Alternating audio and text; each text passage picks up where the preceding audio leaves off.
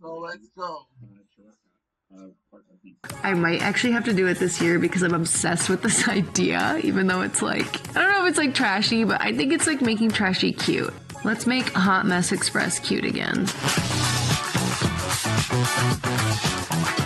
Look at you all dressed cute for Halloween. You look so great. You got your candy for the trick-or-treaters. But wait, your phone's going off. And you're invited to a Halloween party? And it's in an hour? What are you gonna wear? Well, lucky for you, I came up with a series where I went into my closet and made 10 Halloween costumes that you can make from your closet as well. And today, on Halloween, is no exception. So I'm going to be showing you 10 more outfits that you can make out of your closet and attend a Halloween party in a pinch. So let's get started.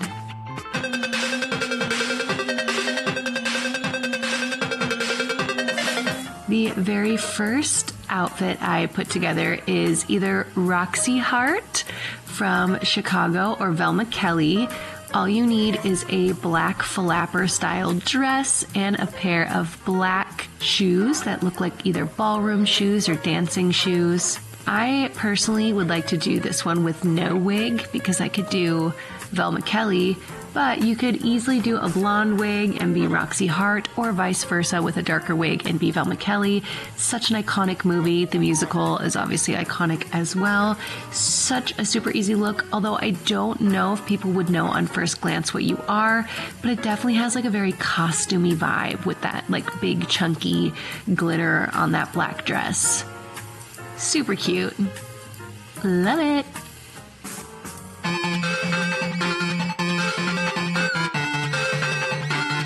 Next we have is Misty from Pokemon. Like I said in other videos, I was trying to avoid just pulling straight cosplays, so this is what it would look like if I made Misty into a closet cosplay. A different pair of shorts, red suspenders, a yellow tank top, and I pulled all my hair to the side like Misty has. And of course, don't forget your iconic Converse shoes. I only have pink ones. I don't know why I don't have the red ones yet, but And I obviously grabbed my Togepi, but this is a pretty easy Halloween costume that I think every girl actually has in their closet, if I'm being honest. I feel like everybody has a yellow tank top. Maybe not red suspenders, but you could get creative with those. So it's such an easy one in my opinion.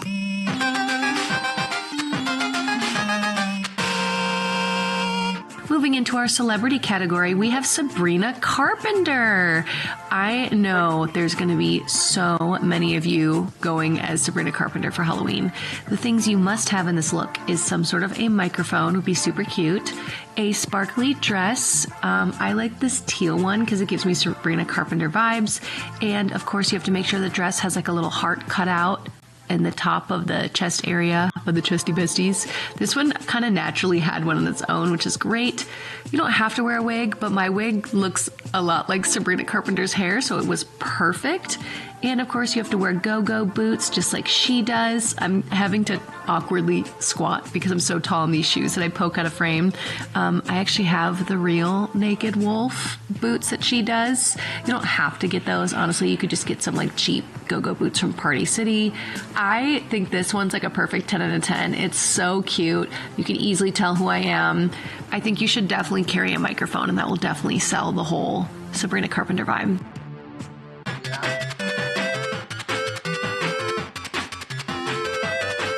Now, sticking with the blonde wig, if you are naturally a blonde, you could also do Barbie.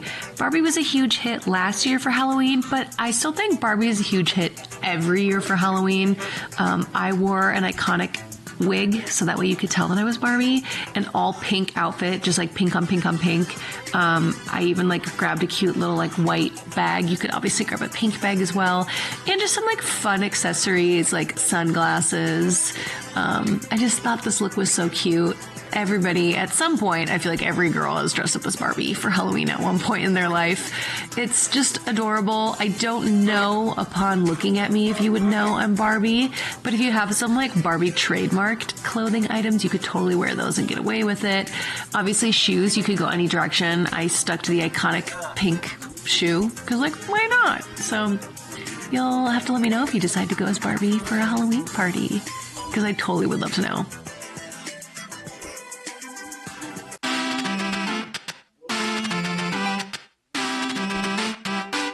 Okay, this one, hear me out. I think this is my most inventive Halloween closet costume yet.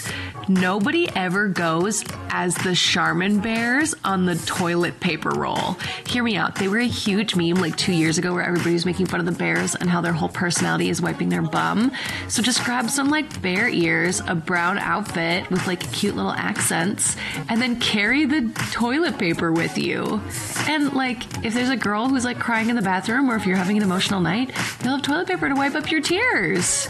It's honestly, in my opinion, a win-win. I've never seen anybody go as the SHERMAN bear before. I might actually have to do it this year because I'm obsessed with this idea, even though it's like, I don't know if it's like trashy, but I think it's like making trashy cute. Let's make Hot Mess Express cute again. So go as the SHERMAN bear. Like, who's gonna say no? I've seen people go as Tony the Tiger, you know, go as the SHERMAN bear. I won't judge you. Oh, and obviously for brownie points, you could wear fuzzy boots. Like Uggs would be super cute with this look.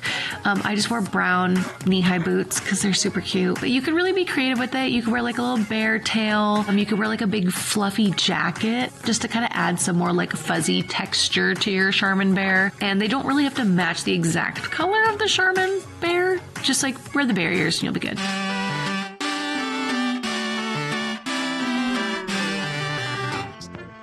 All right, getting back to things that I think everyone will have in their closet. This is a either elf or a fairy outfit. All you would really need to sell the look is some elf ears or even just fairy wings. I feel like everybody has like a cheap pair from Amazon in their closet. And you could literally wear like any fantasy core top, a cute like little leafy skirt or shorts or anything, and then just wear like fun makeup and then do some really fun jewelry as well, and you will totally look like an elf fairy. This one to me isn't very creative, but I don't actually see a lot of like fairies or elves on Halloween, so you could definitely be iconic in your own way, and you could be a cute little flirt all night and no one would even give you trouble. I also like wearing my Ren Fair boots with it just because it's super cute and iconic. So let me know if you decide to be a little fairy or an elf for Halloween.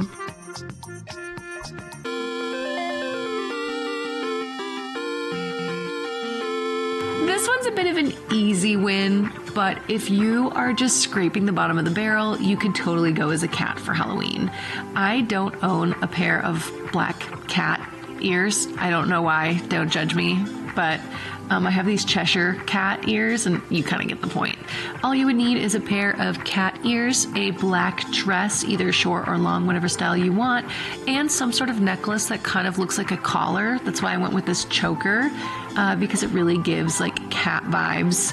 You could even draw like a nose and little whiskers if you really wanted to complete the look, and you could give yourself a fun little like cat makeup look if you wanted to. Yeah, I don't know. I really liked this outfit. I thought it was really cute, really fun, super easy. Is it a little basic? Yeah, but you know, if you got invited with like 10 minutes to spare, you would have a different outfit. So there you go.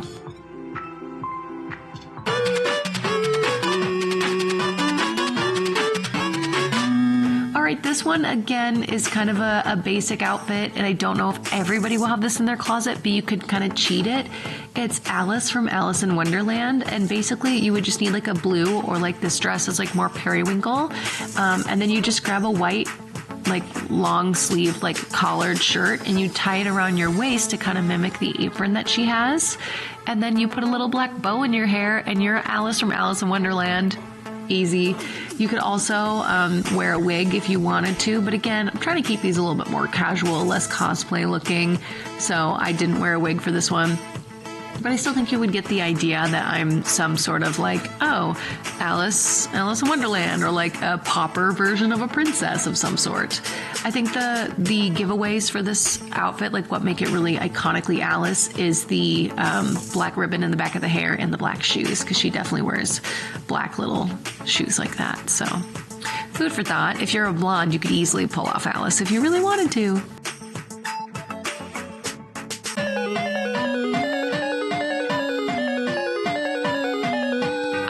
This is another iconic one that I came up with that I don't see a lot of people wearing.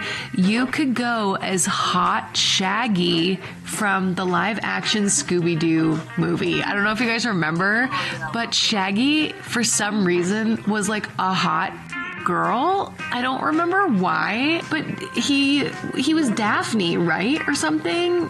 And like, you could be hot Shaggy. Who's gonna say no to this? All you would need is a green shirt, a pair of brown pants with, I wore a black belt, but you don't need a black belt. And obviously you'd have to carry like a Scooby-Doo with you, or maybe like your plus one could be Scooby. I think hot Shaggy is super cute. I actually really like this one. I might actually wear this to a Halloween party just to be a little bit more casual. I absolutely love it though. I just think it's so chill. I feel like everybody either has Velma or Shaggy in their closet, easily accessible. So be bold, be Shaggy, like go gender bent for Halloween. No one's gonna stop you, you know? Just be the hot Shaggy that you are.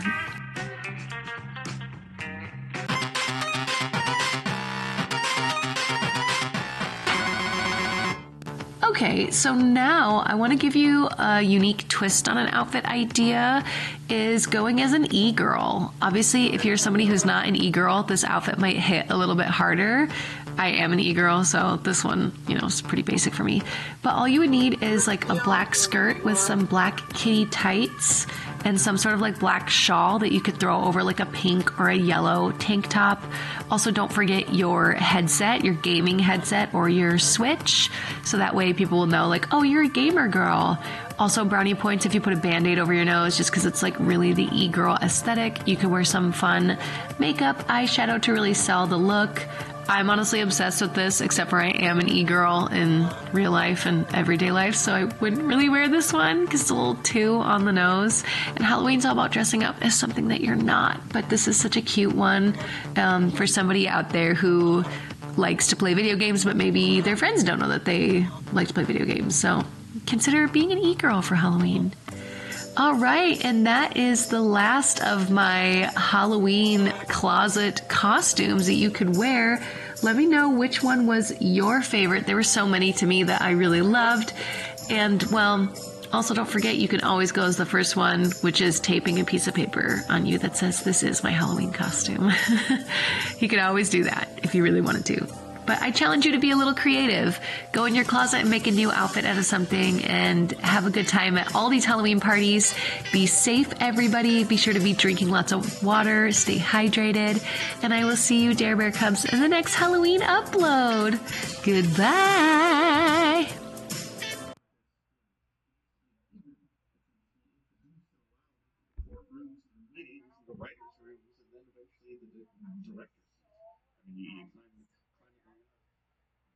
There's a massive problem. Okay. Not just in this field, by the way, every single fucking field. It doesn't matter if it's digital entertainment, media, you name it, songwriting, etc. Oh, excuse me, my manager's calling. Hello? Oh, wait, I'm the manager. Yeah. Yeah, sell things. Yes, sales. Make more money. Very good. You're fired. Anyways.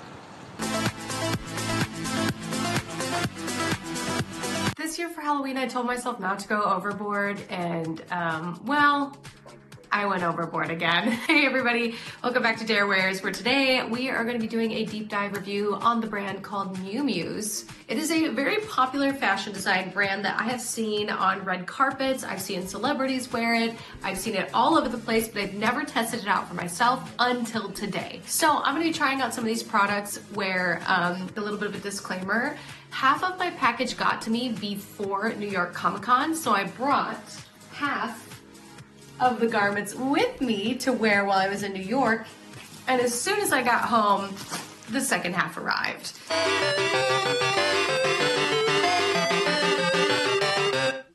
Let's start with the new stuff that I haven't unboxed yet.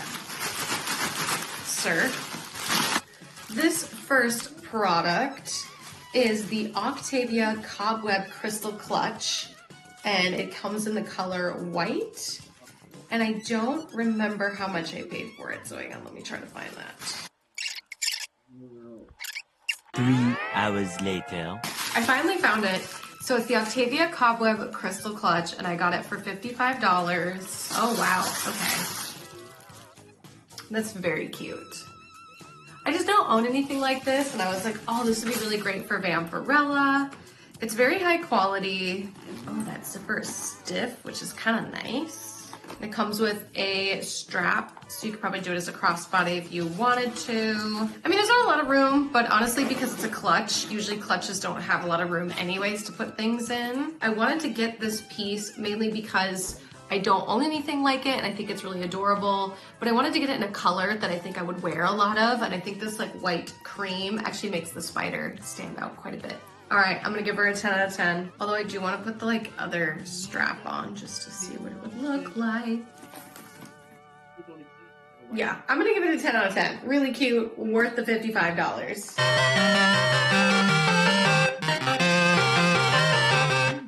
Now this next dress might be a little extreme, if I'm being honest, because it is giving Halloween costume, but like red carpet Halloween costume. Oh, it's looking really nice.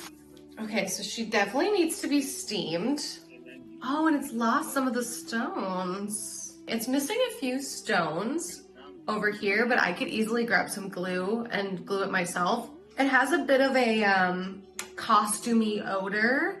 It looks beautiful on camera. Unfortunately for me in person, I don't know that this screams 180 some odd dollars, to be honest. It feels kind of cheap, if I'm being blunt. Yeah, this is kind of not what I was expecting at all. I just feel like she needs some work. Like the dress has been really bent out of shape. And if you look here at the bodice, which is extremely sparkly, but on the picture, it looked like that this would be lace, and it's not. It's printed fabric. Hopefully after I try it on, I'll feel better about it, but so far I'm like not impressed. On camera, it's so sparkly. Okay, it looks so good on camera, but when I look at it in person, I'm a little sad, so. All right, let's try it on. Okay, I don't know what to think, because on camera and like from far away, it looks very high quality. In my opinion, looks like worth the price. It's super cute. Like, I don't really imagine anybody else would go to a Halloween party dressed as a butterfly, but as I'm putting on the garment, the pieces, like the little stones are like falling off around me. So now there's like 8 forever lost in my carpet on the floor, which kind of is what it is. But in my opinion, I feel like this is a great attempt at an awesome Halloween costume. But I don't know. I do think I will have an opportunity to wear this on a red carpet, and I think I could zhuzh it up, wow it out, maybe with like a cool hairpiece or some cool shoes or something. But it's just like, oh my gosh, you can see my bum. I just don't know that this is giving what the image was saying on the website. Like, to me, on their website, it was very like couture, Halloween, but make it red carpet. And I just don't know that this is giving that. It is comfortable. It is really cute. Like, from afar, it is really adorable. I don't feel like I'm like sucked into this. This just feels like it's giving Fashion Nova. And I don't know why, because it looks good in the monitor. It's like as soon as you get up close, it's like, oh, interesting. And then it has that like Halloween costume odor that I don't love, where it smells like it just got like printed on the fabric that day. I'm feeling like this is maybe like a 4 out of 10 in person, but like again on camera further away, it looks incredible. So I don't know. I'm at a loss for words with this one. I don't know how to explain why I feel the way that I feel about it. It's not giving the full butterfly like wow factor like I was hoping for. And I was banking on wearing this costume to a Halloween party, but like I barely got it on and like the stoning is falling off all over the floor. I don't know. Let me know what you think in the comments below. Although I do feel like everybody in the comments is gonna love it because it looks like stunning on camera. It's just not it in person, you know? Like, I wish I could share with you the intricate details and have you like touch it. And then you'll be like, oh, I get it now. I think I'm gonna give it like a 5 out of 10.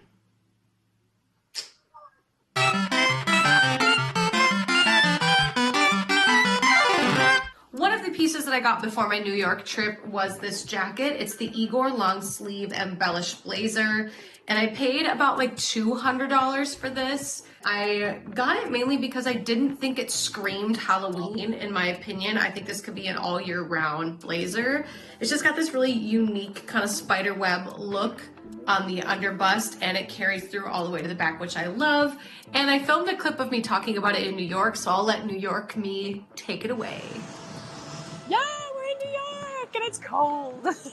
Luckily, so far it's not too bad, but I definitely don't want to go sightseeing in this. It's not exactly a sightseeing top, if you know what I mean. Or is it? All right, everybody, we are live here from New York, and I'm modeling the Igor long sleeve embellished blazer. It's extremely high quality. I actually really like the way that it fits me. It fits quite perfectly. I will say that you definitely need something to wear underneath because it does, have a plunging neckline here. I love the beaded on the back all the way around. It's just very stylish, very fun. Kind of Halloween vibes, but you could get away with wearing it all year round. Like, no one would really be like, ooh, that's a Halloween costume. It's just like a very upscale, fun blazer. I will say there are no pockets, which is kind of a bummer because I'm a girl who needs pockets. I carry a lot of stuff with me. But if I were to rate this out of 10, I would probably give it, I want to give it like a 9. I think the quality's great. Just wish it had pockets. It's really cute. Ta-da! All right, let's check out the next Miu Miu product.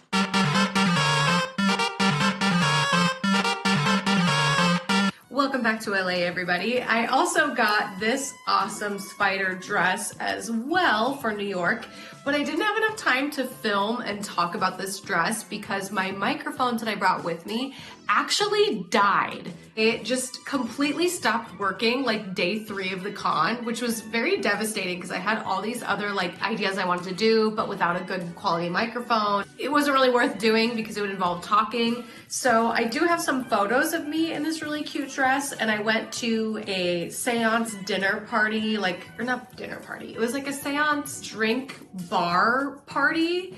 And I had my fortune told, which is super cool. But this is one of the dresses. It's really beautiful. Again, didn't have time to talk a little bit about it. I really do like it. My biggest concern is that it is extremely see-through. So if I am gonna wear it to something, obviously you have to wear stuff underneath.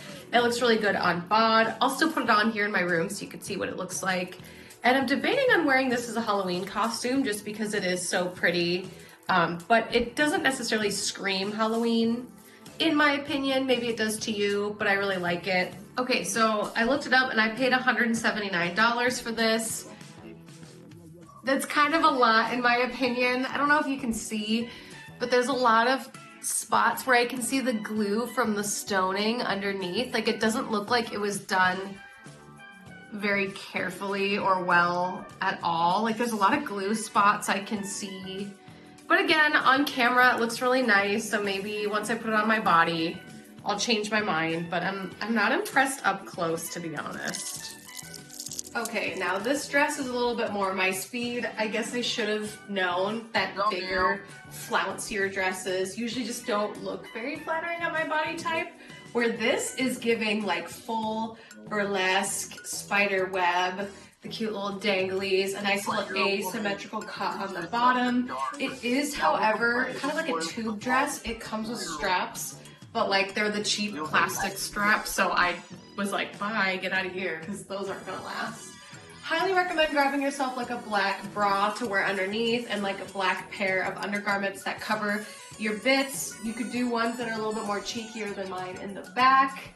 I feel like this is exactly what I thought I was getting with the other dress, where it's the stoning is gorgeous, the glue is kind of showing in some parts, but from far away, you can't tell at all. I think this would be such a cute, red carpet look, where you plan a Halloween party, but you make it red carpet, where everyone shows up in spooky Halloween outfits, but then there's a step and repeat. Maybe next year I'm gonna be a Halloween and throw this party, because I would love to see Vogue Halloween costumes, full send, giving Met Gala. It's giving I don't know, Halloween prom. Halloween prom. That'd be so cute. Anyways, next year maybe I'll plan that, but this is giving me that sort of vibe where it's oh, A-list celebrity gets invited to a Halloween party, but goes as like a sexy spider web. Like, I'm here for it. Also, it looks really good with the purse. Living, loving, but yeah, I'm gonna give this like a perfect 10 out of 10. It looks really great. I love it. I will definitely be keeping this one. I don't know about the others though, let's be real.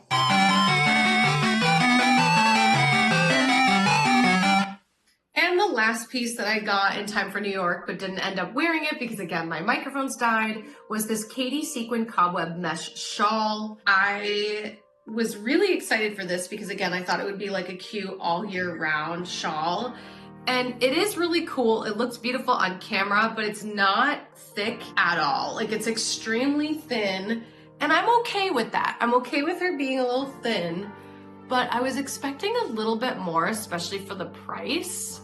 These were all like very high-end prices in my opinion.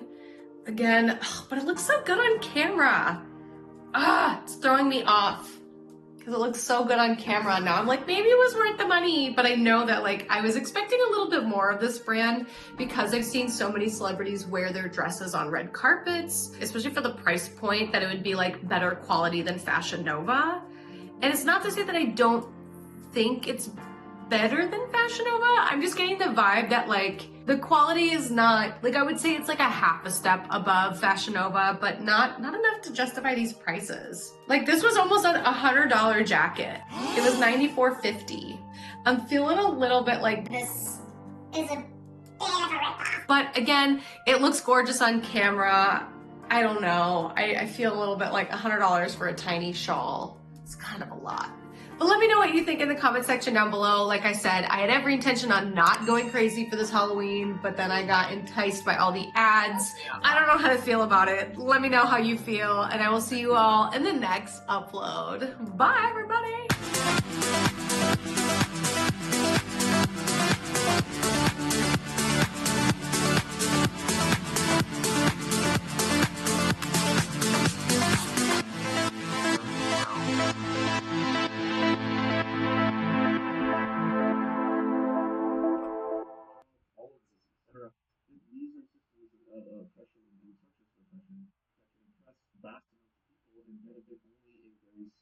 You could just 5 looks I pulled off of Pinterest that you can recreate, and you can do this step-by-step tutorial with me. So let's get started.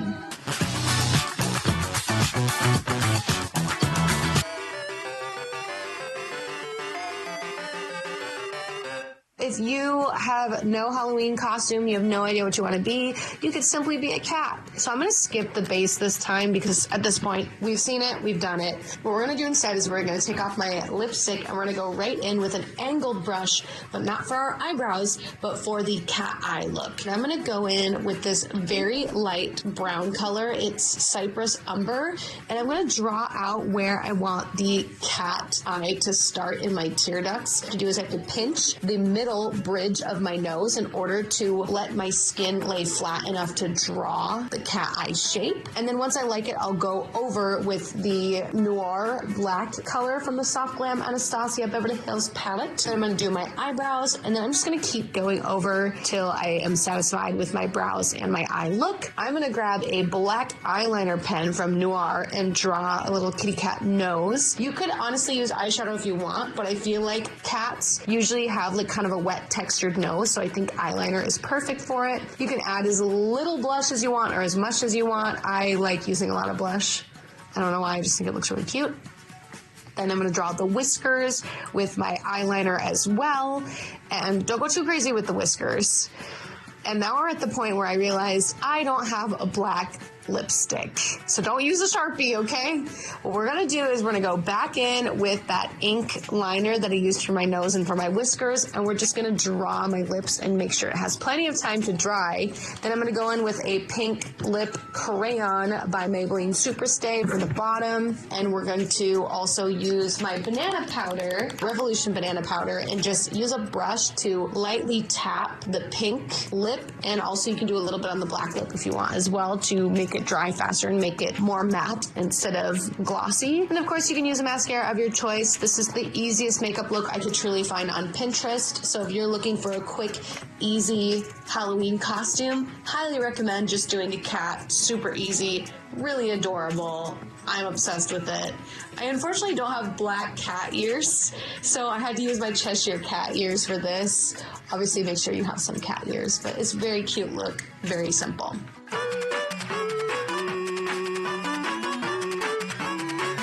The next makeup look that you can learn how to do is Carrie from the musical movie, or you could just be like a prom queen with a little bit of blood on your forehead. I really like this look because I think it's one of the easier ones to pull off. The very first thing we're going to do is prime the face with the Morphe X Meredith Duxbury Face Priming Foam. I absolutely love it because it sticks to my skin so well. It's nice and tacky. Then we're going to go in with the Urban Decay All-Nighter Eye Primer. I like to use this a lot on my eyelids. It keeps everything going long and strong all throughout the night. Then I'm going to be using a Shine Killer, which is by NYX. I absolutely really love this for days where I feel a little extra oily. Then I'm going to fill my pores with the Benefit Pore Filler. Love this for around the nose area and the forehead area to fill those little pores. We're filling in my eyebrows with the Soft Glam Anastasia Beverly Hills palette. I really like using eyeshadow. I'm not sure why, but it just sticks to my brows really nicely. I'm going to grab an angled brush and fill them in. Then I'm going to grab a flat brush and do some concealer underneath my eyebrows. Then I'm going to go in with the Revolution Banana Baking Powder. And I really like this powder because it matches my skin tone perfectly. And then we're going to squirt on out some Bare Minerals Bare Pro 24-Hour Wear. Unfortunately, this is not my right shade. It's light 21 neutral. It's very yellowy compared to my skin tone. So I don't really recommend this one for anybody who's olive skin tone because for some reason on me, it just doesn't quite match.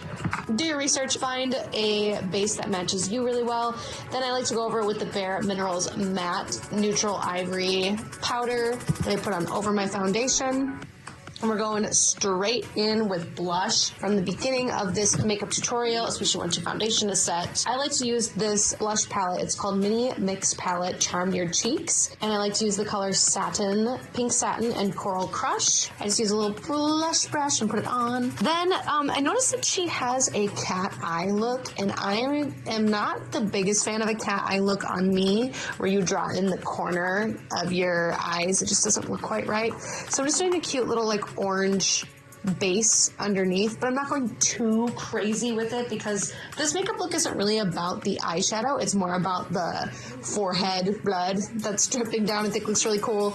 But I did find this shimmery orange color that I'm obsessed with. I'm going to use my Mora liquid eyeliner felt tip pen applicator, which is my favorite. Just makes my eyes look super great. We're going to glue on some lashes, which I don't know the exact lashes these are, unfortunately, but they look good.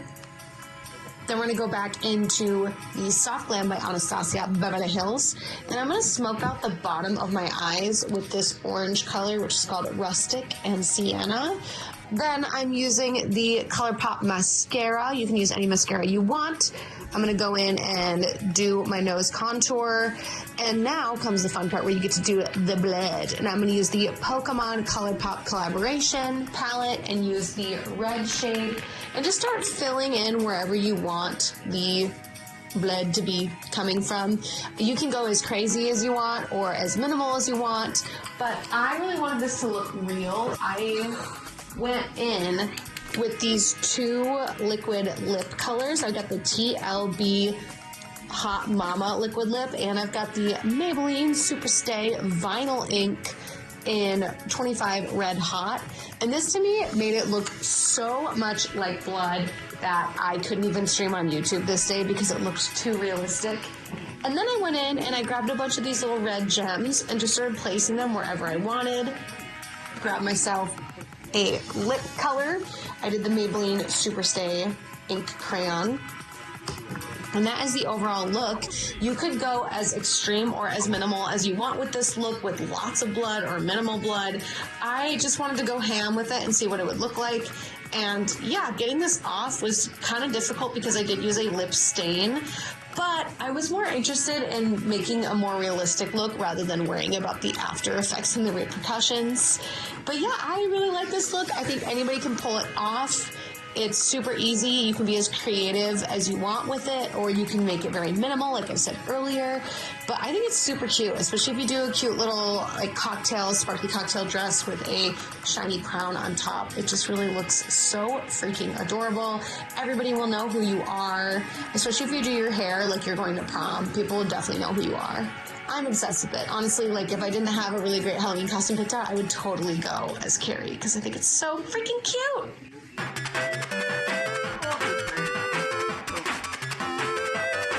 To my tutorial on how to be a cottagecore cutie mushroom for Halloween. Let's get started. So this is the inspiration that I got off Pinterest. I couldn't find the creator's name, but we're going to be doing something very similar, but you yourself can adjust to your face shape like I am with mine. Let's get started. The first thing I'm going to go in with is the Morphe X Meredith Duxbury Foaming Face Primer. I really like to use this primer because it makes my oily base extremely tacky and really stick to the makeup, and I love it. Next is the Urban Decay Eye Primer. I'm obsessed with this. It makes it really tacky and sticky on my eyelids. And going right in with the Professional Pore Primer. This is what I like to call my priming base for my face. These are like my 3 trifecta products that I love using. Next, this is called the Soft Glow Palette, and I love using this as my natural makeup look. I'm going to go in with the Cypress Umber brown color and fill in my eyebrows. Once I have a great shape on my brows that I like, I grab a flat brush and go straight into concealer to carve out the underbrow. And I like doing this because it makes my eyebrows look a little bit more shaped than they naturally are. I don't have the name of this concealer. All I know is it's a light 2 corrector. I've had it for so long that actually the labeling has come off. Next, I'm going into the Pokemon X ColourPop palette. And we're going to go in and start doing our eyeshadow look. I'm using this flat packing brush and I'm dipping right into that green color. And I'm just doing the inner corner of my eyelid up to the center of my pupil. And I'm just going to keep using this brush and packing it in as much as I can because I really want this color to pop. The whole reason I was drawn to that Pinterest photo was because those colors were so vibrant. Yes, I understand she used Photoshop, but I digress. Next, I'm going to go into this ColourPop Rainbow palette. It doesn't actually have a name on it, to be honest. I have no idea, but I'm obsessed with it because it has all the colors of the rainbow in it. So help me out in the comments below if you have this and you know the name of it.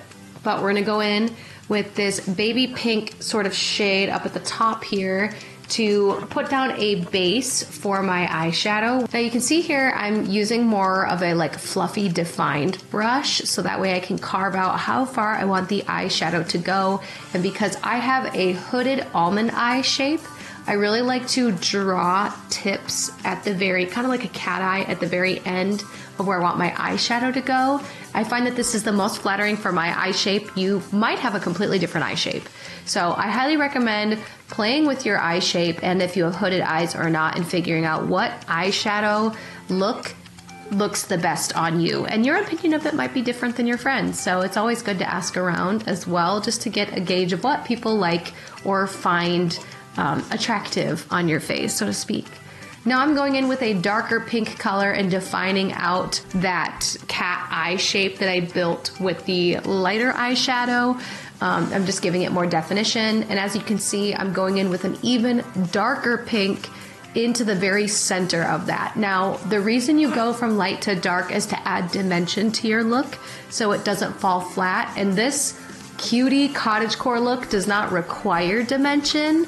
But I absolutely love doing this technique with any makeup look because I think it just adds like a more artistic flair to it and it makes you look like you know what you're doing when a lot of times I really don't know what I'm doing. And I just keep going back into the palette, grabbing more color, putting it in. I'm now working on the under eyes where I'm making the inner corner where my tear ducts are a lighter pink color. And then the color next to it is the dark pink. I love putting lighter colored eyeshadow closer to my tear duct because I feel like it gives the illusion of big doe eyes. I could be totally wrong. And look at how cute I am. I'm so happy with my look so far. Now I'm going in with my Bare Minerals Bare Pro 24-hour wear Skin Perfecting Matte Liquid Foundation Ultra Comfort Mineral SPF 20. As you can see, this color is not perfect on me. It is very yellow. I have a very unique skin tone where it looks really olive, but sometimes it looks a little bit more red and flush, and sometimes it looks pale. I have a hard time shade matching, so what I like to do is I'll use a liquid foundation, and once I'm done with my beauty blender, I'll actually go in with a setting powder and kind of pack it all in and let it adjust the color of the foundation. So the foundation loose powder that I have is the Bare Minerals Matte Foundation. It's a neutral ivory 06, and I find that this helps make my foundation base look more like my skin. So as you can see here, my face sort of matches my neck and my hands a little bit more. Now that I've done my foundation, I'm gonna go back in and redraw out the eyeshadow that's on my eyes and really drag it out on top of the foundation that I just put down, so it's a little bit bigger and more dramatic. Now it's time for eyeliner. I like to use this Moira. It's a precision liquid liner in black. I really like this because it is waterproof. It doesn't say that it is, but I've definitely struggled getting this eyeliner off my face before, so I really like that it's, you know, it sticks and it stays pretty well. Let me know in the comments below if you would love a tutorial on how I do my eyeliner, because I just wing it. Just kind of like make it up as I go. Sometimes I like my eyeliner to be thick, sometimes I like it really thin. It just depends on the look I'm going for, and because we're gonna be a cottagecore cutie, I drew it pretty thick. And my eyeliner, in all honesty, is never even. It is usually different because I have two different eye shapes. So when I draw my makeup, both my eyes will always look different, and I truly don't care, and I like to embrace that both my eyes look different. Plus, a makeup hack is that if you decide to do this makeup look, you can just put lashes on and no one would even know that they're different. Now we get to move on to the fun part, where you get to take your own initiative on this and just give yourself little eye freckles. I really love using this white liner that's kind of thick. It's another Moira. It's a dip liner. So it's got like this thick little drop like brush tip, so you can draw like the perfect little cottagecore-y spots on whatever you want. And I wanted to start with my eyelids first because I needed to give them time to dry before anything else. But I also like to do this stamping technique that has become very popular on TikTok, where you can draw like a little heart or a shape on your thumb or any of your fingers, and you can make yourself like a little stamp, like I did here, cute little heart. And now I'm gonna stamp it all over where I want these cute little heart accents. And it really worked quite well. So I highly recommend using this instead of buying a product, unless there's a stamp product that you really like. I find this to work perfectly. And the best part about this look is this is what makes it unique, is that you can put as many freckles as you'd like, or you can put minimal freckles. It's totally up to you and how you want this makeup look to appear on your face. And I love these cute little freckles, so I'm just gonna go ham. And as you can see here, it actually looks quite good. I did the little heart stamp twice on each eye. And now I'm gonna do a trick where I put glue on my eyelashes. I like to use the Duo glue. I know it takes forever to dry. People hate it because it takes forever to dry, but I personally really love it because I can put the glue on this lash. I can switch to my contouring palette, which is the Ultimate Glow Getter by Relher. It's a cheek trio. And while I'm doing my cheeks, my eyelashes can be drying. So by the time I'm done contouring, I can just plop my eyelashes on. Now, this was actually given to me as a gift, the Ultimate Glow Getter palette. So I don't know where it came from, but thank you, Chrissy, for this, because I love how dark the contour can get, and I love the light pink shade in here that makes for a perfect blush. Like, it truly is like the perfect trio. And I like to bronze all the way up to my temples, and then I'll go in with like a compact brush and put the little pink blush on top of my bronzer. So again, bronzer is supposed to go below your cheekbone to accentuate your cheekbone, and then the blush is supposed to go on top. But because we're being a cottagecore cutie, I'm gonna take that blush all the way into my nose, and I'm even gonna put some on my nose to build a base. So when we go to do the contour on my nose, it'll look super cute. And yes, now I'm going back to my eyelashes. I didn't forget. And I'm going to plop them on with the angled eyebrow tool. So I like using that for me personally. So if I pluck my eyebrows, then I can use the same tool to put my eyelashes on. Now, the contouring of the nose. So what I like to do is I like to take this big fluffy brush. This is from the ColourPop brush kit. I'm not sure which one it is. It doesn't have a number on it, but I start with that baby pink and stencil out how far I want the nose contour to go. The example that I have that I was following didn't go out as far as I did. I sort of just got carried away with blending, but I started off with the light pink and then I would go into a little bit of a darker pink, and then I would find the darkest pink and put that in the smallest areas. So that way it kind of made this appearance that it was growing and spreading like a mushroom, like poison, so that way it'd be a little bit more fun. I really like this technique of using lighter eyeshadows underneath the base. Again, it just makes it look like you really know what you're doing, and it's a great stencil for you later on when you want to figure out how far you want certain colors to go and blend on your face. And I pulled out that rainbow palette once more, and I put the darkest color right at the corners of my nose, as you can see here, and I really packed it in there because it's gonna add this like visual effect that when you look at me, it's growing. Like my nose is very small and pinched, but this cute pink like fungus looking thing that I have on my face is just growing with cuteness, which I'm obsessed with. Then I like to take that same fluffy brush and take it up my nose and really carve out my nose, so that way my nose looks like as tiny and as cute as a button, but I leave the ball of my nose completely untouched if I can, so that way it really looks like my nose is very pinched and tiny. It's such a tedious technique. I'm not the best at nose contour, to be honest. I don't feel like I'm very good at it at all, but I do try my best every time I have to contour my nose.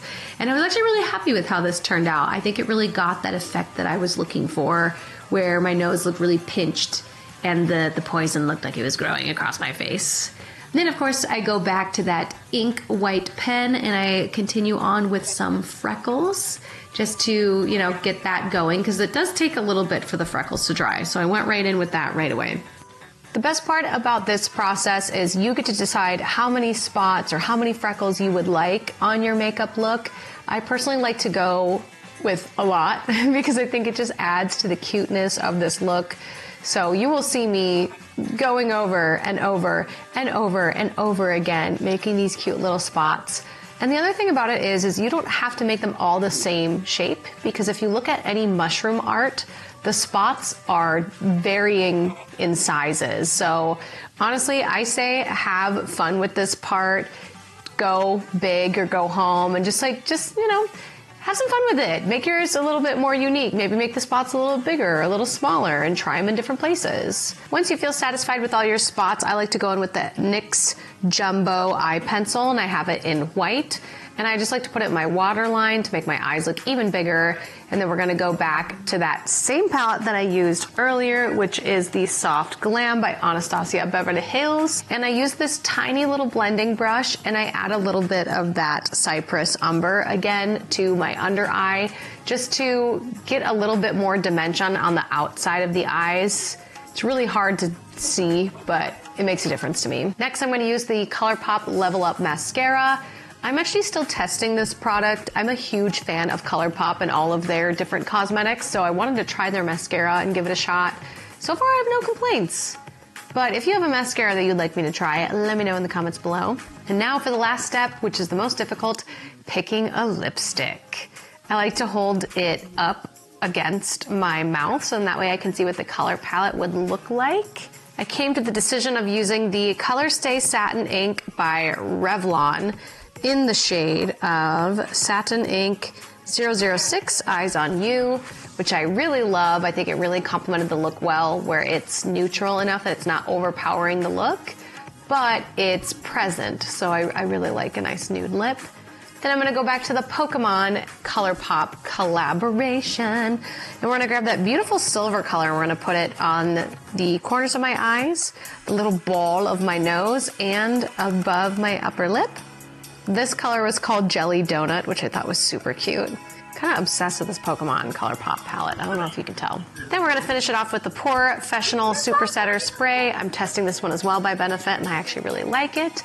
And that is the Mushroom Cottagecore look.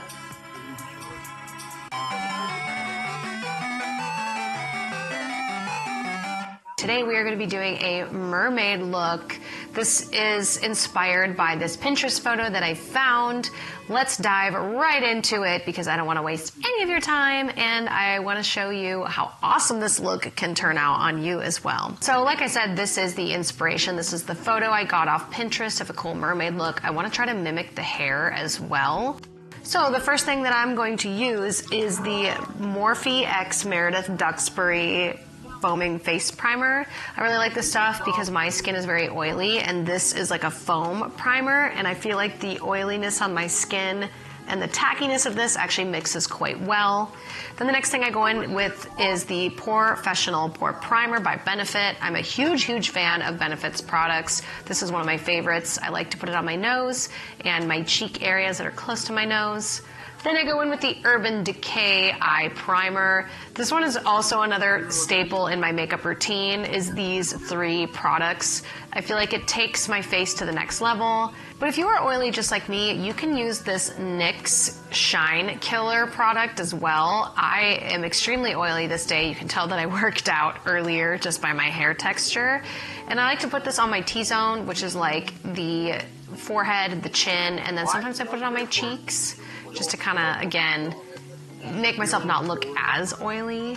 Then I'm going to go into my Soft Glam palette by Anastasia Beverly Hills, and I'm going to grab an angled brush, which I love my angled brush, and I'm going to go in with this dark black color. It's called Noir, and we're going to make my eyebrows a little bit more darker than they are, just a bit, not too crazy.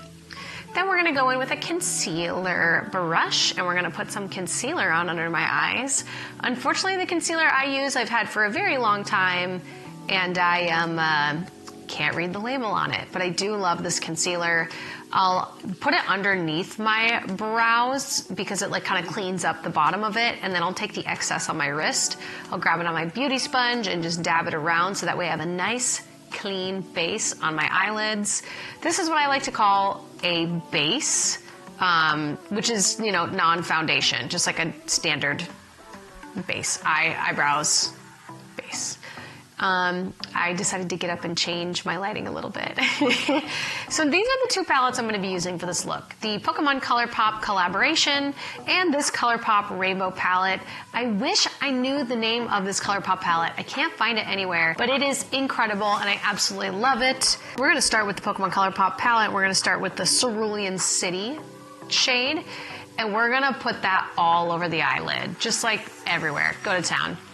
Then we're going to dab into the Tall Grass with the Cerulean City just to give it a little bit more of a sea foam color.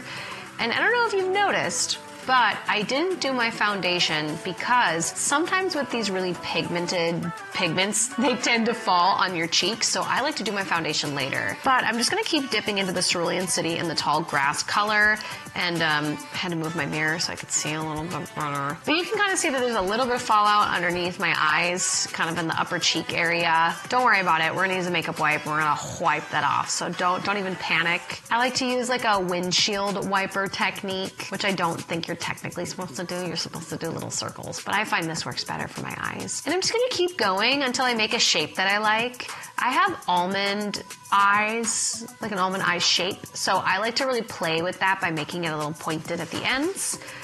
Little sippy sip break.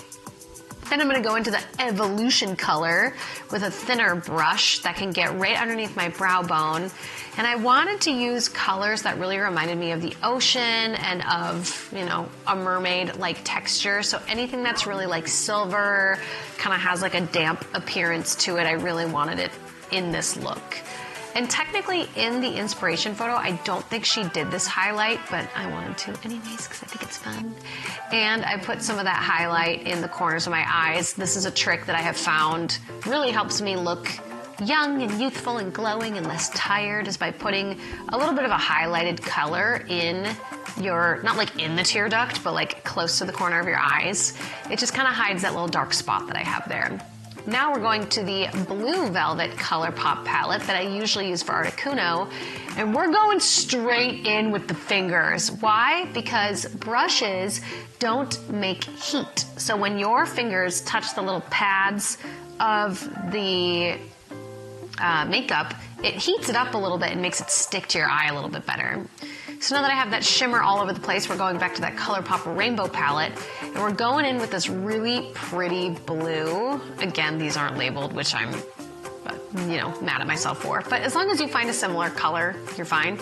And I'm gonna make kind of like a leaf-like shape again on my eye. This, I have found, is like the most flattering way for myself to make or like mimic a cut crease look.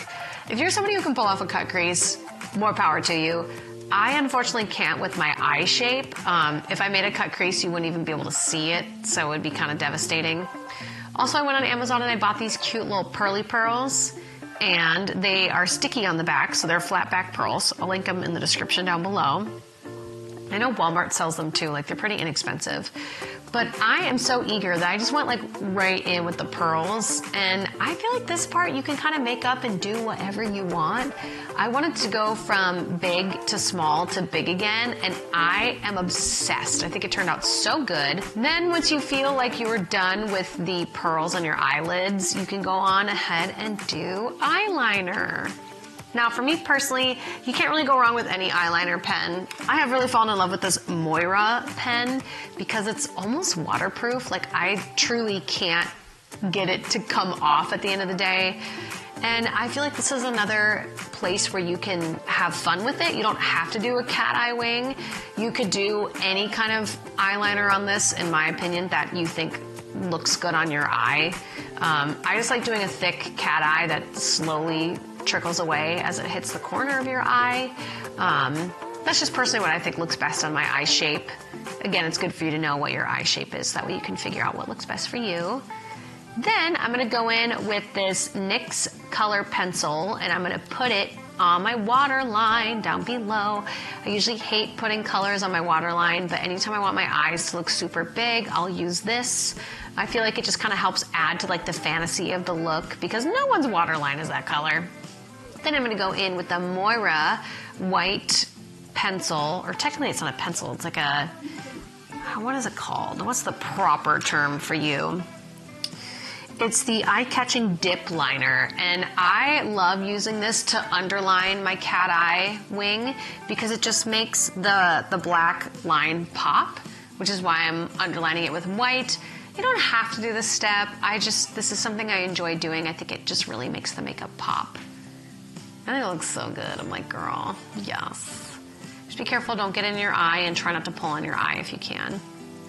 And then I'm gonna try to add a couple little spots above because I want those pearls to kind of look like bubbles, and I just thought it'd be fun to add some little frecklies because, like, why not? Some little freckles. Like, you can't go wrong with them, you know? Again, this technically isn't part of the inspiration photo, but I think that's the best part of Pinterest, is finding a photo or a makeup look that you want to recreate and then adding your own little twist or spin on it. As you can see, I have makeup in my under eyes, so now it's time to do foundation. This color does not match, as you can see here, which I am not excited about, but that's okay. I have found that my foundation is very yellow lately, and I am not as yellow since the summer has left. So my liquid foundation is the Bare Minerals Bare Pro 24-Hour Wear, but I can hide it with the Bare Minerals powder foundation, and it really, really helps me hide the discoloration. It really works. Now, we're going back to that rainbow palette, and I'm using a thick, fluffy packing brush, and I'm grabbing like that light sky seafoamy blue, and I picked two opposite sides of my face to start packing it on. I'm gonna make some little scales there later on. So I'm gonna skip straight to the bronzer, and then I'm gonna put some blush on over it. The blush kit that I really like using is the Ultimate Glow Getter Cheek Trio. I really like that a lot. I love the blush that comes with. Now we're gonna use the Mermaid Hack, where you grab a wig net or like a wig cap for your cosplays, and you pull it over that spot where we did all of the light sea foam, and we're gonna pack on this dark blue color to make it look like I have scales. Now, the thing that I learned with this is that you have to be really careful, because if you pack it on too thick, you lose the detail of the scales. So on that first attempt, you can see I packed it on a little too much. Second one turned out way better because I didn't pack it as hard. This is the Benefit setting spray that I really enjoy. It smells good. It's got a nice soft spray to it. I really like it a little bit more than the MAC Fix Pro. I don't know why, I just do. And then I'm going in with that really pointed brush again, and I'm dragging out some like light blue colors, dark blue colors. I went back to the Pokemon palette and I dipped into Cerulean City once more. And I just kind of like went from dark to light in the under eyes. And then I decided to go back over my little scales and add some pearls to it. I kind of made this up. There wasn't really a right or wrong way to do it. I just wanted it to look natural. As I'm sticking pearls on my face. So natural! But I just put them where I felt like it looked unique and like sparse and kind of different. And you could do it any way you wanted to. You could really make it like perfectly symmetrical. I just don't have the attention span for that. Nor do I feel like it looks natural when you make them perfectly symmetrical. Then I went in with mascara. I used the ColourPop mascara, and I actually really quite like it. I have no issues with it. Going in with a big fluffy brush, and I'm doing my under eyes. I love layering colors where you go from light to dark because I think it just adds some nice detail to your eye makeup. Then we're gonna go in with some lashes. I like to use the Duo Glue, and I don't have any information on those lashes. They're probably just like a pair of wispies that I bought from the store. I really like wispies. They're probably my favorite.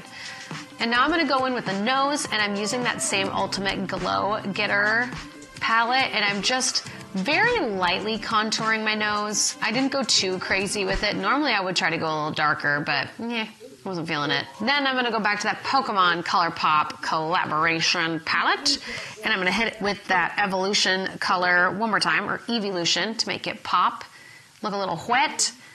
And now this product I'm trying out too. It's the Got2b Glue Frozen Eyebrow Gel, and I'm using it for my brows. But I'm gonna use this eyebrow gel to pull out little hairs, which I don't think this product is made for your hair, but it's made for your brow hairs. So I was like, you know what? 2 birds, 1 stone. And I just started pulling little pieces of hair out of my bun and coating it with the mascara, or not the mascara, but the mascara wand, and then making sure that it's wet and tacky and I could get it to stick to my face where I wanted it to. This, in my opinion, was the most fun part because you could put your hair anywhere and it looked so cool. Like, I felt so amazed and like creative by doing this because I could literally put my hair in any place, make it like really wavy, make it go over the look. I felt like it really hid my imperfections earlier from the scales not looking so good.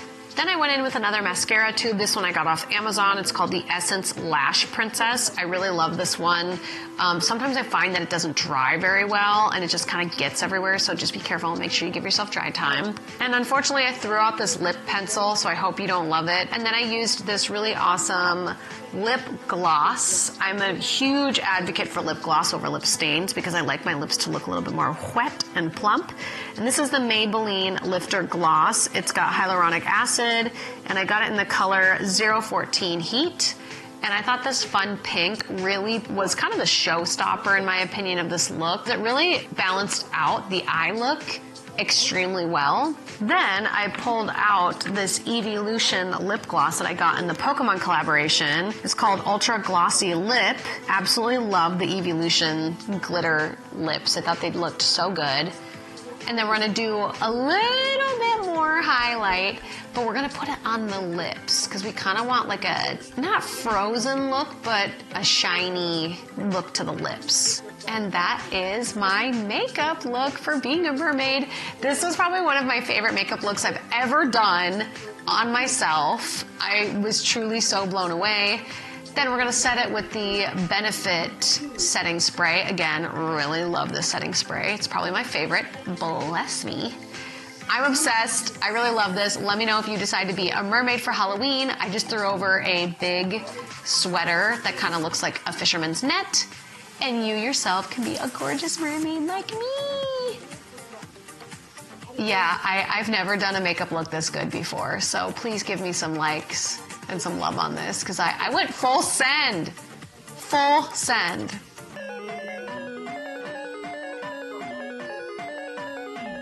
Now, this next look is probably one of the more difficult makeup looks I've ever done on this channel, so bear with me. This is going to be a lot, and it's going to move very quickly. We're doing the Bride of Frankenstein. And let me know in the comments down below if I do move too quickly for these, because I obviously can slow them down in the future. So this is the inspiration look that I stole off Pinterest, and we're going to go right on in with the Jaclyn Hill palette X Morphe for this nice white color called Certified.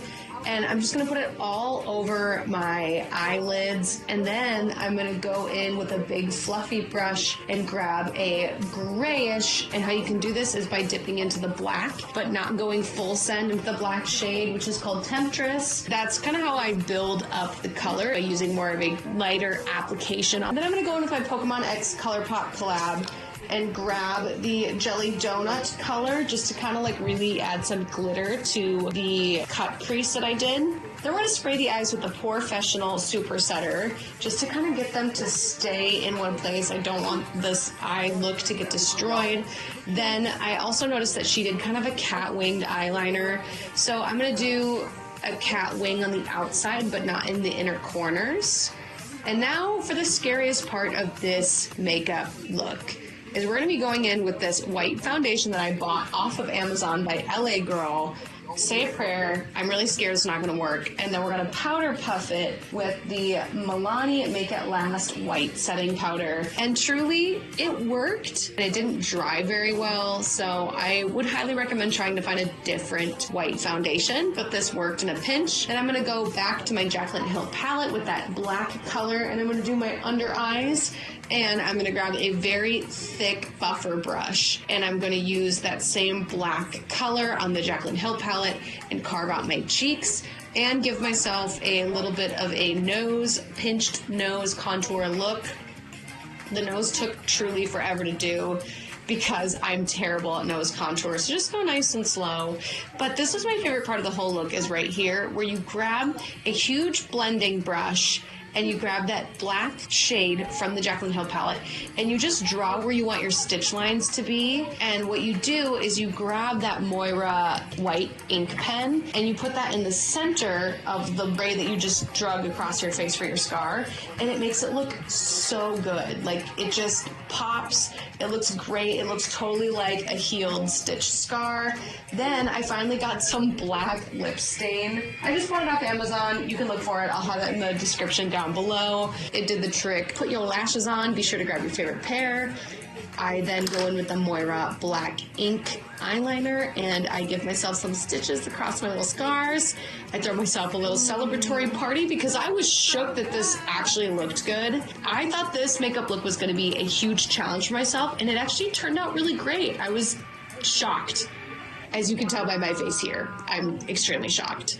Then I'm going to do my stitches on the other side. Same thing again, where you just draw little X's, little stitches everywhere over the shadow that you draw across, and the Moira white pen. Truly, you would need a better wig. This is just my old Wonder Woman wig repurposed. But you get the point. It's Frankenstein's Bride. It turned out extremely good. Can't believe how well this turned out. Give this one a shot if you are interested in a challenge. Highly recommend getting a different white foundation. This one was transferring all over the place. And then you could easily pull off like a little Bride of Frankenstein outfit with a button-down shirt, a little skirty skirt, and some big clumpy loafers, which I love, from Naked Wolf. But I'm obsessed with this look. Let me know if you give it a try. I would love to see you tag me in it, either on your Instagram or anywhere else that you post your content, because I'd love to support anybody out there that's dabbling in makeup. Let me know which makeup look was your favorite, and let me know if you want me to keep doing this all year round, because I would love to have a makeup post go up every once in a while.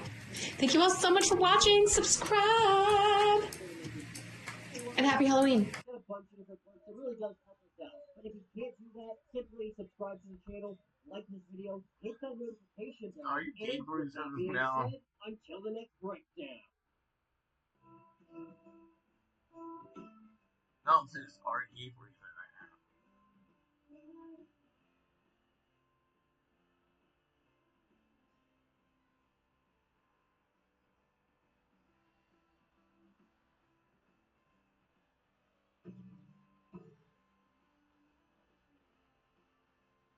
My biggest thing that I tend to do is I always forget to just say thank you. So I'm getting ready for the party. And I thought it would be kind of fun to do like a little get ready with me. I wanted to answer some questions, but I didn't have enough like keyed up and ready for this. So I thought it'd be really fun to talk about cosplay insecurities. I get asked a lot about my confidence and how do I be a confident person going to conventions, you know, creating a YouTube channel, multiple YouTube channels, Twitch streaming. And it's such a strange question because, like, I feel like everybody's heard of the fake it till you make it mentality. And I think for some people it really works. And for other people, maybe that's just, like, not the avenue for them. But I'm a firm believer in the fake it till you make it. I used to have, like, no confidence. I used to be very shy. Like, when I was 10, I was horribly shy. Now I feel like I know when I get shy and I know what to do to avoid being shy or being like introverted, especially at like big events like the con that I'm currently at. Like one thing is like bring a friend, like Adam. Yeah, friend. Bring a friend if you can that's like into the same things that you're into. It brings you comfort, like you know you're gonna be safe. You know? Yeah, you got somebody to talk to all the time. I think it's like just having somebody to watch your back. Also I'm using the Urban Decay eye primer because I love this, if you were wondering. Yeah, it's always good to have somebody like to keep you safe. Walking around at a con by yourself is like, I don't know, I would never. I don't think I've ever been to a cosplay convention by myself, by choice. Like I always just make sure I have somebody. The NYX Shine Killer really helps me because I have very oily skin, so if you're oily, I would try this. Oh, and I used the Meredith Duxbury primer. I like it because it foams up. I like the foamies. Now we're gonna do brows. Go get your costume. Get out of here. I was like, I'm gonna go do something else now. Great, cool, because I have like an hour to get ready. So yeah, bringing a person is very important in my opinion, just keeping you comfortable, safe, and then also just like feeling confident in yourself. The other thing that I like to do is obviously I wear my costume at home or like my cosplay at home so that way I know exactly what I like and don't like when it comes to posing in it. I make sure that everything fits properly. Make sure you have all the little bits and pieces so that way you can start to pack early. And that always helps me feel more confident when I know that like my whole cosplay is like put together and it's organized and it's not just like, you know, last minute thrown together. Doing my eyebrows really thick because I'm going as a Viking, and Vikings got some thick brows.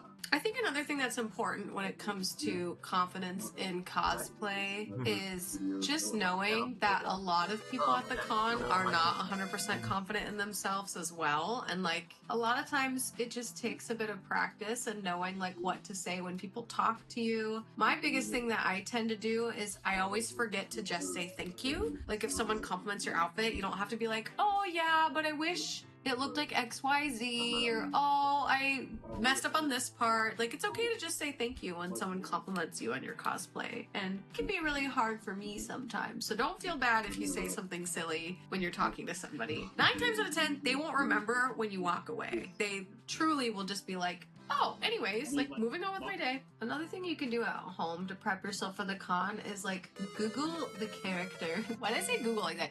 Google the character that you're going as and look up some of their like iconic poses so that way when someone does come to take your photo, you know exactly what poses to hit. It's better to be over prepared than not prepared enough. I still like to take concealer under my eyebrows and like carve them out. Sometimes I'll do the top of my brows, but for this look, we kind of want the brows to look a little furrowed. So I'm going as a Viking after all. So I kind of want it like a little messy. And then I usually take the remainder of my concealer and I blot it all over the place. My big hack though for making sure that you are ready for the day of the con is giving yourself plenty of time in the morning to get up and get ready and set a schedule for yourself that's doable. I think a lot of cosplayers make this mistake where they think that they want to wake up at 9 a.m. and they want to be out on the con floor by 10 to be taking pictures by 10:30 ready to be, you know, having lunch by noon. And the thing is if you take a long time to get up and get ready, it's okay. Just like don't advertise that you're gonna be out there and on the floor until you're actually ready. Going for kind of a black smoky eye look. It's like, why not? We're Vikings. We're gonna go dark with it, you know. Just set yourself up for success. Set your expectations, you know. Do your costume. Yeah. Nice, nice. Do you have a good confidence thing that you would share with somebody? Oh man, proper skincare, guys. Wait, come on camera. Yeah, no, I mean, let me tell you about proper skincare, guys. I'm older than I should be. And I can't even help that. But I recently, within the last probably 4 months, started a new skincare regimen, and it's been very noticeable. Don't half-ass it. And doing like face wash. You want to get out. You want to do like a weekly eye thing. You want to do the everyday eye thing. You want to do the moisturizing. If you have the means to get a light therapy mask or wand, it really does work. So yeah, like really take care of your skin, guys. Like proper good regimen. Yeah, and you'll feel better about it. Like when you're posing for photos, if your skin is like, you know, top notch. Yeah. I know, you've turned into like a skincare guru.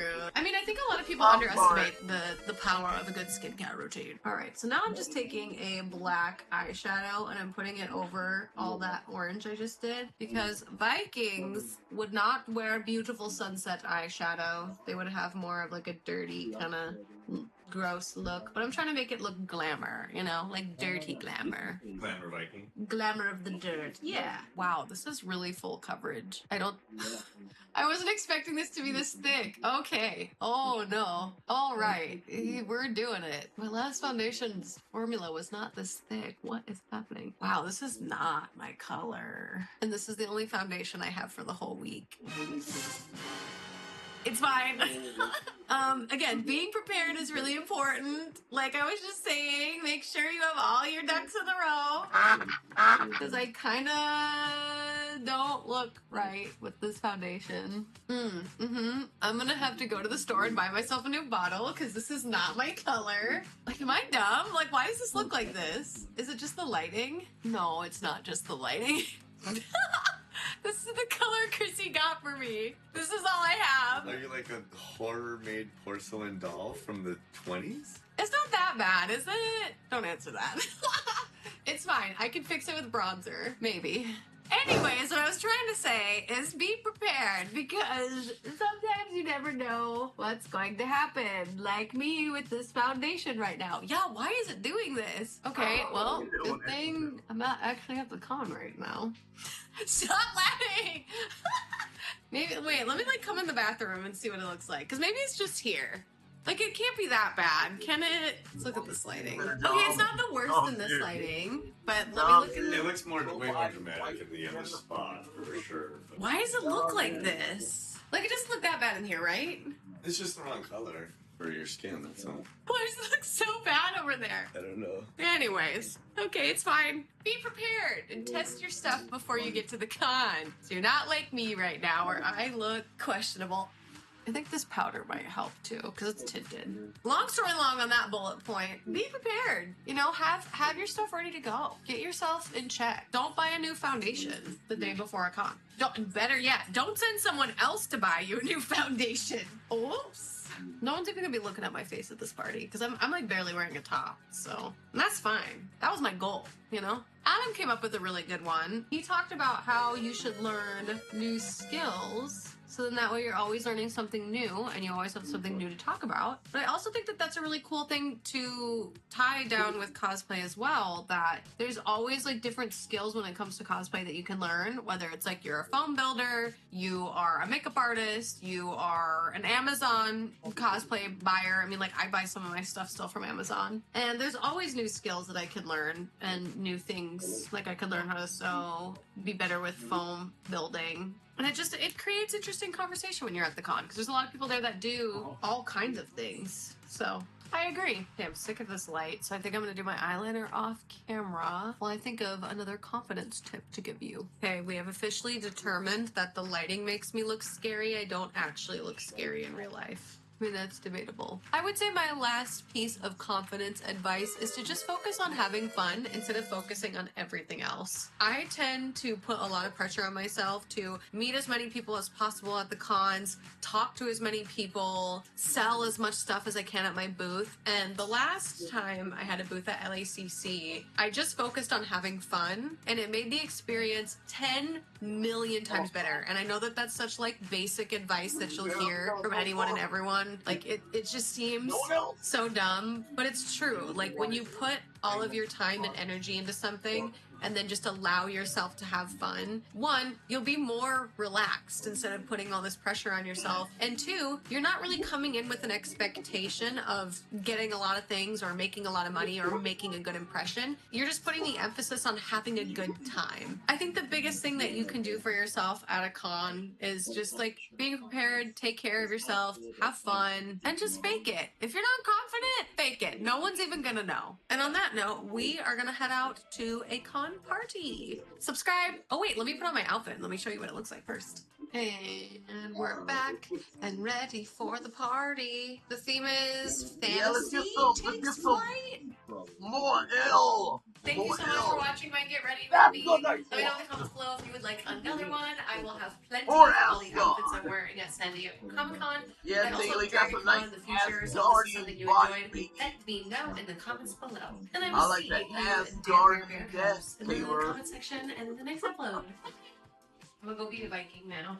Yeah, shake that ass, guardian ass and there, I'm just like Taylor. waiting in the hallway for me. God bless you, Taylor. God bless you, Taylor. God bless you.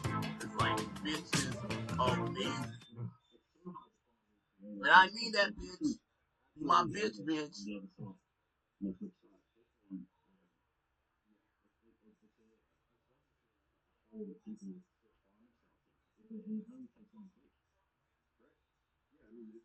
I don't really have time for an intro here, so I'm gonna do a 3, 2, wait.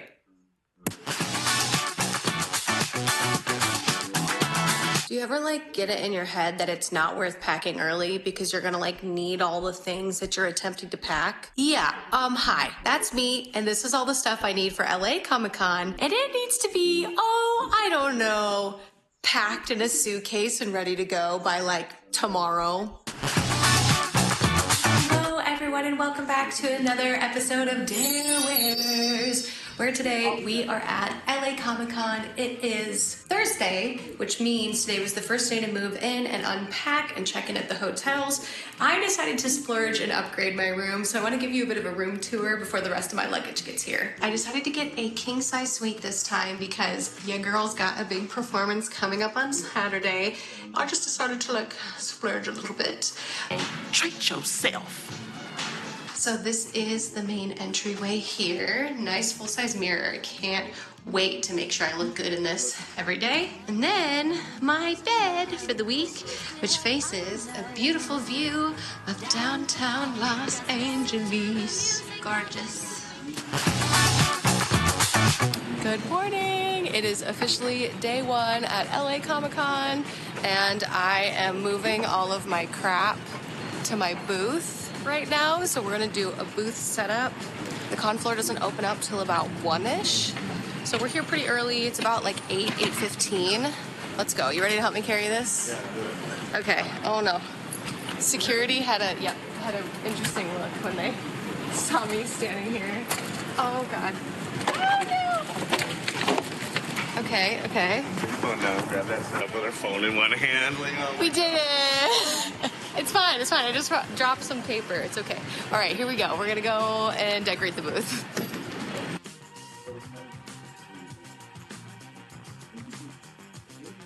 Oh, look at the line. It's happening. I don't want to do a big reveal of the booth yet. I kind of want to wait until we actually are officially open. Now I'm gonna go grab some breakfast, and then I gotta finish putting my makeup on. It is now 11:30, close to past 11:30, and I am fully dressed. Time to go as Wednesday. We'll do the little dance.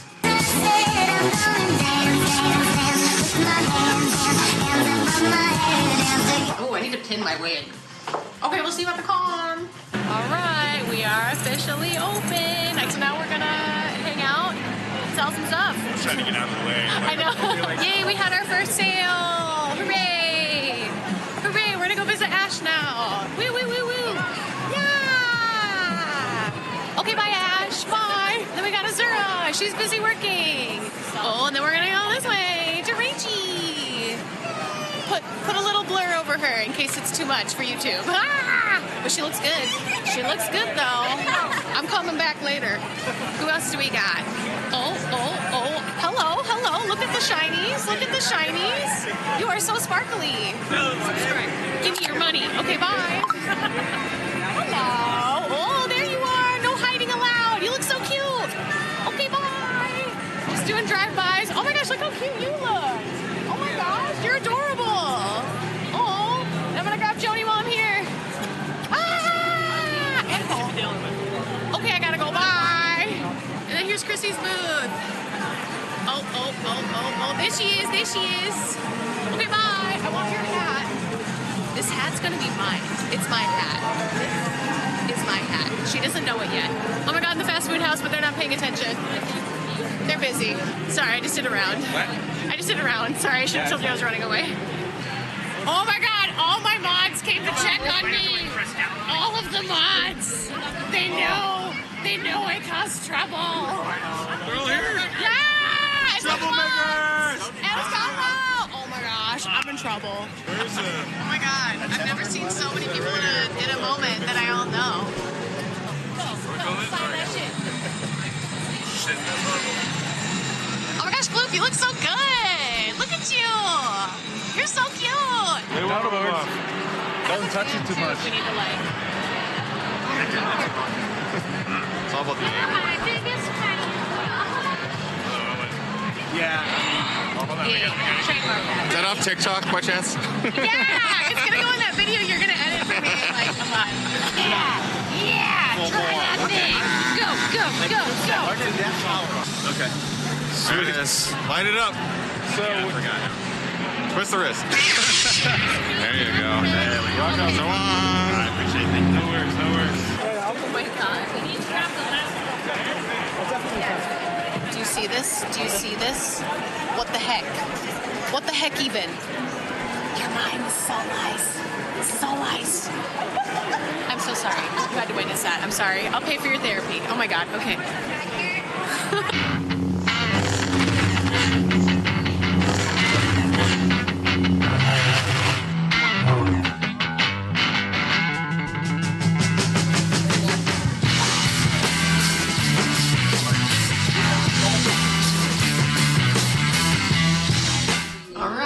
Con day 1 is done. I am ready now. It was an insanely busy day today. I can't even describe to you how fucking busy it was. I was not prepared for how busy it was gonna be. Like, I thought I would have time to get some vlog footage, but I'm gonna really try tomorrow to get more footage and be more on top of it. This was the busiest day I've ever experienced at LACC, but it was incredible. So I can't wait for tomorrow and I can't wait for Sunday. My song came out and people started talking to me about it today. They already heard it without me promoting it, so I can't wait to sing it live tomorrow. Yeah, it's gonna be so great. Anyways, we're gonna go grab dinner with Ash and a couple of our other friends, so let's go. Walking to dinner. Look at how beautiful the con looks. I ain't running. This town waits for me. This town waits for her, but I'm going to get hit by a car. You can't hear us, but we just had dinner and it was so good. Oh my gosh, day 1 was crazy. It was so insane, like having a booth and being constantly busy the entire time. It's been like a little less than a year since I've had a booth, so I always forget how busy LACC is. This is what makes it so magical, is that there were my mods there. So if you all don't know, I have moderators for when I game stream, which means like they make sure the chat is staying safe, staying PG, and respecting me. They all came in from all around the world to meet me in person, which was so cool. They got to meet Chrissy, they got to meet Cosmo, they got to meet Nate, who's editing this video right now. It was insane. I would love to unpack this feeling, but I probably won't once I get home on Monday. Tomorrow, which is Saturday, is my big performance, so I gotta rest my voice. I'm gonna go to bed, stick around to the end for the debriefing of how I feel about everything.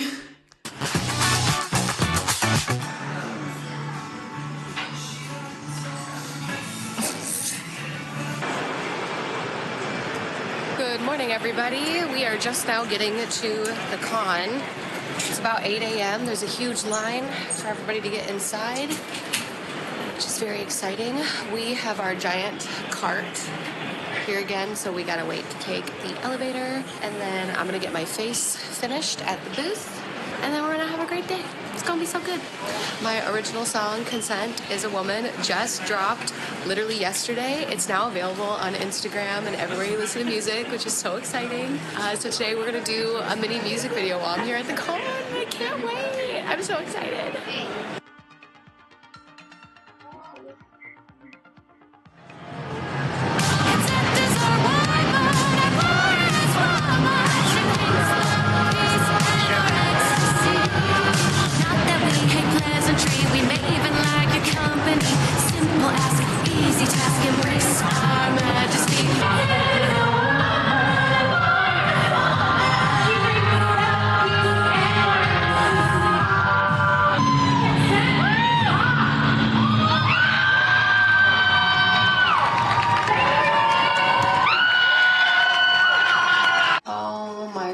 It has been a day. So today I got up on the main stage and I sang my song Consent is a Woman, which you know can stream everywhere you listen to music. It was quite a stressful day just because of like the lead up to singing. Even though I knew it was going to be really hard to hear me up on that stage, or for me to hear me, I still struggled a lot with the sound. So I feel like if next year I get asked to come back and sing, I'm definitely going to look into getting some earpieces so that way I can like very much so hear what the audience hears, because like that'd be really helpful. But it still was really fun. I feel like the audience was extremely receptive to me singing. I couldn't have asked for a better show with all of my mods in the front row. It was so cool.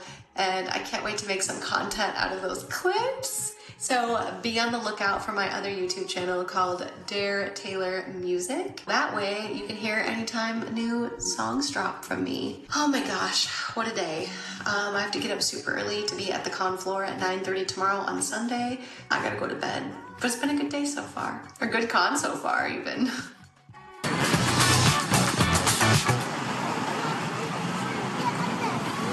Here we go, last day at LACC. We got our beverages. Got So my weak ash. right now. We're barely making it. Last time, I'm probably gonna do Leafeon for a long time. Yes. Good morning, look right now. It's our last day. And then I get to come hang out with you at my house. Yes, please. Woo! Okay, we're gonna go shoot now, Bye. That was it.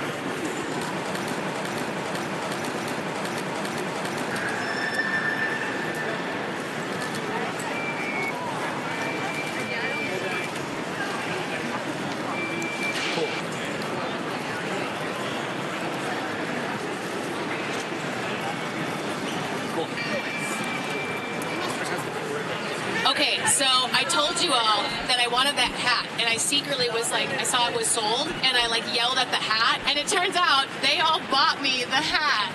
So thank you. You all are so amazing. Love you, Dare. Oh, thanks. But I can't even wear it right now because of my ear span. Well, thank you guys. Can I give you guys a group hug? Oh, with the earring. Thank you all so much. Thank you. Okay, anyways, I gotta go back to my booth now. I can't say, but allegedly, yes. And then, pretty sure I bet you can't guess which one I was. I'm not familiar enough. Don't worry. My daughter did know. And our booth is officially clear. Say bye to the booth. Bye, booth. Thanks for all the memories. I cried so much this year. Oh my god. My load, your load. All right, let's get out of here. Bye, Dad. Bye. Behave. Oh, you behave. I need to. You behave. No. Don't misbehave and come back at a certain time. Ah!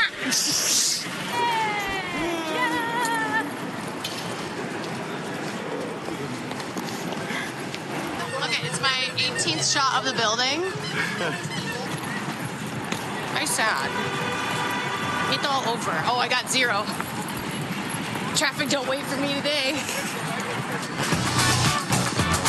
It is so hard to wrap up my final thoughts on this con because it's unlike any other con I've ever experienced, especially at LACC. But also, I've never had a con where people have been so invested in my success. Come visit me at my booth. Not even just my mods. There were so many people that came up to my booth that knew about my YouTube channel and talked about my music and were excited for the new song to drop. And someone had even mentioned that Apple Music had put out an announcement that a new song was dropping, and that meant the world to me. That there are people out there who can support me, yes, on the spicy places, but also care enough to support me on my other endeavors, like my acting and my singing, and that was really eye-opening to me. I feel like this was the year for me personally where I saw a lot of people be shocked by the direction that I want to go, but I saw a lot of people want to come on the journey with me. But this year, I really felt the impact of my hard work. I really felt like people follow me because they care about me. And also, of course, meeting my mods was insane. I had no idea what to expect. Rimpost, One-Eyed Willie, Bloop, you all mean so much to me, and Coach did an excellent job making sure you all got from place to place and showing you all the ropes, even though technically Coach isn't a moderator, but I still appreciate him nonetheless helping you all out. And of course, anybody else who came and met me at my booth, I would do like a long list of all the shout outs, but I don't want to accidentally miss somebody. And then also, you know, I'd be here forever. This YouTube video would never end. But thank you all so much to those of you who have traveled to come visit me at LA Comic-Con. Just to let you all know, I am looking for other conventions to attend. This isn't the end. I would absolutely love to go to more conventions. I will have a short film very soon to put into film festivals. So I'm gonna be back traveling maybe more than ever in some aspects because I do want a booth and also travel and sing and tour. You're gonna be seeing a lot more of Dare Taylor. Thank you so much for being subscribed. Thank you so much for watching this YouTube video. And I will see you Darewares Pebs in the next upload. Bye!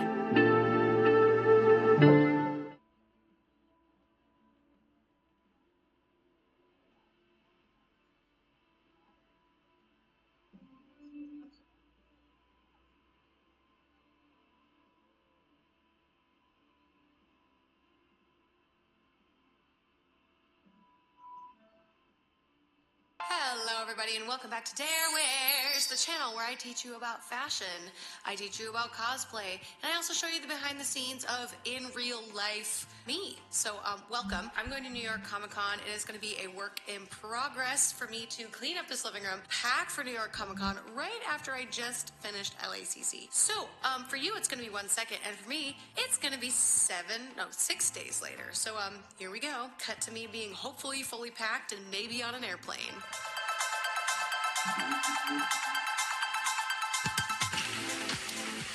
Getting on the plane. Where's Chrissy? There she is, getting on the plane right early. Next time we see you, we'll be in New York. I thought it was really vitamin time. Oh, I thought you were gonna put it in my mouth. Oh yeah, here. I always think she's taking a photo when we're actually taking a picture. There we go. Hooray! I'll take a woman's vitamin. There you go. Oh. Ready for New York.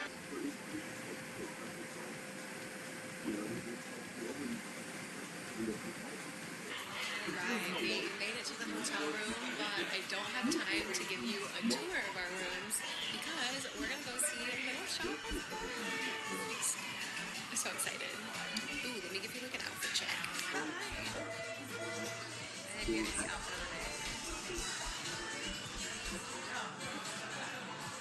It's like, when you guys were gonna go downstairs and eat, I was like, oh my god, feed me. Did you like it? Was it good? What do you think? Did you like it? It was so good. Yeah, it was so fun. So fun. What'd you think? So fun. Go see it. Do it. Okay, now it's time to go eat. We're freaking starving. I'm starving. We're gonna go walk around. That is the song that plays in my head 24/7. And this guy over here perpetuates it sometimes. What an eventful New York first day. How lovely. I'm gonna sleep in tomorrow because I'm tired as fun. I'm tired as frickle frack.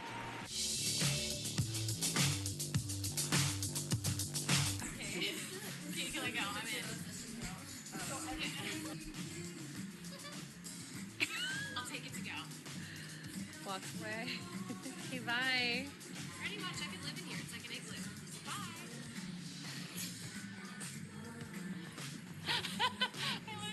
I'm rude. Get out.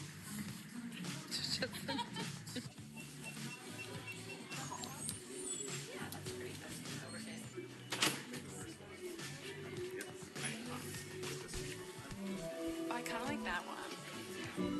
But is it a quarter or something like that? So just do the white, you think, for now? Because I can always buy another piece of clothing somewhere else. Thanks, you too. Got some clothes to wear because I'm cold. Put on my sweater. My hat. Now we're just grabbing some coffee really fast. Outfit of the day.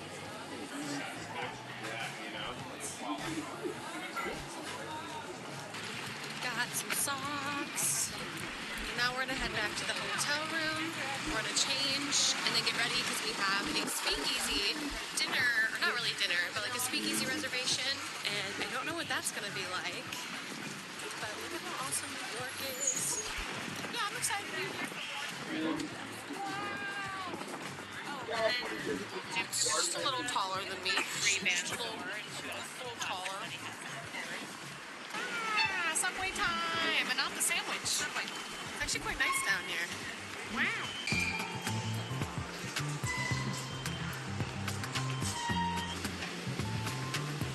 Now we're gonna ride a couple subways to get to the Nintendo store and then also to get to the speakeasy we're going to this evening. So hopefully we can figure out our way via subway to make it there on time. So excited. Now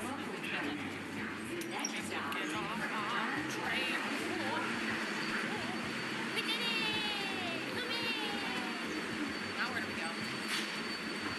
Let's go!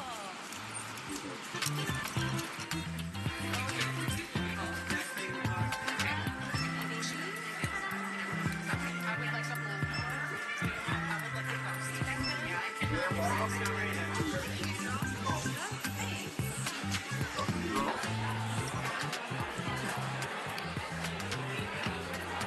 Oh, it's okay.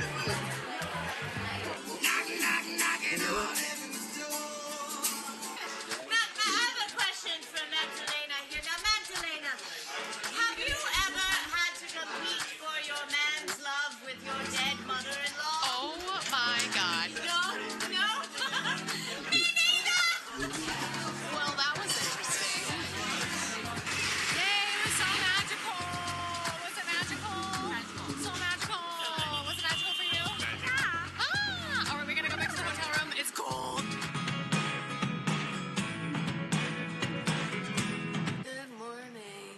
I didn't exactly sleep like a rock. It is LA. Oh my gosh. It's New York Comic Con, day one. It's Thursday. We had such a good time at the little speakeasy event last night, but I feel tired. I can feel the jet lag is affecting me. About 9:30 in the morning, and I am going to be dressed as Dark Ray again today, so Christy will have to come down and do my hair. I have to wash it because it's extremely filthy. So yeah, let's get ready for the day. Let's do it. I actually wanted to talk about something that happened last night.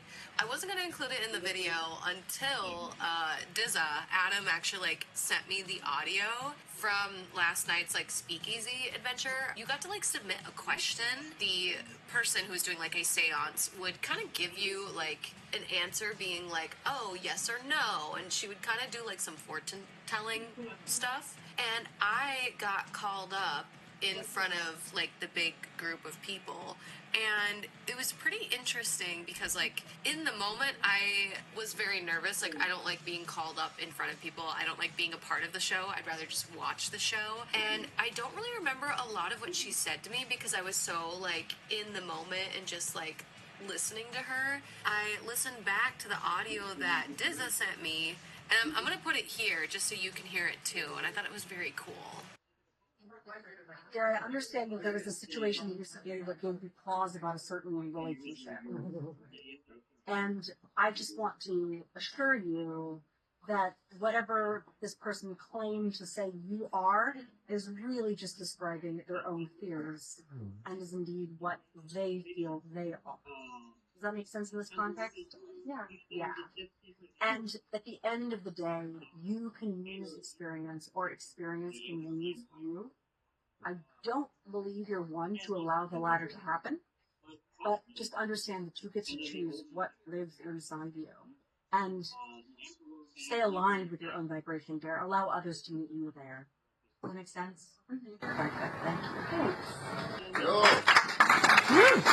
It was just very interesting. Like, I don't know if you all believe in people that are, skilled with like tarot decks or people that can like see the future and use the beyond. I always think it's really fun. I think it's cool to like, see what a random person that knows nothing about you, what would they say to you, or like what advice would they give you? And it was just like very fascinating, her bringing up some things that actually like pretty were relevant in my life right now. But also, I wrote on my question card, I wrote about like music. I wrote like, will music still be a part of my career in the future? And I left it like vague enough, but a yes or no could suffice. But what she talked to me about in front of the whole group had nothing to do with like my career or music. It was all very like interpersonal connections. And I thought that was kind of cool. So yeah, I don't know. I just thought that was something that was very interesting that happened last night. I wish I would have had like video proof to like show, but you can hear in the audio clip that she was like talking to me. And I wanted to include it because I've just been like thinking about it today. It was very fascinating. I'm gonna finish getting ready as Dark Ray, and you might see me next fully dressed. Everybody's waiting on me right now, and I'm taking my sweet time. Oh my gosh, it is huge here. Holy cow. Wow, it's busy. Holy cow. We made it in all of like 3 steps and already got recognized and then stopped for a photo shoot. So we're doing it and we're doing it well. Where do we want to walk around and go see? Guide. Or you guys want to You gotta go all the way to the other side. Oh yeah. This con is so big. Not LACC was busy. This is a different kind of busy. Woo! It's insanely busy. Look, a place to have a booth at, that's for sure. Lots of art. We're in a completely different area. This is Artist Alley. And it is slammed down here. Shalama-lama-rama.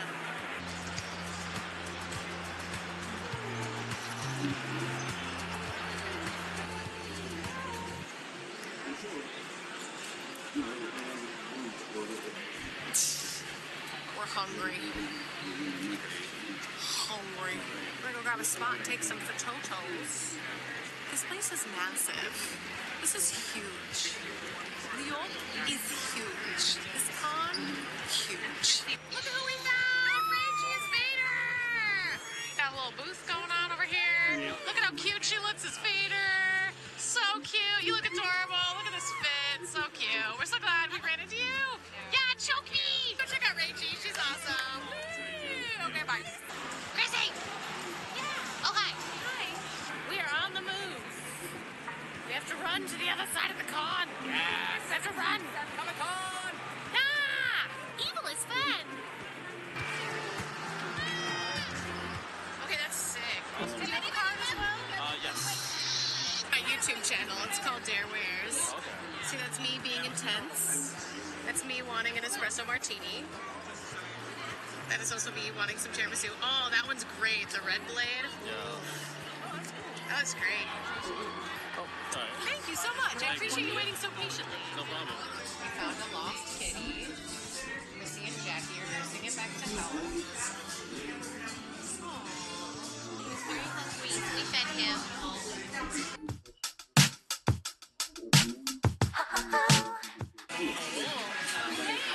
That mouth transition brought you the next morning.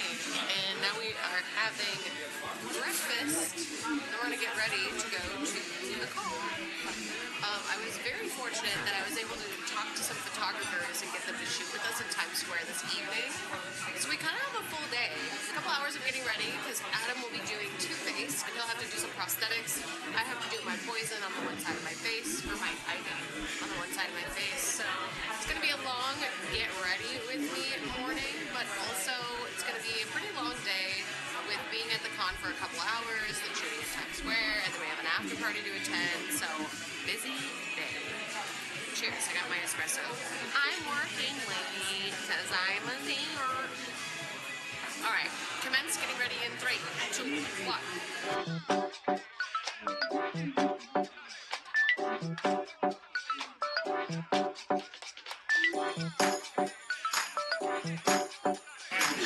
Okay, we just made it into the con floor.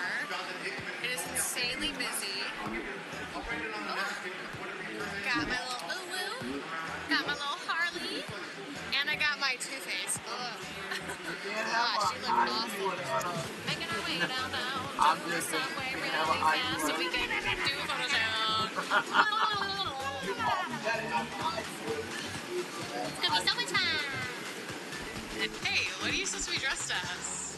Nothing, but it's just something on my face. Oh, we should get you a napkin. Yeah, something. Oh, it looks great behind you. Yes.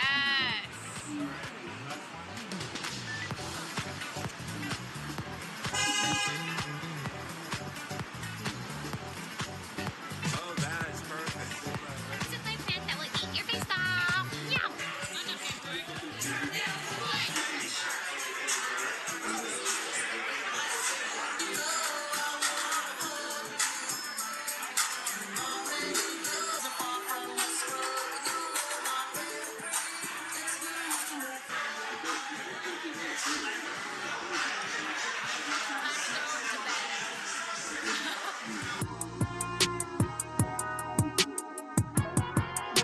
Right, it is Saturday. I don't know why I made that sound. I woke up a little bit earlier today so we could get out on the con floor a bit earlier. We have the floor today. Probably gonna go stop by and visit a couple of people. One from the party last night, Thrill Joy. We're gonna go try to find their booth just to stop by and say, hey, what's good? And then, yeah, probably lots of photos. And then we have a sexy nerd party tonight, which I'll probably go dressed like this. Like, I don't really feel like I'm gonna change. I know you're probably really disappointed. All right, let's head to the con floor. Ah, I just bit my lip.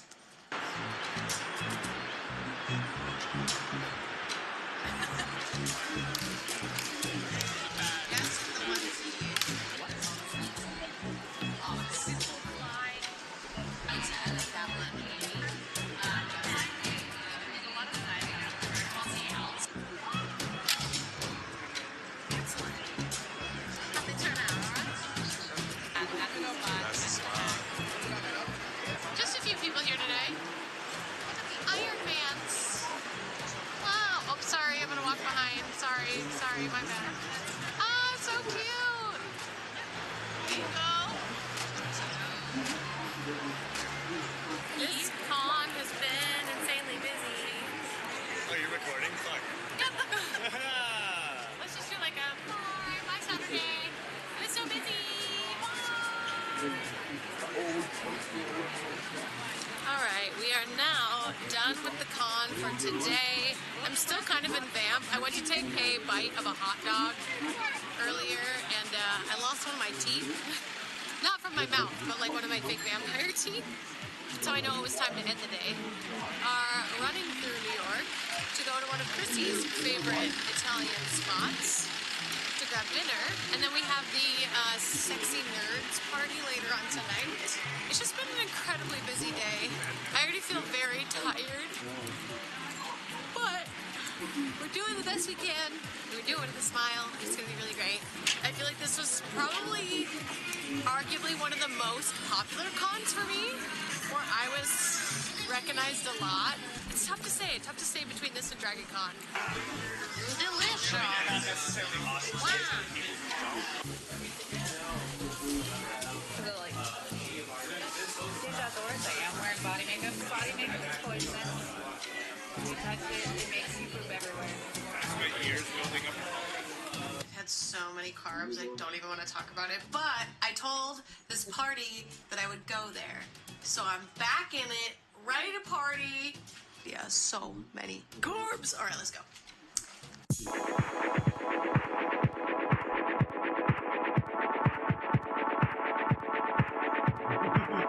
I guess that's the headphone.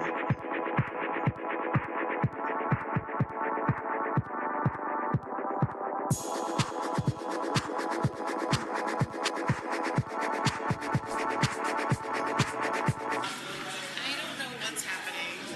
We were on a dance floor after we got some drinks, and now we're going up a staircase. So Yeah, is it mud? it is so cold up here. Oh my god! I should have brought my motherfucking sweater.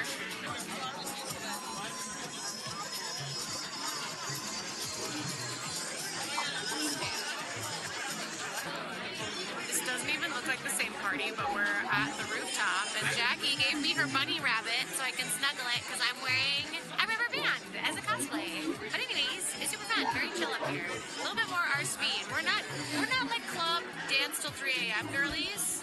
We're like rooftop, have a drink, mingle girlies, and go to bed early.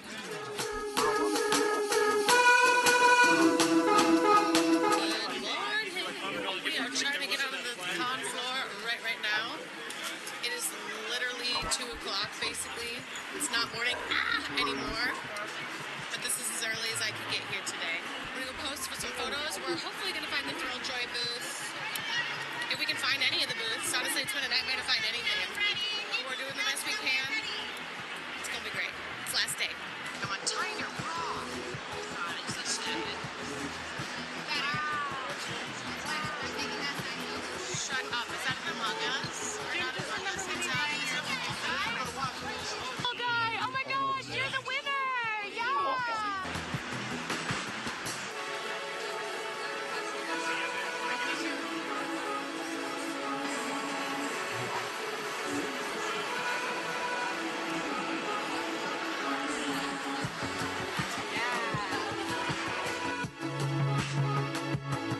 They kicked us out. Your reaction is great. You're like, get out of here. Finish your TikTok. But it's over. It's sad. It's over. Now we're gonna go eat some more food because I'm starving. Boogie woogie bam bam. Bobby bobby bobble. And I am finally back home from New York Comic Con. I got home, unpacked, slept, fed myself, caffeinated myself. So I'm still coming back a little bit, but I just wanted to give you my final thoughts on this convention. Objectively, I would say this was the most picturesque con. I know that sounds really crazy, or not something that people usually look for in cons they go to, but the building and the way that it looked and how big and spacious it was just perfect for any content creator. I had multiple videos that hit well over 100,000 views, mainly because of one, the content was funny or catchy or interesting, but two, because the background was so appealing. Like, there were people walking by in cosplay, the glass window structure that we were in was just so photogenic. So I highly recommend going to this con if you're somebody who likes making content while you're at the convention. However, I will say it was probably the busiest convention I've been to in a long time. It took anywhere between 30 minutes to an hour to get from one side of the con to the other because of how busy it was. There was so many people attending that it was hard to get through. And for me, that's what I love. I love when conventions are busy, they're bumping, there's people to talk to, people to network with. So it wasn't a problem for me, but if you're somebody who struggles maybe in social settings or when places are overcrowded, maybe this wouldn't be the one to go to. I felt like I did so much networking, meeting so many of my fans there that like I've never met before because I usually don't do cons on that side of the coast. It was just so much fun. I highly recommend going to this con. I really hope next year they will allow me to come back again. So thank you, New York Comic Con, if you're watching this, for giving me a content creator badge. I was shocked that they did it last year and now this year too. I'm very grateful for the opportunity. I can't wait to come back. I'm just excited to get the next year's con season going. As you saw, I debuted Dark Ray. I have now Poison Ivy and like the bunny suit, which will be a great one for next year. I already have all these ideas of other cosplays that I want to wear for next year and I want to start building. So please make sure to subscribe if you're somebody who wants to watch me build more things. It's something I'm trying to implement more on this channel. Or if you just like hanging out with me, I appreciate your subscription. It's free, it doesn't cost you anything, and I want to keep it that way where I make content for you to just watch and enjoy. Anyways, I hope you guys are having a great November so far. Be sure to subscribe to Dare Wears, and I will see you Dare Bear Cubs in the next upload. Bye! That looks like a mask. Anyways, bye!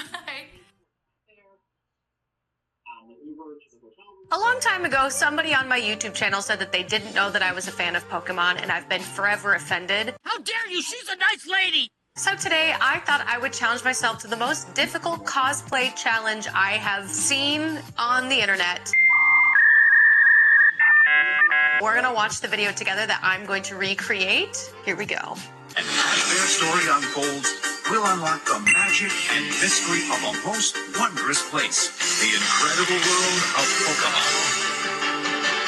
Well, just don't sit there. It needs a doctor right away. Wow. There's a medical center not too far from here. You've got to get moving now. Wait, that's my bike. My name's Brock. Nice to meet you, Susie. I want to breed like you. I want to be a breeder like you. The Joy in Viridian City is my little sister. I'm the older Joy. I've heard nice things about you. Team Rocket blasts off at the speed of light. Surrender now or prepare to fight. Do you know who I am? I'm Ash from the town of Ballad. I'm destined to be the world's #1 Pokemon master. And as their story... Okay, I don't think people realize how impressive this video is by Meg.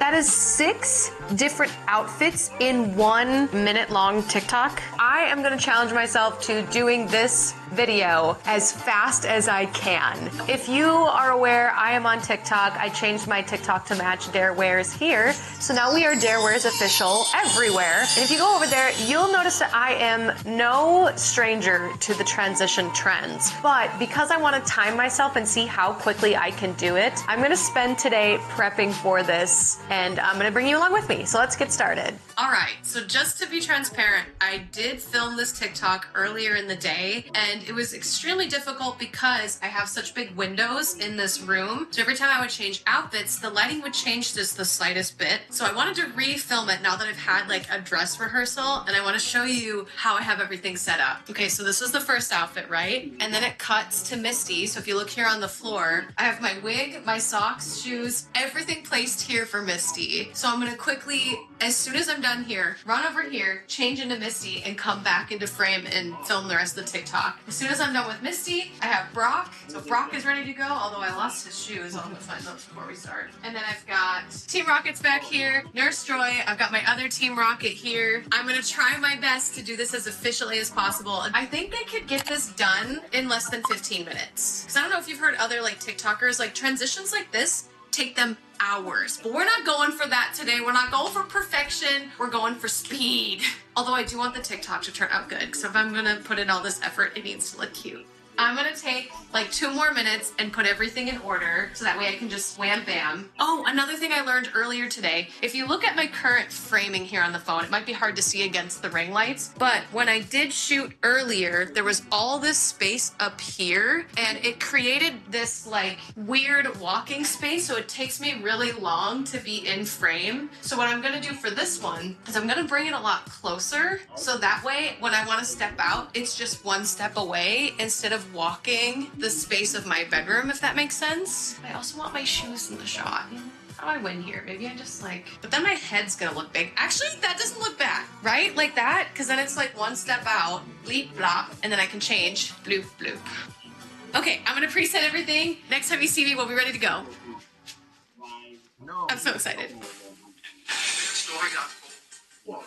The magic and mystery of a most wondrous place, The incredible world of Pokemon. Let's start from here. Magic and history of a most wondrous place. The incredible world of Pokemon. Oh, I don't know if I made it out. Also, I didn't realize my microphone was over here. Ah! Okay, let me see if I made it out of the shot. Oh, I barely made it. Okay. I just have to make sure my shadow clears the shot. And I gotta be changing right now. Oh my god. I'm like giving tips and tricks on how to do transition tutorials. So now.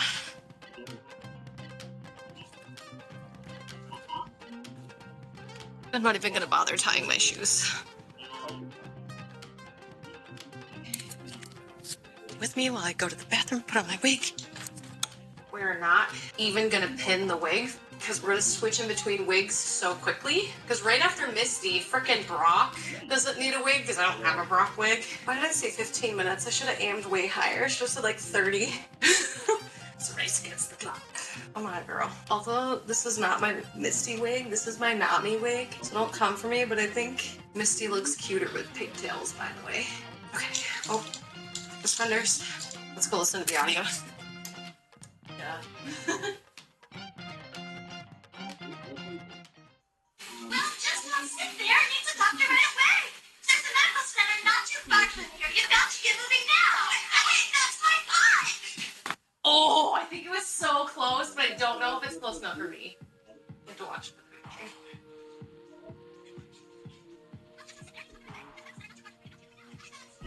Honestly, it's close enough. I'm actually really happy with that. That's probably the best one I've ever done. So now we're gonna do Brock. I'm just gonna keep everything in their order so when it comes to cleanup, I can go quicker. Brock's is like pretty straightforward. His is like, hi, I'm Brock. Like, hi, I'm Brock. Nice to meet you, Susie. I want to breed like you. I mean, I want to be a breeder like you or something. Like, the audio they pick for Brock in this is very creepy. Okay, in order to save myself time, because we're going to go back to Nurse Joy, I'm going to put my wig cap back here so I don't lose it. Don't forget to zip. I'm not even putting my shoes all the way on.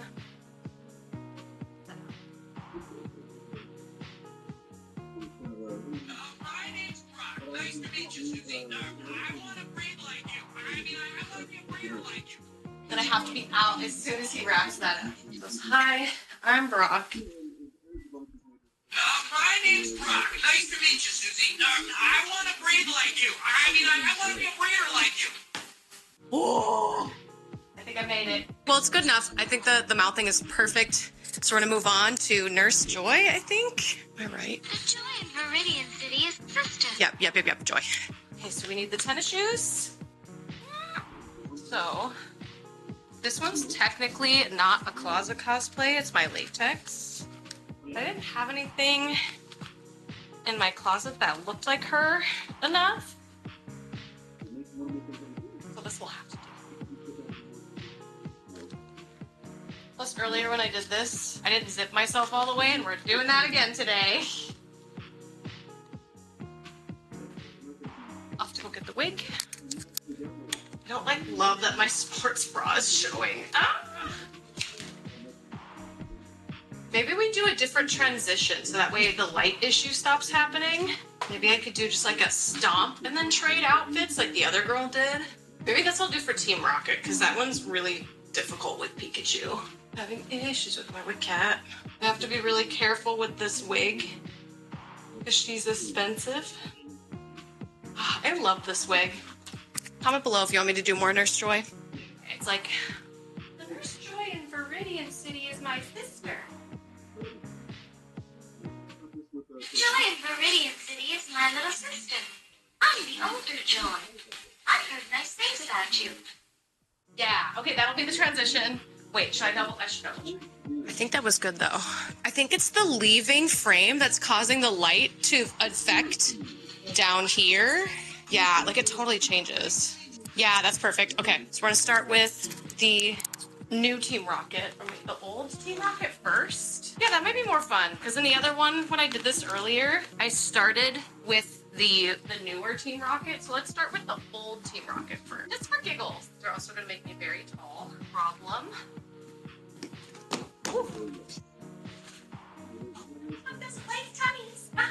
I wonder if these are making me too tall. We won't zip this all the way up again.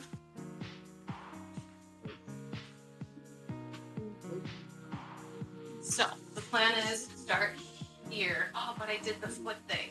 We'll start here in Team Rocket, yabba dabba do, and then maybe I'll just stay in that pose and we'll snap to the other one. I think it was like right here. Team Rocket blasts off at the speed of light. Great. So I gotta remember that pose. I think that's good. I trust it. I trust it. Trust the process. We're almost there. Ah! Okay, we've got newer Team Rocket, Pikachu, and Ash, and we're home free. Oh, I'm stuck. Okay, I'm just gonna screw that to right now. I had on like my black boots earlier. People wonder why my closet looks like this all the time. This is why. Am I gonna get this shirt off? Okay. I think.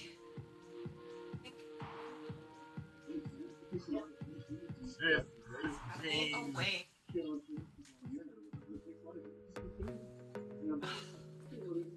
Put my hair.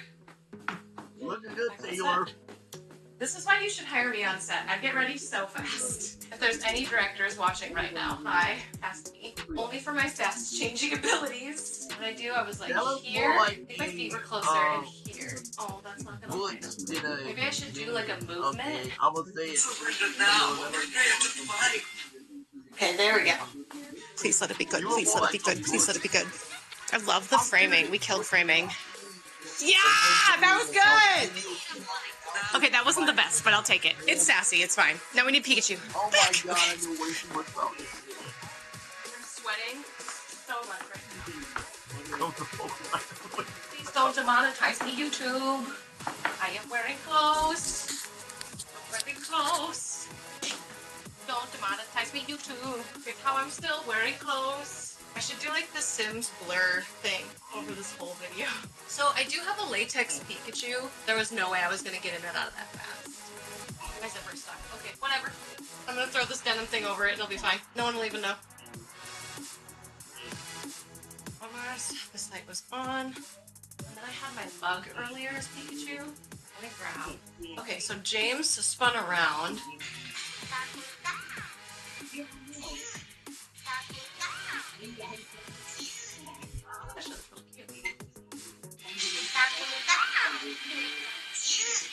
Oh, did I clear? I don't think I cleared. This is where the time kill is, because I'm rewatching a whole minute every time. I didn't clear! I gotta redo it.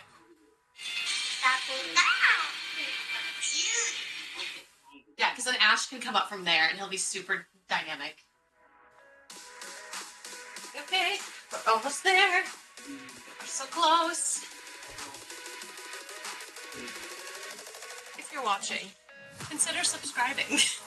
I do all this for you. No, but for real, please subscribe. It helps me out.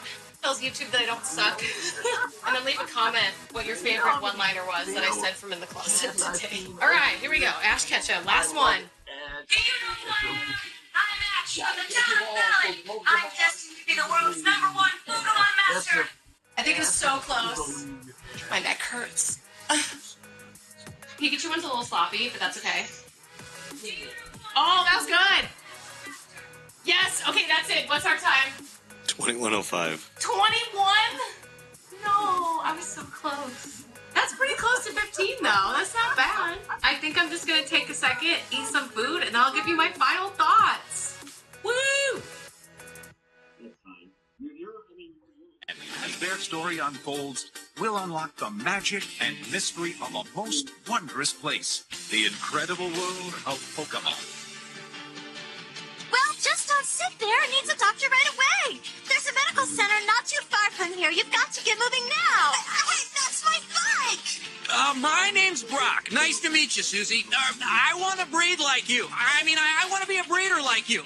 The Joy in Viridian City is my little sister. I'm the older Joy. I've heard nice things about you. Team Rocket blast off at the speed of light. Surrender now or prepare to fight. Pika pika. Pikachu. Do you know who I am? I'm Ash from the town of Pallet. I'm destined to be the world's #1 Pokemon master. Compared to earlier today, this was much easier to do in the dark because I didn't have to worry so much about the light changing via the window. But I did find that the 2 lights that I have set up did sort of mess with the way that I videoed it, but it still works. I'm still very happy with it, but I'm a little bummed about the time. Like, I really thought I could hit 15 minutes, but then Dizza over here was saying... You ended it at 21:05, which with 7 cosplays, that's 3.007 minutes per cosplay. And that's including like changing and watching the audio, memorizing it and everything. That's through just barely over 3 minutes per outfit. That's awesome. Wow. Okay. Yeah. Interesting. I would say the places that I lost the most time was when I had to rewatch it from the top. Yeah, where you just couldn't nail the voice or the lip syncing, yeah. Yeah. Interesting. Because I didn't want to cheat and like pre-memorize the audio because I just wanted to see how quickly could I change from cosplay to cosplay, 1, and then 2, how quickly could I make a transitional video, like how fast could I actually do it? Because there are creators who spend all day making a video, which in my book is extremely impressive. Like, I don't think I could spend all day on one video. It's just not how my brain works. But now that I know I could do 7 fits in 20 minutes, like... Let me know in the comments below if you found this interesting at all or if you thought this was weird. I don't know. I just wanted to see what this would be like. I just wanted to do some experimentation. Be sure to subscribe and I will see you in the next video. Bye! Subscribe! And tell me which outfit was your favorite. Okay, bye!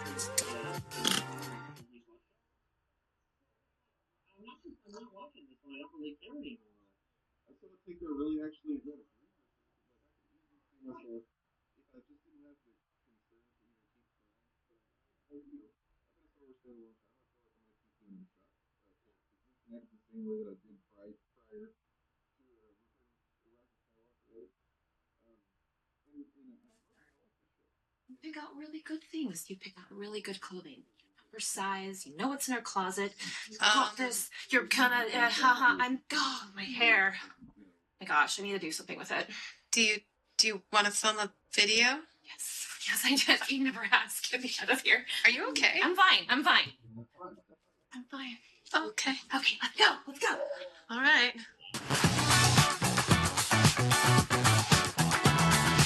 What's up, guys? Chrissy Lynn here on Dare's channel. Dare is a little busy right now, but she asked me to do a little recording, a little video, if you will, of some shopping. Just said, hey, here's the card.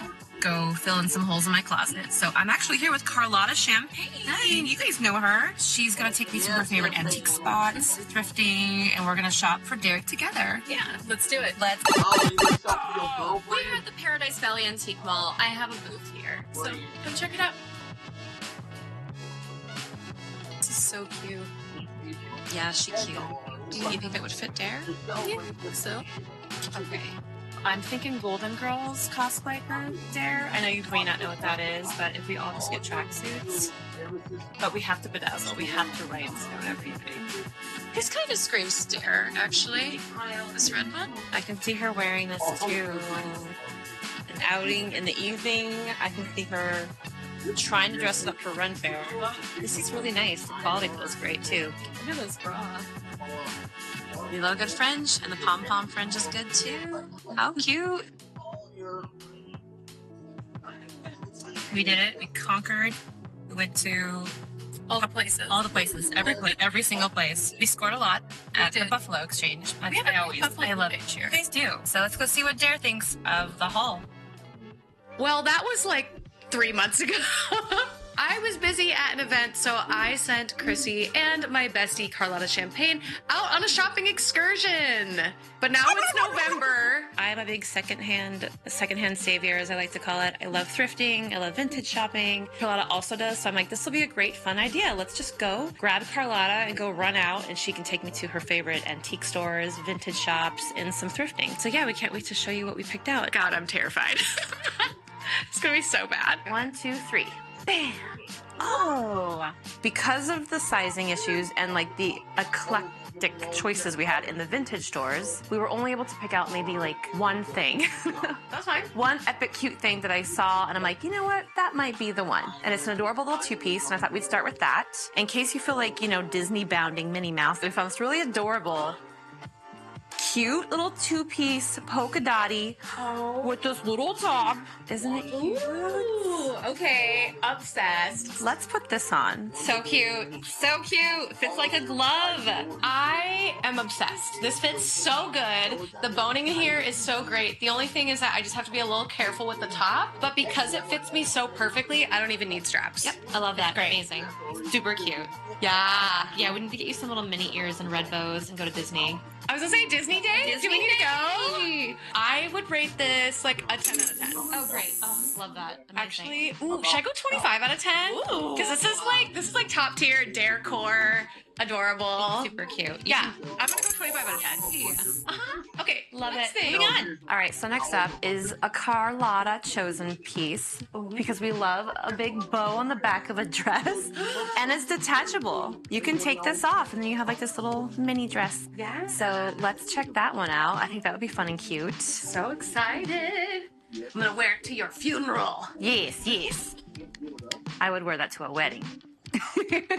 Oh my goodness, so cute. And we love the bow hanging off the back. What a fun little addition. So what are your thoughts? Not gonna lie, anytime there's ruching across the stomach, I won't even try it on. Ruching, in my opinion, draws your attention. Like, I have a normal sized stomach. I'm not big by any means, but ruching really makes me look bigger in the stomach. But this has an exception because it's black. So black is very slimming. It really draws your eyes to like more petite areas on me. So I think it looks really good. I'm obsessed with the bow, but I don't know that I like love it on my body, if I'm being honest. Like, so I would give this still like a 7 because I could still see myself wearing it out to something. I just gotta make sure I got you to stuff me in. I will say though, because of the ruching, it's consistent top to bottom. So it's not just focusing like right here. And I do appreciate that. All right, 7 out of 10. Like, I want more bows on my butt. I think we can make that happen.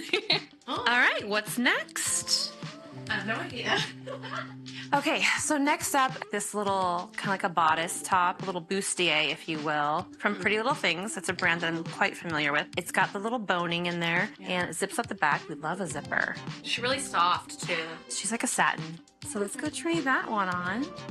Just little basics, but like fun basics. Oh, ooh. Okay, I am obsessed with this. She's very flattering. How does it feel? What are your thoughts? I'm obsessed with what it's doing to the chesty vesties. They look lifted, gifted, higher than the ceiling. They look so good. It is a little tight, but in my opinion, it's supposed to be. It's supposed to be a little more form-fitted down here, snatching me in. I'm gonna give it a solid 9.5. I might need help styling it. I'm not a plain black girly at all, but maybe that's a video we do in the future. Let us know in the comments if I let Chrissy style me and teach me some things. All right, what's next? Oh, yeah. Yeah, we'll move her. She's a little jingly. LF. LF. Bye, LF. Remember we talked about band t-shirts? Yes. So we've talked about band t-shirts before. Are they cool band t-shirts? Do you listen to the bands? Do you know more than a couple songs? It was the Testing My Aesthetic video. We did 3 of them, so be sure to go and watch all of those because they're really fun for us. Mm-hmm. Oh, I love dressing her. She's like a Barbie doll. Either way, that power looks so good on you. Hey, Barbie. Or a paper doll. So I know you know AC/DC. I know you know AC/DC. You can probably name 3 songs that you know of. So I thought I found this really cool little rhinestone. Now, she's not vintage, mind you, but it's actually really cute. It's cool. You can crop her. So I thought it'd be cute to have another cool AC/DC band shirt. Oh, hell yeah. I don't have enough t-shirts, so. No. With a cool t-shirt or a crop shirt or anything really, we thought it might be fun, Carlotta and I, to pick out a couple of denim skirts that were unique and interesting. Ooh. Something a little different. Mini. I love that this one has the pockets that go all the way down. So these are cool. This one, obsessed. Very obsessed with that one. I think that t-shirt would look cool with one of those. So let's go do that. Ha ha! Amazing. I think it's super cute. It fits you really well. Okay, so you know what else is cool about this? Is it's like they took 2 pairs of jeans and put them together because you have 2 little different buttons there. Isn't it fun and weird? They do have functioning pockets and we love it. I really love the way this all fits. Like everything has room, it's comfortable, it's casual. So I'm gonna give this like a 7. I'm still gonna keep it, still great. Let's move on. Okay, I kind of love this skirt more with this top. I also feel like you could like put a little hair tie right there to like bunch it up. What do you think? Yeah, this is so cute. This is a little bit more my style. I felt like the skirt with this top kind of looked like somebody else dressed me as opposed to me dressing me. This is a little bit more me. I would give this an 8. A good solid 8. Yeah, I do like this skirt more than the other one. Shall we move on? Yeah. I found this really cool bodycon, little bit of stretch mesh, and I believe it's from a collection that Target had with a black designer, which was really awesome, really cool to have. Yeah. So I thought it was really, really cute. I thought it'd be really cute for you. Just something really fun, running to the market, checking the mail.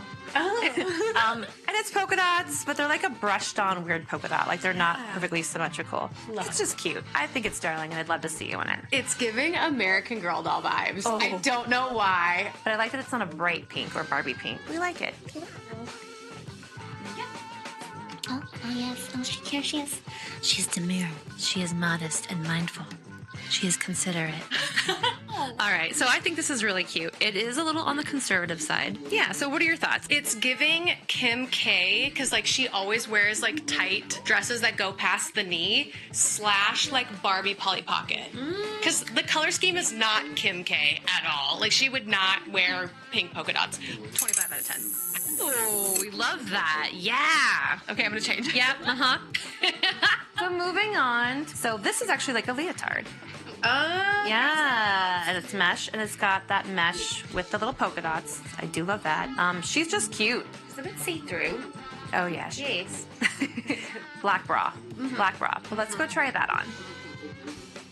She's so cute. I love it. I love it with the skirt. It's amazing. What are your thoughts? I'm usually not a big fan of like leotard tops, especially if I'm going out and I'll know I'll have to use the bathroom while I'm out. I'll try to avoid them like the plague, but this one's worth it. Like this one's worth the struggle of the crotch snaps because it's so cute. It's like got this nice little like sheer moment of mystery. I love the like capped sleeve moment. There's no like boning or support in the top, but I'm fine with like it's doing a good job keeping everything up. I'm gonna give it an 8. We love it. We love an 8. I love it. Love it. So another black top. This one's really cool. This is from Widow. She's like a stretch cotton blend, but look at the detail on the back. She does lace in, and it's just the trim on her is lace, and she's just really, really pretty. Love the fabric. I know. Super comfy too. Yeah. Okay, talk about chesty bestie flattering. Super cute. I love where it's cut. I love the sleeves. Turn around. Let's take a look at the back. Obsessed with this detail. So what are your thoughts? Literally looks just like the green shirt I was wearing earlier, but in black with a nicer back. I'm gonna give this an 8 because it's so adorable and it's so comfortable. This to me is like chef's kiss. It's so cute and it looks great with the skirt. What's next? Bye. Okay. Out of the black vibes. So this is from Forever 21. It's very spring. It's got the little shrubs, you know, the little angel babies. And like, I thought the colors were pretty muted. It's cute. It's mesh. You can wear it with a pink bra, a nude bra, a black bra, any bra really. I like mesh tops with, but I thought it was cute. And again, if you don't like any of this, you can just throw it away in the garbage. No. Just kidding. No. Don't contribute to the land. No. We donate here. We give away. Just lounging around on clouds in the sky, taking selfies. Okay, I think this is really cute. I think she's really pretty, and I like that you chose a pink top to wear underneath. So how do you feel about it? I do feel like this one's gonna be harder for me to wear in style for some reason. Like, as much as I love the color scheme, I think this is gonna take a little bit more thought and pre-planning before I go out. Not a bad thing. I have tons of pieces of clothes that are like that. I'm gonna give it like a 7 because I just don't like love it, but I don't dislike it. Fair, that's right. Yeah, that makes sense. I'd say this is a piece that if you don't wear it in the next 6 months, donate it. I think a video of you pulling things from your closet that you don't know how to style is a whole separate video that we definitely need to do. So add that to the pile. Comment below. Moving along with the... We're getting there. We're getting there. We're getting there. Moving along with The cottage core vibes, the more florals, cropped little floors. I like this color scheme, and I don't see anything like this very often with the salmon, the coral, the peach, the orange, and like a little lilac. So I thought that was really, really pretty. It's kind of like what I'm wearing, but different color scheme. Basically almost the same shape too, except for the drawstring. I know the drawstring is kind of fun. All right, let's go check that one out. Okay. Again, romance. I think this is so cute on you. And I don't even mind it with these shorts are actually really cute too. I love everything about it. I don't even have notes. It looks even good with the hair and the makeup right now. Like, what are your thoughts? I have no notes. Take me on a picnic date. I do worry about falling out a little bit, but like, I don't mind a little spillage. So I'm gonna give this like a 9. This is great. But yeah, she's a 9. Moving on. What's next? Okay, bye. Similar top again. It kind of gathers in the waist here. She's pretty. These kind of tops do look really cute on you. This one might be a little longer than what you're used to, depending, but it's still really cute. So let's go try that one on. It wasn't my favorite, but I love the cut of it. I don't do well with pastels. They either look really good or I look sick. So we'll find out. We'll find out. Just like ill. Okay, so this is cute. Yeah, what do you think? I really love the fabric. It has like this nice kind of like soft feel to it. Like it's not chafy, it's not itchy. I like the way that it like fits and holds me in all the right places. The chesty besties are in a good spot. They're locked in, secured. I think this would be a great figure flattering top for like anyone and everyone. So if you're somebody who has a hard time finding things that fit, maybe try to look for something similar to this. I don't know if I love the color. I could still see myself grabbing this in a pinch when I'm running out the door and I don't have time to think and plan an outfit. So I would give it I'm gonna still give it like a 7. It's still pretty good. All right, what's next? I don't remember. Neither do I. I underestimated the power of Chrissy's shopping skills. So we have so many other garments still to get to. We're gonna do a part 2. So make sure you are subscribed, you have your bell notifications turned on, so that way you don't miss the part 2 of this vintage shopping haul extravaganza. I had more. I did. I had more items and I narrowed this down enough. So come back for part 2. Part 2.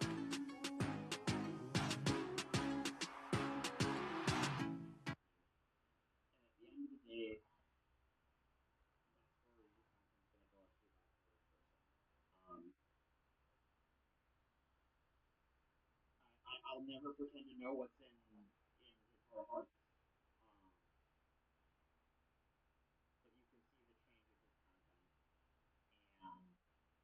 What's up, guys? Chrissy Lynn here on Dare's channel. I'm actually here with Carlotta Champagne. Hey, you guys know her. And we're going to shop for Dare together. Yeah, let's do it. Okay.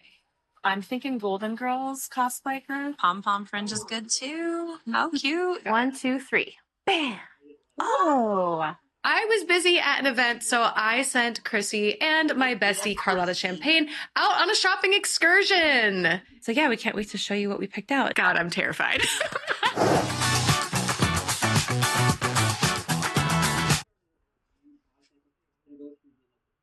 Hey, you want to film a video? Yes, I would love to film a video. Okay.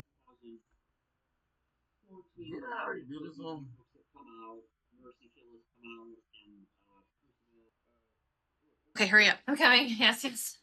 Let's go. Welcome back to part 2.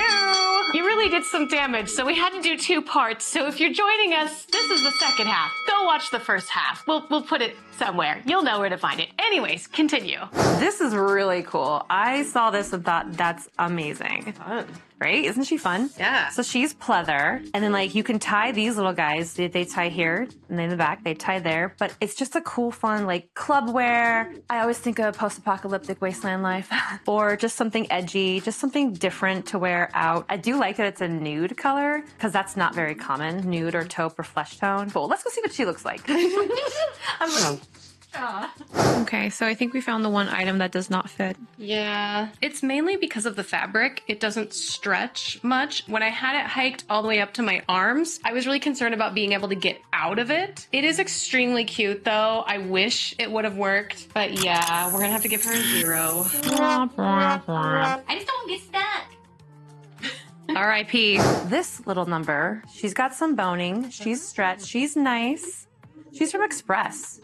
Yeah. Okay. Yeah, I think she's cute in general. She would go with that skirt. She'd go cute with a pair of jeans. I do love a good collared shirt. Yes, let's go try her on.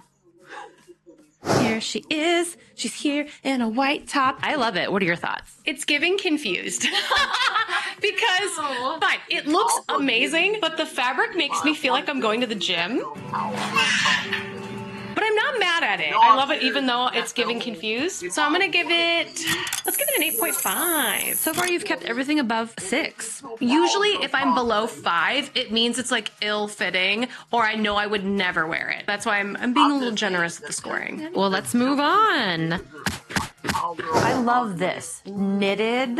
This one also gives off Ren Fair vibes, Fae picnic vibes, just like something fantasy-like. I think this would also look really cute with the skirt that you have on right now. So let's go try that one. I do love crochet is like my new love. If you all in the comments want to leave me some links to Etsy stores that sell crochet, I would love to get my hands on more of it. Okay, I'm obsessed. This is so cute. That crochet and the bra choice underneath also very nice. And we love the sleeves. I don't really have a note. What are your thoughts though? This is probably my favorite shirt that we've done out of all of the shirts. My only like question mark is what do I do with this? Because it's got knots in it along the way. So I don't know what to do with her, but that's fine. I would give this like a perfect 10 out of 10. It's easy to get in and out of. Like you said, it's very breathable. Love the crochet because I'm a crochet girly. She cute. I love it. No notes. Moving on to some earth tones that I am a personal fan of. This Fashion Nova secondhand. We love it. I love this copper, ginger, burnt orange, but I love the deep plunge. Big fan. And the sleeves are also really nice. It is a pumpkin spice top. That's how I would describe it. Love it. Let's go try her on. I love this color. I love the bra you chose. I would have done a black one, so I totally love that. Bralette or lacy bra. I love the fabric. I love the way this feels. What do you think? Oh my God, it's a perfect 25 out of 10. No notes. What do you love about it? I love the fabric, like you said. I love the cut of it. It's just very figure flattering for the chesty besties, the smaller waistline that I have, the collar. She could hit me and I would still love her. She could drain my bank account and I'd still love her. All right. Well, this is amazing, but we have so many more to go through. So let's get through it. Just live in this top for the rest of the week. Bet. So this was cool. This is something I would absolutely wear. I do like this detail of the drawstring on both sides. Just something different. Yeah. It's like, bye, go try it on. All right, okay. Obsessed, edgy. I like the material. I love these guys. You can tie them, you can let them hang. It's giving Demabaza. If you're not familiar with that brand, they do a lot of distressed, really cool, edgy, futuristic, and apocalyptic stuff. But this is like a fraction of the cost. I also like the color, and it's very autumn. So what do you think? I am obsessed. It's doing all the right things with my skin tone. It is very snug, so it is a little difficult to get into, but it's not bad. My only concern with solid colored, full sleeved shirts is if I do sweat, it's gonna show, but I still have tops like that, so it doesn't stop me from buying. I just have to be like hyper aware, like really slather on the deodorant, but I'm gonna give this like an 8.5. We love it. I like it with the shorts too. Good pick. Very cute. What is next? Armpit. Somebody took a pair of jeans, burnt them, cut them up a little bit, and probably bleach wash dyed them. These are basically something I would get for Wasteland Weekend or any kind of post-apocalyptic look. And then they added like satin cord just for the bottom. They're kind of cool. I think they're neat. Someone's fun little project. I think these would be fun with that fleshy pleather top. Let's go try that on. Yeah. And then we'll go out to the desert and take epic photos and I'll put your hair in a mohawk and it'll be amazing. Great top choice with these amazing pants. The DIY of it all. And whoever did whatever to the bottom. Oh, stretchy. They stretch and they look like they're perfectly fitted. You can wear a cool belt, a harness, something rad. They're definitely alternative. They're definitely edgy and fun. They're for the right specific event. You're not going to go to Target in these. You could, but you got to like really put it up in a certain way. This is what I would wear to Wasteland, obviously. Here we go. She's going to go some SHIT up. She's going to go bleep this. Shit. Okay, anyway. I don't know how the frickle frack you picked a pair of jeans that fit me this good. I don't know what witchcraft is going on here, but holy sheet These fit like perfect. I don't know what you did, but it's great. I have a hard time finding jeans that fit that are like mobile. You know what I mean? Like jeans are tough. What are you talking about? Witchcraft? No. 10 out of 10 on the fit. Holy cow. Love the acid wash. I was kind of cringing at them when you first took them off the rack. I was a little like, ooh, I don't know, like DIY yourself jeans. I'm like, is that cringy? But now I'm like, do we need to do a video where we bring in a pair of jeans that we don't like anymore and DIY them to be cool? Is that an idea? Let us know in the comments below. I'm gonna give this a 25 out of 10. This is like totally, I thought it was gonna be a solid 5. It's a 25, and I think it's the fit. Because I do love American Eagle. They fit me so good. Look at that. Boom, boom, boom. Those are pretty cool. All right, moving on. Going into fall, thought I'd get you a couple of little camis, little camisoles, little tanks. This one I thought was really cute. It's like it looks like someone took a doily, made a top out of it. Oh. She is stretchy, she's white, she's lacy. So that's just something that you may want to try on. You can wear it underneath things too. If you have a little vest or a cardigan or, you know. So cute. She's cute. Over a swimsuit when you're at the beach and you want to whip that off and be like, here's my monokini. Okay, is it a PJ top? Because it might be a pajama top. I think it's cute. It's so weird because it didn't look like this on the hanger at all. Like, why did it transform? It's doing some weird things to the chesty besties. I don't know what to do with this. I'm gonna give it like a solid, it fits, so like a 5, because I don't see myself grabbing this. I personally would close that. I could even run lace through the lace, like lace cord to close it and tighten it. Might be kind of cute. It might be just that there's like an excess of fabric on the outside because it is lined, except the lining is a little more snug. Yeah, I mean, I'd wear it with around the house doing laundry. Like it's comfy enough. It's comfy enough to wear lounging, right? Sort of, maybe. Yeah, I'm more of like, if I'm at home doing chores, I'm more of like sports bra. I like to feel locked in. I would feel like I'd be like picking myself up and putting me back in this top while I'm doing things. It looks great on the hanger, so I totally understand why you grabbed it. It's just not giving on me, and that's okay. That's totally fine. It happens. Well, maybe the next two will be better. Moving on. Okay. They all can't be 10s. So I thought this was cute. Again, we like a little boning for some shape, but she's pink and I love a little baby pink, pastel pink, dusty pink, rose petal pink, whatever. Pink, pink, pink.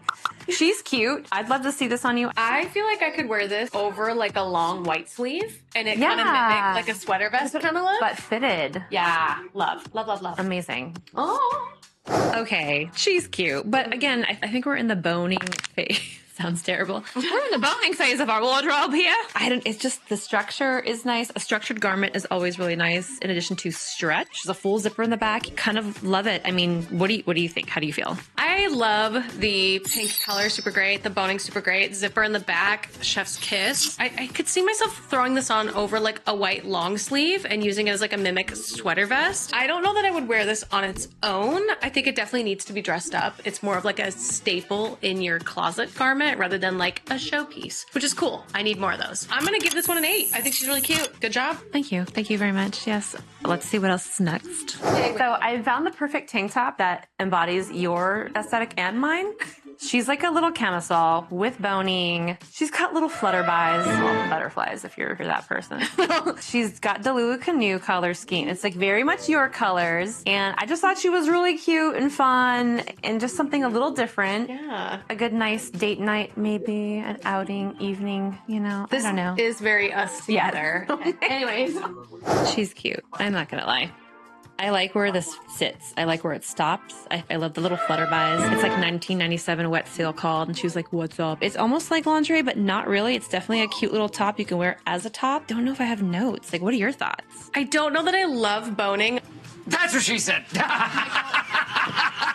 On the chesty besties. It kind of makes me look built like a rectangle, and not everything has to be figure flattering. Like, let's be realistic here. We're allowed to wear things that don't snatch us in the waist and make our melons pop out. It is a very interesting structured garment because I've never owned a piece of clothes that have the boning all the way through, unless it's a corset where it's cinched over bust. Yeah, which I still like it. I just, again, this would be a top that I already can predict will probably probably sit in the closet for a long time because I don't know how to style something like this where a tank top to me is typically an undergarment. You know what I mean? So it's usually like something you wear to layer. This could be, again, another opportunity for us to make a video where this is the garment. How would you style it? Because I have no idea how to make a tank top like this look good. I would still give it like a solid 7 though. Still very cute. Okay. Yeah, still high score. All right, It's cute. it's cute. Styled. I just don't know what to do. Makes me wonder what it would look like with the boning not in it. On that note, it looks good. It's cute. Take the flutterbuys off and stick them on something else. Anyways. It's cute. Okay, moving on. This I thought was really cool, mainly because it's got the built-in underwire on the top to fit maybe underneath your, I don't know, your chesty besties. I thought this was really cute, and it gives like cell shading vibes. You know what I mean? I'm glad I did this because I wouldn't have picked this out. So I think this will be interesting to see what it looks like on bod. So if you're watching this, like, have your friends do this for you. Doesn't have to be as much as what we did, but this will be very interesting to see how it looks. Kind of want to see it with one of the denim skirts. I love the little so denim long ago. I know, that was so long ago. That was... Okay, here it is. Right. Okay, I think it's really cute, and I didn't even notice these straps until you fanned them out. I don't have thoughts. I think she's really cool, and you don't need a bra, and she's doing it for the chesty besties. What are your thoughts, though? Upon first putting on bod, I was like, ugh, because it was not doing the right thing. That's the hardest part about being a chesty bestie. If they have boning in a top that cups the bestie, sometimes it fits perfectly and other times it fits horribly and it cuts the bestie in half and it looks weird. But this fits weirdly perfect. I don't know the witchcraft that's happening here and how you were able to guesstimate my sizing so well. It's not my favorite thing so far though. So if I'm gonna score it, I'm just gonna give it like a 7 because it's still really cute. It fits really well, but it's not my favorite thing you've gotten me so far. You know, like it's a good staple piece. I'm okay with that. I will say, do you agree with the scoring? I do agree with the scoring. I mean, yes and no. Yes, I mean 7's good. I thought maybe like an 8, but you made a good point. When something has a built-in underwire that is not universal to everyone's bestie chesty. Yeah, like different sizes. Like if you were smaller, it might not look right. If you were bigger, it would definitely not fit right. Because I don't know how to wear it though. Add it to the style video. The pile. We'll add it to that and we'll see. You guys also put your ideas down below so we can bring those ideas to the next video. Okay, so one piece I think anybody at any given time in their life has had in their closet, and it is a lemon dress.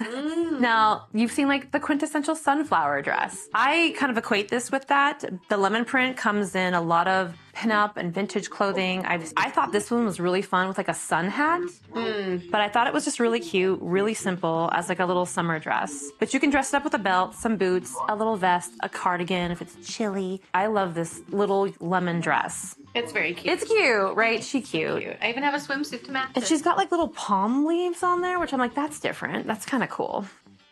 Yeah. There she goes. Okay, she's so cute. She's just adorable. I just see her with a little cardigan or like a little bolero and your big stomping white boots you wear everywhere. Even the pigtails are cute or some little sandals. She's good for summer. How do you feel in this? Definitely a summer dress. I really love it. I think it's super cute. Totally something I wouldn't have picked out for myself. Just because, again, I have a thing with like floral prints or like fruit on an outfit. To me is kind of like, but it looks really good. I would probably give this, I'm going to give it a 9 because I wouldn't have got it for myself. That's like the whole point of this video is to let somebody else look at my closet and be like, you need this, this, and this. So I'm going to give it a 9. All right, a solid 9 on the lemon. Yeah. When life gives you lemon, you give it a 9. Okay, moving on. If you want to get caught on everything in your life, look at this fringy little dress. It's really cool. I want to see it on you. It's just so different. I can see this for maybe not red carpet, but yeah, just something warm, you know, or cool on a warm day, but like covers enough, but like gives a little bit to the imagination. I don't know. I thought it was cool. I would totally rock this. I think it'd be really neat. I'd love to see it on you. Yeah. I actually had one like this, but in burnt orange. Oh, did you get caught on everything and it fell? But it's fine. It's fine. Black goes with everything, so. Whoa, this is fun and definitely so much activity is happening. It's so distracting. It's so mesmerizing. It looks like something you'd wear over a swimsuit at a pool, right? Or like on a cruise on vacation. It's fun. It's kind of neat. I mean, how's the leotard feel like? I love the way the leotard fits underneath. I think it looks really good, very snatching, good fit for me. Only thing that I agree with you on when it comes to like the fit of it is very long, which I could wear heels and I think I would be okay. I would have to try on the outfit, try on a bunch of shoes, and then go from there when it comes to accessorizing with earrings and necklaces so that way it all kind of cohesively goes together. It's really cool though. Really wild, really eye-catching. I just think a little long, but that's not the end of the world. It'd be weird if it was like short. I just definitely feel like this would be a good candidate for the styling video as well because I don't know really what to do to make it look cohesive with anything else I own. But I'm sure you might have a good idea with that. I'm gonna give this an 8 because it is so cool. So the things to keep in mind when you've got fringe, I would not wear like a watch. I'd be careful with certain bracelets or cuffs that could catch on it just like by you walking. So keep all of those things in mind. Like, so yeah, I mean, it's cool. It's almost great by itself. Definitely a necklace and some earrings wouldn't catch on anything. You said an 8? Mm-hmm. That's a good score. This is really cool. Let's add it to the video of how to style it. Woo! All right, we went through them all. I know that was a lot. Thank you for coming back for part 2. Do you have anything you would like to elaborate on or chat about with everything that Carlotta and I found for you? I want to point out some exceptional pieces. I definitely think this pumpkin spice top was one of my top favorites. That's why I gave it a 25 out of 10. Good job on sizing for her because I imagine that is not easy when you don't have the model present. I also would like to shout out the pair of jeans. I gave them a 25 out of 10. Sizing for me with jeans is so difficult. The fact that you were able to find a pair that fit me was mind-blowing. Is there 2 or 3 garments that you thought really stood out? Actually, yeah. I love this, the pumpkin spice top, one of my top 3. I also love the way this one fit on you, the black mesh with the leotard. This one was so exceptionally darling on you, and I think the crocheting, like, it's really, really pretty. But in by like not even a landslide, the vintage set got me hyped for Valentine's and Christmas time. You can dress this up to so many different things. Yeah. And on that note, thank you so much for watching both part 1 and part 2. We greatly appreciate you. Make sure you're subscribed and ring that notification bell so you don't miss a single Dare Wears upload. Bye! And go follow Chrissy on Instagram. Thank you. That is all. Go back to the closet. Okay. Bye.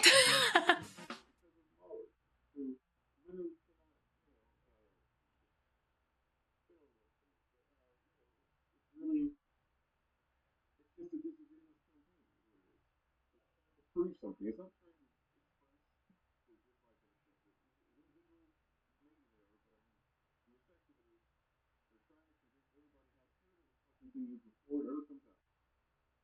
You're going to want to fill up the bathtub or your bucket with lukewarm water. Don't make it too hot and don't make it too cold. Too cold, the germs and the sweat will still remain in the garment. If you go too hot, you could make the fabric basically deteriorate. And welcome back to Dare Wears, where today we are going to talk about how to take care of your latex. I don't make any of my latex garments. I get them from Catalyx X on Etsy. I used to be scared of latex because it is a very finicky garment. In my opinion, it is the most difficult garment to work with, and it's mainly due to storage. Latex is a material that is easily tarnished and easily destroyed, for lack of a better term. If you put it in heat, like direct heat for long periods of time, if it touches metal, just stored improperly, it can tarnish the garment and make it not last as long and not look as beautiful. I've been meaning to make this video for a very long time because I wanted to show you how I wash it, and also I needed to wait till I had some latex that got dirty. And lucky for you all today, I have Velma and Wednesday Addams here to wash. So let's get started. Every creator washes their latex in something a little bit different. So you're gonna need some sort of soap to wash the material. You're gonna need lukewarm water. You can utilize talcum powder at the very end, and you need a fabric hanger or some sort of hanger that's not metal. If you wanna store it not hung up, you can use like a plastic zipper bag. So let's start with the washing of the garment.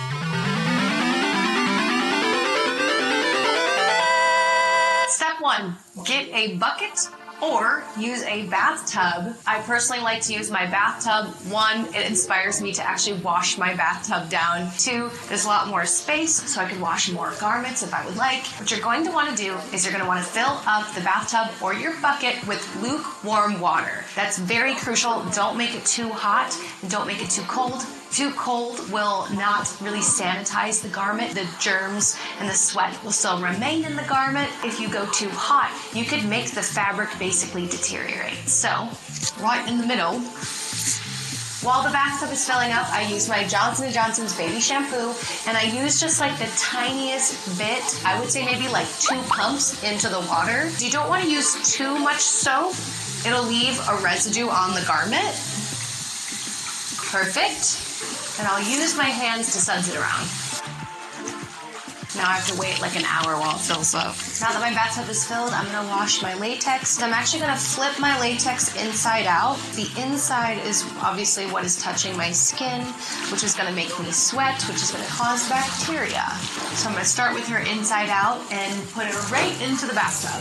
So what I like to do is I just like to massage it in the water because I only wear baby powder when I put on my latex. So you'll notice that the garment gets clean relatively quickly. Now if you're somebody who likes to use lube in order to slide into your latex, you're gonna have to be a lot more thorough with your wash, as you're gonna need to use your fingers to feel that all of the liquid is off of the latex. And you'll be able to tell because it'll go from like kind of slippery and slimy in the water to like just latex feeling. Because I use baby powder, I don't have to wash it as thoroughly. I just have to like dip it in the water a couple times, swish it around, and then flip it right side out and do the same thing again.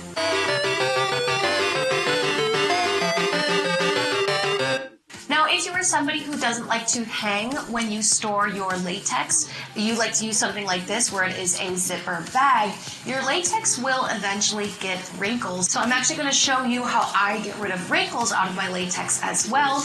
I put the garment flat on the bottom of the bathtub and I use other shampoo bottles. Make sure you clean the bottom of them, and I use them as anchors to hold the garment as flat as possible in order to get rid of the wrinkles due to being stored in zipper bags. This is a great technique if you're somebody like me who likes to wear latex to cosplay conventions and you travel with them in the zipper bag, it's gonna get wrinkles. So be sure to get to your hotel or get to the con, unzip it out of this package, put it in a bathtub, and that way you can get rid of all the wrinkles. I know it's hard because sometimes at these conventions you don't get a bathtub, but that's my tip that I have found works for me when it comes to traveling with latex. Do not wash or dryer your latex. Please, for the love of latex, don't do it.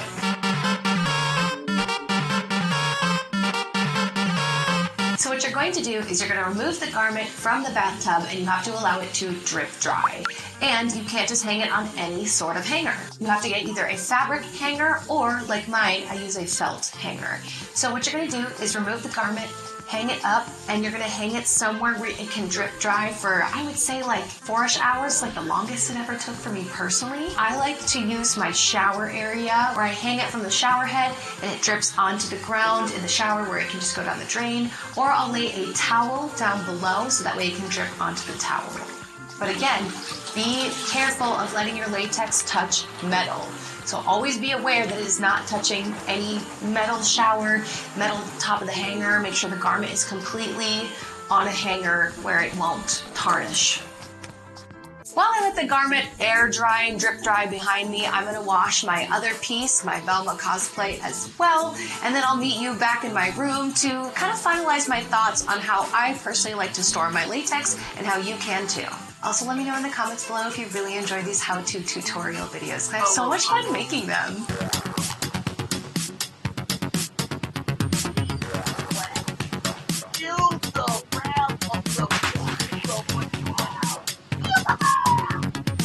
She looks so much better, so much cleaner. Now, there are a few ways that you can store your latex. I will say that there are a bunch of creators that like to use talcum powder on their garment as soon as it's done being washed. You'll notice the garment will tend to stick to itself, causing wrinkles. I don't use talcum powder on my latex, which I probably should put in my Amazon cart and order right now. But what I like to do, when I know I'm traveling to a convention, I will put them in a zipper bag. I'll fold them as nicely as I can. There's gonna be wrinkles, it kind of is what it is. And I'll put it into this zipper bag. Obviously be mindful that the zipper is metal, so make sure that it's tucked all the way inside. So I will travel with my latex just like this. But if I am not wearing this to a convention anytime soon, I will then hang it up on a hanger in a dark room that has decent air conditioning. See how it's sticking to itself? That's why talcum powder is important. For storing otherwise, if I'm not going to a convention, is I will use same hanger with the felt around it, or you can use a cloth hanger, and I will just store my latex hung up. And then I'll just put it in a closet where it's in like the back furthest point, so that way there's no light getting on it, that way it's preserved. I try to like keep all my latex together, but I try not to let them be like sandwiched up against each other, so I'll usually put a garment in between that doesn't have any metal. So that's how I wash, keep wrinkles off my latex, and store my latex. I would love to know in the comments below if you have any questions about latex. I only know about this because I've YouTubed it in the past. A lot of people now know me for wearing latex as much as I do, so I thought I would make my own video. I'm totally open to criticism if there's anything I got wrong. Let me know if you enjoyed these videos where I take you on a step-by-step tutorial, especially when it comes to cosplay and the cosplay community. I want to make more videos like this. So be sure to leave me a comment down below. Be sure to subscribe for Dare Wears, where I do deep dives on fashion. And I will see you Dare Bear Cubs in the next episode. Bye! Sounds like a balloon. That's my birthday wish.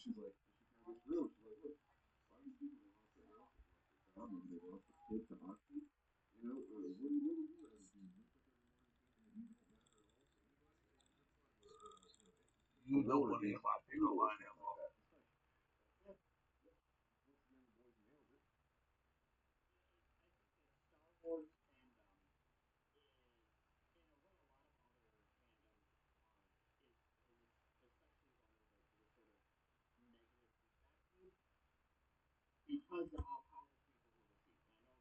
Barf bag, what's wrong with you? Is anybody else having fun, or is it just me? Hello everybody, welcome back to Dare Wears, where today I am dressed as a manager. I'm your manager at a coffee shop because I decided I am quitting spicy work. Hold up. Wait a minute. Something ain't right. Not really, but for today, we're gonna pretend, and I'm gonna be a manager of a coffee shop, even though I've never managed anything before in my life. But we're gonna try it today, and I think I'm gonna be amazing at it, and shut your mouth, because I'm the manager, and I'm always right. So let's get started! Alright, so, first things first, we have to pick the name of the coffee shop. Dare's Drinks. Here we go. Wow, look at my coffee shop! Wow! Wow. It's so big, and we're on the moon. Wow, look at all the moonage. Whoa. So I'm at like a moon station. So we have a coffee shop. I think the first thing we need to do is get an employee. We're gonna hire someone. Even though we have no beverages to offer, we should start by hiring a person. We've got Karen Thompson, 4 years. She's introverted and wants $43 a day. We got Liam. Liam has charisma, 2 years of experience, prefers evenings. He wants $69 a day. You know what? Liam, you're in. Employee not in the schedule, so we're gonna go find the schedule. Okay, we'll do 2 p.m. to 2 a.m. That's the evening time, right? Nailed it. Should we hire another employee for now? We need a morning employee. Karen Davis. Character trait is optimism. Is that like a sick joke? Let's bring in Karen. All right, Karen, let's set your schedule. 2 a.m. to 2 p.m. Boom, let's go. Your baristas are working while your coffee shop is closed. Why is my shop closed? Are you sure you want to open the coffee shop? Open it up! Let's go! Should I allow pets? Sure, why not? All right, we've got my 2 loyal employees here. We got Liam and Karen. Hopefully they do the job. Because I'm the manager and they have to listen to me. Oh, we've got a person already. Oh, what'd they say? Menu doesn't offer any coffee I would order. What coffee do we... Oh, we only have one thing. We have espresso. Great. Well, let's get all the essentials. No. Okay, okay. But we get to make our own coffee. We get to make one. Do we even have a machine, though? We do have a machine, but it's sad. We want the best of the best. That's a $3,000 coffee machine. Why are people mad? Like to sit down and drink a coffee? Oh, okay. Decorations. Okay. Oh, there's so many plants. Okay, we're just gonna plop a bunch of plants everywhere. I'm spending so much money. Tables. Let's only put 3 tables and chairs. It'll be great. It'll be great. Local charity event took place at your cafe, bringing in a diverse crowd and an opportunity to give back to the community. All right, okay. Oh, what kind of chairs? Ooh, a romantic chair. Oh, okay. Oh my gosh, why are there so many people walking in right now? I don't even know if are we good? I've only sold 1 coffee. Oh, there's one person drinking something. The price of the flat white is a bit high, but I decided to give it a try anyways. We should make another option of coffee. Okay. All right, chat. This is where I'm gonna need your expertise. Oh, something happened. I don't know what I did. Your coffee shop has met the standard required to be awarded a 2 golden. I haven't really done anything yet, and I'm getting an award? I love being a manager. See, I knew that I am the best manager. Swell cash bonus of $300. Having a more developed business is a pleasure, but also responsibility. From now on, the customers will review more aspects of your coffee shop. In order to help you with that, you get additional means to make them happy. All right, we're gonna make an iced coffee because someone in chat asked for it, and we're gonna put it in this giant freaking vase. We need a name for our beverage. You know what? Let's just get it started. So we want some ice cubes. Espresso? Should we just put like espresso on ice? Yeah, let's just go crazy. Yeah, 5 shots of espresso. Yeah. Okay, then what can we add? Maybe make it like raspberry, a raspberry espresso. No. Okay, we'll take away an espresso. Raspberry, and then top it with more espresso. Okay, great. What do we call this? What if we call it like Dare's Death Wish? That's a lot of ice for not a lot of coffee. We're gonna call it Delulu Fuel. Oh! Dare's Delulu. Dare's Delulu Fuel. That's the next step. Dare's Delulu. Yeah! Okay, so we're gonna... Let's make it the cheapest thing on the menu so that way people feel like they can buy it. Not your favorite coffee, but what is your favorite coffee? This barista doesn't know anything about milk! They're outing my staff! Okay, let's see if we can work on... Well, first let's get a couch, because that'll be an easy... Yeah, let's get like a cool little like couch. Oh, look at this chair. That's so cute. Okay, does it need a table though? Yeah. The vibes are immaculate. Why is everybody complaining that it's not their favorite? Whiners. We've only served 9 people? Clearly can't be my managerial skills, because I am an excellent manager. So people are complaining about the variety of the menu. No reviews. Okay, we got a senior coming in. The senior citizens have nothing to order. Okay, so we need to make...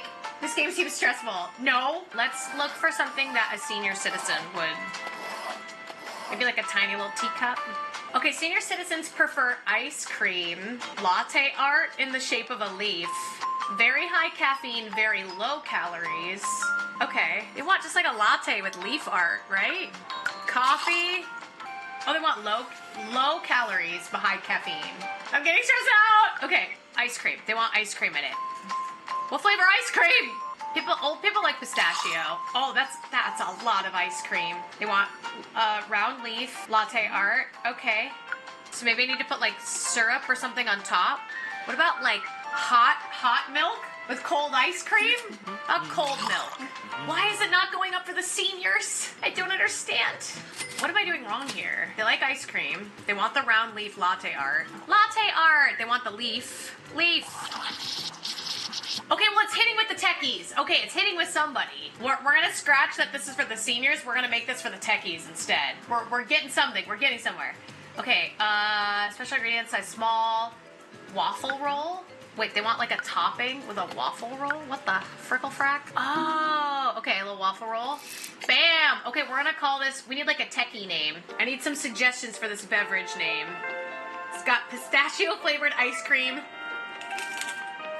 the it crowd. Ooh! How to spell crowd? Whoa. Heck yeah. Let's go. Let's put that in instead of the flat. Oh, we got a bunch more spaces. Let's go. Bam. Let's do the bakery. I forgot about that. What are my favorite things to get? I like coffee shops. A plate of macaroons. Okay, that's cute. Oh, one of your baristas spilled coffee on a customer! Are you kidding me? Was it you, Karen? I bet it was Karen. Gosh darn it. That's why I hired a Karen. What was I thinking? Okay, maybe let's put some donuts. Oh, sprinkled donut. Let's go. Oh, there's some cupcakes. Let's go. A random piece of toast in the middle. I like it. We're like, hi, you want some toast? There we go. Great. Now we got the bakery open, so that'll help us recoup from the coffee being so bad. 4 beans, let's go! Okay, let's see here. Congratulations, your coffee shop has met the standard requirement. 4 golden beans, let's go. Small cash bonus of 15. A flash mob gathered outside your cafe. Whoa, let's go. We love flash mobs. Barista finished training, let's go. I know there was an advertising button. Marketing. Okay. Beanstagram? What? I gotta pay for this? What the heck? I think we should say that we're like high in tech. Uh-oh. Oh no, we got a lot going on here. Oh, we're losing people. Woo! We got close there. He almost left. Look at all these pets though. What the heck is going on here? We're gonna hit 5 beans? Let's go! Dang, that... I became an expert so fast. Can I make more beverages? Let's put mayonnaise in a drink. Whoa! We got an award for the most popular coffee shop in town. We killed it. I was scared when I read that we got another award after that first one. Cool, now let's put a bunch of weird stuff in things. I like double mayo in it. What a turnaround! We got double mayo, pistachio ice cream. Oh my gosh, no one's going for this. Lemon syrup, skinny foam. That's a lot of foam. Why does the foam take up so much space? This is nasty. Like, what is this? This looks like barf in a cup. It's green tea with skinny milk foam, lemon syrup, pistachio ice cream, and 2 scoops of mayonnaise. That's disgusting. Okay, let's get rid of the one mayonnaise. Let's add one more, like, really disgusting. Maybe, like, chocolate? Wait, there is an option for hot chocolate? Ugh. I call this the barf bag. It appeals to no one and everyone. Barf bag. Add to menu. Why is it so expensive? All right, we need another, like, putrid drink. What else we got? I gotta actually make a hot chocolate because I didn't realize that hot chocolate was actually an option.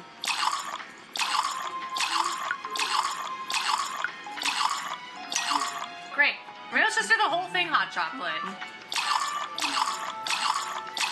Hot chocolate! Toppings. I love that sound of the whip. How does this not appeal to kids? Call it For Your Brat. For your brat. All right, let's get rid of the other. Ooh, get out. You do need a tea. Wait, do I just click it? Or do I hold it? What do you mean? Adding more of the same layer? Oh!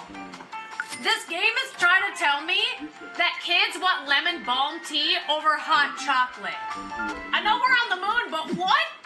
Make that make any kind of sense. Let me put, like, lemon.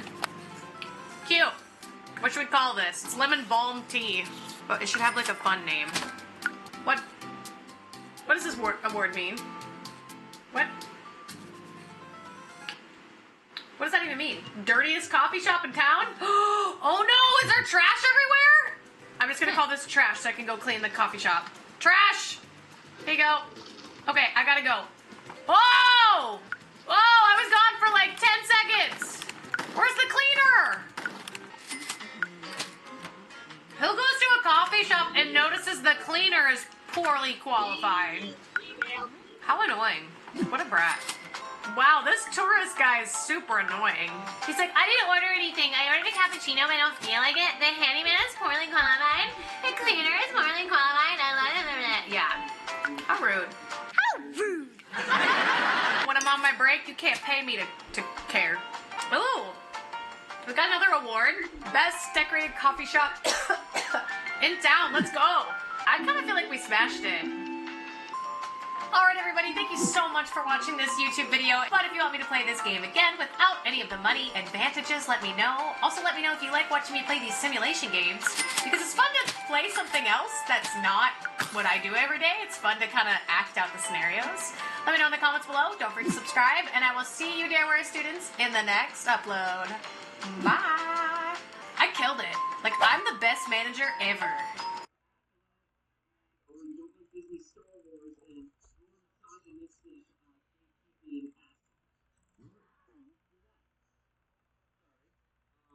Here's the difference, right? What we've talked about on this very channel, all the Disney Star Wars that we don't like. I don't think anyone on our channel finds all this misogynistic or racist stuff ever. Because we like y'all. Okay, don't be jump scared, but this is my review of the brownie, the Prime Bites brownie, while in Halloween makeup. Okay, ready? 3, 2.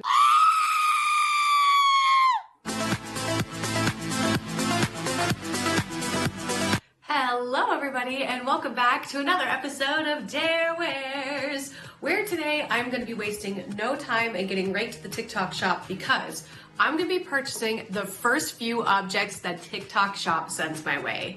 Now, if you watch my YouTube channel, you'll notice that there's a series that I've started called TikTok Gimmicks or Gimmies. Basically what I did is that I decided to risk it for the biscuit, so to speak, and purchase TikTok products that maybe most people wouldn't buy. And I try them out, give them a review, and then package it as a featured segment on my channel. I'm gonna swipe around on the TikTok For You page, which if you don't know, they've started integrating ads. So now every once in a while, you'll get an ad for a product and I will have to buy it. I feel like I have picked a lot of variety of TikTok products in the past. I've even bought products that I thought were kind of useful and gimmicky just to kind of test it out and see how it would go. So my For You page is not essentially primed for me to pick out things that are in one category. So it's kind of like Russian roulette. So I'm gonna swipe away, and the next time you see me, we will be looking at these products together. So let's get shopping.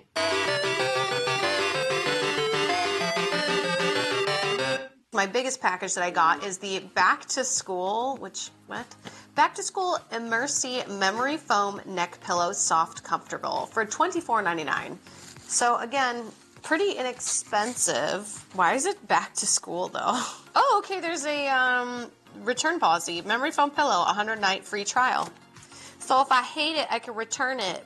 Ooh, I'm really excited to try this tonight because I hate my current pillow. So I hope I don't hate this one.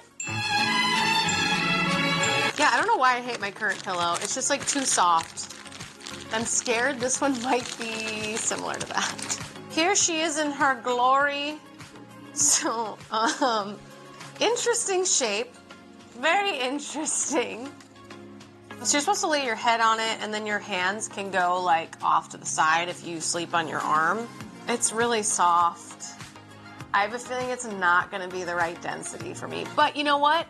We're going to give it a shot tonight. We'll see how it goes. And if I hate it, I can take the pillowcase off and give it to somebody else. Because there's always a friend out there who needs a new pillow. And if I've only slept on it once and I hate it, I think I could justify giving it to somebody else. Let's try it out. Because I got to go to bed. You want to know what time it is? It is 11:38 right now. On a Sunday. On the Lord's Day. I got to go to bed.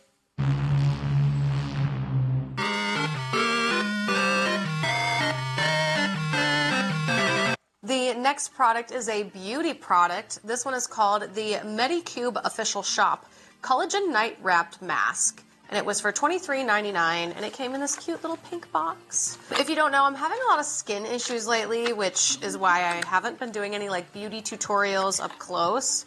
Oh, this is not what I thought it would look like. It looks like what I think Ditto would look like the Pokemon that's like, wow. Like, in my opinion, if Ditto were in real life, he would look like this with like goop solution around.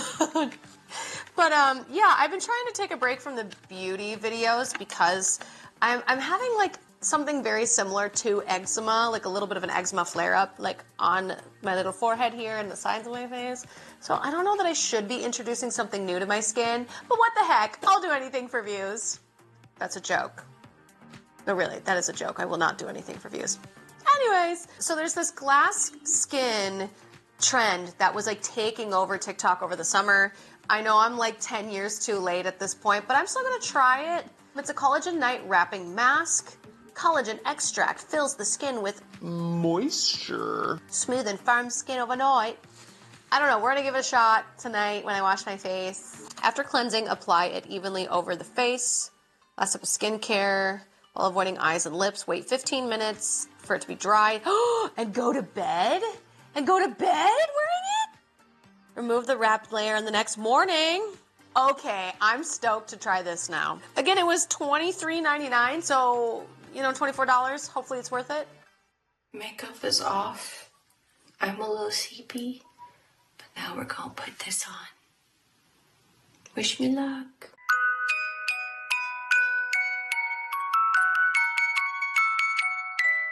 Okay, so I reread the instructions multiple times. I'm supposed to let it dry and then go to bed. I'm really worried because of my like eczema spots. Like they've been really bad lately, so I don't know that this is a good idea, but I do it for you. I do it for the views. So please give this video a like, comment, share. Share it with your friends. Like, you know, I'm sure you've got a friend that wants a TikTok product that I tried in this video. So share and say a prayer for my skin. All right, I'll come back in 15 minutes. We'll see if it's dried.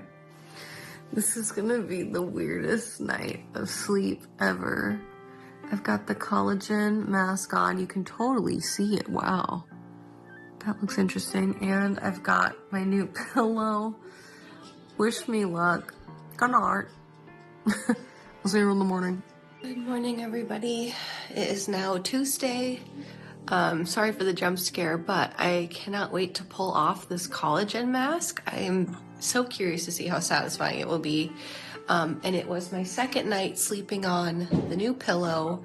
And to be honest, I don't really love the new pillow so far, but I did find a different way to sleep on it where my face is more on the edge of it. It's a little bit more comfortable, but in my opinion, the way that the pillow is created with the huge divot in the middle, I'm a side sleeper.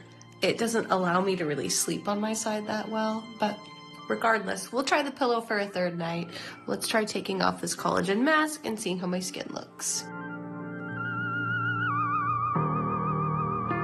As weird as the collagen mask felt to sleep in overnight, my skin actually looks really good this morning. Obviously, there's still some little pieces of it stuck. It did say not to get it in your eyebrows, and somehow in my sleep, I got it in my eyebrows. Big shocker. Plus, there's little bits of it in my hair that I'll have to like individually pick out.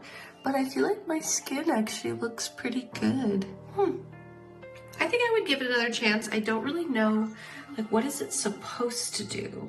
Smooth and firm skin overnight. Okay, well, it definitely smoothed and it definitely firmed it. Well, if that's saying that's what it will do, I definitely agree. I feel like people are really buying this on TikTok Shop because it's like satisfying more than it actually like does things for your skin. Because my skin looks good, but like, I don't know, does it look that good? Who knows? I'll have to try it again and see what we think. I'm not gonna lie. Why did I sound like Jennifer Coolidge? I'm not gonna lie. My neck hurts from sleeping on that pillow. Yeah, my neck hurts. No, but for real, my neck hurts. It's day 2 of trying out that pillow. It be hurting. So I think I'm gonna give the pillow one more try, and I'm gonna give the collagen mask one more try, and we'll see if I really like them or not. I don't know. Right now I'm probably like 20% in on the pillow. Like I'm not really loving the pillow, but I am really liking this. I just don't know that it really makes a difference. Good morning. So it's 7:30 a.m. I was up till like 1. So let's peel off this collagen mask and see how we feel about our skin today.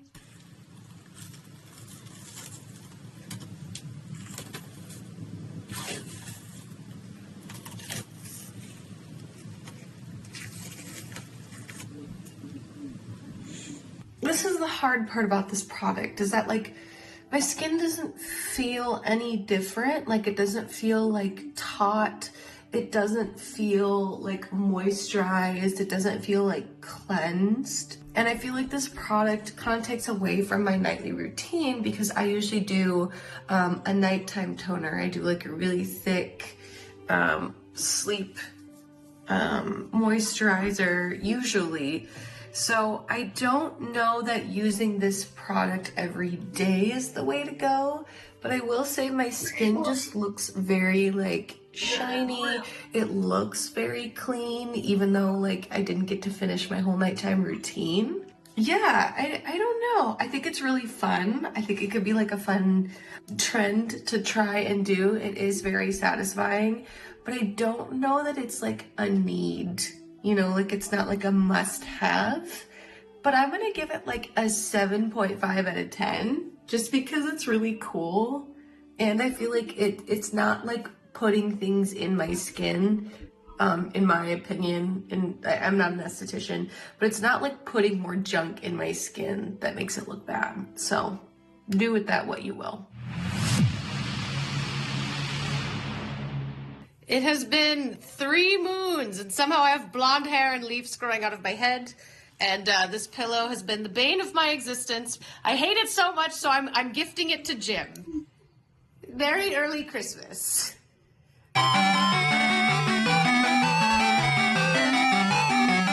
Of course, I had to do another food item because I'm a little bit obsessed with these. But the Prime Bites Variety Pack Protein Brownie with 19 grams of protein. Okay, I just threw this on my order because they're so good, okay? I'm gonna insert a clip of me eating them again just because they're that good. $35.99 for 12, which is a pretty good deal for protein. Yeah, so I'm not really technically testing these out, but I'll do a little taste test anyways. Okay, don't be jump scared, but this is my review of the brownie, the Prime Bites brownie while in Halloween makeup, okay? Ready? 3, 2, don't be jump scared, okay. First of all, if you're seeing this and you don't understand why I look this way, you clearly missed my Halloween upload where I did some makeup looks that you can do on Halloween if you don't know what to be. But anyways, back to this. These are so good. Like, I'm obsessed with them. So anytime I do one of these TikTok videos, I'm gonna order more. I'm gonna leave another review being like, this is good. Like, why is it so good? It's good. It's just a nice, cute little treat. A little protein free. Anyways, moving on.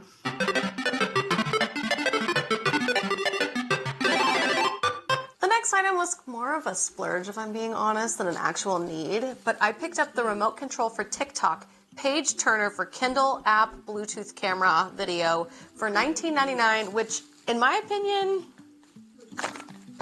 is pretty cheap. I got it in baby pink. So the appeal for this was there was a girl sitting in her bed and she had like her phone propped up and the boyfriend's like, what are you doing? How are you scrolling on TikTok like that?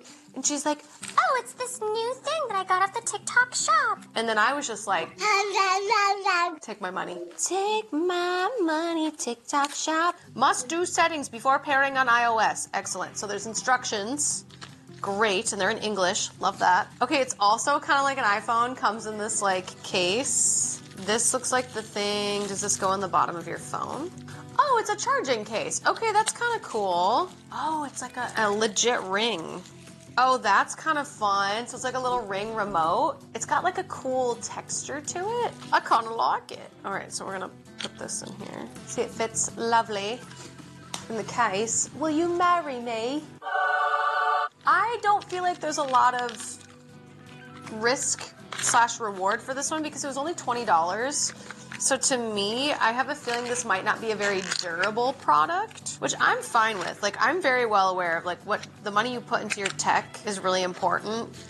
Because if it's very expensive, then obviously there should be a return policy. But for 20 bucks, if this is crap, then it kind of is what it is, I feel like. Let me know if I'm wrong in the comments below. See, I thought it was going to be a lot bigger just based on like the photo. It's promoted like for TikTok. Like on the back there, it says like TikTok remote. Well, I'll have a useless remote for when TikTok gets banned, so hopefully it works. I've got the ring on. If you want your ring to work, you have to turn on your assistive touch. So And you Adele, can we just did swipe. her first dance on Dancing with the Stars, bedazzled ankle monitor and all. So it works. You just have to go to your settings. I actually had to Google assistive touch in order to figure out what this means. This is cool, but I don't think it's like necessary. Like, I don't really see why I would use this. They advertise it as like you can be running on the treadmill and you don't have to worry about swiping up. So I don't know, maybe I'll try that. But like, to me, this is kind of like a waste of 20 bucks. Like, Episode 2 of the best item. What's so shocking? Why I just said? oh, look, there's my content. I just don't feel like this is like life-changing for me. But if you're somebody who likes to lay in bed and you don't like to swipe while you fall asleep, you could totally use this. So weirdly enough, it's been a month, and this product has been sitting in my bedside drawer for about a month and a week. And I can safely say I only used this product like once in the clip that I even showed you guys of me using it. I think it's fun if you're somebody who scrolls on TikTok a lot, I guess, and you feel like it's necessary for you to wear this little ring where you can like switch through them. I don't know. To me, I felt like for $20, this was a bit of a waste in my life because I don't feel like I need my TikTok swiping to be more luxurious. If anything, I'm trying to spend less time on the platform just because I tend to shop and buy things like this because it gets in my head that I need it. So I would maybe rate this like a 2 out of 10. It works, it does the job, but I don't think you need this. It doesn't really change or enhance your life unless you're somebody who has the extra money to splurge on little like must-have products. But in my opinion, this isn't a must-have. Like I said, used it once, wasn't really worth it. So yeah, it works though. It works, but I don't need it. Let me know in the comments below which product was your favorite. To me, honestly, it was hard to pick a favorite from this video because it was all so random and I had no say on what item I was going to get. But let me know which one you think you would be interested in the comments below. And random question of the day, tell me, what is your favorite time of the year? Do you prefer autumn? Do you prefer fall? Wait, that's the same thing. Do you prefer winter? Do you prefer summer? Oh my gosh, I totally forgot the seasons. TikTok has infiltrated my brain and now it's just soup. But be sure to let me know in the comments below which season is your favorite, and I will see you Dare Wear Bear Cubs in the next upload. Bye!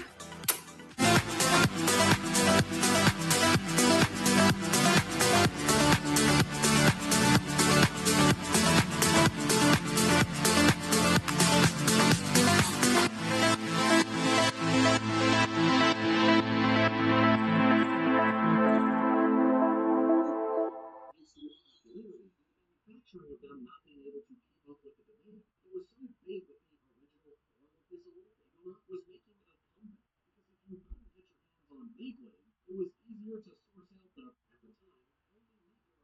I know I said that the fourth piece was the final piece, but there is a big, at least in my opinion, that deserves some credit here too, because it was something that also followed the trends of stuff like Pokemon, instead of just having this multimedia approach at its launch. And that's where collectability comes from. No, you just collecting all the Beyblades for the heck of it. I mean, they had monsters directly linked to them through Watchmen Season 3 through 2025. Oh. This is certainly not the dress I received. I'm a little shook that it was $700. If it looks like this, I'm gonna be pissed. This is not a drill. I repeat, this is not a drill. I may have found the dress. I may have found the dress. Oh! Oh my gosh. What if it's fake? What if it's fake? What if I bought the 4th fake dress? What is wrong with me? Oh my gosh. Oh my gosh. Oh my gosh. Hey everybody. Welcome back to Dare Wears, where today, if you've watched my video from like a couple months ago where I tried to buy this gorgeous dress from TikTok, Pinterest, and Instagram, and I got the same dress basically 3 different times. I took the image and found that there is an app that you can reverse search by using an image instead of by using text. It's the Google app. I didn't have it before, didn't know it was a thing. Now I know it's a thing. So, I think I got the dress. I got it like 2 weeks ago and I didn't open it because I went to LACC. So I just thought right now would be like the perfect time to open it and see if I got scammed for a 4th time. If you didn't watch that other video, you should definitely go watch it because it's very upsetting to see how much I spent on the fake versions of that dress. Okay. It doesn't look fake from this point of view. I'm just really hoping that Google didn't dupe me once again. I don't think it did. When you reverse Google search image something, it gives you like a whole bunch of listings and I had to go through all of those and decipher which one I really thought was the dress. So it comes from this company called Milla, M-I-L-L-A, and it's called the Hydrangea Tender Floral Maxi Tie String Dress. I paid $760 for it, which is kind of a lot. But this Milla company brand has these very gorgeous and beautiful dresses, and they take a little bit of time to get to you, but it wasn't too bad. It came from Kyiv. I ordered it on September 26th and it got to me October 2nd. Not bad at all. I'm just nervous that I might have ordered the same dress for a 4th time. The fact that it's wrapped like this already tells me it should be fine. Oh.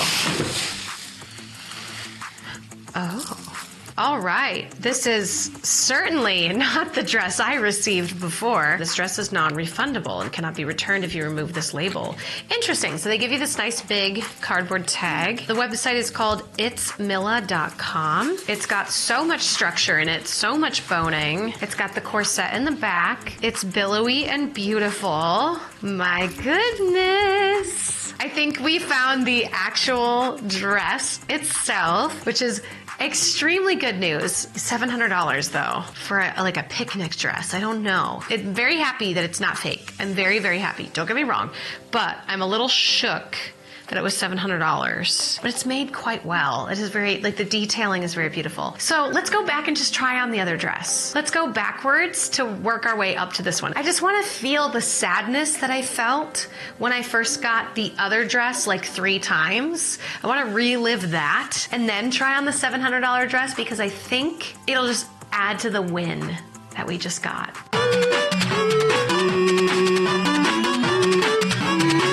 This is the dress from before. I don't know if this is the TikTok or the Pinterest or the Instagram one. They all were basically the same. There is little to no shape. It has this lovely side zip, which like isn't the worst. At least I can slip in and out of it quite nicely. It just kind of hangs. It's got a little bit of like a soft glitter to it.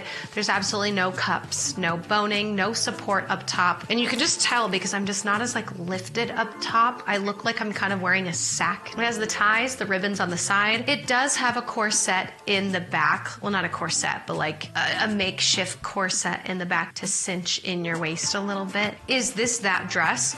I mean, it's the less expensive version of it. Do I think you could get away with this? Oh, of course. You could totally wear this to an event, maybe a friend's like party or like a picnic could be nice. It just needs a little like sprucing up. I think it'd be really cute if you took it and like cut it, maybe like here, and made like a little teacup dress. Let me know in the comments below if I took this dress apart, or maybe Chrissy and I could do a style challenge out of these. That could be kind of cool. Like it'd be interesting to see like what she would do with the dress, because I have 3. I legit now have 3 of this similar dress. Let me know in the comments below what I should do with them. I don't really want to keep them, but I don't know that I want to donate them. I don't know. I'm interested in your ideas. Now that I've tried on the old dress, I think it's time to try on the new dress.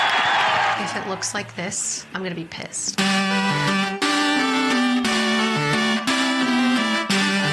This is quite simply the most beautiful dress that I own to date. Holy frickle frack. This is worth $700. Wow. Let's start with putting on the dress. It has, I want to say like what? 1, 2, 3 thick layers. It's making this lovely like trumpet shape that bells out at the very bottom, giving you such a very figure flattering look. It is a little long. It's so much easier to get fabric taken off rather than fabric added. It's just full of life. It flows and moves without any effort whatsoever. Now, let's talk about the back of the dress. It has a gorgeous corset that the ribbon has a giant, what is called an aglet at the bottom, which makes running it through the corset at the top so much easier than any other garment I've ever worn. It has this lovely zipper that goes from like a little above my tailbone to the bottom of my bum, which is great. I literally got in this all by myself without any help. It's got this lovely,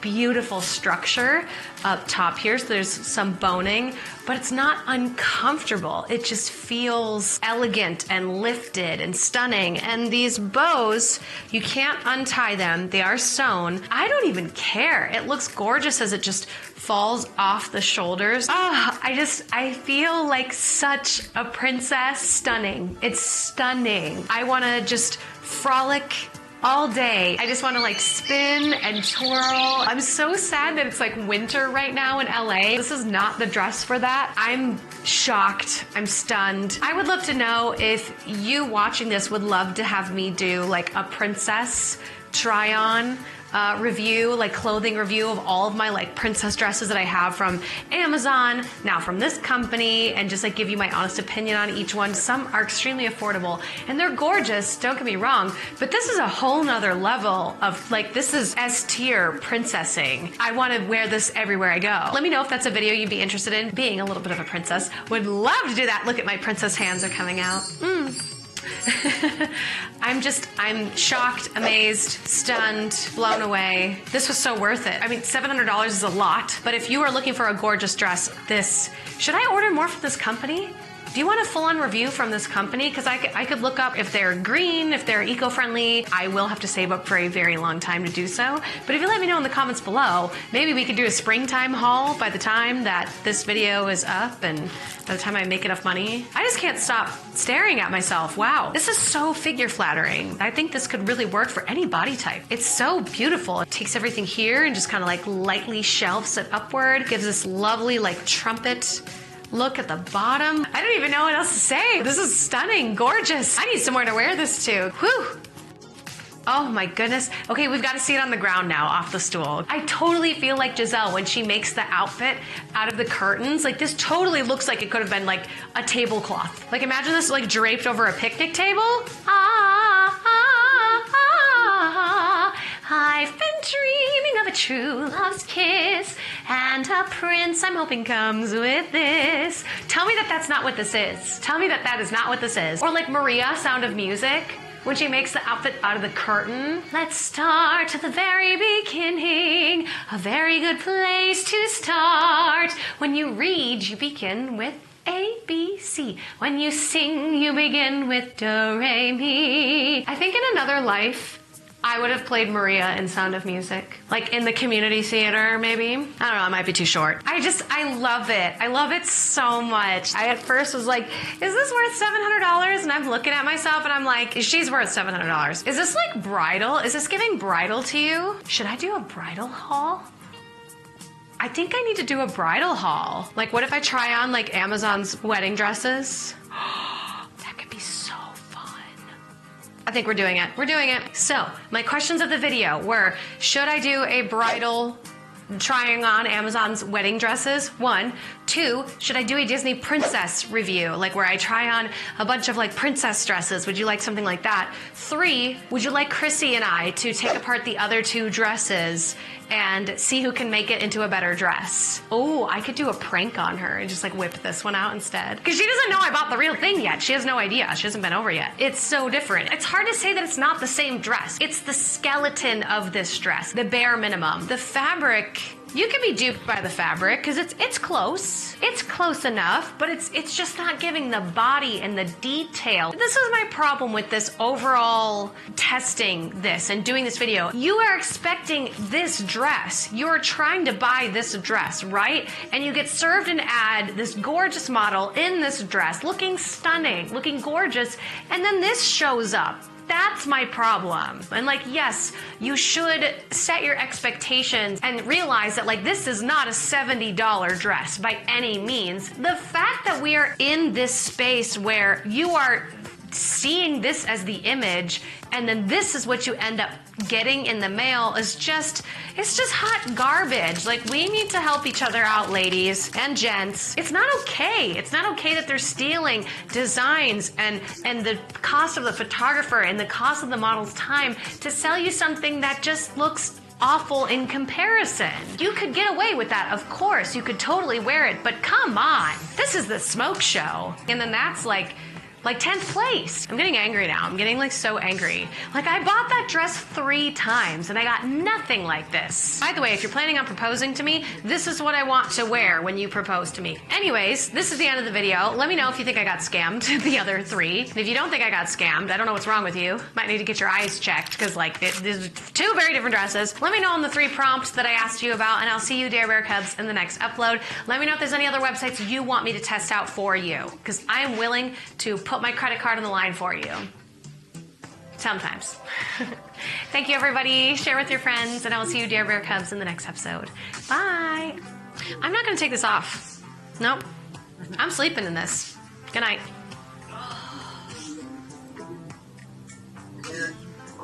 White girl. Should I do something about this? But in the intensity of it all, and everyone being worried for Tyson, somehow it seems that he was brought into this other frozen tundra-like realm, surrounded by nothing but ice and darkness. You're just walking down the street, and then all of a sudden your friend comes up to you and presents you with a Christmas gift. You open it and you get excited, and then they say, "Merry Christmas! I hope you have a wonderful holiday season, and I'll see you around." And then you realize you never got them a Christmas present, and now you look like an idiot. That's why you clicked on this video, because Christmas is coming up and Amazon still has Prime to save the day. I compiled a list of over 50 items that you could get for basically practically anyone in a pinch. Now, I divided all of these items into 8 different categories: beauty, tech, fitness, practical, decor, travel, fashion, and kitchen supplies. And almost everything on this list is around or under the $50 mark. There's a couple items that are above and beyond, but I know there's a couple of you that are going to want to go above and beyond this holiday season. Let's dive on in. Let's start with the beauty category, where we have the wristbands that you can wear when you're washing your face each night. They're a great way to keep water off of your arms, off of your clothes that you're currently wearing. They're super inexpensive and a very thoughtful gift because everybody has to wash their face. Bath bombs. If you know a woman who loves taking baths like me, they are going to love you because bath bombs are literally my love language. I would get a variety box for someone because you don't know what scents they're going to be more attracted to. That way it's a little bit more fun for them and it lasts them a little bit longer. A makeup mirror. I actually have one in my room where it's got lights around it so that way it lights up no matter where I go. I actually travel with this mirror and take it with me. It comes with its own little stand. I think it's extremely helpful for anybody who is big in the cosplay community or anyone who just travels and has a hard time finding hotel rooms with great lighting and great mirrors. Highly recommend grabbing a mirror for them. A hair straightening brush or curling wand. There are so many heat tools on Amazon that you could grab that are under $40 that double as like a hair dryer, straightener, curling. Like they've now taken each tool and combined them into one. It'd be super cool if you got them a tool that doubled. Plus, they're pretty inexpensive, and if the person you're buying for has like a heat protectant spray, it doesn't really matter the cost of the heat tool, just as long as they're taking care of their hairs on their head. A skincare fridge. I've actually seen a couple of them on sale, which I'm kind of surprised because they usually are around $50 to $60, and I saw some for like $35, $40, where whoever you're gifting this to could put all of their skincare in the fridge. And they're usually like pretty small. You can get it in a fun, funky color like red or pink or blue, and they just put them in their personal bathroom for them to keep their skincare cool, because there's a lot of like face masks and little like face oils and things that need to be refrigerated. You could get them a fun little like hair clip. I feel like every person I know could use like a wide or like a very small hair clip for different reasons, just to keep their hair out of their face. Obviously you could get them like a hair band as well to keep the hair out of their face while they're washing their face. But you could even find like a really cute personalized one where if they have like a pet, like a dog or a cat, you could get them one that actually like looks like their dog or cat, which would be super cute. And of course you can always get them makeup brushes, but if we're so last minute like we are right now, Amazon has a ton of makeup brushes on their site. Just make sure to read the reviews, because I know the less expensive ones tend to not work as well. So go scouring in the reviews before you pick a makeup brush kit for your friend.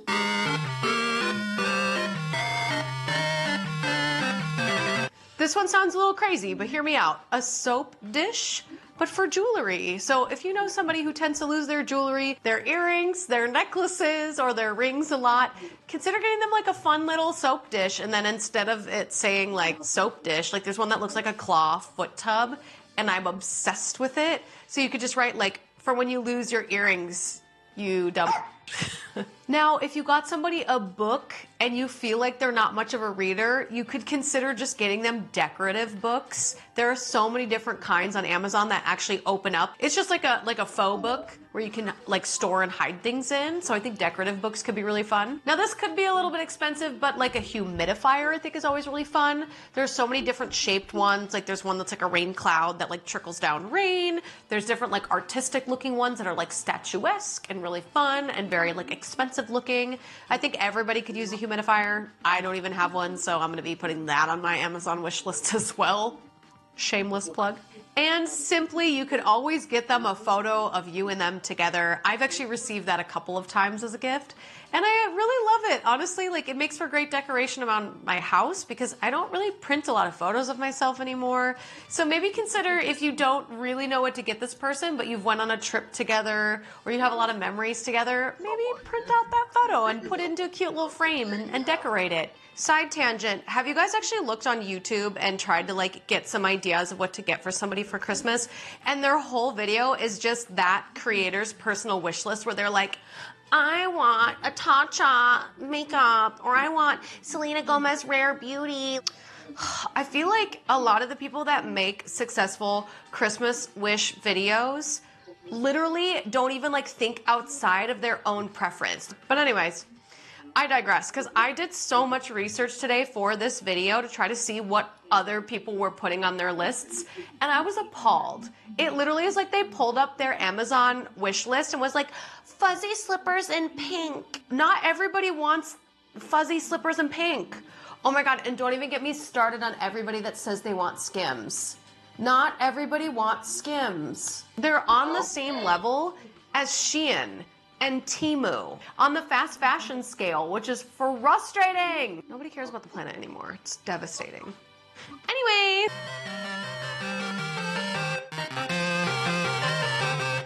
If you know somebody who has the tendency to travel, this is the category for you, because I think there's actually a lot of inexpensive gifts that you could get for somebody who travels frequently. This is gonna sound very northern of me, but a North Face bag. That is like the best travel brand that you could get for somebody who travels a lot or is in the cold a lot. They actually have like a really cute kind of like side satchel-y bag you could get for them in multitudes of colors. Instead of getting them a fanny pack like I like to wear, you could get them a North Face kind of shoulder sling kind of looking bag. Hand sanitizer spray.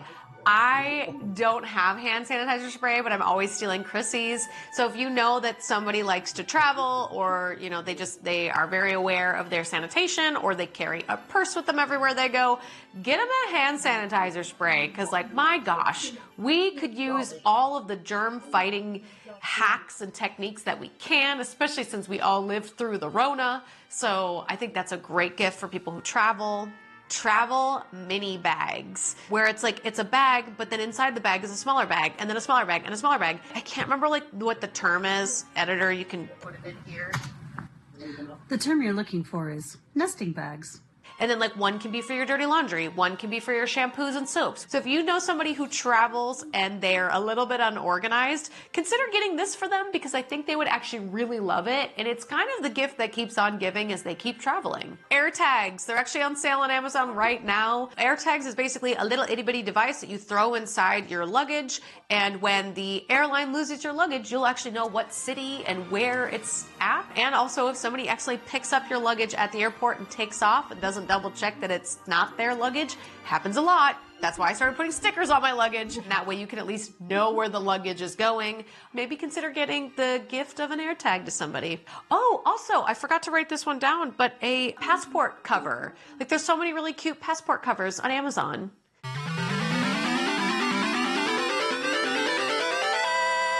And of course, I have to include fashion, because what would I be without Darewares being a fashion channel? Bows or hair accessories. Everybody loves a hair accessory because they're so inexpensive. You can buy them in bulk. There's so many different kinds, between headbands, bows, sunglasses, like the list goes on, and any girly pop would really love any of those things. As long as you get them a couple of them, would be super cute. Bag charms are like the biggest girly pop inexpensive gift of this year. Literally every YouTube video I watched for this video of inspiration, all of them had bag charms. And I didn't even know it was like a thing, but like everybody's obsessed with them. They're really fun, very inexpensive. I think it's a great gift to get for somebody because it's fun. It's super fun and really cute. Okay, this one's gonna be very particular, so you obviously have to know the person, but you could get them a purse or a bag. There's tons of different like bags that you could buy for someone. I do think that you have to know them pretty well. You have to understand their style really well. Yeah, I think purses and bags are always really fun, but know the person really well. If they're not into purses or like side satchel bags, you can obviously get somebody a backpack. I think going on Amazon and looking for, it could be like a travel backpack or like a duffel bag if they're into going to the gym. There are so many different kinds of bags. Again, just know the person a little bit so that way you know what style of bag they're looking for is important. But make sure you get them a bag charm to go with their bag. Also, if you do get somebody a bag, I always like to get them a gift to go inside the bag, because I think it's really fun that like the wrapping of the present is the present too. Like I'll get somebody a backpack, and then I'll get them like maybe some chapsticks to go on the inside, a bag charm on the outside, and then maybe like a photo of us together on the inside, just because it's like a fun little like, Merry Christmas, open it. You know, it's just like a fun thing to experience together. Another thing you could obviously get for a man for fashion would be a wallet. I feel like men always use and abuse their wallets. I would just make sure you understand what preference of wallet they like, whether they like a trifold wallet or one that's like one of those metal ones where it like people can't like scan and steal their credit card information off of those. I know a lot of guys now, there's a style where like they'll wear a chain on their wallet that's like chained to their pants, so that way they can't lose it, which is kind of cool. Pardon the belch. Maybe don't get them one that's, what is it called? Oh my God, I can see it in my head. Where Velcro. Oh my God, don't get them a Velcro wallet. That is not in style. No Velcro.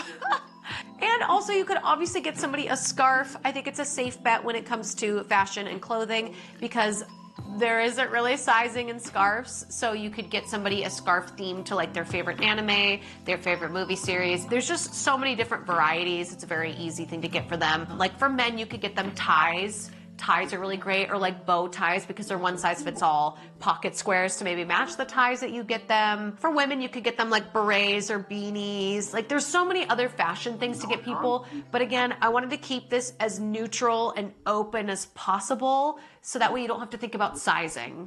Anyways, subscribe and send this video to someone. Share it. Share it with your mom or your dog.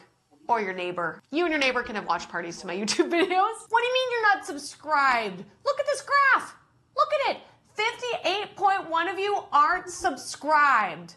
Why are you watching and not subscribing? Like, just hit the button. Hit the frickle frackin' button. It literally costs you no money. No money, $0. Please subscribe. I want to hit 400,000. We should set a goal. Let's try to hit 400,000 subscribers by March. We gotta get the 400,000 subscribers, okay? Just go do it. Okay, bye. Wait, am I already at 400,000? We're at 351. Please, please subscribe.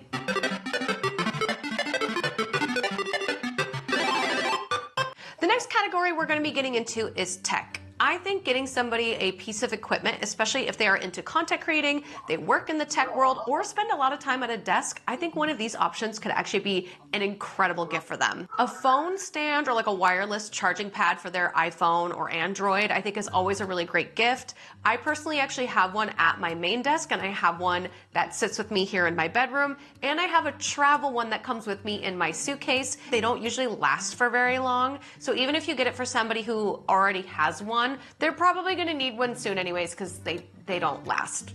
A laptop stand. This is for somebody who loves to take their laptop with them when they travel, or they tend to work a lot on their laptop at their like desk level. I actually have a metal stainless steel pink one that kind of lifts it up so that way I'm not getting the tech neck like this. They're very helpful. It's a thing I never thought about getting for someone. Just be mindful of the size of them. A power bank. Now, this is one I actually came up with because I went to Walt Disney World recently.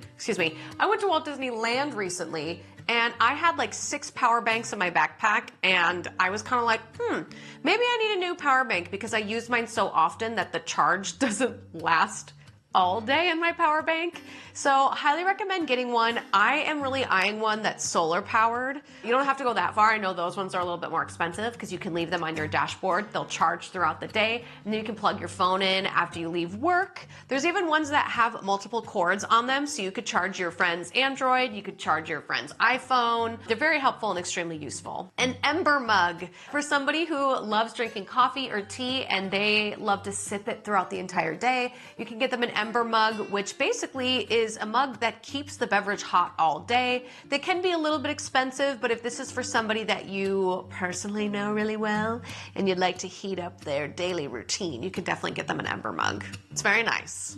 A coffee stir or like a stirring wand. I don't have one of these, but Chrissy, my assistant, has brought one over multiple occasions, and they are very fun to play with.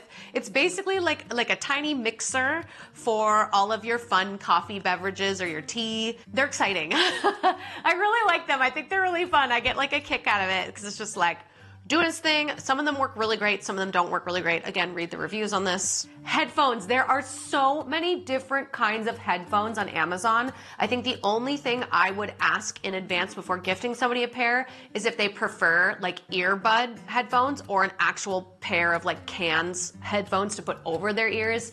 I have a pair of AirPods and I absolutely hate them. They constantly are falling out of my ears. I've even gone to the airport once and it's fallen out of my ear into the stall next to me, and that was wildly embarrassing. So I would do a little bit of poking and prodding before you get somebody a pair. An Amazon Fire Stick. Now this one is like oddly very specific, but if you know somebody who's been eyeing the Amazon Fire Stick, highly recommend getting it for them. I personally have it here in my bedroom. It's quite lovely. I enjoy using it from time to time. It's a great service to get somebody, or an item to get somebody, so that way they can enjoy it and consume more content. Coffee mug warmer. Now, if you're thinking the ember is a little bit too expensive, you could get somebody like a hot plate for their mug. They could just like plug it in by their desk or in their kitchen or just wherever they bring their coffee with them. I think it's a really great substitution if you feel like the ember is a little bit too expensive. A Bluetooth speaker. I cannot tell you how many times I've gone to a convention or gone to an event and I wish I had a Bluetooth speaker. You could grab like a big Bluetooth speaker or a small one. I have a JBL Flip currently, and it's like a cylinder sized speaker, which is great, but I would love a portable one. So that way when I'm like walking around, I could just clip it on my backpack or my fanny pack, and I want to share my music with everybody. It's a great, great present. An Octobuddy. An Octobuddy is a little like suction cup device on the back of a phone case. So that way you can stick your phone on anything and be able to film content. So if you know somebody who is like a travel influencer or just like a content creator like me, they might really get some good use out of this because one, they're very inexpensive. Two, the suction cups on the outside are very sanitary. So it's not like a weird sticky back case thing. And it works really well. You can like literally stick your phone on anything to make content. A keyboard! There are so many different kinds of fun keyboards online. Obviously, you could aim for a higher price range if you feel like there's somebody who maybe games or works at their desk all the time. Obviously, again, read the reviews on whichever one you decide. But there are so many fun different ones that make different like clacking noises. There are some that have like little bubbles on top of them. So if you have long nails like me, that way you'll be able to type better or faster. An Amazon Echo. Now, I know nothing about the Amazon Echo, if I'm being very transparent. Like, it seems like a lot of people really have their eye on an Amazon Echo. I don't know if the reviews for this product are just really high and people really love it, or if it's just a product that really works. I don't know. You'll have to let me know if you decide to get somebody an Amazon Echo. It seems to be wildly popular, but I personally don't own one. Now, this is something I actually bought myself, and I wanted to add on this list because I find it to be very helpful. I am somebody who loves to listen to music and podcasts and different things as I'm falling to sleep, and there's a product for it so you don't have to keep your earbuds in your ears while you're sleeping, and it's an athletic headband with speakers on the side near your ears, and so you can sleep comfortably and hear your podcast or your music on your head without them being in your ears. I absolutely love mine. I bring it with me every time I travel because I usually end up sharing a room with somebody and they don't want to listen to the YouTube videos I'm listening to as I'm falling asleep. So I think this would be a great gift for somebody who travels. Very great gift. I absolutely love mine. I'm a big, big, big fan, and you can get it in any fun color. There's like pink, green, and blue or black. I got mine in blue because like, why not?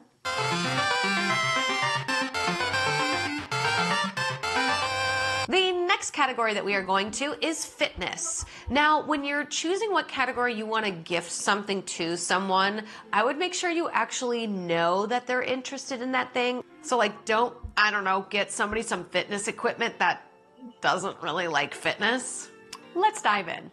A yoga mat. Everybody who does fitness needs a yoga mat. You always want a nice squishy mat to stand on, so get them a fun yoga mat. They're super cheap and you shouldn't hang on to them for very long because they harbor a lot of bacteria. Resistance bands. Now, I know that this is really like targeted towards women, but men can actually use them too for arm workouts, leg workouts. Like, they're very helpful. I find that they're very inexpensive. There's multitudes of different ones that you can get. So I always find that they're a great gift because you can use them different ways. A massage TheraRoller. I think a foam massage TheraRoller is actually a really good idea for anybody who's into fitness or plays any sport. A massage foam roller is great. You can even get one that's totally smooth on the cylinder or one with like little pokies on it. So then that way they can like roll out their knots on their legs or on their back or their arms. Really love them. Very inexpensive, very helpful, thoughtful gift. A set of weights, which that sounds kind of crazy if you ask me, but like maybe you know them really well and you know that they use their weight set a lot and you want to get them a new one. There are different kettlebells and different weight sets that you could get for somebody. And there's even ones now that it's just two like weights and you can adjust the weight on them. Obviously that's gonna be more in like the $200, $300 range. But, you know, if you want to spoil your friends and get them something that's really going to help them with their New Year's resolutions, a weight set might not be the worst idea. Okay, hear me out. It's called a running belt on Amazon, but we all know it's actually a fanny pack.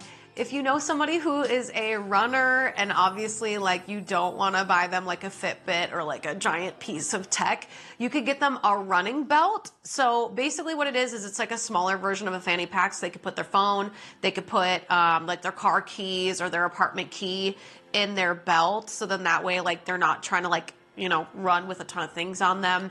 I actually thought it was really handy. I would just make sure you know their style preference a little bit. Okay, this one's a little bit more girly coded, but you could get them either a headband or like a set of headbands to keep their hair out of their way, or you could get them a hat, would be kind of cool.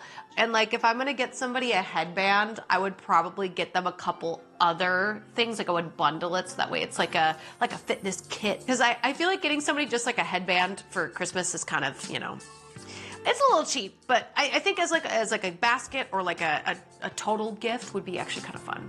Now, I didn't know this even existed, but there are things called a pro shaker bottle. So it's essentially a shaker bottle for your protein shake, but it's like a professional one, so it shakes the protein shakes up a little bit better. I don't personally own this product, but I think I would really like to because I am a big advocate for everyone getting enough protein and drinking protein shakes. I always hated making my own smoothies at home or making like the protein powder shakes at home because it would get stuck in the bottom of the bottle. So that would be something I'd be willing to actually try out. I totally would recommend reading the reviews on this one because I don't know if it's actually worth the money, but it did catch my eye that like a professional pro protein shaker bottle could be kind of cool for somebody who is really into like their health and their wellness. Okay, this one's a little bit expensive, so hear me out, but a Theragun. So if you know that this person maybe takes a lot of injury or complains that they're injured a lot, maybe consider getting them a Theragun. What a Theragun does is it's like a massage gun and it just like pushes really rapidly into your back or whatever's hurting, and it helps loosen up the muscle, which helps you heal faster. And for somebody who can't always make it to the massage parlor, this is such a great way to get back on your feet and get back to the gym. Again, they're a little bit more expensive, but I feel like any fitness guru would love a Theragun.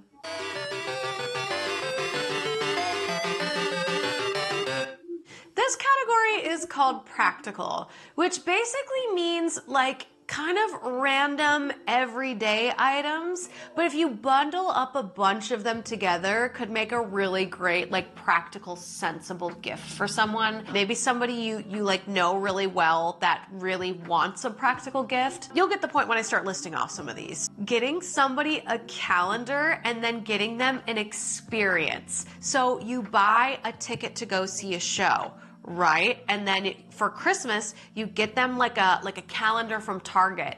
And then you have the calendar open to the month and the date that you bought them the tickets. I think that is such a cool gift. Technically, it's not practical, but you have to know something about this person to get them this gift. Any shows would be really great. Any local experiences or like a trip, like a staycation could be really fun. Like, I just think that that would be such a fun gift to give someone, is an experience and a memory. This one might be a little weird. You have to know them really well, but like an electric toothbrush, they're very expensive, but like very necessary. Hundreds of different kinds of electric toothbrushes on Amazon, but if you know them and you know them like kind of personally, getting them a practical gift of an electric toothbrush isn't bad. I would be happy to get one of those. This one's gonna sound weird, but stationery. Like if you know somebody who's really big into like crafting, writing letters, like scrapbooks, you could get them like stationery, stickers, little things to like put in their scrapbooks. I think could be really fun.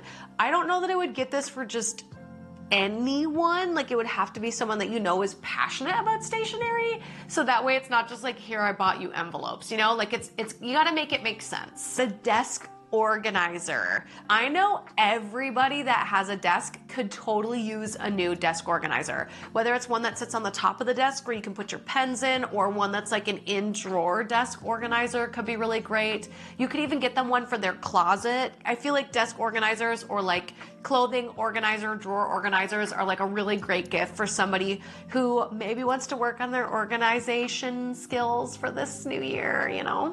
A notebook. I feel like everybody has been so digital about texting and writing and emails. Everything's online now, and that's great and I love it, but nothing really cements your thought process like a journal. It could be like a really plain one, or it could be one that's like really exciting that has like an inspirational quote on it. I love ones with like flowers and plants and fun little like things on them. I have one that just stays in my purse when I'm out and about, so if I think of something, I can just grab it and write down my ideas and my thoughts. So I feel like notebooks would be a really great gift for someone. Maybe on the first page you can write them like a cool little note, or put like a photo of you and them together in it. Refrigerator magnets, I think, are such a fun Christmas gift. You could get them ones for like the game or the book series that they like. Like literally if you go on Amazon and type in like Pokemon fridge magnets, there's so many different kinds. But if you're like in a pinch and you know this person has mentioned like, ugh, I need more fridge magnets, grab them, because there's so many different cute kinds. And obviously if you know this person really well, there's gotta be a book series for this person that you're trying to give a gift to, like a cookbook or like an everything that you need to know about Zelda book. That's right, it exists. I saw it. Autobiographies, like get somebody a nice big thick chunky book, because I feel like we could all go back and do a little bit more reading in our day-to-day. But you can always give somebody the gift of reading, which sounds really cheesy and hokey, but even if they decide not to read the book, they could put it on their bookshelf or they could use it as decoration around their home.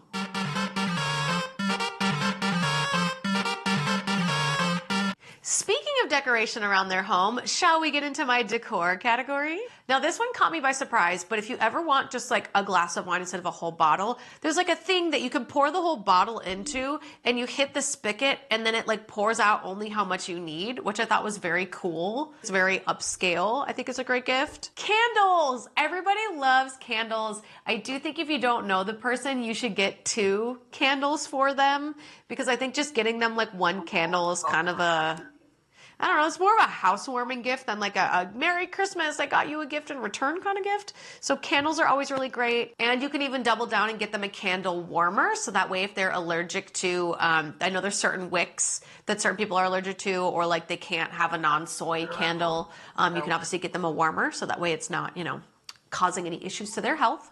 A weighted toss blanket. I feel like this is the perfect gift for somebody you don't know, because everybody could use a blanket at some point in their life. And I feel like the weighted blankets are like so on trend right now. There's so many different colors, so many different variations you could get them.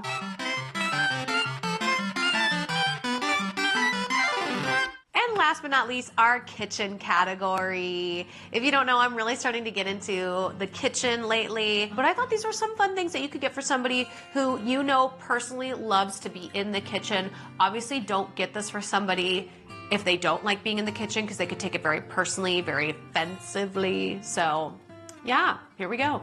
A tea bloom teapot. The one that I saw is actually kind of like glass looking, and you could put all kinds of fun little like tea things in it. Like there were some flowers and fun things. So obviously if somebody's into tea, you could get them this teapot that actually goes on the stove, and it looks very elegant and beautiful. It's very fancy looking. Or if they're not into tea, you could get them a French press if they're into coffee and they prefer it to be made that way. I think that's a very inexpensive, very thoughtful gift you could get for someone.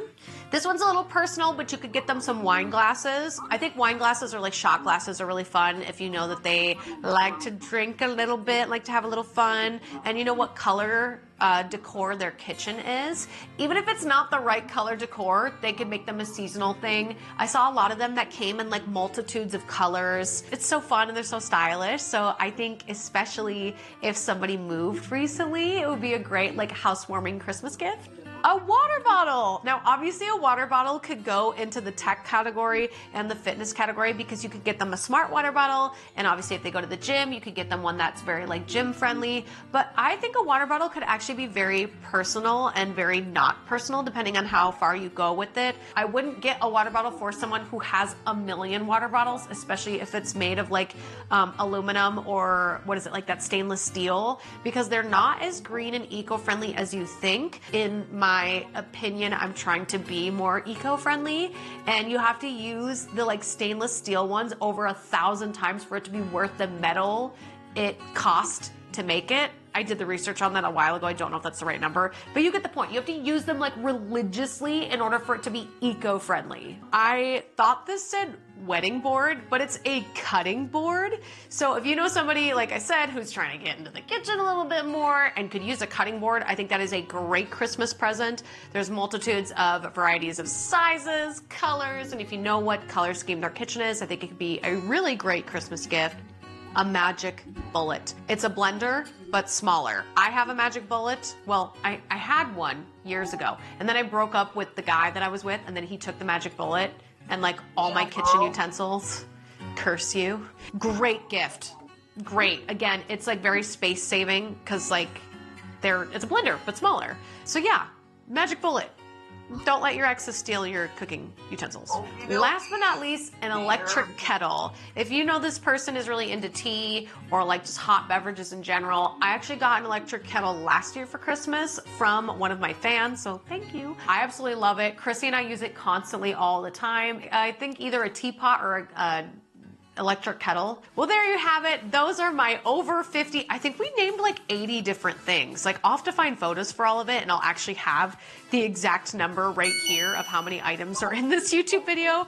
But this is my 50 plus Christmas items that you can snag for anyone off of Amazon today and still make it in time for Christmas for your friends, your family, your coworkers, your employers, your editor, like for anyone. There's literally something on this list for literally anyone. Let me know which thing on this list that you will be getting for someone else if you were so inspired by this list, or let me know what you want for Christmas on this list, and I will see you shopaholic Dare Bear Cubs in the next upload. Bye and happy holidays. I love that my earrings are jingling. Can you hear them?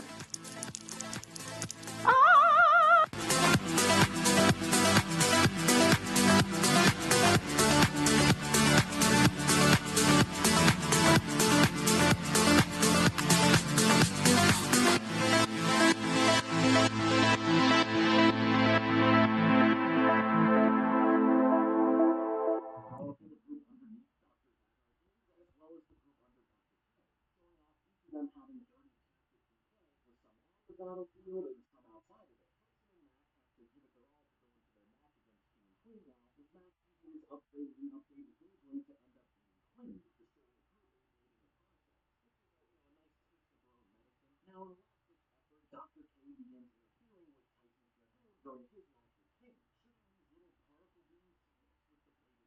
But what is nice is Hey everybody! Today we are taking the Darewares channel not only to Disneyland, but also, come this way, come this way, come this way, ta-da! To Disney's California Adventure! We're going to be eating all kinds of food that you can get during the holiday season time at Disneyland. So let's get started. Hey, Editing Dare here. Yes, I'm actually editing for my second channel for Taylor's Diary. If you haven't subscribed, go subscribe. It's for all my thirsty stuff. Anywho, the microphone is literal garbage. I am so sorry to make you sit through it. It's gonna be garbage. Bear with me. The video's really cute, okay? Bear with me. It's cute, I promise. And today I brought with me all of my friends. So we're going to be eating and testing all of the food from the Festival of the Holidays. Let's get started because I'm hungry. I told you it was literal garbage. I warned you, but please stay. It's gonna get good, I promise. Okay, bye.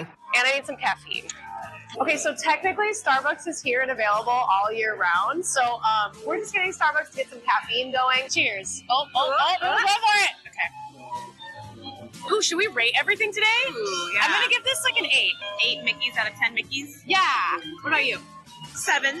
Strong 7. All right, let's go get some food. Let's go eat. We're about to find more information on the Sip and Savor because when you come during the holiday season, there are more opportunities to try more food if you use this package.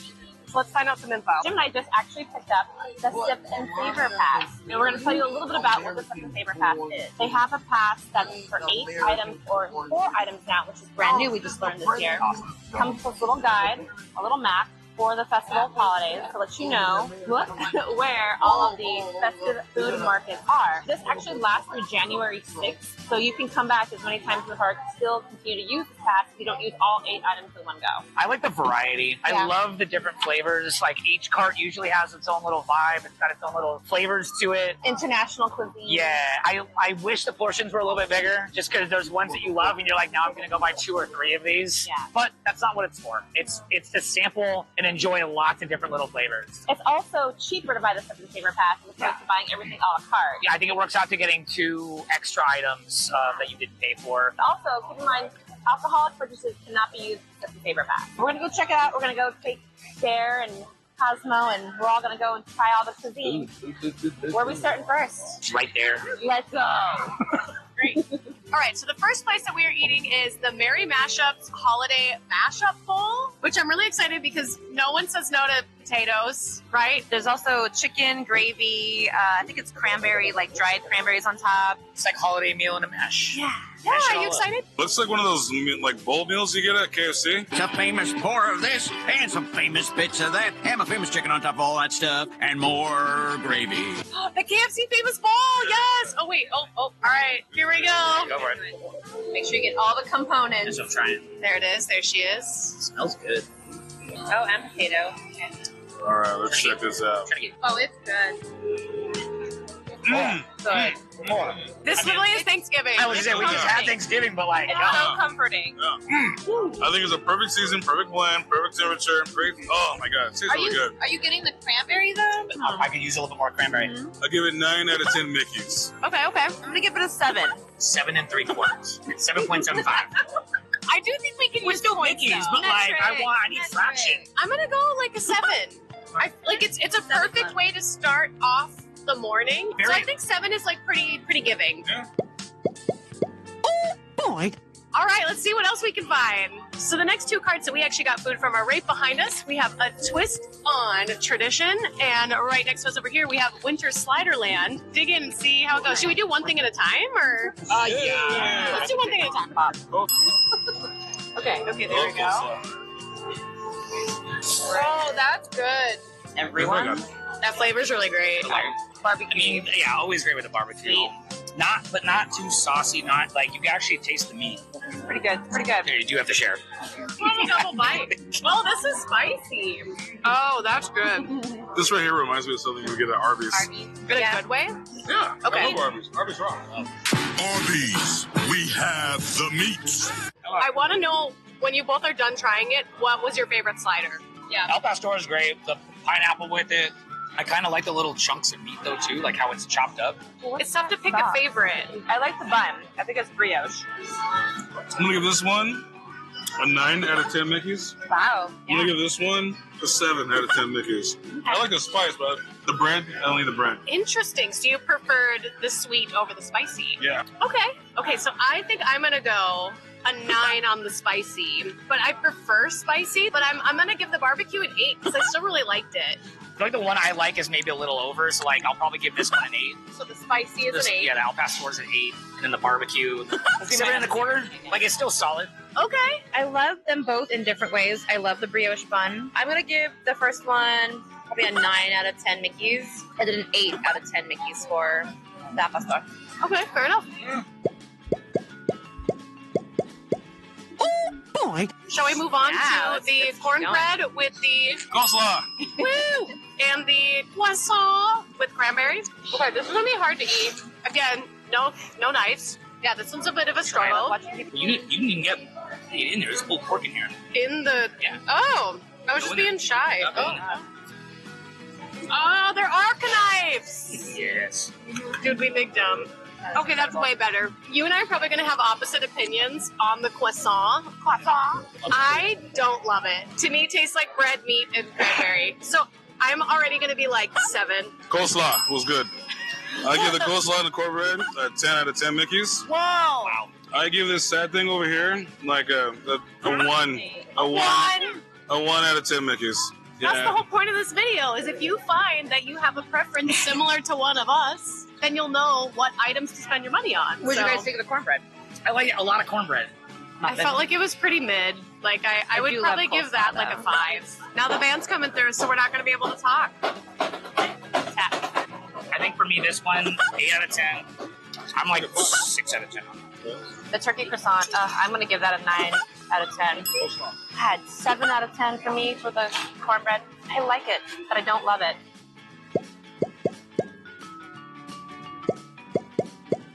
Oh boy. I'm keeping my knife. Honestly, I would too. All right, so let's try some other stuff too. Yeah, let's go. Wow. So the next cart that we got food from is called the Holiday Duets cart, where they have mac and cheese, but multiple kinds, right? 2 or 3. They had a vegan mac and cheese, and they had a regular mac and cheese that was basically made with dairy and protein. So, Ooh. but you can do the duet, where you can try one of each, which is great instead of buying one of each. Very smart way to do it. And then we also got a Christmas mule. Is that what it was called? Elderflower. Cranberry Christmas mule. Cranberry, yes. So shall we start with the mac? Let's rock it. So we have a chorizo fundito mac and cheese, and then we have the savory kugel mac and cheese. Go for whichever one you want. I didn't get any of the kugel. And it looks like there's Frito on top of this. Yeah. Because there would be. Let's try this. Oh my God, come on. Oh my. This one though. Wow, it's rich. That slaps. For vegan? Wow, that's vegan? I wouldn't believe it. I want a little bit of the chorizo. Oh no, I'm so bad at this. Do I just not? Oh my god, I'm so sorry. Two very different flavor palettes. Yeah. Wait, I'm totally kidding. Yeah. That one's not vegan. Got it. This one is. That's soy. I'm gonna guess it's soy riso. No, it's chorizo, but it's vegetarian. So I'm confused. So the chorizo is vegetarian. So it might be soy riso, and but it just says chorizo. Where does it say? Hold it's on, let me go vegan? find out. The whole thing is vegetarian. So it's soy riso. So it's soy riso. Amazing. Oh. I wish they. So good. I like this one. I love that one. Yeah, and I would eat a whole bowl of this one. This one, I feel like I made it at home before. I'm gonna give the first one, the creamy one, I'm gonna give that one a 9 out of 10 Mickeys. And this one, I'll give a 7. A 7 out of 10 Mickeys. Oh, so you prefer the Alfredo-y creamy? It could be the Italian part of me. I mean, the lactose intolerant nightmare one. I'm gonna give that one an 8. I'm gonna give it a solid 8. It's very creamy. It's almost a little too creamy and dense for me. The chorizo one for sure because I love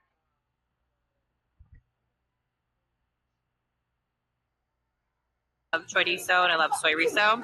That's definitely a 9 out of 10 for me. I think the first one, the kugu, is a 7. The chorizo is a 9. My first 9. Oh wow. Yes. I like them both, so I would want to mix them both and just eat them together. So I would give them both an 8, but I think mixed together, I think it could be a 9-10. So maybe we'll have to try that later. Oh boy. Do we all want to sample the bev? Yeah. So, upon first investigation, you probably all know I am allergic to food coloring. This could probably kill me. They have a list of the ingredients on the boards of the pop-up stations that they have with the food, and there's no red food dye. So I'm assuming it's cranberry. So I'm gonna give it a little sample, and if I die, then the video will end right here.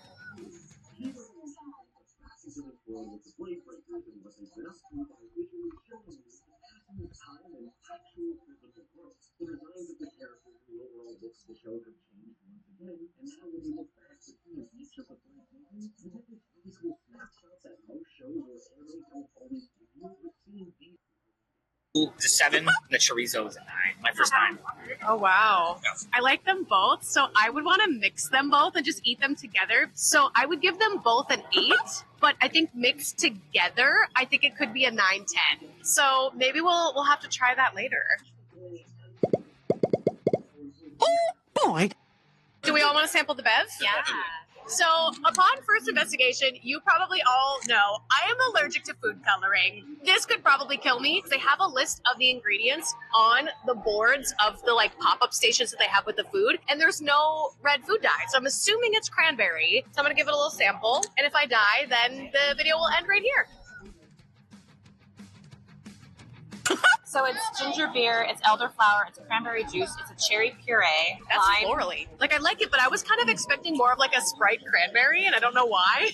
Well, I like the cranberry with the ginger. I'm excited with the Kinda play off each elderflower. other. That's what I tasted. Oh, I'm obsessed. I feel elder. Love it. It's. I don't know if I need the big sugary thing on top. That would kill me. That's a lot of color. It's a good drink. I would put it in a rocks glass with a couple of bigger cubes so you don't water it down too much. It's good. This is a good drink to start with during the day while it's a little warm outside. Later on, when it gets colder, we're going to try probably more hot beverages because they do definitely have a bunch of those. And it does have alcohol in it, so our cards did not cover the beverage. Wait, there's alcohol in that one? Yeah, right? Jared and I got this shared. Oh, I thought this was a. No, it's not a I thought it was mocktail. like a mocktail. Okay. I'm going to give it a 7. I don't love it, but I will drink it. I'll give it 8, 8.5. It's solid. I'd drink it. I'd have another. I give it a 4. This is an 8 for me. It's not too sweet. It's got a lot of flavors I like. It's refreshing. I mean, what would you do? Add a shot of whiskey? I would get rid of the vodka and put whiskey in it. That's just my preference. Yeah. Okay, well, A 4. finish drinking this 5. Wait, I want to go too. And then there we have it. This is your gentle reminder to subscribe to the Cosmo I was Network. going to say, welcome to Cosmo Show. Welcome back, my creative cosmonauts. 'Tis I. No, wait. cut. Just kidding. This right here is a non-alcoholic beverage called the passion fruit something latte. No. It's a lassie. Is it a latte? It's a lassie. Lassie, like the dog?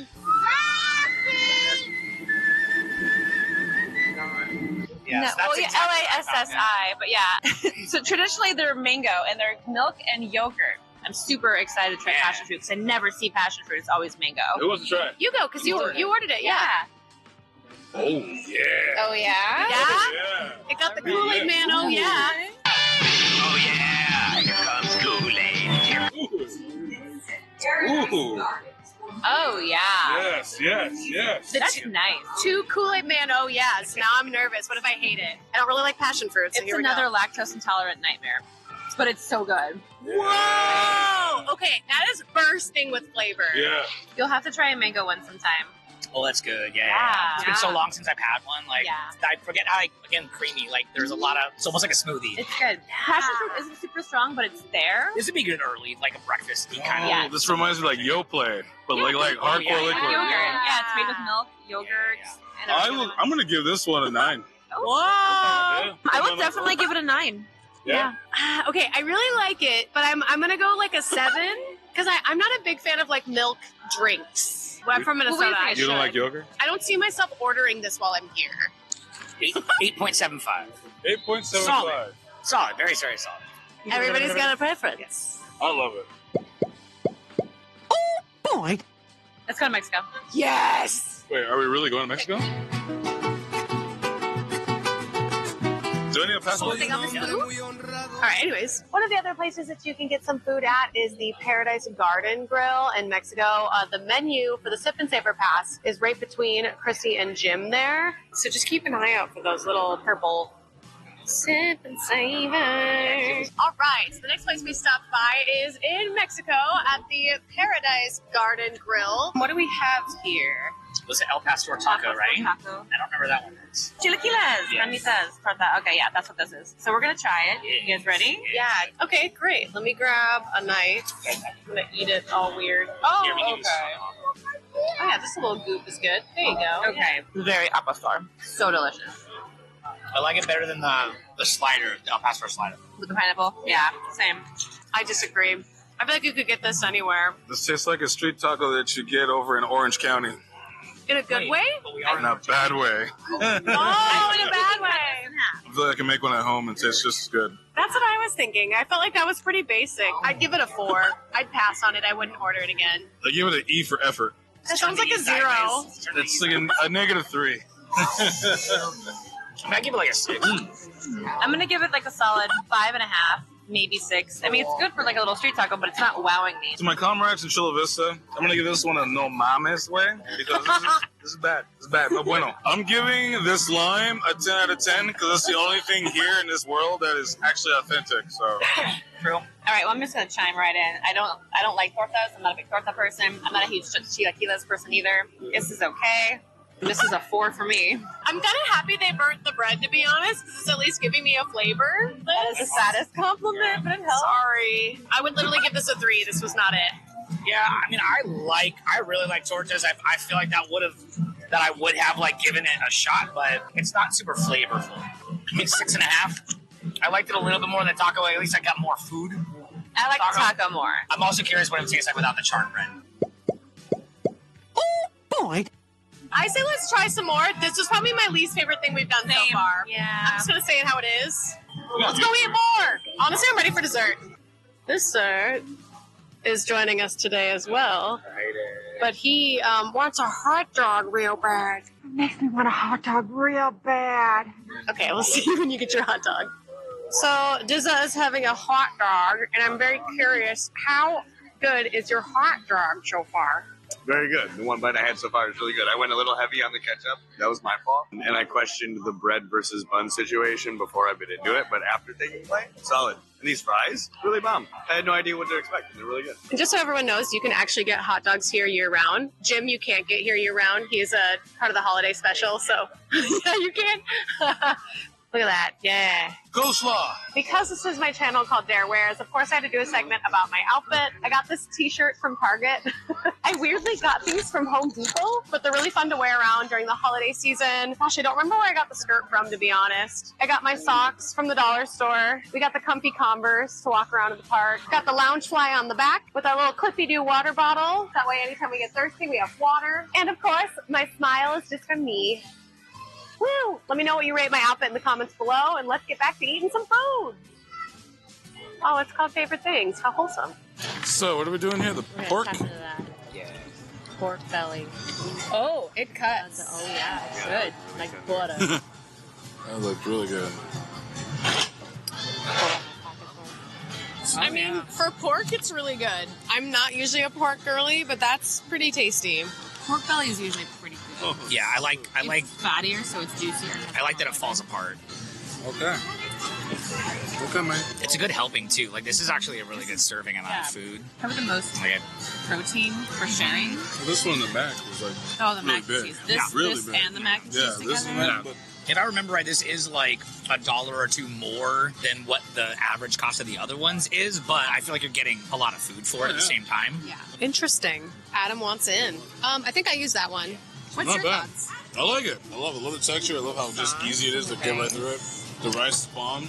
I'm gonna give it a 9. Wow. 9 out of 10 Mickeys. I'm not a fan of pork, so my score is really going to throw this off. I'm going to give it a 5 because I agree with what Jim said, that like the portions are really great, and somebody who loves pork is going to be excited to get this big of a piece. Yeah, I'd say 9. Good flavors, good all around, good portions. One of the best ones I think I've had all day. So Wow. I'm gonna give it an 8.5. I'm gonna go with like a 7. Nice. I've eaten a lot of pork. Yeah, 7. I give it a 9. Not bad for Disney. That's what I'm gonna say. Not bad for Disney. 9. Alright, so this is the Korean fried chicken slider. Okay. Okay, that's more my style. I'm obsessed with the flavor. Oh yeah, I mean I'm a sucker for kimchi. So Kimchi reminds me of coleslaw. Is that like your new catchphrase? Coleslaw? I just love coleslaw. I don't know, Adam, if you would like this. It's got spice. The chicken I'd be okay with frying, but it's been polluted by so much of that coleslaw that I don't think I'm really interested anymore. Coleslaw. Thank you so much. Coleslaw. Coleslaw. I like it. It's not too bad. I like the kimchi, aka coleslaw. Let's give it a 7. I'm gonna give it a 6.5 or 7 because we've had some better sliders to me, in my opinion, today. I think for me probably 7.5. But again, I feel like the pork belly gave you more. Like It's not my favorite slider of the day, but I'm gonna give it an 8.5. I love it. I love the spice. I love the kick of it. I like the portion of it. We also have a drink. We have a drink. Oh my gosh, yes! I almost forgot. it's a coconut cinnamon. I'm far more interested. I will look at. It's like a horchata. Yeah. Oh, that The drinks are usually pretty solid. that tastes like if you had cinnamon toast crunch and you drank the milk out of the bottom of the bowl. Oh yeah, it's good. Yeah. I mean, it's almost got like an eggnog. Yeah, it's got like an eggnog taste to it a little bit. I can actually taste the alcohol in this. Yeah. With the drinks. Yeah. Oh yeah, I got a lot of rum on that. All right. In the best way possible. Okay, not bad. Rum. Yeah. Put some cinnamon toast crunch on this sucker. Oh, yeah. I like it. Yeah. I'll give that a 10. Yeah. Not bad. I feel like the aftertaste is a little hollow on the drink, so I'm gonna go like 8. I'm gonna go 10. I mean, it's I'm a hard, 10. it's hard for me to give anything a 10, so I'm gonna say 9.5. I'm gonna give it an 8, 8.5. Yeah. Oh boy! All right, let's keep drinking and eating. Yeah. I got room for more. Yes. Watermelon top looks spicy. Here's the watermelon, and here's the stone.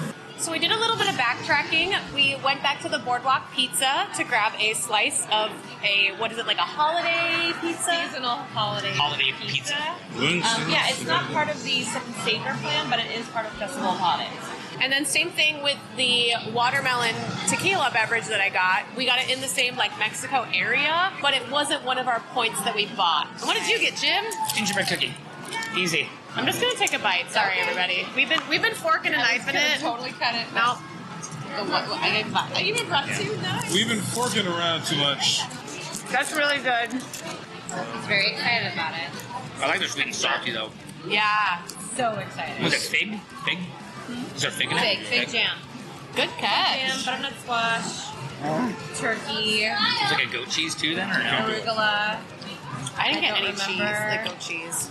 I like the flavor, but if I'm being honest, I feel like this is like the perfect slice to share because I wouldn't want more than like 2 bites.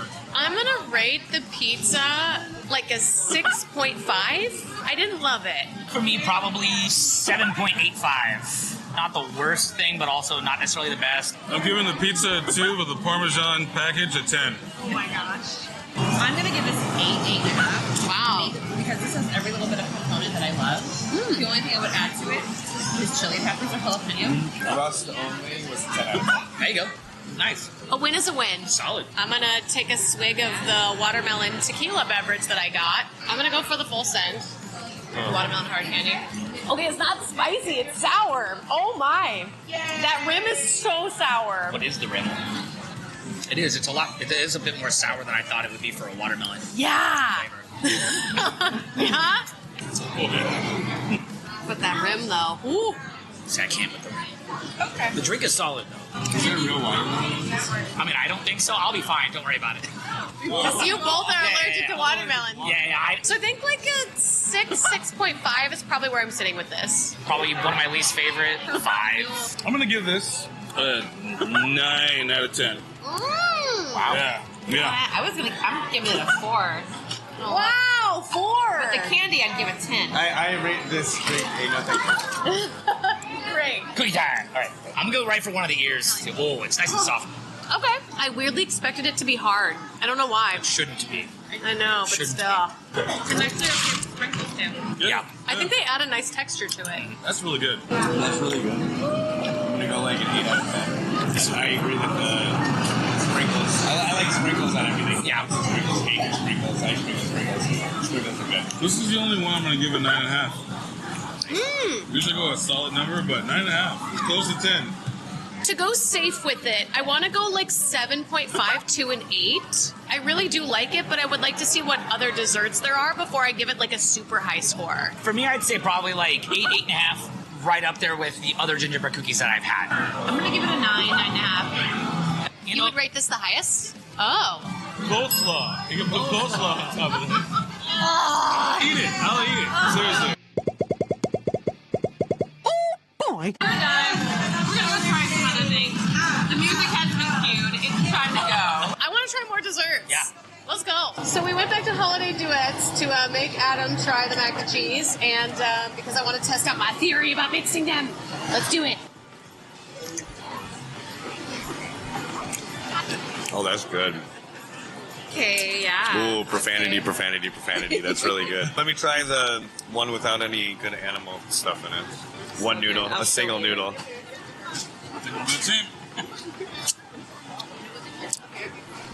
Yeah, I don't like that. I'm gonna go 9 out of 10 on this. It'd be 10 out of 10 if it didn't have the topping on the top that I don't want to eat. But that's just me being picky as heck. This one, no thank you. I had one freaking noodle and I can still taste all of those spices on it. That was way too much. It was way too much flavor. I don't like a lot of things that taste good to most people. I just want to taste the animal. Thank you very much. It's a good TED Talk. On that note, let's mix it up. Now we're gonna ruin it for you. Now we're gonna ruin it. Ready? I bet this is gonna be bomb. And if I'm wrong, that's good enough. Let's go. That's pretty good. That's good enough. Let's go. So you ready? I don't know. It just neutralized it. Yeah. Oh no. Use more Parmesan. Oh my god. There's a bunch of chorizo still on the side. All right here. Okay, with the chorizo, that's way better. It slaps. What do you guys think? Do you think this like worked, or do you think it kind of failed? Oh no, it's great. 100%. This is the most mac and cheese I've had all year. I feel like this is our favorite thing here. We have 4 more items we can get. So I think it's time for drinks and desserts. Yeah. More dessert. More desserts. And a Parmesan packet. All right, let's get some dessert. Okay, my. This is the sticky toffee pudding macaroon. Like 2 macaroons with stuff in the middle of it. So there's a lot. I was gonna give it like a 9 right out the gate because it looks so cute. It's beautiful. It's really good looking. It's so cute. It is tasty. All right. I like it. Yeah, that whole thing in your mouth. Yeah. That works so well. Pretty much what happens when you cut any macaroon. It just really falls apart. The flavor is toffee, right? I'm not getting a lot of toffee. Sticky toffee pudding. Well, at least it's just you two left. Yeah. And there was I the one. literally had it. Okay, that with a hot cup of coffee. Yeah. And that's it. Yeah, I could eat like 10. Same. I could eat like so many of these. This is my type of dessert? Challenge. This is better than the coleslaw. I give it 11. I give it 11 out of 10. Whoa! I mean, I'm gonna go for it. I'm gonna give it a 10 for desserts. Yeah. I think the gingerbread cookie was way better, but that's more my speed. This, I'm gonna give like a solid 8. I mean, I think I like this one a little bit more than gingerbread cookies. I mean, 9.5 for a 10. Okay, well, we'll see if we can snag another dessert. Yeah. Was this your spare knife they were saving? Yeah. Not anymore. Yeah, we'll be like- So we went and got the cookies and cream hazelnut hot cocoa, hot chocolate, cookies and cream flavors, melted chocolate, hazelnut puree, Irish cream syrup, garnished with strawberry whipped cream. Damn! That's a lot. Oh, she slaps. The strawberry whipped cream on top of the hot chocolate and everything else that's in there. It's quite magical. It's like a strawberry hot chocolate milkshake. Yeah. It's like a Neapolitan Yeah. Oh, yeah. Oh, it's so good. I rate this 9. 9? A 9, yeah. I give it a 9. I wish it was a little hotter. You can have that. Okay. This is good, huh? And now it's our turn to try it. Do you want to go first? Sure. I used to love that. So good. Try it. Hot chocolate, yeah. I like hot chocolate, but I don't love hot chocolate, so I'm curious.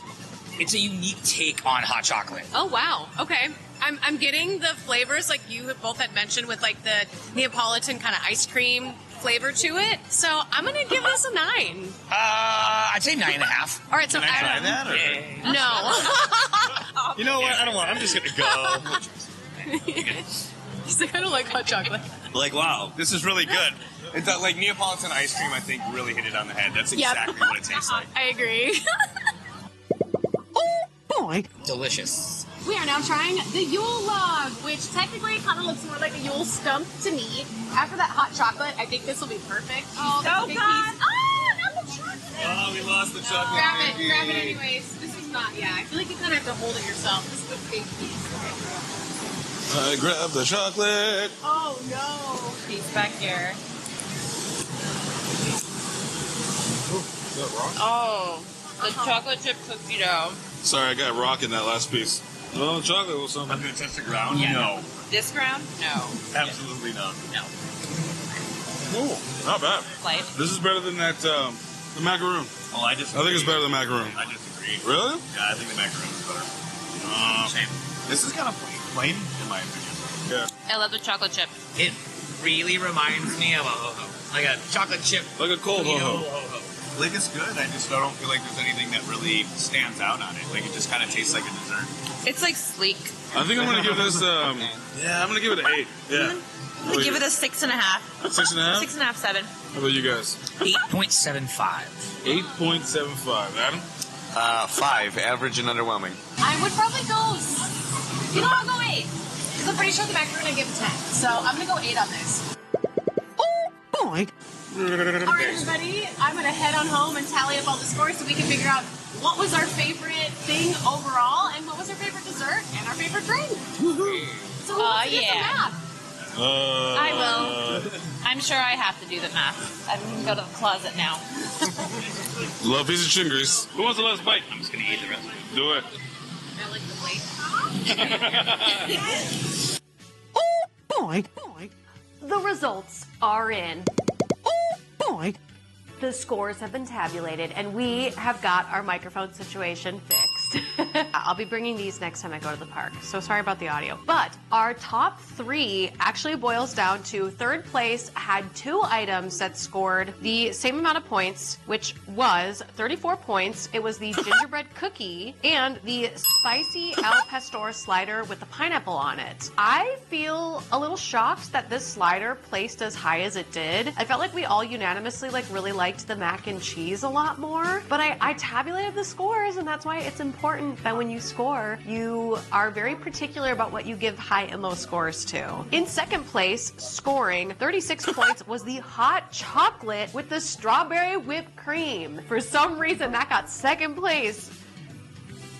I don't know what to tell you. That hot chocolate slapped, and it was cold out, and it was like a seasonal beverage, so it really obviously tickled us in our Christmas feels. And our first place, I'm sure you all probably can tell which one it is, but just in case if you didn't know, with 39 points was the Taffy Pudding Macaroon Cookie. I am not surprised by this because we all loved that thing. I think Chrissy was the only one who rated it kind of low and said it was a little sweet for her, but honestly, it slapped. Like, I'm kind of dying to go back to Disneyland and have another one because it was that good. But let me know in the comment section down below if you enjoyed this Disneyland video despite the audio being trash. I greatly appreciate you watching all the way to the end, and I hope you all have a wonderful, happy holiday season, and I hope you treat yourselves, because remember, eating is important, nourishing yourself is important, and making time for friends and family is also equally as important. Don't forget to subscribe, everybody, and I will see you Dareware students in the next upload. Bye! Should we go to Disneyland again? I think we should go to Disneyland again. Should we eat regular Disneyland foods? Honestly, that would be a very interesting video. Maybe less people too. That was very hectic. Okay, bye. Your little crack ass is crazy, Taylor. Crack ass crazy, Taylor. You little hot ass helper.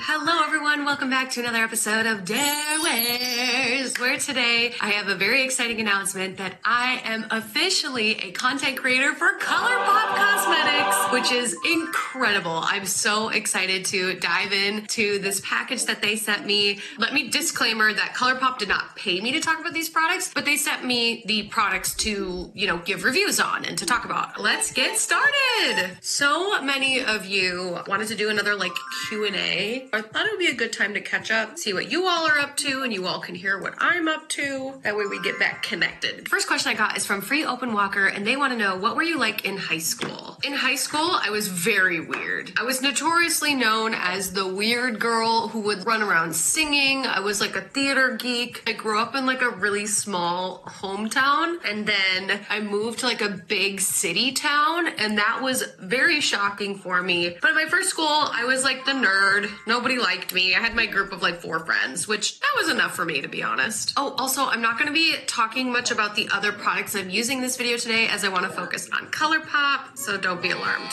Whitlock Timothy wants to know, did you vote? And I did. I actually talked about it on my podcast, Delulu Canoe. If you don't know, I have a podcast where I talk about things that make people kind of crazy, or AKA Delulu or delusional. And I would love if more of you went and checked it out. It's a great place if you want to hear more about what I'm up to. But yes, I did vote. Ooh. Try this glow drop serum. This is a new thing for me, but I don't know if I'm gonna like it. Yo Chum 23 wants to know, are you single? And yes, I am single. I get asked this every time I do a Q&A, and I don't know why I get asked this so often, but I think people just like to check in, and they just want to know the minute I have a significant other, which is a little wild in my opinion. What I will say is that I am out and I am dating. If I do find somebody that I do decide to date, you probably will not know about it, because I don't want to share that aspect of my life on the internet, especially with people that I have just met and I don't even really know that well. I just am very protective of myself and my image, so I will not be sharing if I do end up dating somebody. We are now at the point of the very first product that they sent me is the Golden Glow palette. If you know anything about me, I love shimmers, I love golds, I love browns. I feel like it just really accentuates my skin tone. So we're gonna be dipping on into this today. Look at how beautiful she is. I was so excited to get this palette. So I'm going to take the far off color down here and I'm going to fill in my brows. 12 Comics 1224 wants to know, do I plan on doing more comic book conventions? If so, will they be outside of LA? And the answer is yes. If there is a convention that you would like me to attend, the best way to get me to go is to reach out to them. They usually have a cosplayer section or a contact us on their website, or recommend a cosplayer. And if enough people go and write my name in, they will email and reach out to me. I love using this to highlight my eyebrows, so I'll use it to kind of cut them and shape them.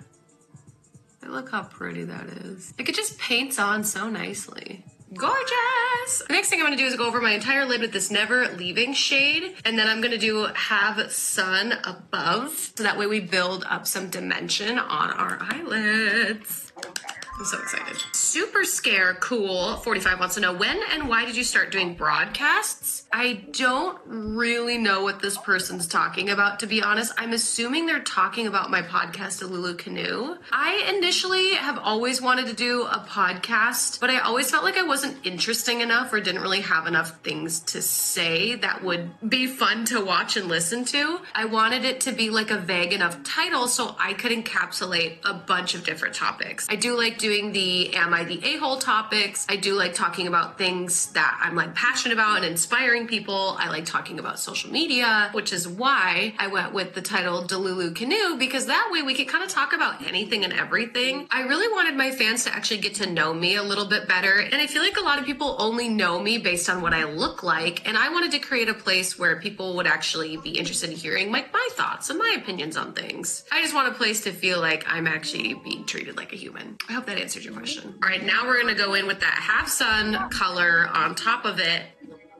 And we're gonna put it, oh, look how pretty that is. I hope you guys can see this. It's so warm. Oh, I love ColourPop so much. Have I said that enough yet? Ooh, should I do Far Off, like the color that I did on my brows, and just tuck it in the corner here? Because I think that will add a little bit more dimension that I'm looking for. The pigmentation on this palette is insane.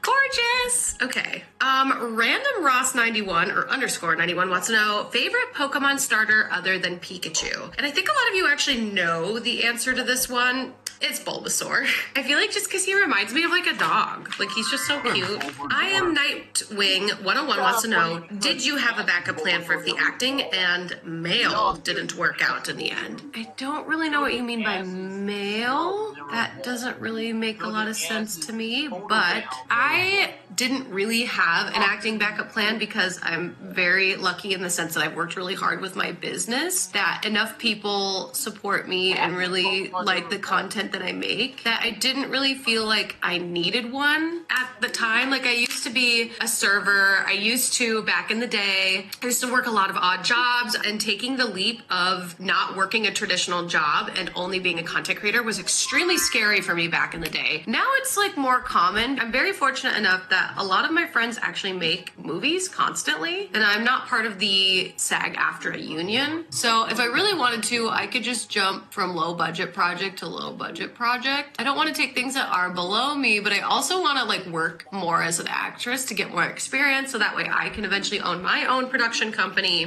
and be able to write my own films, be able to run my own sets is kind of like the goal with acting, and then integrate my music that I write and put it into movies, which would be super cool. So that's like maybe in the next like 5 years is kind of my plan. If you haven't seen any of the movies that I've been in, you can go check out Girls on Film on Amazon Prime. I'm also in a couple full moon features. I'm in Evil Bong 888. I'm in, the 12 Slays of Christmas. You can watch that. I'm in that movie. I'm also in Attack of the 50-Foot Cam Woman. There's a lot of films out there that I've been in, which is super fun. And I'm actually filming and producing my own story very soon, or it's almost done, but we're going to be taking the film festival route. So it'll be a while before you all see it. But yeah, lots of big things. Very exciting. Okay, I'm not usually a big fan of liquid blush, but I really wanted to give this one a try. This one is Weightless Liquid Blush by ColourPop, and I think I got the color Thanks, THX Weightless Liquid Blush. There's some liquid blushes that I really like. I haven't really found one that I love yet, so I'm really hoping. Oh, that's so cute with the little heart on top. Ooh, I love this container, the frosted glass. I'm kind of obsessed. What does the wand look like though? Ooh, interesting. It kind of looks like a lip applicator, but it's a liquid blush, so we're gonna give it a shot. Some of you all asked some like very not straightforward questions. Like somebody asked, what are some of the best to have on a budget? What? The best what? Help me out here. You know what? I'm gonna go in with some liquid foundation. I'm a little nervous. We're gonna do this. Bloop wants to know what inspired you to start cosplaying. As many of you know, I worked for the Walt Disney World Company as a entertainer. I always wanted to dress as different characters, I guess this is the best way to put it. And I eventually discovered that there is a community called the cosplay community where you can dress up as any character that you want, and there's no shame in the game. It doesn't matter if you look like them or not. It's all about the passion for the character. That's what really matters. And that's kind of how I started. And my first con was MegaCon. I went as Wonder Woman, and it was super fun. And I actually want to go back to WonderCon because I haven't been there in years. Okay, so now we're gonna go in with the ColourPop blush. Here we go. I'm a little scared for this. Wish me luck. We're gonna try like a little. Yeah, break a leg here. Ooh, I like this color though. I'm gonna grab this guy.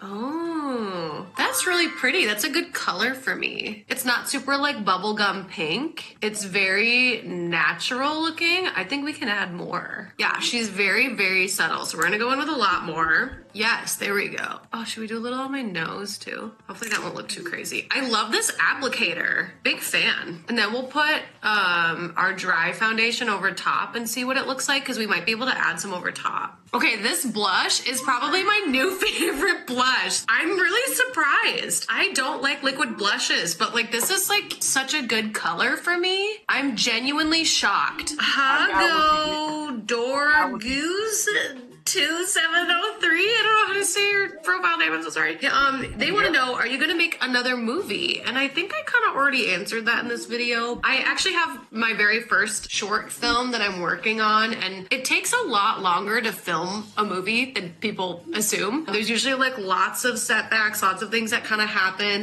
/ go wrong. For ours, in our case, we shot the entire short film in 3 days, which is super cool, at like a very nice, relaxed pace, and I wanted it that way. But we had to reshoot a couple of things. So we had to make sure everybody was available to come back and do a reshoot. And then we plugged in all of the reshot content into the short film to see how it would look. And it looked really good. So we were able to fix it. But trying to get like 18 people's schedules to re-line up is kind of a nightmare. So I'm still working on it. I'm just gonna keep putting blush on. Like, is this blush blindness? I'm gonna laugh if this looks like super crazy on camera. But honestly, truly 10 out of 10, really love this product. You should definitely try liquid blush if you haven't already. While we're letting that dry, actually we should do a round of setting spray. Now we're gonna go in with this ColourPop Life Shadow Coach. It's this really pretty gold color. I'm gonna put it right underneath my brow. Whoa, so pretty. I look like an ornament to be hung on your Christmas tree. We only have time for a couple more questions because I gotta finish up my makeup. CW913 Animation says, if you could make one thing happen sooner rather than later, what would it be and why? Example, DVDs in the 1920s. At this moment, I don't really have like a super good answer for that one, to be honest. But if you were to ask me career-wise, I would say I wish I would have moved to LA sooner. I usually don't take risks unless they're like extremely calculated and thought through. I do take my time thinking about like what I'm gonna do and what my plans are for the future. And I'm always trying to work on things now. I can't put too much pressure on past me because I know I moved at the time that was best for me. So it all worked out. I'm gonna go in with the Never Leaving for my under eye, and I'm gonna smoke it all out on the bottom, and then far off will be the corner color, so that way it matches the top of my eye. Yasmi Lee says, favorite ColourPop collection aside from the Pokemon one? Oh, you're killing me, because obviously the Pokemon one was my favorite. And to be honest, that was the only collaboration of theirs that I bought into. Everything else is just their own products. I own their brush kit. I own like a bunch of their eyeshadow palettes. Like, I've been a big fan of ColourPop for a long time. Like the Baby Got Peach, Wild Child, obviously the Pokemon collab. So for me, I feel like it's the Pokemon collection. Like, you hit the nail on the head. It's the Pokemon collection. You already knew. Big nerd for Pokemon. I also kind of want to take this gold and I want to put a little on my cheek. So I'm gonna use my pointer finger and just, oh, she pigmented with your finger. Wow. Okay, so if you like rub your finger around, look at all that color. Okay, that's kind of a lot more than I really wanted, so we're just gonna very lightly. Ooh. Cute. Okay, let's go get some lashes on. Then Bloop also wants to know, while I'm letting my eyelashes dry here, what's your top 3 favorite cosplays you've worn, which is such a hard question for me to answer. I feel like I love all of my cosplays for different reasons. I want to say like Vampirella because I feel like people are a little bit more respectful when I'm Vampirella. I feel like people don't touch me as much in that. People get really handsy in cosplays. With Vampirella, nobody, like, they don't even know what to do with themselves. They're just like, can I get a picture of you? And I'm like, do you want to be in it? And they're like, no, because they don't know like where to put their hands, which is kind of funny to me. I'm not sure what to do with my hands. I mean, Samus is like really impressive. I liked doing Bunny Samus better because it was much easier for me to like move around and enjoy myself. I liked being able to wear the arm gun, be laced up in a bunny suit, and then also still wear like my Samus boots. It's like my favorite part of the Samus armor is the boots. I'm also using the ColourPop mascara.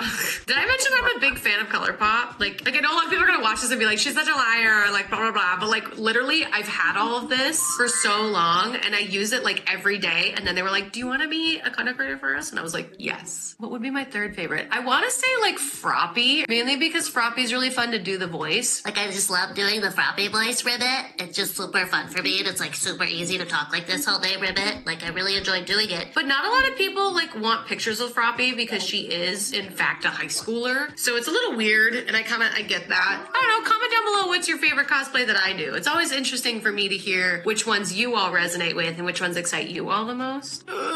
My eye, I just stabbed myself in the eye. That's why I open my mouth because it like moves your skin under your eye down a little bit. I feel like I need a beanie because my hair is filthy. Let me go see if I have like a cute beanie. All right, we only have one more product to test. Look how cute my beanie looks. Ah! Like if you see the podcast episode where I'm dressed like this, you should go leave a comment and be like, I watched the makeup tutorial of you getting ready for this. And I'll be like, bet. I need one more question and we're gonna get to our last product. Oh, somebody wants to know, Sneer30S9 asks, are you really that nice? Maybe. That's up to you to decide, I guess. I mean, I'd like to think that I'm a nice person, but I'm also a person. So sometimes I may be, I might snap at people or I might be in a good mood. I'm a human. I feel all the emotions that you feel too. Did that answer that? I don't think it did. Next, we're going to use the ColourPop So Juicy Plumping Glossy Lip Oil. Now, I have opened this already, and it is such a pretty burgundy color, and it's buildable. So you start with, like, the wand tends to stick a little bit. Come on, buddy. Ooh! So it looks like this. You put it on, and it doesn't tingle that badly. Like, I've used plumpers before that hurt, and this is just very light. It's got just, like, a nice minty, like, feel to it. And there you have it, our finished look with our new ColourPop PR package that they sent me and allowed me to pick out these items. I'm so glad I tried something new, especially the blush. I would probably say this is like my new favorite blush I've ever used. I really like it so much that I think I'm basically gonna keep using this. I'm gonna put it in my bag when I travel because I love it so much. And obviously the ColourPop Life Coach Gold was one of my favorites as well. I'm taking this with me everywhere I go. And I'm going to be taking, of course, the So Juicy Lip Plumper with me because I love this color. It's so pretty. But I have another surprise to show you. ColourPop actually already sent me the next PR package. Join me on Discord and look for the makeup category and leave me some Christmas inspiration for makeup looks I should do because this PR package is going to be so fun to do with a challenge that you give me. So make sure you're subscribed. Make sure you join the Discord. Make sure to join me on TikTok and everywhere you watch me, and I will see you shopaholics, you Dare Bear Cubs, in the next upload. Bye! I'm so excited. This is so cute. Look at how cute my makeup looks. It turned out really good. Bye!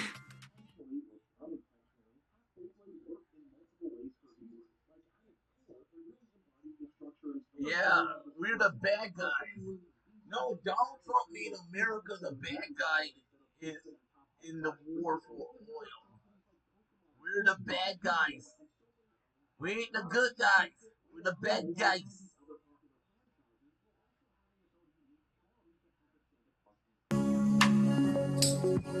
Recently, I found myself shopping for some new products that I tried out in November and December, and a lot of people pointed out that I looked different. So now that we are in January, I wanted to make a video on 5 tips you can use to glow up instantly. Now, some of these might be self-explanatory or seem kind of silly, but trust me, people pointed out these things on me. So I imagine that if you try it, people might point stuff out on you as well.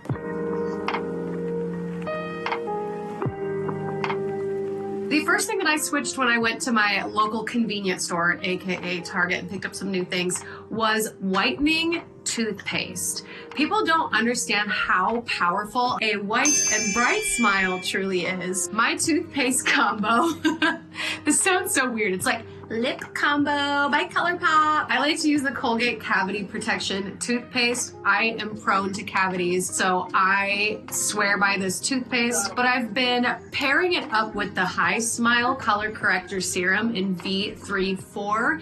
I thought purple toothpaste was kind of a scam at first, but ever since I've been using this once a day, my teeth have actually visibly been whiter, and people have complimented me on how white my teeth appear to be, and they actually are a lot whiter than they were 2 months ago. So I know a lot of people really like the Colgate white strips, like the whitening strips. You could try those as well. I personally have very sensitive teeth, so after like 10 minutes they bother me, but this doesn't bother my teeth at all, and it really works. Like, I know that there was this whole scandal that this purple toothpaste does not work. It works for me, whatever that means about my teeth. But an instant way to glow up is by changing your oral hygiene up and by making sure that you are flossing twice a day, using products that are whitening and brightening and taking care of your smile, because a smile goes a long way.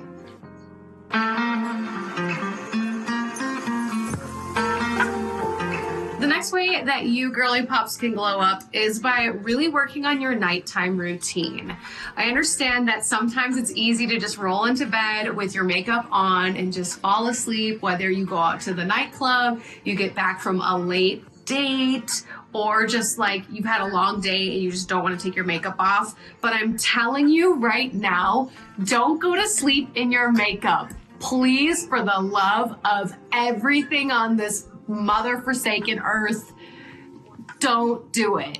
Take time to make sure that you can remove your makeup and do it the right way. Studies and dermatologists have recently come out to say that this product is not enough to remove your makeup because there are tons of chemicals in these makeup wipes that aren't good to leave on your skin. Dimethicone, isohexadecane, hexylene glycol, there's tons of stuff on here that you can't even actually pronounce. And it's okay to take your makeup off with these and then instantly wash your face. But a lot of people have just been using the Neutrogena wipes, taking their makeup off and then going straight to bed, which is not good for your skin. So my hot girl hack actually comes with 2 options depending upon your budget. This is the Garnier Skin Active Micellar Cleaning Water, which I've actually heard this is way better for your skin when it comes to removing makeup. I've seen a lot more dermatologists recommend this product instead. The micellar cleansing water. I've actually been using this a lot recently. I find that it's gentler on my skin. It doesn't like inflame my little eczema areas that I have, and it just feels better. But if you want to go a step above the micellar water, what you could use is Korean skincare.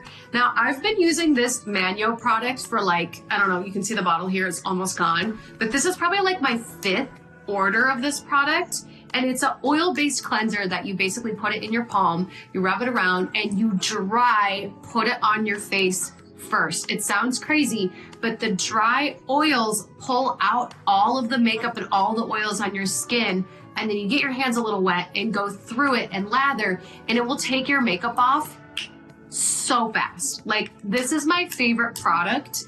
Probably in this whole haul, because this was a game changer for me, because I wear makeup almost every single day, which is not good for me, I'm aware. But this product has really saved my skin. It's definitely helped me look a lot more youthful. It keeps the plumpness in my face, and I found it makes my eyelashes and my eyebrows grow really fast. And my mustache, but we won't talk about that. Another way to glow up in 2025 is by adjusting your nighttime routine and by taking your makeup off.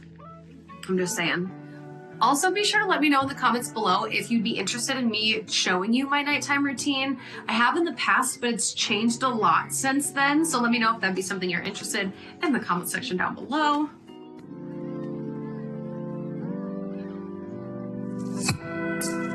The next thing you probably have heard of but have never tried, it's called dry brushing. And a ton of celebrities swear by dry brushing. I was a hater of dry brushing at first because obviously nobody wants to brush their skin and make it feel extremely dry. But I wanted to take some time and actually read to you the benefits of dry brushing. Obviously, it exfoliates your skin, and you're supposed to start from your feet and brush upwards towards your heart. It also helps with circulation, which is critical, obviously, to maintaining good health. It also helps with lymphatic drainage, which I actually didn't know this. And also, it's relaxing.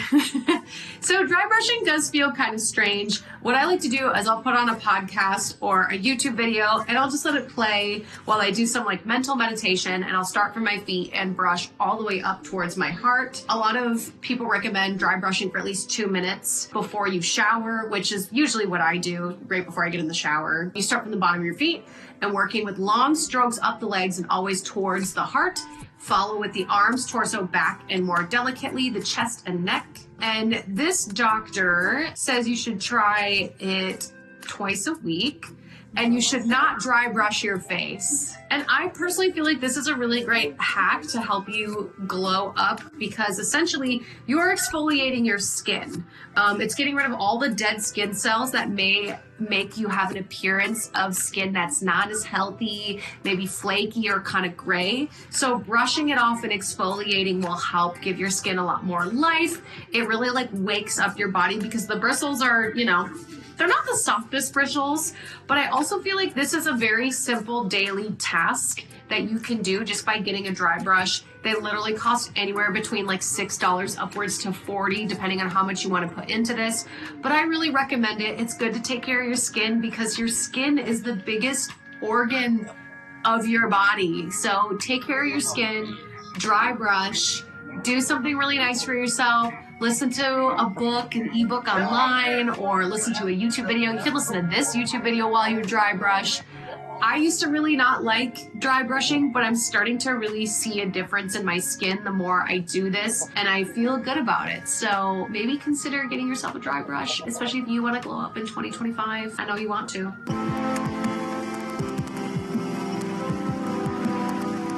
The next tip is literally free. Drinking water. I understand that some people are a little hyper fixated with drinking water. There's even a trend called like water talk on TikTok. I'm not talking about that. You don't need to add anything to your water, let's be real. But making sure that you're getting enough water each day is extremely important in your skin, your body health, your mental health, and it's not a hard task to do. Every morning when I wake up, I usually have like about half of a tumbler left of water from the night previous, and I make it a goal to finish that half of tumbler of water before I consume anything. There were studies in the past that showed that this will help jumpstart your metabolism. Truthfully, I don't think that water can help your metabolism, but I do think it's good that water hydrating yourself is what you should start every day with, as opposed to coffee or caffeine right away in the morning. It's not the best for you. I even read an article from Harvard that said you should wait 2 hours before you have caffeine each day. I haven't quite got to mastering that technique, but let's just start with the water. Technically, you're supposed to drink like 2 of these a day. Most sources are saying 8 glasses of water a day. Some people are saying 4 to 6 cups. Obviously, it just depends on, one, your body mass and how much you weigh, how tall you are, those sort of things. But also depends on your age. Obviously, a toddler doesn't need to drink as much water as a full-grown adult. There are certain websites that you can go online and type in how tall you are and how much you weigh, and it will tell you how much water you should have every single day. Of course, there was that one competition back in the day for that one person to win a Wii, the Nintendo Wii, and they had to drink as much water as they could. Obviously, don't go off the deep end. Just drink the water that is appropriate amount for you. This is simply going to, 1, keep you hydrated, 2, clear and flush out toxins in your body. It helps rejuvenate skin cells. I mean, there's no bad benefit of water. I have a Brea filter that filters out all the, gunk in your water. You can also do distilled water. You can add things to your water. I personally really love putting mint and lemon in my water. That's my favorite.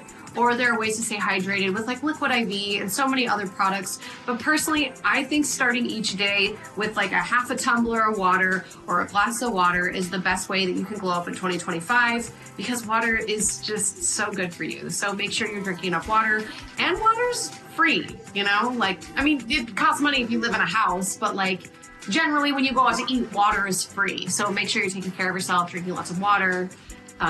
It's the easiest way, in my opinion, to glow up.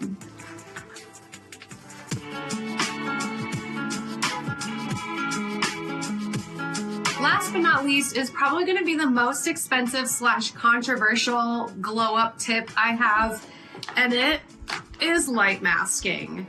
I have talked about this light mask so many times on this channel. It was even a big part of my TikTok gimmick and gimme series that I had, but this light mask has made a huge difference in my skin texture, in the size of my pores, and my overall complexion. And it's due to light therapy. I am a sucker for the red light therapy, which helps you with acne.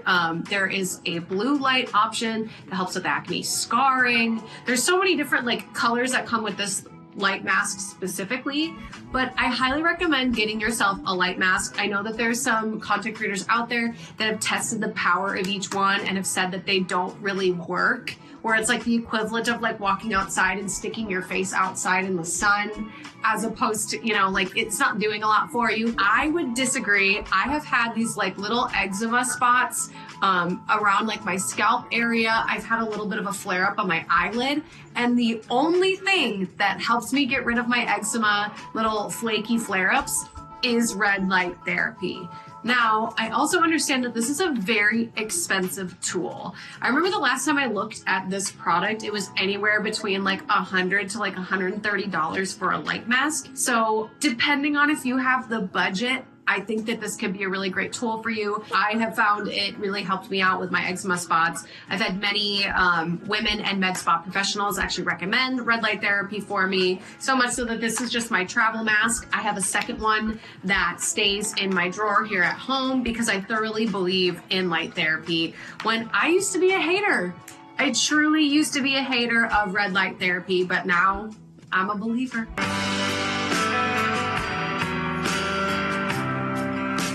Now, because the red light therapy one is so expensive, I want to actually give you another option, even though the title of this video is 5 ways that you can glow up. So I'm going to do an inexpensive item, which is lip gloss or lip plumper or chapstick.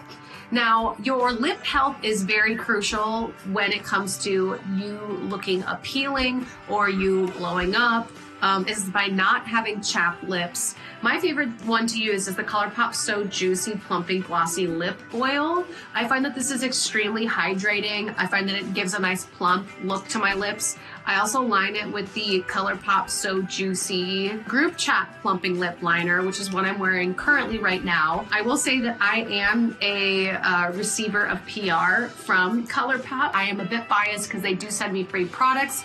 So that's just 2 that I recommend. Honestly, I'm a big fan of Burt's Bees as a chapstick, or Carmex if you prefer more of like an oily, thicker textured product for your lips and your lip treatment. Obviously, a lot of brands also have lip scrubs and lip masks that you can wear at night as well. But if you go back to my first tip and remember that your smile is very important, but if you've got pearly whites and crusty lips, so I highly recommend taking care of not only your mouth, but your lips around it by making sure they're always hydrated and by putting on some sort of lip oil, lip gloss, chapstick, so then that way your lips look plump and kissable. Let me know if you like this video. I really enjoy making these like how-to beauty tutorial videos. Honestly, they don't get a lot of views and I don't really know why, but I love making them. I have such a good time making these videos. They're so fun for me. And I love doing like beauty videos with my makeup routines and like Q&As. So let me know if this is something you are interested, and I hope you snag some of these tips into 2025, and I hope you have a glow up that you are looking for. Let me know if you have any other questions for me on any other products that I use. I will happily divulge my favorite products to you if you're interested. I will see you shopaholics in the next upload. Bye.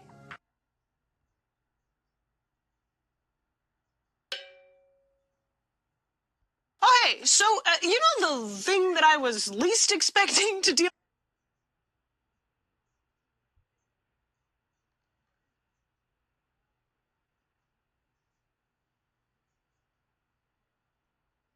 You are not too late. Thank you so much for clicking on this video and joining me. But if you're watching this in January or February, do not worry. You can make a vision board for this year, no matter what time that you're watching it, and I'm going to tell you how. So let's get started. The first tip is to reflect on your past goals and your life up to this moment so far. Have you ever made a vision board? Have you felt like they were maybe kind of silly? Have you found yourself wishing you would accomplish a lot more, and seeing other people accomplish your dreams has caused you to feel maybe jealous or envious? Well, let me tell you, I have been there. I've 100% been scrolling away on social media and saw somebody else accomplishing a goal I wish I could accomplish. And that's when I started really channeling my inner goal getter, my inner fire, my inner spark. And that's how I started accomplishing goals so quickly, is because I finally felt like the light switch of goals flicked on. Like I finally found what juices me and what inspires me, which is other people. So your first step is to look back and figure out what juices you, what inspires you, what gets you out of bed each morning, and how can you incorporate that into your goals, into your daily mantra? How can you take that seasoning of what makes you passionate and powerful in who you are? And how do you sprinkle it throughout your schedule or sprinkle it throughout your next year, so that way you are moving forward and you are going somewhere? Have you found yourself accomplishing a lot of goals in the past? Have you found yourself not accomplishing goals? And that's okay. That's what reflecting is all about, is looking back at your past and deciding to make a change so that the future can go the way that you want it to. I want to take a second and empower you and let you know that your life is your life. You are in the driver's seat of the vehicle that is your life, and it is totally up to you to either stay on the same highway, on the same path that you've been going on and just keep cruising, or would you want to veer to the right and maybe try a different course? If you clicked on this video, I have a feeling that you're going to want to try a different course, which is why you're here. You want to change, you want to try something new, you want to go out there and accomplish some goal that you can't seem to grasp or attain. And I think this vision board really could be the answer for you. It could be that small little switch in your brain that maybe was not quite turned on quite yet. So I implore you to take a second and reflect back on your life and give yourself some positive praise. I think that's the most important thing. While you're reflecting, I think it's important to think about what is the goal or the phrase that you would kind of like to live 2025 by. I actually picked 3 for my vision board, and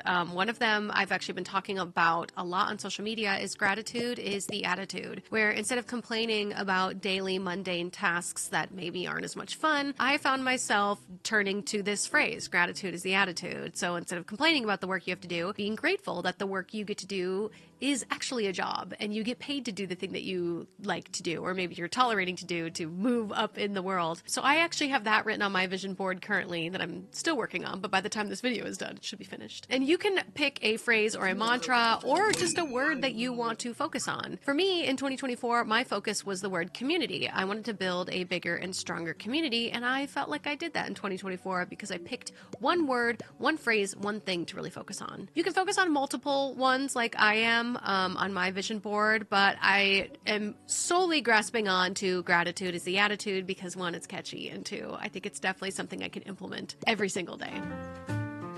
Step 2 is take a second and go in the Notes app on your phone, whether you're Android or Apple, whatever phone you have, and start writing like 2025 vision board. Make a bullet point list of some goals or things that inspire you that you want to accomplish next year. It could be as simple as purchasing a new vehicle. It could be as vast as booking an acting job, or maybe becoming a content creator.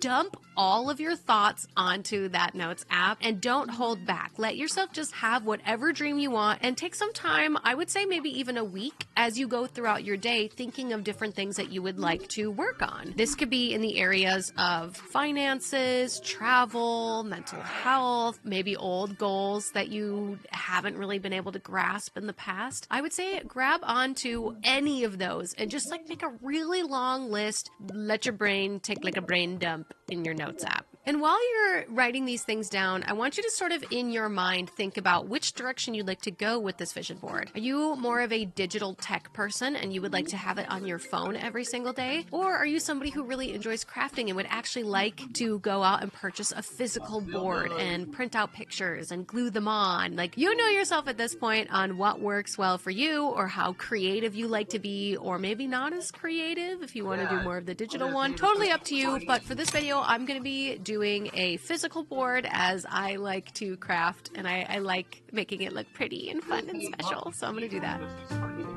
So now that you have your giant list of your goals that you want to accomplish, now it's time for you to go out and you can either buy some magazines, you could go to Michael's and get a bunch of those like scrapbooking stickers and put a bunch of those on your board and have fun with it. Like, allow yourself to just enjoy the making process of this. Start grabbing photos of yourself, adding photos of yourself to the vision board, one that like you think you look the most pretty in, one that like you felt the most joyous in the photo. I think is such a great tip to glue that like in the center and remember how you felt in that moment. Also, I think photos of you doing some of the things that you maybe are trying to grow. Like, I have an album that is like not halfway dropped, but like there's 4 songs that are out currently and the rest of the album's going to drop into 2025. And so I grabbed a photo of myself singing and I actually glued it on my board. That to me signifies that like I want to keep singing and I want to keep writing music and keep inspiring people.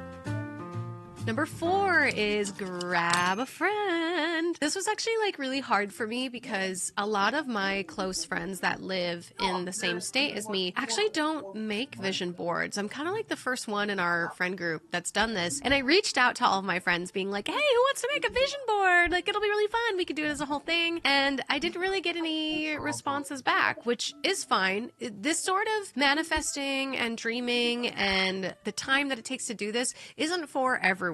Not a lot of people will understand vision boards. Like, I used to be a vision board hater, but now I'm like, I totally believe in vision boarding and in manifesting. So I personally didn't really have any friends that wanted to sit down and make it with me, but it kind of worked out for the best because I enjoy doing things by myself. Like, I made myself a nice cup of tea, got on my cute fluffy pajamas and like sat down and like made my board. And it was so great. But this step, I think it's great to grab a friend, go shopping with you like I did with Chrissy here in this clip. We went to Michael's and she helped me pick out different things to put on my vision board. And she was like very like positive, like, oh, this is going to be so fun. Can I have some of those stickers? Like bring someone with you and tell somebody about some of your goals that you believe has your best intention in mind. Somebody who is very positive, somebody who, no matter how big you dream, like really has your back and like really believes in you. And I personally feel like Chrissy is a great advocate for me. Like, she's always like wanting me to build my own cosplays and to build bigger things. So I brought her with me to go shopping, and I did choose to do the vision board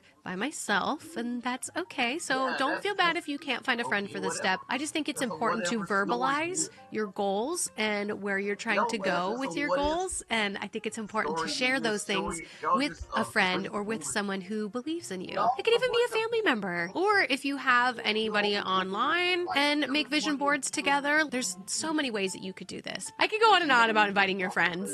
Like, make a girls' night of it. Number 5, if you decided to do a vision board, a physical one, add little doodles and drawings and things to your vision board that just make it so much of you that when people look at it, they're like, oh yeah, that's Dare's vision board. I think the more personal things you add to it, the more real it feels and the more connected you feel to the places that you want to go. For example, one of the things I want to do is I want to make a certain cosplay. And so what I did is that I actually drew out the rough sketch of what the cosplay would look like. And I drew it like teeny tiny, and I cut it out and I glued it on my board because I totally want to make this cosplay on my own. Well, maybe with a little bit of help. And it was a great first step even for making the cosplay because now I have like a rough sketch of it ready to go. Highly recommend like doing your own little doodles, grab your like puff paints, or like you could do watercolors or markers, like really just embrace making this your own vision board. Put all the colors you want on it, put all the neutrals you want on it. Like, you know you inside and out. You know what you love, you know what you're drawn to. Make the vision board like 100% you. If you and your friends all did a lineup of the vision boards and you had to guess whose vision board was who, you should be able to clock whose vision board belongs to who, because it's so specific to you and how unique you are. And don't let anybody tell you differently, because you are unique.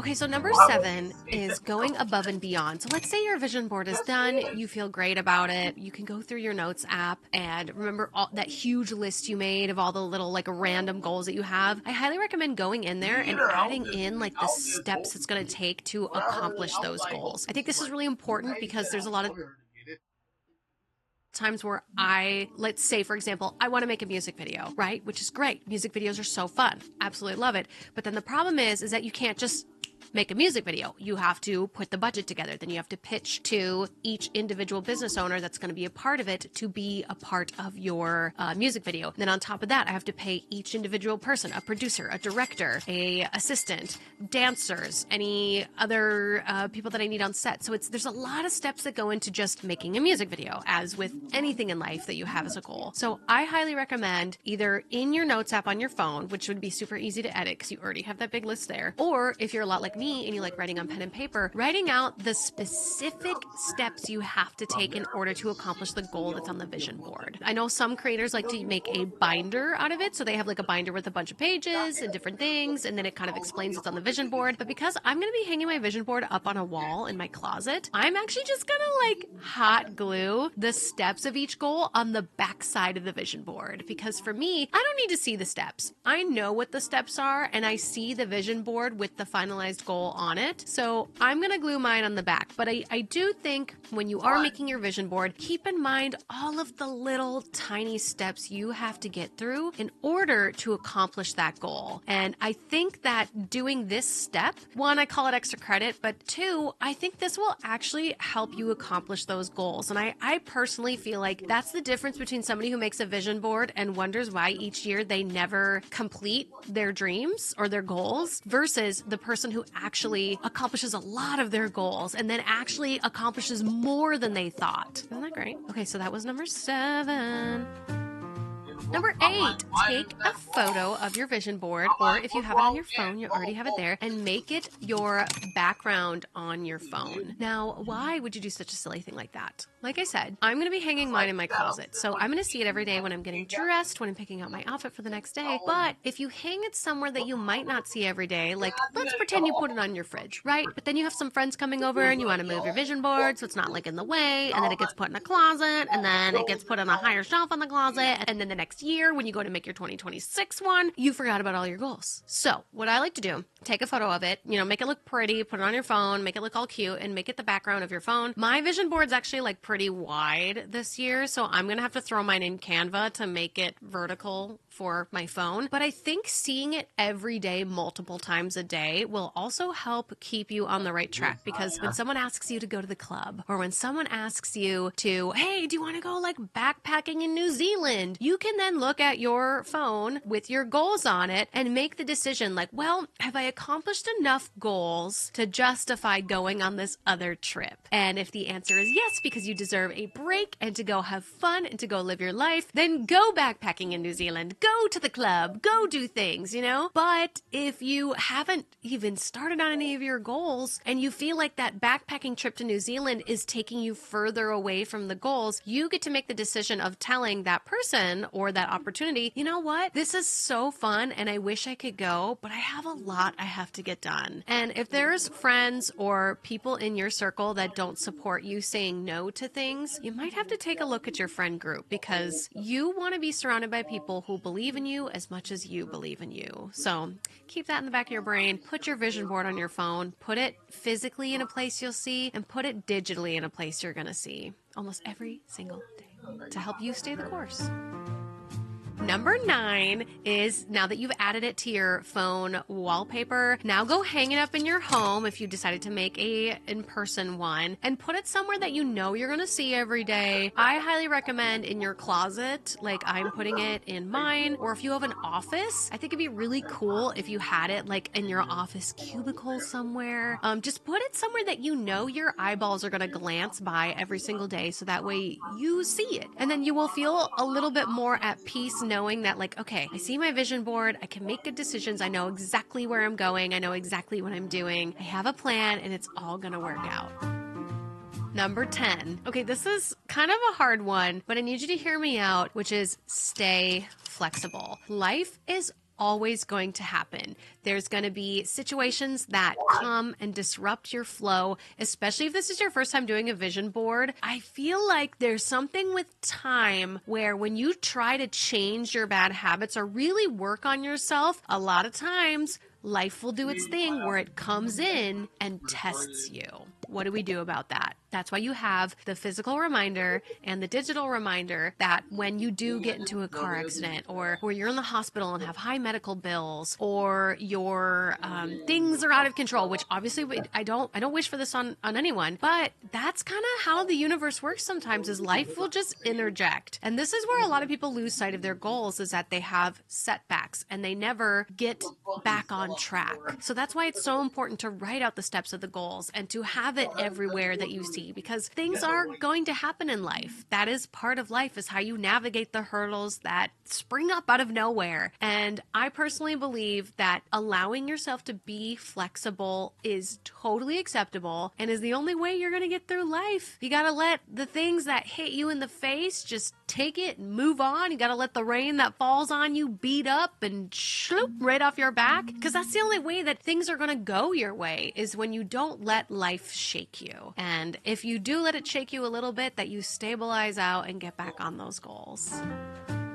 I hope you had so much fun making a vision board with me. I had such a good time. I'm going to insert a photo of my vision board here. I would love to sit and like talk you through what like each thing means. Let me know if you would actually want that, because I could totally do a video where all I do is break things down and talk to you about them. Let me know if, one, you're making a vision board. You should, because they're a lot of fun. And two, let me know if this video helped you at all, or if you have any questions, because I am very good at making my dreams come true. And I feel like that's something that not a lot of people have. And I would love to share what works for me, so that way you could help make your dreams come true by taking little tidbits that I give you. So let me know if I can help you. But I hope you have a wonderful time making your vision board. I hope all your dreams come true. We should do like a halfway year checkpoint and see if we accomplished anything or not, because that might be kind of cool. Let me know if you want that too. But subscribe. Thank you so much for joining me and Rooted in Positivity here on my channel, Darewares, and I will see you all in the next upload. Bye! I love my backdrop.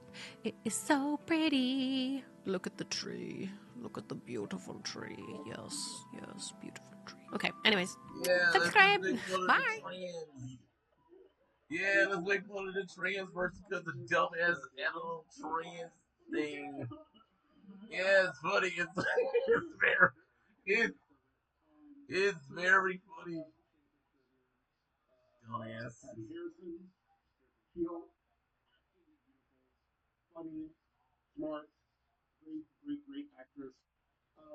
Yeah, so the thing is, Yes, and I thought, ooh. Well, there goes the trunk on. Apps are just trying to sell you things, and it's so deceiving to see these glowing reviews that you can almost be tricked and spend your hard-earned money on something that's essentially garbage. I have a playlist here on my channel called Darewares, where I go through TikTok Shop and I buy a bunch of products and test them out. Today, I'm going to be doing a category that I essentially just came up with: TikTok's products to sell you if you want to be a content creator, or products that you could use if you create content, or TikTok tries to make you a content creator by buying these products. They all are very much so revolving around the topic of creating content, but let's dive right into it.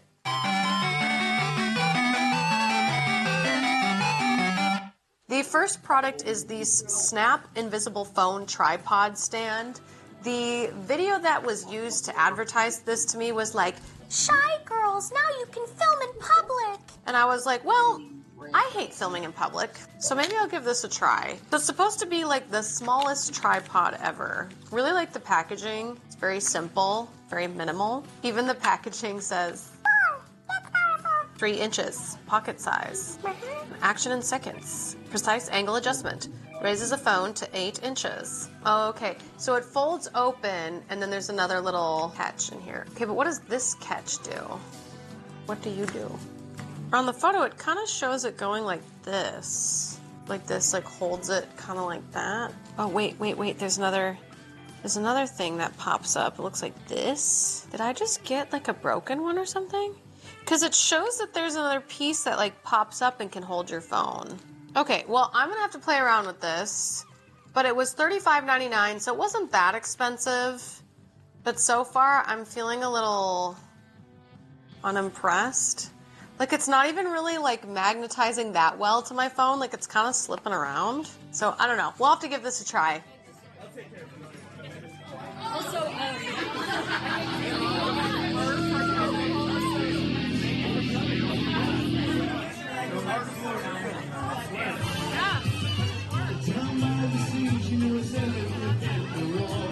I kind of thought the little tripod stand was a bit of a gimmick, but I pulled up the video that actually inspired me to purchase the tripod stand, and it works so well. If you don't know, I go singing at karaoke bars quite often, and it is very difficult / embarrassing to ask people to film you while you're singing. So I just propped up my phone on the little like shy girl tripod, and it worked so well. So I'm gonna give this product a 10 out of 10.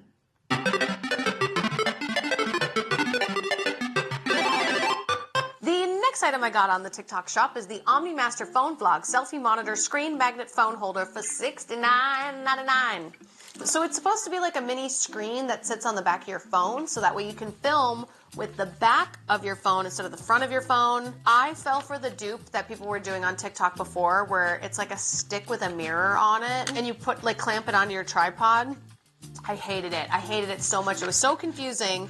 But then I saw this, and I thought, ooh, this might be the thing that solves all my problems. Because I never shoot on my back camera. I don't know if anybody else does. I probably should, though. Only real content creators shoot on the back of their phones. Well, I guess I'm a fake content creator then. Okay, it comes with a couple things here. It comes with a little clampy clamp. Comes with a little clicker. So these, basically, you hook it up to your phone. It'll make your phone take the photos. Super cool, super convenient. Comes with a little cord, which means we're probably gonna have to charge this overnight. And there she is. Ready? Satisfying. Here we go. Oh, that felt good. It kind of looks like what I thought it would. It looks like a mini TV screen. I am curious, though, how this will connect to my phone. We'll have to find out. I'm going to do all the instruction reading tomorrow. I just don't have the brain capacity tonight. But I'm going to plug everything in. And it comes with another dust ruffle bag. Is this like the new thing that electronic companies are doing? They're like, we're high quality. We sent them a dust ruffle for their equipment. Okay, into the pile to charge overnight. You go. All right, so I am on the set shooting some content for fun and for my extra site. I got that miniature monitor up and running. Highly recommend bringing the instruction booklet with you like the first time you try using it, because it was a little confusing for me. Luckily, I had somebody here on set, aka Jim, to help me get it set up. But let me show you what it looks like so you can get an idea if this is the product for you. Again, it's a little bit more expensive, but I really feel like this could be a game changer. Okay, so this is my phone. It's all set up on a tripod.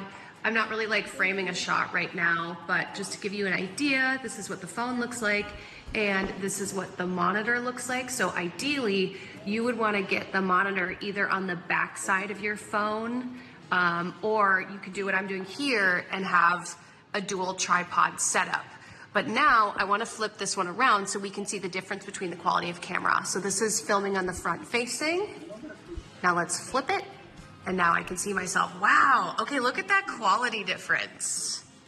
Like, that looks so much better. You can see the texture on the bricks. You can see the wig. Okay, so you can see a lot better, like the textures of everything around me. You can see the texture on the wig.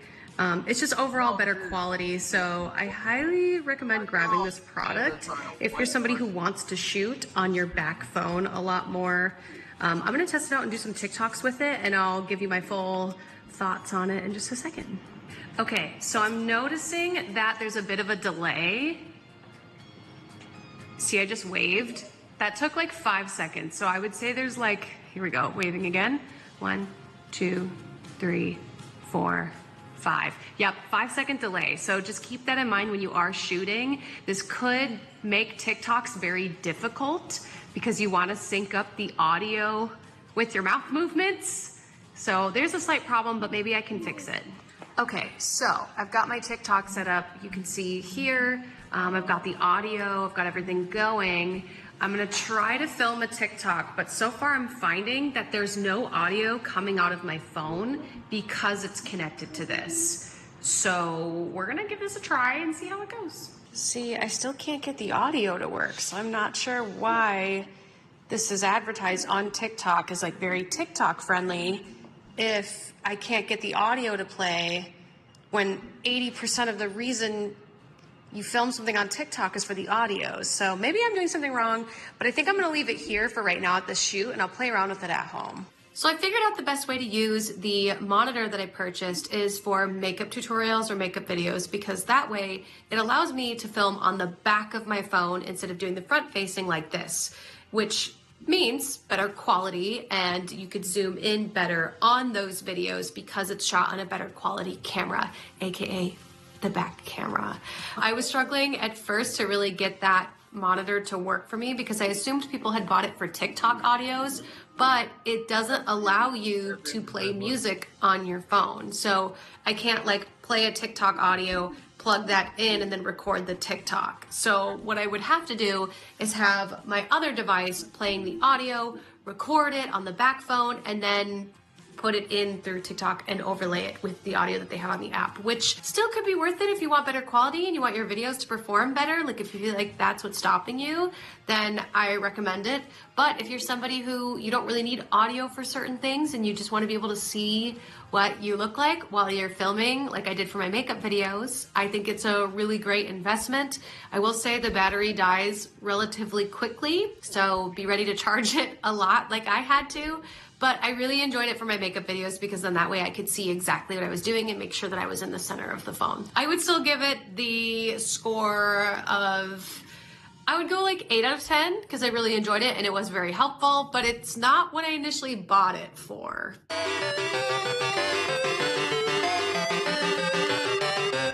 This device actually scares the living frickle-frack out of me because it is a JSL JDTDC Apple MiFi certified photo stick for iPad, iPhone, flash drive.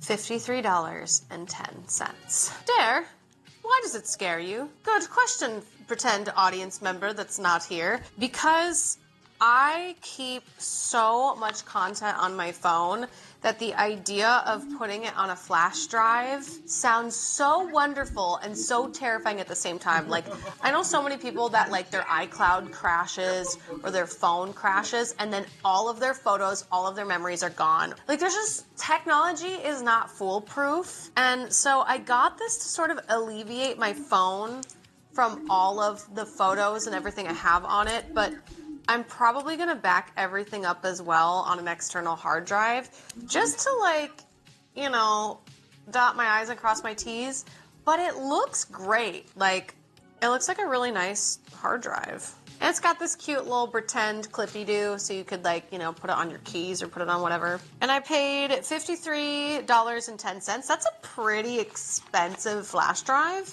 I've paid for bigger flash drives and hard drives. The flash drive. My final thoughts on the flash drive, which I didn't really record myself using it because I get so scared that like my photos are just gonna be gone from the ether if I put something on here. Like, it's so small and fragile. I'm sure it's a good idea, but in my opinion, I would rather get an external hard drive for fear of one, losing it, and two, for fear of it just like not working one day. So I think it could be worth it if you trust technology, but I just have trust issues. But it works. It works fine. I'm scared.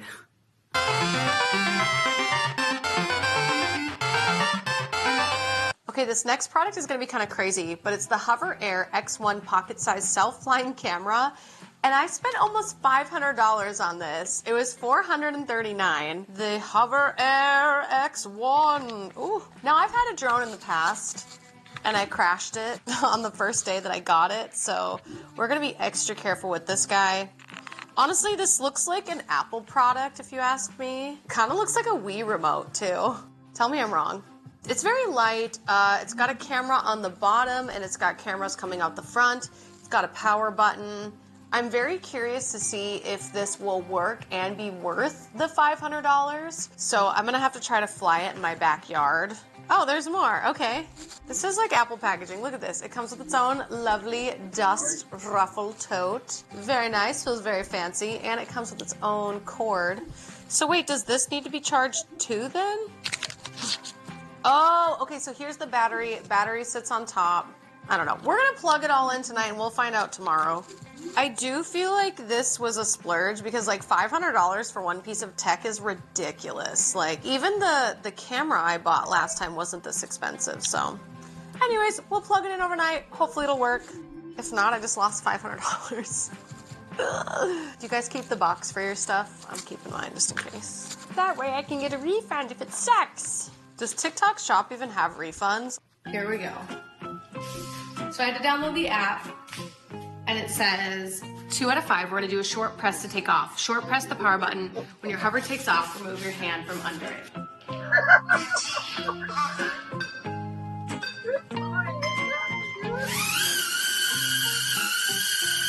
There's a secret Oh, and it's like looking right at me. Cool.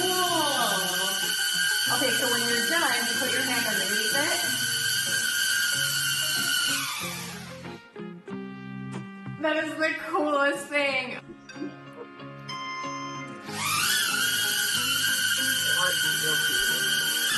Oh.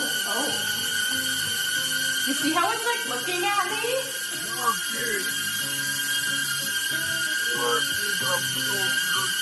That's scary. Yeah, I'm serious.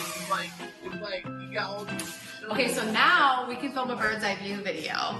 So we're gonna try it. This is gonna be so scary. Oh my god! Oh no! Oh no! Oh no! Oh my god! Oh my god! The surrounding environment and avoid obstacles. That was terrifying. So you saw the first flight. It apparently now needs an update already, which is kind of shocking to be honest. But I'm allowing it to update, and as soon as I'm done with it, I'm gonna try the follow me feature instead, because I think with my home and the way that it's, you know, shaped, it won't be able to do the bird's eye view effect as smoothly. But I think if I try the follow me, it'll be able to find me in my house as long as I have all the lights on. So far, it's been a pretty easy experience. Like I just opened it out of the box not even like 10 minutes ago and was able to get to a first flight within 10 minutes, which is great. Obviously, you need to charge it as soon as you get it. I let it charge for 24 hours. I think I'll let it charge overnight tonight, and then tomorrow I'll actually take it outside and test it, because it technically says that this should be flown outside. My only fear with like the bird's eye view is that like, how do you get it back down after it goes up like that? I'm very nervous, but I think if I find like a good safe spot, it should be okay. Oh my gosh, it looks so crazy seeing my ceiling. Like, woo! Like, oh wow, I'm gonna insert it right here. Wow. Okay, well let's do another one. We're gonna try the follow, and then tomorrow we'll actually try it outside. This is so crazy. Do you see it? Wow. Do you see how crazy this looks over here? What if I turn around completely? Wow, it still follows me when I turn around. Okay, yeah, I'm gonna try it again with a little bit more confidence. Okay, because now I know it's not gonna hurt me. We're trying again. Okay, ready? Here we go. I'm sorry, Tina. dies pretty quick. It's already at half battery. Like, I'm not used to being a third girl. I'm used to being a girl from the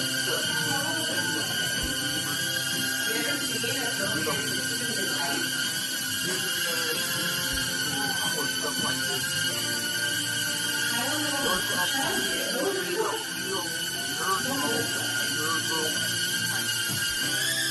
No, I'm serious, God.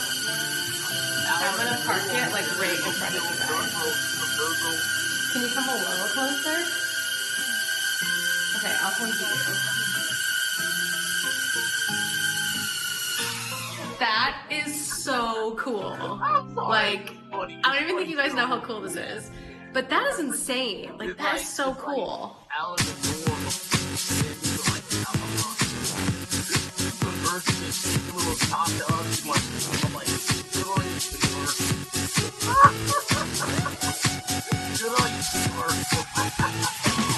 My final thoughts on the drone is that this was probably my favorite thing from this entire haul / collection because it works extremely well. It's expensive, but I now have tons of content ideas that I want to shoot with this drone that literally flies itself. I don't have to pilot it. It has its set modes where it can do bird's eye view, it can orbit around you, and it's just so cool. I've never seen anything quite like this for this price, and I just can't wait to travel more and actually make more content with this. So Hover, you're gonna be hearing from me because I definitely want to be like a sponsored creator by them because this is so cool. I'm so into it. Let me know which content creator product you enjoyed me testing out, and if you ever see anything on TikTok that you would like me to test out, be sure to @ me on TikTok. My new TikTok handle is darewearsofficial, so be sure to just @ me, and then I'll be able to see all of the times and all of the items you want me to test out. And don't be shy, come join me on Facebook at my Dare to Shop page. I would love to see you there as I do talk about all the products that I purchase and buy, what things I like and what things I don't like. And be sure to subscribe and tell your friends. Bye, my Dare Bear Cubs! My little shopaholics, my little shopaholic content creators, come here. Come here, my little shopaholic content creator.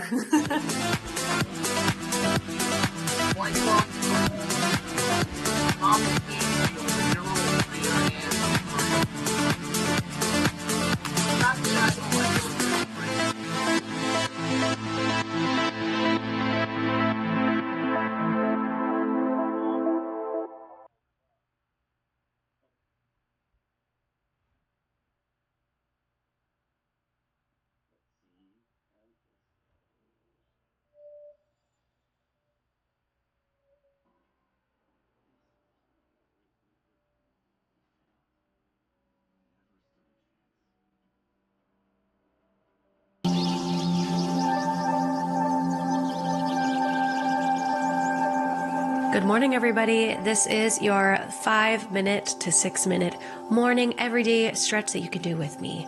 Let's start with some reaching up to the sky as tall as we can. You can add a little bit of a plie with this and extend your body, your fingertips, your toes, everything as high up to the sky as you can. Take your time with this. You'll probably feel a little stiff from last night's slumber, so go nice and slow. Really breathe in on the plie and let it all out as everything reaches up towards the sun. Exhale it all out.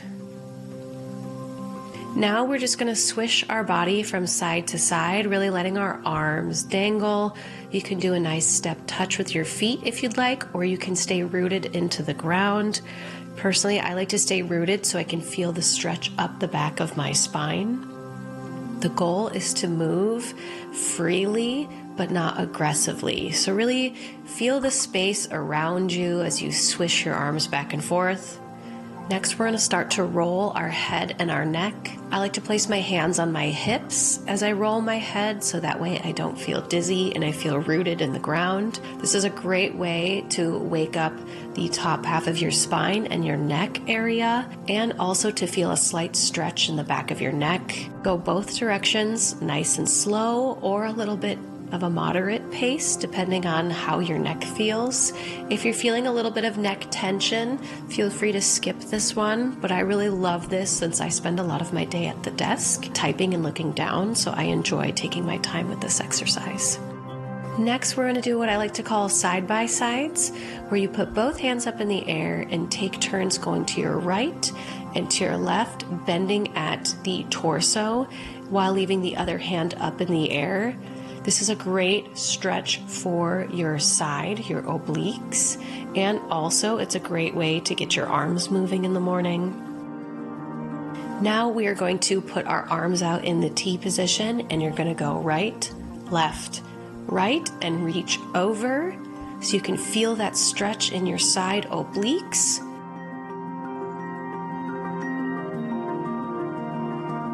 Then you're going to reach down to your foot, still keeping your legs facing forward. You should feel that stretch in the back of your calves. Then you're going to go towards the center, plie and back up, and then we're going to go left, right, left, and over. This is a great way to get your body and your blood flow moving throughout your body and getting your whole body woken up for the day. This should feel like a slight stretch and not feel like an extreme stretch. So please take this at a slow pace. If you can't touch your toes, that's okay. Once we're back up to center, we're going to go back to right, left, right, and reach over to the right side.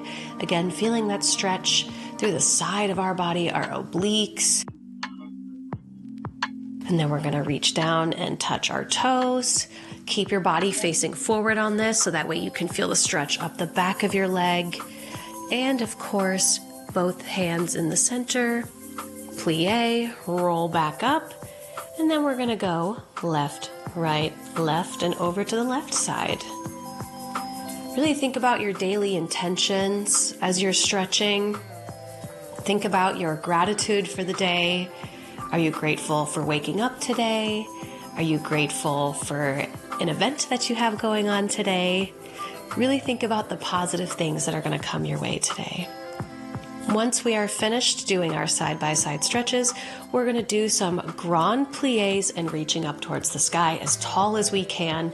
Now on this stretch, because we're warmed up now, you can really go for it. So go as low to the ground as you can, feeling the air as you whisk your arms up towards the sky and the sun, taking a deep breath at the bottom, taking it up to the top, and completely exhaling your air. We're going to do this a couple of times. Next, we're going to take our right arm and pull it across our body with our left arm in front, really stretching out our arms. If you're feeling up to it, you can roll your neck while you do this stretch as well. Then we're going to switch to the other side. Again, taking your opposite arm in front and across your body. Your other arm loops under and over, kind of compressing it up against you.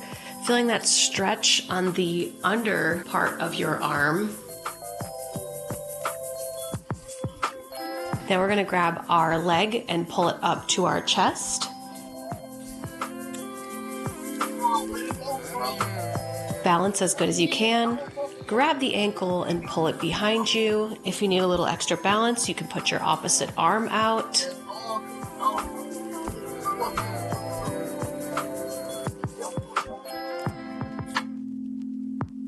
Let me show you what it looks like from the side.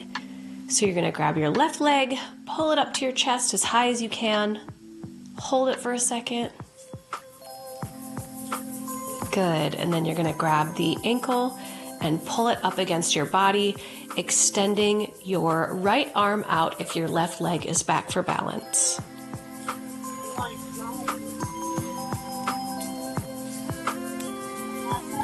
Excellent. Great job, everybody. Thank you all so much for doing this morning stretch with me. This is just meant to wake you up, get you out of bed, get you outside or anywhere in your room to sprawl your body out and warm your body up for the day. This isn't meant to get your heart rate going or for you to actually exercise. This is just more to like wake your body up, get your blood flowing, and thinking about the positive intentions for the day. This is my subsegment on my channel, Dare Wears, which is going to be called Rooted in Positivity. I will be providing some like healthy wellness ways to move your body, different ways of thinking. It'll be more of like a video diary, so that way you all can wake up and feel good for the day like I do every day because I do these things. I just wanted to share them. The world is so quick about hustle and doing things quickly and doing things as fast as you can, and I just wanted to provide a space where we can slow things down a little bit, talk a little girl talk, and move our body. So thank you so much for doing this morning stretch routine with me. If you are interested in the comments below, I would love to hear from you. If you would like a 10-minute morning wake up stretch, if you would like an intermediate morning wake up stretch, I do actually do a deeper stretch. If you're looking to become more flexible, I would love to make that video for you. Let me know in the comments below. I am just very excited to be making this content, making a space for it on my channel. It's going to have its own playlist called Rooted in Positivity. Let me know if you did do this routine with me, because I always love knowing if people did it with me and they enjoyed it. And I also have an Instagram called Rooted in Positivity if you want to give it a follow. It's mainly just going to be positive quotes that I'll post daily that happen to find their way to me. So follow it if you're interested. But if not, I totally understand. But I can't wait to see you in the next video for this playlist. So stay positive. Mwah. I'm sorry. What you talking about, Alpha?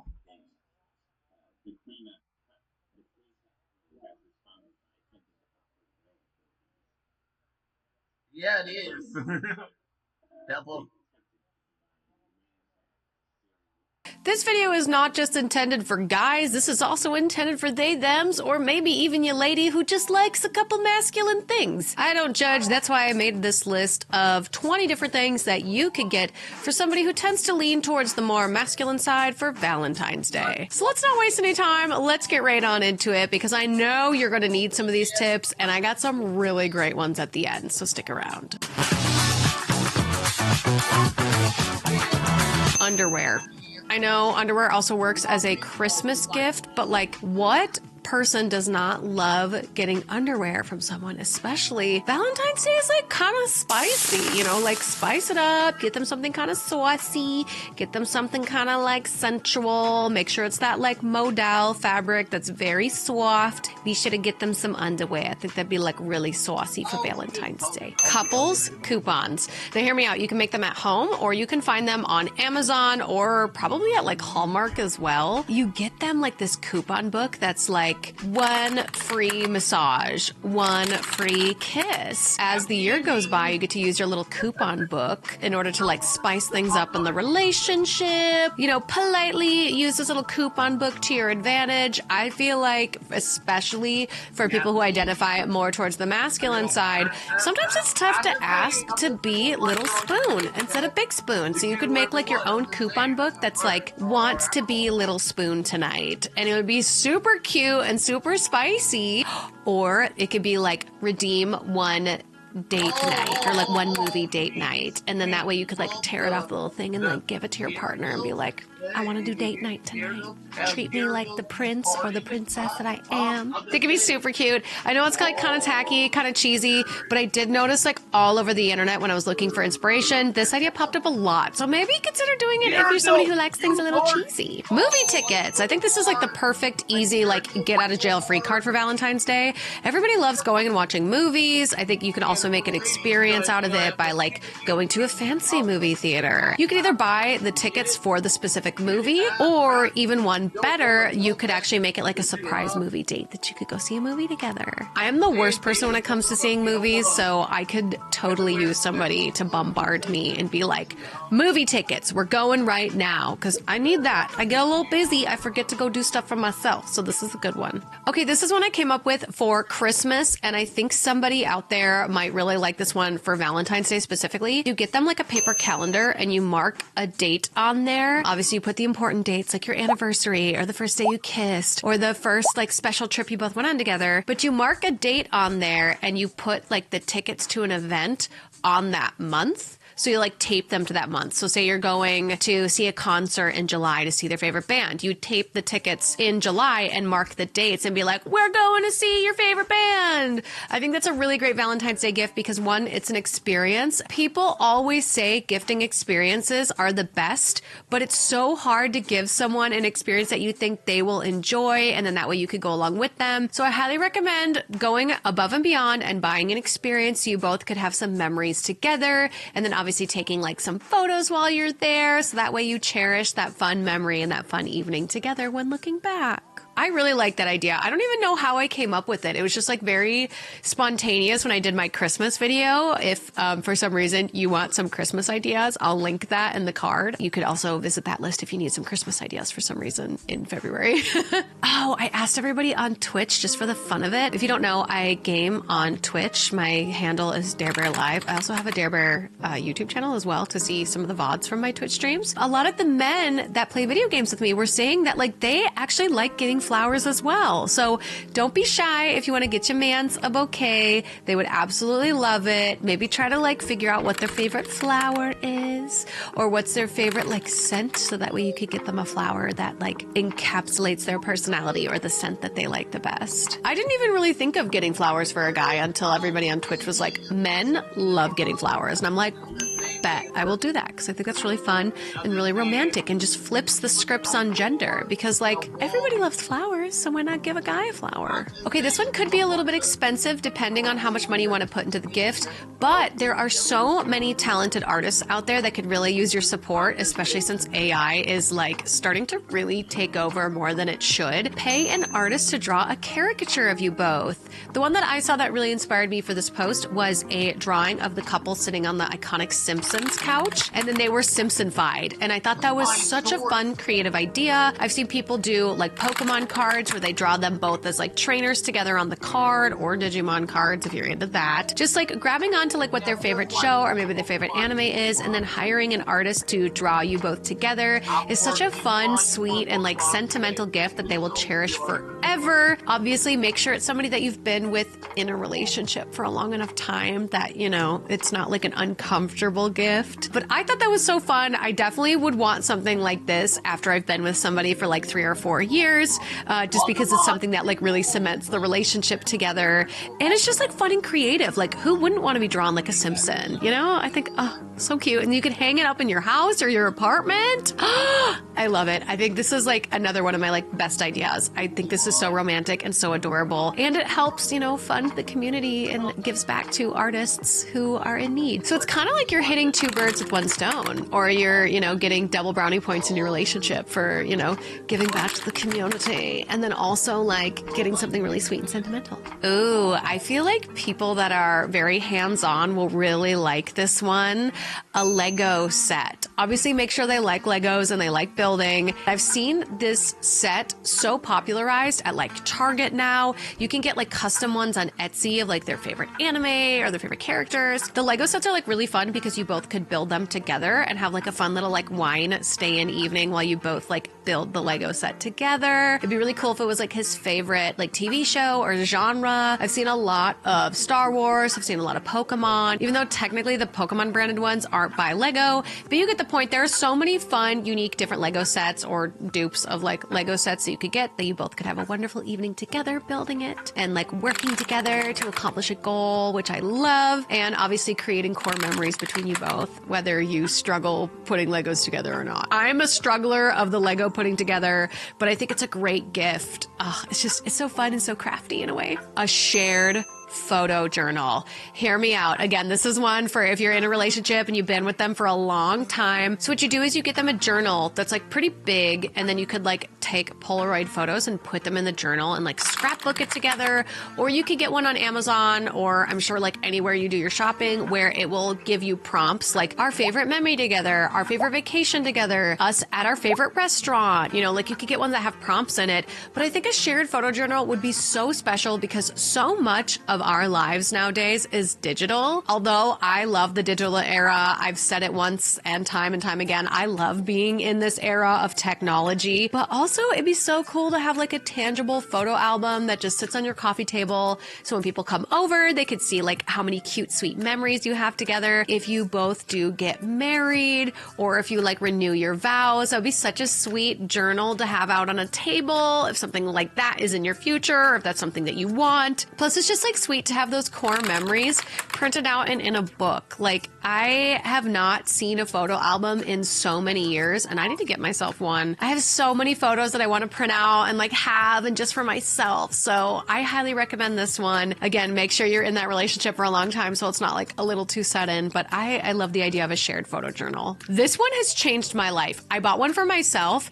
It's a massage gun, like a handheld one. If your partner's like really bad at massages, you get them this and then you will never have a bad massage ever again. You get ones that you can adjust the intensity on it, get one that like adjusts the heat or the cooling on it, and it makes for a nice like sensual time together, could add to the foreplay. I absolutely love mine. It is so great. Like I've had mine for a long time. It's so wonderful. But you know what's even more wonderful is if you gift it to someone else and then they get to use it on you. Like, oh, I love it. So get yourself a massage gun if you can, or get one for, you know, your partner, because like it's the gift that keeps on giving. You could get them a cologne or a scent that you are like really drawn to. It could be like a deodorant, a cologne, something that they could like wear and wear out that you're just like, ooh, I love the smell of this. Like maybe you should wear this. Just get them something that's like kind of spicy and you're like really drawn to the smell of it. If you do get your partner something that is scented,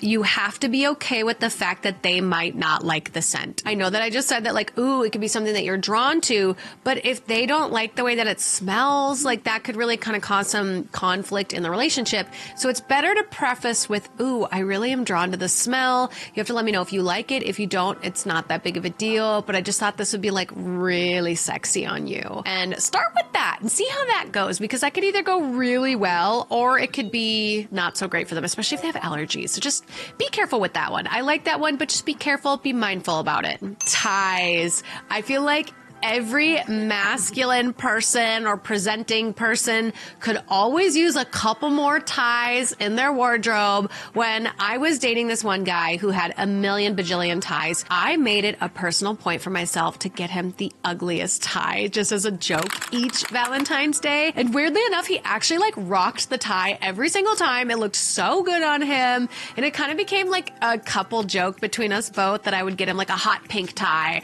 or like a lavender one. And he looked so good in it. Like it never went bad and he always wore the tie. Maybe you could start some like inside joke with them that like, ooh, I got you this tie. And maybe it's like kind of ridiculous. Or you just get them like a tie that you know they need, a color that they don't already have, or a pattern that's maybe, you know, something that they don't currently have in their closet. You know, just like give them something to like spice up their wardrobe a little bit. Could be kind of fun. And like a tie you can't go wrong with. You know what I mean? Like I sometimes say that like men typically want to get women lingerie for Valentine's Day, which is great and super spicy, but if it's like not comfortable, it's not it. But like a tie usually is comfortable for men. I mean, obviously there are some cases, but like I personally think a tie is really fun, especially if you can make like a running joke out of it. Since I started working on my morning routine, I think this one could be a really great gift for someone else, is if you got them like a skincare routine. It could be as small as like a 2-step, like a face wash and a moisturizer. I always think men's like face wash and like moisturizers have like such a masculine smell to it and just have like this like clean, either minty or like leather smell. So you could pick them out like a face wash that like really draws you to them. Or if you know that they have dry skin, you could get them like a really heavily moisturizing moisturizer, or one that like, you know, helps with acne. I feel like a lot of male presenting people tend to not have a skincare routine. And that's not the case for everyone. I'm just saying like typically speaking. So it could be a really great idea to introduce them to skincare, get them caught up so that way they can have beautiful glowing skin for when you go out on Valentine's Day night. I think like not going any further than like a 2-step skincare routine would be great. Maybe a 3-step with a toner. Don't go too overboard. on the, skincare. Unless they really like it, then, then go nuts. Okay, this one's a little spicy. So if you're here for the spice, here we go. Get them a sexy game. There are so many of them on Amazon or even at Target. I've seen them. There are like fun card games you could get. There are board games. I saw this like really fun game on Etsy that I'm actually probably going to order for myself just for the fun of it. But it's 3 dice and one of them is like what position. The other one is like how long you have to do it for. And then the third one is like the speed or like the vibe of the position that you're supposed to do. So it was like hot and heavy or like slow and romantic or foreplay with like character, like there's so many fun games out there that you could get for your partner. I think that this could be like something super fun if you're both like open to things in the bedroom, open to trying some new stuff. I don't know. I think it'd be fun to have like a fun twister or like a fun dice game and just to like shake it up every once in a while, try something different. This one's a little cheesy, but I think it could be really fun. I saw a candle on Etsy that says, light when you want to see me naked. And I thought that was kind of fun. Like, just as a woman, it would be nice to like see the signs of like when my partner is like, I'm thinking of you, and you light the candle. Then it's like, oh, that can be arranged. I just thought it was really fun, kind of silly, and very, very simple, very cheap, but I still thought it was like kind of cute. This is another one if you don't really have a lot of money, is you could get like a mason jar or any kind of vessel and fill it with tiny folded up pieces of paper that either have positive things that you like or love about the person or some daily mantras if there's somebody who really loves like manifestation or like gratitude. It could be really fun if you wrote them like personal messages like, today remember that you are a kind person, or smile at a stranger today. Or remember that you are such a big dreamer and dream even bigger today. Just like something really sweet and sentimental.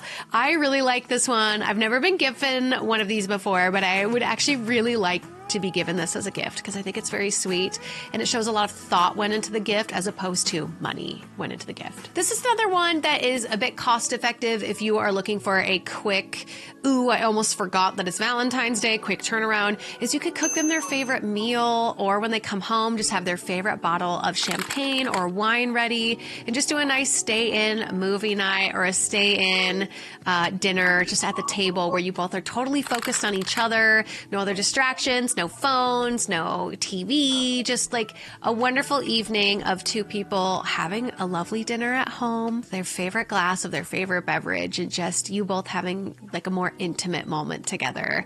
I think this was also a really sweet one. Again, I haven't had this gifted to me on Valentine's Day, but it's the perfect gift if you're looking to save a little bit of money. Oh, and for that one, you could also take them on a picnic if they don't work during the day. I think that could be really cute as well. Just going on a cute little like sunny day picnic. Ooh, I'm there for that. Custom candies. Now I did a little bit of research on this one because I had to know. I want to know like how expensive this was because I kind of thought like getting your photo on a bag of M&Ms would be quite expensive, but it turns out it's not. I actually went on M&M.com and I looked up like what is the cost of putting a photo of me and my partner on M&Ms, which coincidentally I used one of me and Cody just to see how much it would cost, and it was only like $25 before shipping, which that is a little bit pricey, I suppose, for like candy.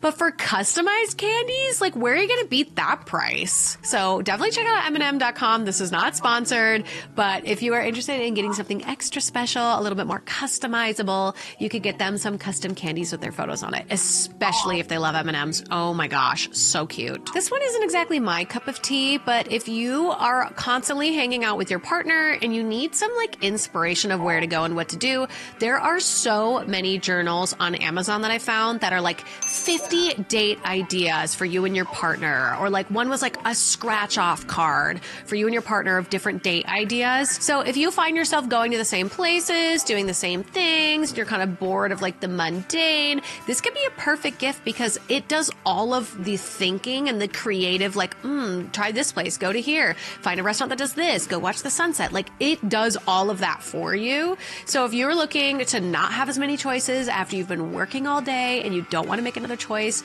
maybe consider getting this for you and your partner. And then you could double it up with that photo journal that I talked about earlier. That could be a good double gift. I even did some research on the most cost-effective booklet that has date ideas, and one was at $9.99 today.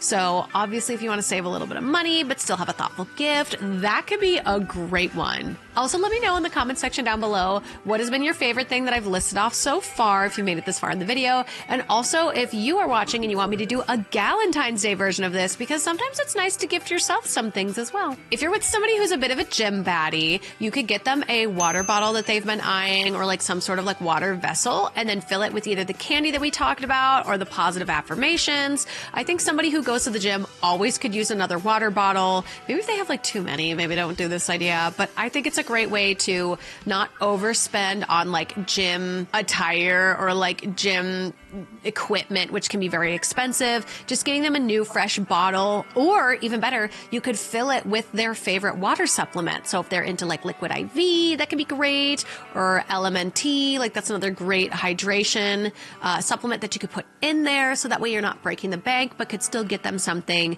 that you know they'll use since they're such a gym baddie. If you've got somebody who loves to travel, you could get them travel luggage tags. I know I use this in my Christmas video, but I actually know somebody who I'm going to be getting a little Galentine's Day gift for, and I'm going to be getting them luggage tags because I've noticed they've been traveling a lot more lately, and I'm going to make sure it's in their favorite nerd culture theme, so that way when they travel, they'll see that little luggage tag and think of me and obviously their favorite TV show. So I'm going to be getting them some luggage tags. This one also kind of goes hand in hand with the tie that I mentioned earlier, or like getting them clothes for Valentine's Day. You could get them an ugly Hawaiian shirt or like an ugly pair of socks that goes with the special trip you might be giving them. I always think of how parents get their kids like a Nintendo Switch, right, for Christmas, but they make them open up the Nintendo Switch game and then the Nintendo Switch like case for it, and then the kid's kind of like throwing a fit like, but I don't even have the thing in order to play the game. You could do that to your partner, where it's like you get them a pair of winter boots and they live in California and they're like, so why winter boots? And you're just like, I don't know. What about this gift? Obviously, this idea entails a little bit more money, but it could be really funny to like kind of prank them on Valentine's Day. I always get like a good kick out of like a mini prank that doesn't hurt anybody, but you give them things that like make no sense. And then all of a sudden at the very end, you're like, we're going skiing in Aspen. Or like you get them an ugly Hawaiian shirt and like a new pair of swim trunks and flip flops. And they're just like, okay. And then you're like, we're going to Florida or Hawaii. Some kind of fun like that, a little creative. Again, on the expensive side, but I always love like low-key pranking people. Harmless pranks. Harmless pranks. And last but not least, you can get them a subscription to their favorite Instagram baddies OnlyFans account. Thank you all so much for watching, and don't forget to subscribe! Bye! Go tickle that like button. Tickle, tickle, tickle, tickle, tickle. Give it a little tickle. You dare me, I will.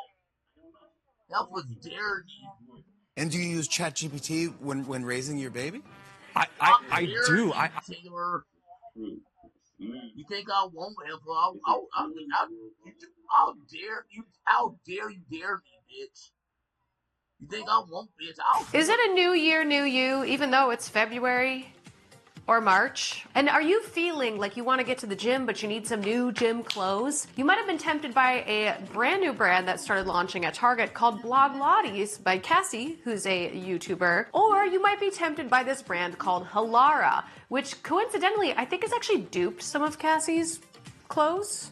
So today we're going to be testing out these two fitness brands. One is by a YouTuber, a content creator, and the other is by the mass machine that is, you know, capitalism. So on that note, let's get started. You're looking out, Taylor.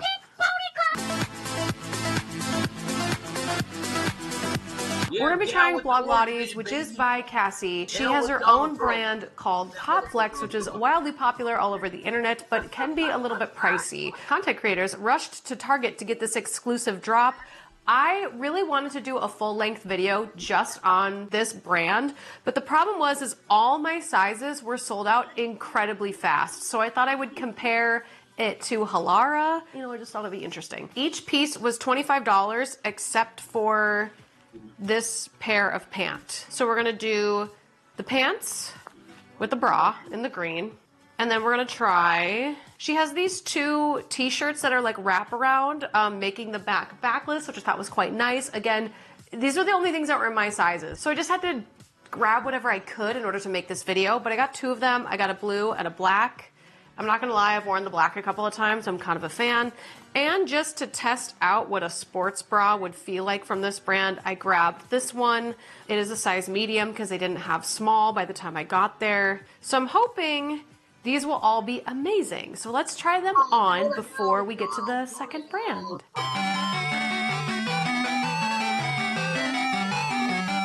All right, outfit number 1. I actually really love this top. I like the way that it like cradles my chesty besties. I like a nice lean sports bra strap leading onto the back, very stylish, very cozy.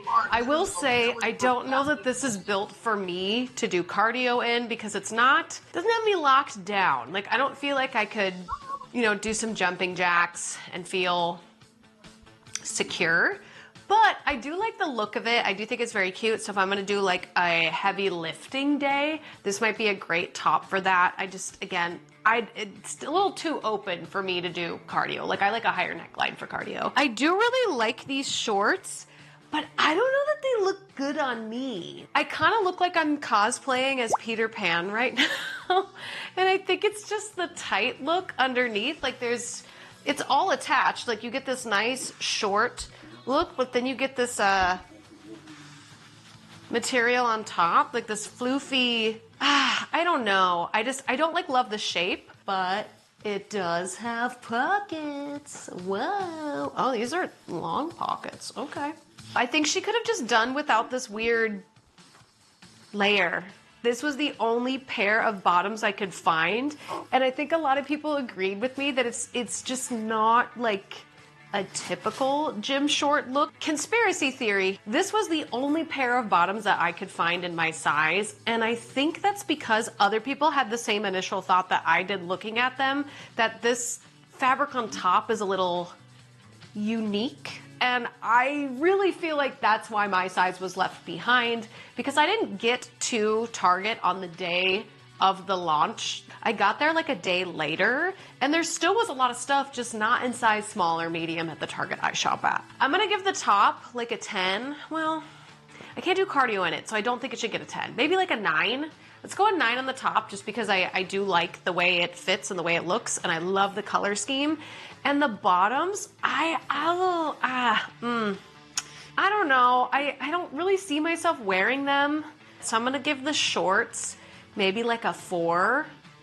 Like, this could be somebody else's cup of tea, but it's just not mine. So let's try on the rest of the tops that I picked up from Target. And the next look is this really cute workout tank top with a little bit of sports bra built in. In my opinion, this is, again, not a top that I would do cardio in. Like, this to me feels more casual. Like, I'm already kind of like popping out when I even do just a couple of jumps. So it's not quite jumping jack approved, but I do like the softness of this material. I think it's very soft, really delicate. It's not quite spandex, but it has that feel to it because it does cling to the body a little bit. So it's very figure flattering. I feel like it's just a little, I don't know, plain. Like, it's just not that interesting to me personally, but for somebody who really needs a new black top to go work out in, this could easily work for you. I definitely recommend wearing a sports bra underneath if you are going to do cardio. Again, this could really work for a heavy lifting day, just not like a, you know, high activity day of jumping and, you know, climbing. For $25, I feel like this was like not it, in my opinion. I don't really see where the price tag comes from on this other than the brand. And I want to support, you know, Cassie, because like that's been her dream, is to get her activewear into Target. I don't really understand the pricing on it because I feel like I could go to Goodwill or somewhere else and buy a black tank top that, you know, would accomplish the same thing. And I know there's a lot of videos on YouTube where people are comparing the Blog Lottie's versus her Pop Flex, and they're basically saying that the Pop Flex is the higher, more well-made brand, and Blog Lottie's is like Target edition, so it's a little bit less expensive, and it's not as like high quality, but I kind of wish I didn't pick this up. I'm not loving it, but I'm not hating it. You know, it's a plain black tank top. Am I crazy to think that $25 is a lot for a tank top? Let me know in the comments below, because I don't know, I'm feeling some kind of way. $25, black tank top. I'm gonna give it like a 5. Ugh, I don't know. I feel bad because like, I'm conflicted because I get it. Like this was her dream. This is like her thing. And she spent a lot of time like creating this brand, but like $25 for a tank top. I don't know. I feel weird about it. All right. I think that means it's time to change then if I feel weird about it. This is a backless tie around shirt and it is so innovative. And I couldn't figure out why I love the fabric so much. Read the tag. It's made of modal.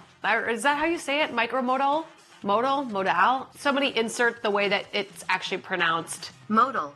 Regardless, it is the softest fabric ever and is so comfortable that this shirt, it just makes it like just, oh, it's so good. It's so good. The shirt comes like this, where it's got these two kind of strands. The back is quite open, so obviously if you wanted to, you could wear a sports bra. I highly recommend it in this top. You crisscross it in the back, you pull it kind of nice and taut, and then you bring it around in the front and you tie it in the front. So that way, if you're doing any workouts that involve you laying on your back, you won't have this giant knot on your back while you're doing workouts. Does that make sense? If you do ab workouts, you understand what I'm talking about. This is probably my favorite thing I bought from the collection, but I don't know if it's gym approved. Like, I think I need to wear it to the gym to see how I feel about it. Obviously, I need to wear a sports bra. I do love this shirt, though. I wish I would have had the ability to get more because I think there were multiple colors. But this, in my opinion, is worth $25 because it's something I don't already have in my closet. I've never seen anybody else make something like this, and the fabric is worth the price point. So to me, this was worth the money I paid for it. Favorite thing I bought, hands down, from this collection is this shirt. Let me put on the black one just so you can kind of see what that looks like. Okay, so here is the black shirt. So what I'm gonna do is I'm gonna turn around, tra-la-la-la-la, cross it in the back, bring it around in the front, insert anime girl sound here. Really love this top, very cute, super adorable. It's the same as the blue. It's literally the same shirt, copy pasted. No difference except for color. But I am glad I got two. I don't know what in my mind was like, get two. But I'm glad I listened to that thought in my head because I'm real happy about it. Yeah, let's see what the blue one looks like at the gym to kind of see, like, is it workout approved? How do I feel in it? Or do I think this is just a glorified, like, athletic leisure top? Because if it feels strange at the gym, then I don't get this line at all then if it feels strange at the gym. I don't think it will. I think it'll be great. But here's that clip now.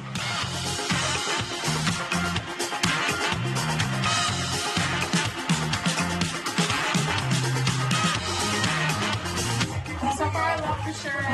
Woo, that's what new. I need this thing a little bit. Yeah, I'd wear the top of the gym again, I think. You like tucked it in, it didn't come out at all. I'm impressed. Yeah, I'll give it a 10 out of 10. Woo!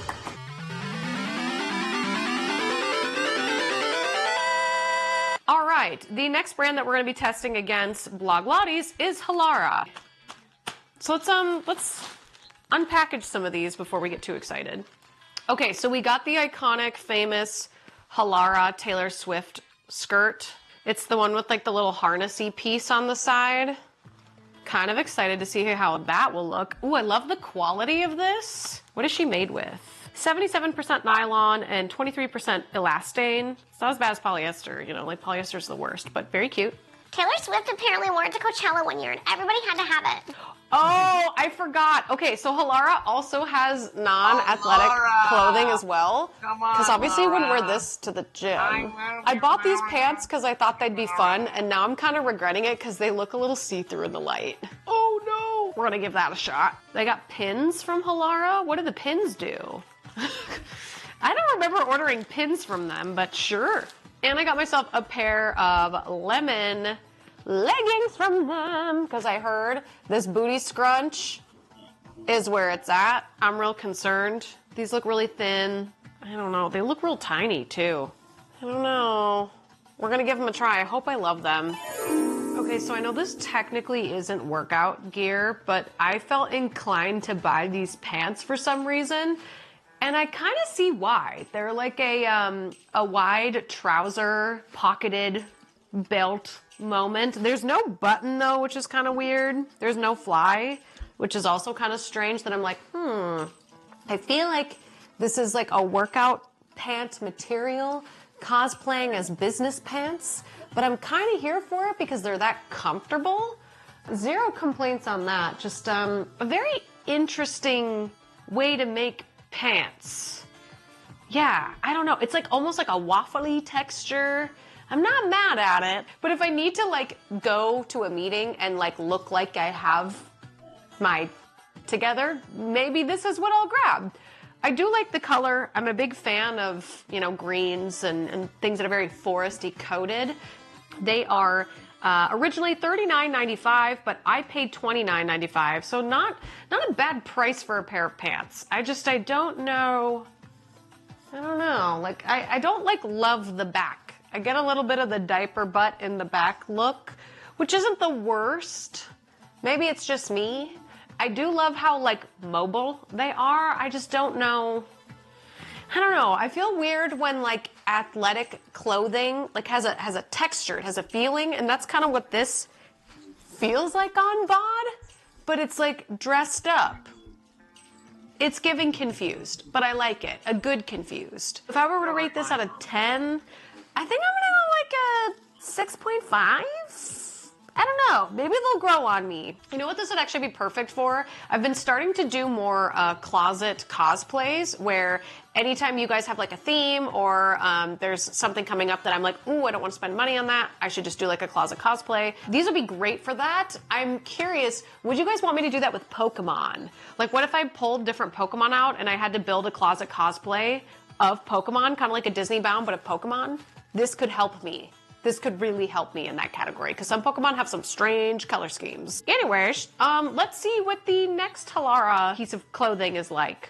Oh, actually, hang on. Before I do that, let me show you these things. These little pins are like pant shapers. I don't know how to describe them. Like, it's like if your waistband is too big for your literal actual waist, you use both of these to like clip it and cinch it, instead of having to like fix your pants or get rid of them. So that's kind of cool that I got that for free. I guess I was gifted a Black Friday gift, so it's a choice. All right, so this is the next item that we're testing. It's the It's the Halara skirt. It's called the Breezy Full High-Waisted Pleated 2-in-1 Side Pocket Adjustable Buckle Micro Mini Quick Dry Casual Skirt. Michael Mini. I like it. I really do like it for if I was going to like Walt Disney World or Disneyland. This is a very cute way to go to the theme parks because you've got this nice short underneath that comes with it, so you know you're not gonna like accidentally have any accidents in that case. It's very stylish, really cute. I just don't love wearing skirts to the gym. I don't like feel comfortable wearing a skirt to the gym. I wish I knew why. But if you're somebody who does, maybe this is a fun thing for you to wear to the gym. Like, it's very cute, it's really fun. I wish I had Pop Flex's skirt to compare this to, but again, they ran out of the smalls, so that's the best I could do. If I was gonna choose the green shorts that I was wearing earlier versus this to the gym, I probably would choose the green shorts because at least it had pockets on both sides. This only has a side pocket. Can I even fit my phone in that? I think I can. Yeah, like it's got a nice phone pocket. Oh, that'll be great for when I go to Disney. Are you kidding me? That'll be great. I just feel like if I was gonna wear the shorts with the shorts underneath, the green pair that I was wearing earlier, or this to the gym, I feel like I'm gonna do the green shorts, even though they look a little strange, just because I personally don't prefer to wear a skirt to the gym. That is my personal preference. You can fight me in the comment section down below. Please, I implore you, tell me that my opinion is wrong in the comments below. Please fight me. Please, metaphorically fight me in the comment section down below. And also, like, if you could go, like, tickle the like button, give it a nice little tickle, because, like, some of you haven't been tickling the like button, and it hurts my feelings when you don't tickle the like button, okay? Okay. Anyways, let's try on the yellow leggings. Don't be alarmed, you can see my underwear through these. I am aware. I'm sorry, YouTube, but I just wanted to show what happens when you buy yellow leggings. So, Here they are in all their glory. I have this problem that I always buy a pair of yellow fitness leggings because I like the color yellow. I like it. I want to wear it to the gym and not have my undergarments show through. And every time, without fail, there they are. Maybe I just need to give up on the yellow leggings search. I mean, it's bad. It's real bad. Like you can see, it's all bad. It's all bad. But I had to do it because for you, I just wanted you to see what they look like. Okay, so these are called the Seamless Flow High-Waisted Butt Lifting Leggings. All of that is great. I agree. They are seamless, right? Oh, they are seamless. There's no front seam. Okay, I'm here for that. High-waisted, yes, I agree. Butt lifting, totally agree. And they're in Aspen Gold. I don't know that I would call this gold. I would call this like Pikachu yellow, but it originally is $49.95. 49. That's insane. $50. Okay, I am not a Lululemon baddie, but like, could you imagine paying that much money for a pair of leggings that you could see your underwear through? Because I can't. And I didn't, thankfully. $49.95 for these, but I got them for $24.95. Thank the Lord that I bought this on Black Friday sale, because I'd be super pissed at myself right now for doing the yellow legging challenge that I can't seem to avoid. That all aside, they are lovely. I would definitely buy another pair of these, not in yellow, but maybe in black, maybe in gray, or something that's not transparent. I don't know, like they're not the most comfortable leggings I've ever owned. They're pretty tight, if I'm being honest. Like, I'm a little worried they might rip. But like, they look good. Like the backside, the back be backing. Like, she looking good. She looking like curved. She look a little snatched. But I could see myself maybe not grabbing these to go to the gym because they're see-through. Obviously, one. And two, because they're quite tight. They're a little bit tighter than I would like to do. Like, these are not leg day pants. These are not leg day pants. But, I get the vibe. I get the hype. I gotta stop buying yellow. Tell me in the comment section down below. Just be like, Dare, stop buying yellow leggings. And I'll be like, oh no. The quest for the perfect pair of yellow leggings continues. Let's wrap this all up. What do I really think at the end of the day? Here we go. Okay, so one Google search away, no, Halara is not considered green friendly because it doesn't use sustainable materials and is not transparent about its production process. Oh, wow. That's pretty upfront and honest. Halara uses synthetic fabrics like polyester and nylon, which are durable but not biodegradable. These fabrics shed microplastics into the ocean during washing. Transparency. Halara doesn't provide much information about its supply chain or production processes. Some say Halara's sustainability claims are greenwashing. How do I feel about that? How do I feel about that? Let's look up Bloglotties. Wait, whoa, hang on. Okay. Yes, Bloglotties is green friendly. Cassie Ho, the creator of Bloglotties, is passionate about sustainability and created products that are eco-friendly. Examples of Bloglotties' green friendly products and practices: they use vegan suede in her yoga mat. The PopFlex brand uses compostable bags made from corn fiber to pack its clothes. And Cassie Ho has participated in the Green Matters series Green Routine, which highlights efforts to live more sustainability. Oh my gosh! Okay, well, you heard it here first, everybody. Dare Taylor from the Dare Wears Official highly recommends Cassie Ho of Bloglotties and PopFlex. I do not play when it comes to the environment. Like, I have given up on Shein. I've given up on Dolls Kill. It's so hard to not support Dolls Kill, though, because they have some really cute clothes, but I've stopped.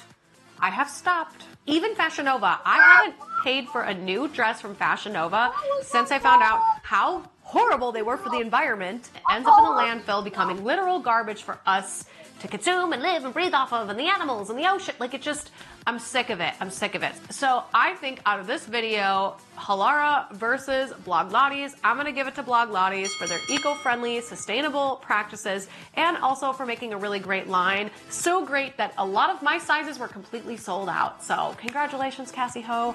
Absolutely love your brand. And for Halara, I don't even know who owns your company, but it was, worth giving it a shot and seeing how I felt about it. For everybody watching this video, be sure to subscribe, and I will see you Dare Bear Cubs in the next upload. Halloween costume hauls don't count. Okay, bye.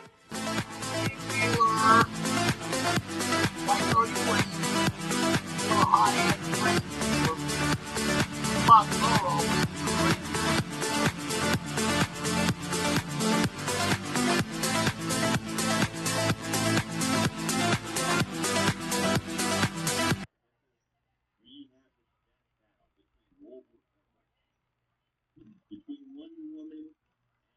careful of saying it, Elmo.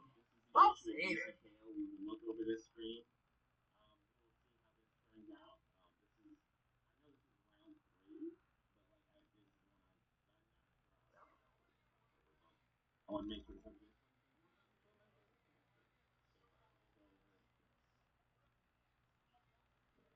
Well, this is probably going to be the craziest con vlog I've ever made to date. Let's talk about it. Baby boy Clay just straight chilling. Look at him. He's taking a little nap. You'll have to excuse the person next to me decided to shower as soon as I started filming. It is what it is. So, for those of you that don't know, today's January 11th, which basically means LA is on fire. And I decided to evacuate this morning because I'm actually here at ALA, which obviously is this vlog. Oh, thank you for not showering. Thank you so much. I'm at ALA. I was not telling people I was coming to this convention just because initially I was just gonna come and have fun. And I still am, but normally even when I do that, I like announce that I'm going to these cons, but this one felt different because as I was getting ready to like finalize my tickets and everything, that's when the fire started breaking out. So I wasn't sure that I was even going to be here. And then like things just got crazy. Like I was never gonna get a hotel room. I was never gonna like commit to the bit to staying down here because it's not that far away from where I live. But then the fires broke out and things were looking good, but then the winds started picking up. So I just ultimately came to the decision that I would rather stay down here and not be like checking my phone every 10 minutes to see where the fire is at and like if I need to run home. So I packed my go bag, I packed my con bag, which is like so dystopian in a way. Like I'm gonna grab my con bag with all my con stuff so I can go to a convention while the world is on fire. But I was sitting at home and I was getting ready to go volunteer and like I couldn't do it. Like I sat in my car, I was gonna go drive over and volunteer and like I just was spiraling so bad because I'm like, what if they send out another false alarm? What if, you know, I'm not home and I can't get to my home to get my go bag? And so I just ultimately decided I'm not cut out for volunteering right now because like I am not mentally safe. I need to mentally get myself in check before I try to go help other people. And then it just came down to the conclusion that I would rather just be ready because if all of a sudden we have to evacuate and like I'm scrambling, I'm running to grab things, even during the false alarm, it was weirdly good for me because I felt like I was ready, but like I had more time to be ready as possible. So yeah, that's kind of how I'm here right now. And I'm basically just gonna cosplay as if the world's not on fire. It's kind of what I've been telling people, that it's like, you know what? I'm just gonna like dilly-dally my way through this con and pretend like my home is not at risk. Everything's gonna be fine. I'm getting ready to do Nurse Joy and Ash is gonna be my Officer Jenny. I put my wig cap on, I got my makeup did, and she purdy, and I got my TTDEYE lenses in. If you are interested, I have a discount code DARE if you are interested. Looks like this. I love their lenses. This isn't sponsored, I just really love their products and they gave me a discount code. They just have so many really cool, pretty lenses. Go check them out if you're interested. I'm gonna put my weave on and then it's gonna be time to go. And I am all ready to go now as Nurse Joy in my latex dress by Catalyx Latex. So let's head on over to the con. This is my good friend Ashlyn Day. Her and I decided to go together as Nurse Joy and Officer Jenny. Welcome to Anime Los Angeles. We are here in the convention center. We are here. Oh, look at that good light. I've never been here, so I have no idea where we're going, but this will be great. Oh my god! This like totally reminds me of San Diego. Yeah, it's a little bit like a you can really take advantage of the natural beauty of the ocean. Oh, can we see it from here? If you look out that way, I think maybe. Wow! Gotta get closer to the window. The window. The window. Should have brought my microphones, but you know, fires in LA, it's fine. It's not really loud. We're gonna do it. The nice part about this convention is everybody was so busy looking at each other's amazing cosplays and talking to each other that there was hardly anyone who brought up the fires that were happening in my area. So it truly was the perfect escape where I got to run around and cosplay for the day with one of my best friends and not really think about the potentials that could happen to my home, which is a crazy thought if you think about it too much. Sometimes you gotta do what you have to do for your mental health. And now it is time for Ashlyn Day and Dare Taylor do TikTok dances horribly.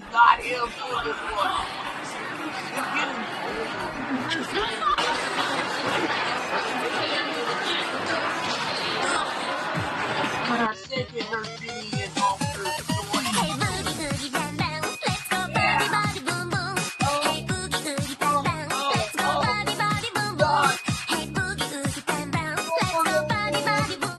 Can I have my Pokeball? Can I have my Pokeball? Can I have my Pokeball? Thank you.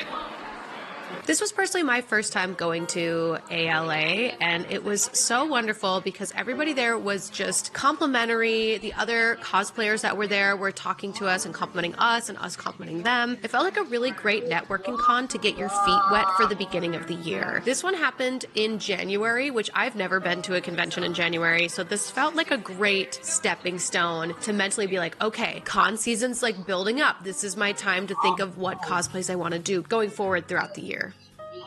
One of my favorite reasons I enjoy cosplay to begin with is the community. I think that there's so many people that love different TV shows, pop culture, anime, that it's so great to dress up as one of your favorite characters and run around for the day and just have so much fun networking with people. Plus, I am an actor, if you didn't know, and I truly think that it's fun to run around and just act like another character that you normally wouldn't act like. So this was so much fun for me, and I'm really glad I went to this convention. And now is time for Dare Taylor spends all her money at an anime convention. Is when and Vine says, I want the Gyarados with the magic harp so bad. Where he at?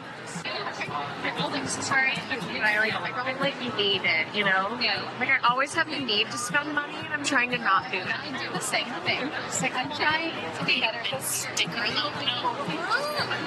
though. No one warned me that the Artist Alley is dangerous for me. It was so dangerous. I bought so many things because it was all the things that I love. It was Pokemon. It was Pikmin. It was beautiful. I loved every moment of it. I told myself I wasn't going to spend money, but I've got to support the Pikmin franchise. And I'm like, they're 40 now. They're handmade. It's not that bad. They're handmade. It's not that bad. Okay, I might have to do it. I might bend. Luckily at this convention, the Artist Alley was spaced out pretty wide in between each booth, which means we could stop and pose for photos without plugging up the walkway. So that was really fun for us to get a little bit of shopping in and then get stopped for a photo shoot and then do a little bit more shopping and then get stopped for another photo shoot. It was a good time. I really enjoyed walking around Artist Alley. I wish I would have had more time to walk around and shop, but I enjoyed our flow of take a photo, go shopping. Take a photo, go shopping. It's like my two favorite things. After we were done shopping and taking photos, guess what happened next? We took even more photos. And we ran into this guy who was live streaming. And you know Ash and I like to put on a good show. So he told us that his friend wanted to be stepped uponeth. And normally I would not allow this behavior at a family-friendly convention. But he was so convincing and his friend really wanted to be stepped upon that we decided to oblige him very politely and consensually. He consented. So then, of course, I had to help Ash so that she could stand uponeth him. Went really well. He was very happy at the thought. He said we helped crack his back because we were so petite, which was very flattering. I loved that compliment. Good morning. It is now day 2 of ALA for me, but it is the last day of the con, which means it closes early today, so I can't really take my time getting ready. It was really crazy doing the con yesterday because one, I had someone there to help film me throughout the whole day, which was super great, but also just because I haven't been to an anime convention in so long, so I was a little do I remember how these go? And it was quite nice. So this morning, I'm gonna sit, peacefully eat my breakfast, and then I'm gonna spring into action, take a quick shower, and then, yeah, get frappified. Look, I had a sandwich to eat, but I kind of already ate it, you know? It didn't last very long.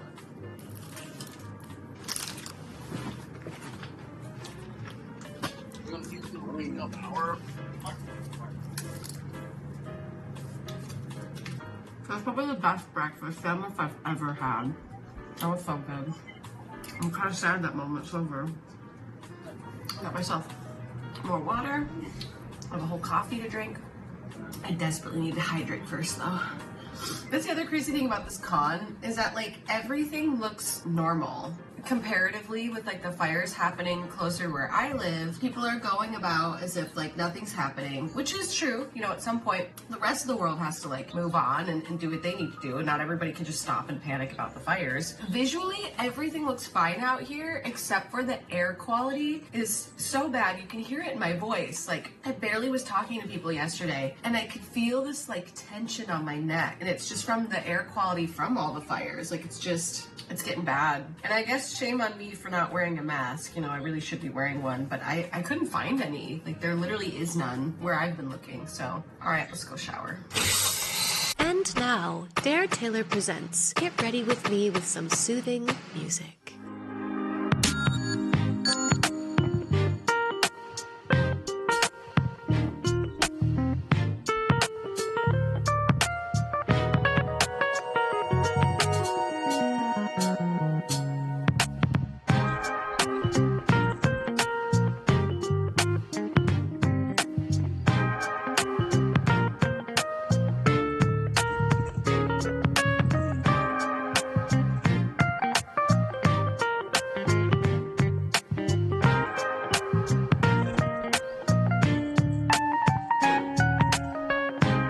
Because I'm losing my voice due to the low air quality, I was gonna actually do a makeup tutorial on how to do Froppy's like goggle indentation on your face, but I really do need to conserve my voice and not like push it so hard. So I'm just gonna do a time lapse, and hopefully you can kind of see how I do it from the time lapse. If you would like me to actually do this video and do a step-by-step tutorial, let me know in the comment section down below, because I'd be happy to do it another time when my voice is not doing what it's doing right now. All right, let's get Froppy on.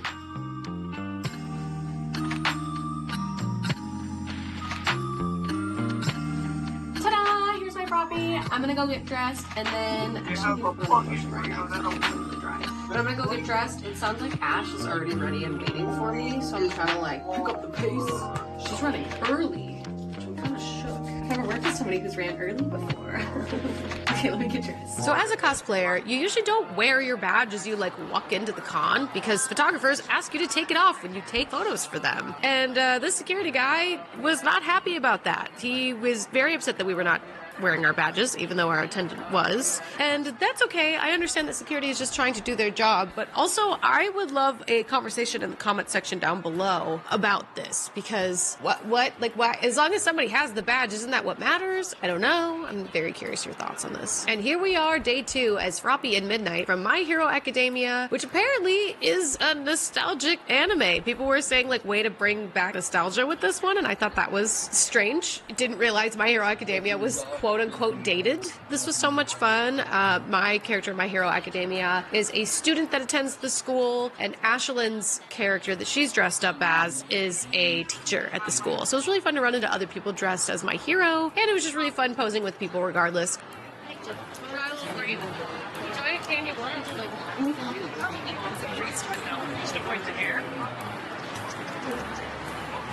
Oh, I shook up the hair. Oh, I don't know if I like it. Strange. Strange.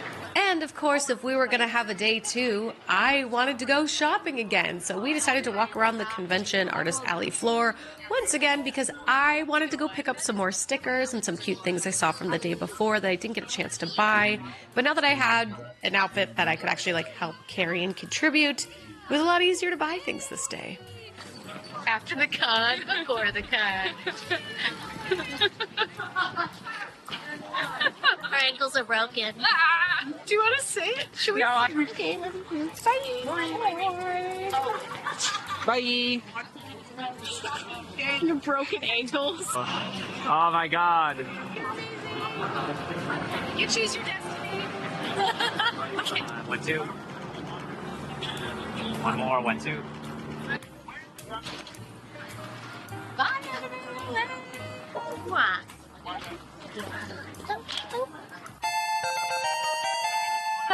I am back home safe and sound, and it's actually raining today, so I'm hoping that will help put out the rest of the fires. Luckily, my home is still intact. I'm safe. So it was kind of a nice way for me to get out and go do something else and not really worry about the fires that were happening in the area. But thank you to those of you who checked in on me. Weirdly enough, I'm actually going to another convention today. I am going to AVN.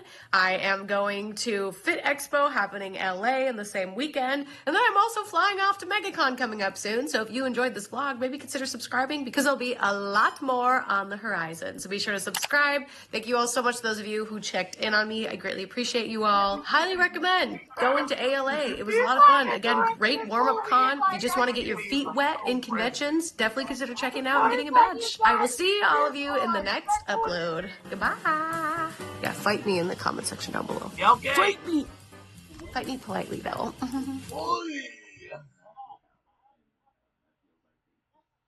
You can effectively cross-examine him.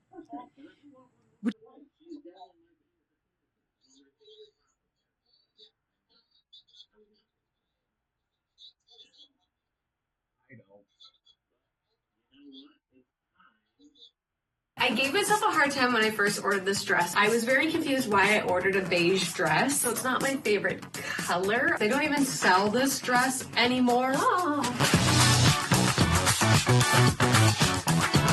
Have you ever wanted to feel like a princess on a budget? Today, I'm going to be showing you a multitude of dresses from least expensive to most expensive that you yourself can go get online today. And we're going to be ranking them if they are one, worth the money, and two, make me feel like a princess. I don't know if you've noticed, but I'm not in my typical space. I am actually staying at the Madonna Inn again, and I have Jungle Room, Jungle Fever, Jungle Vibes, Jungle Rocks, where it's got a more masculine kind of feel to it because last year I did a very, very pink room. So this year I wanted to go for more neutrals, but that doesn't defeat the point of this video that we are going to be still in our princess core era. So let's get right on to it with the first dress.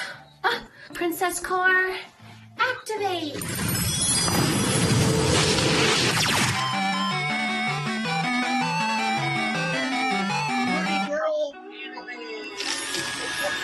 Princess dress number one. This is a dress from Doll's Kill that technically I think is advertised as a Halloween costume, but I love wearing it. It's got this really chic, soft velvet. She's very short, so be mindful of the short skirt. It gives Princess Fiona vibes, Princess Ren Fair vibes. Very adorable for the low price of $69. That is a little bit expensive for a Halloween costume, but not expensive for like a princess feeling dress. But for the same price, let me show you what else you could possibly get.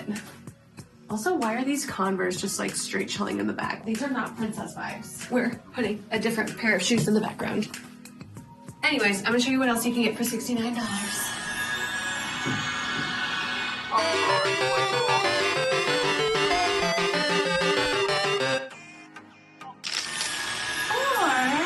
For $69, you can have this amazing Amazon find. I actually wore this to my last birthday party. It is very queen, princess, regal vibes with the sleeves and the chiffon and the flowing. Very elegant, very regal. If I was gonna pay $69 for a dress or a product that was gonna make me feel like a princess, I feel like this is more the style I would be drawn towards. I love the big flowiness of this dress. I die for the sleeves. Like, they're just so elegant and pretty. And there is like a little bit of light beading up on the chest, which is very elegant, gorgeous, and Amazon Prime is really fast.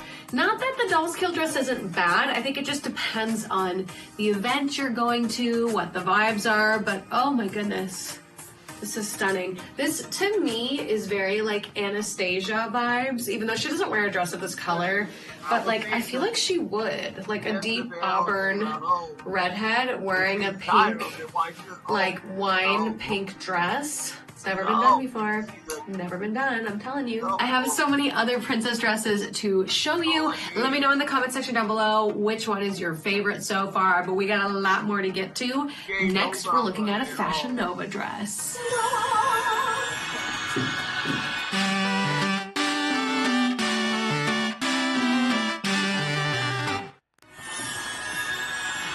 If you spend a little bit more money, sometimes you can get something a little more exquisite. Now, this is a very old Fashion Nova dress. They don't even sell this dress anymore. I've tried looking for it, and I actually had to pull the screenshot from my old Fashion Nova haul, but I still have this dress. It was $83 when I bought it. I don't know what it would be worth now, but I wore it to many events when the theme parks would have a Christmas party or a fun little soiree. I would turn to this dress because it's so beautiful and it's just so simple, and it kind of does a lot of the work for you because it has this lovely high neckline with this mesh that you can like see through, but it's very, I want to say that I called this like very prom appropriate because there is mesh, but it gives you this nice beaded neckline, so that way you don't have to worry about a necklace. You could wear earrings or just rings on your fingers and really elevate this dress. The thing I love the most about it is how much it just flows. A beautiful dress made to be worn to a ball or just anywhere where there's going to be dancing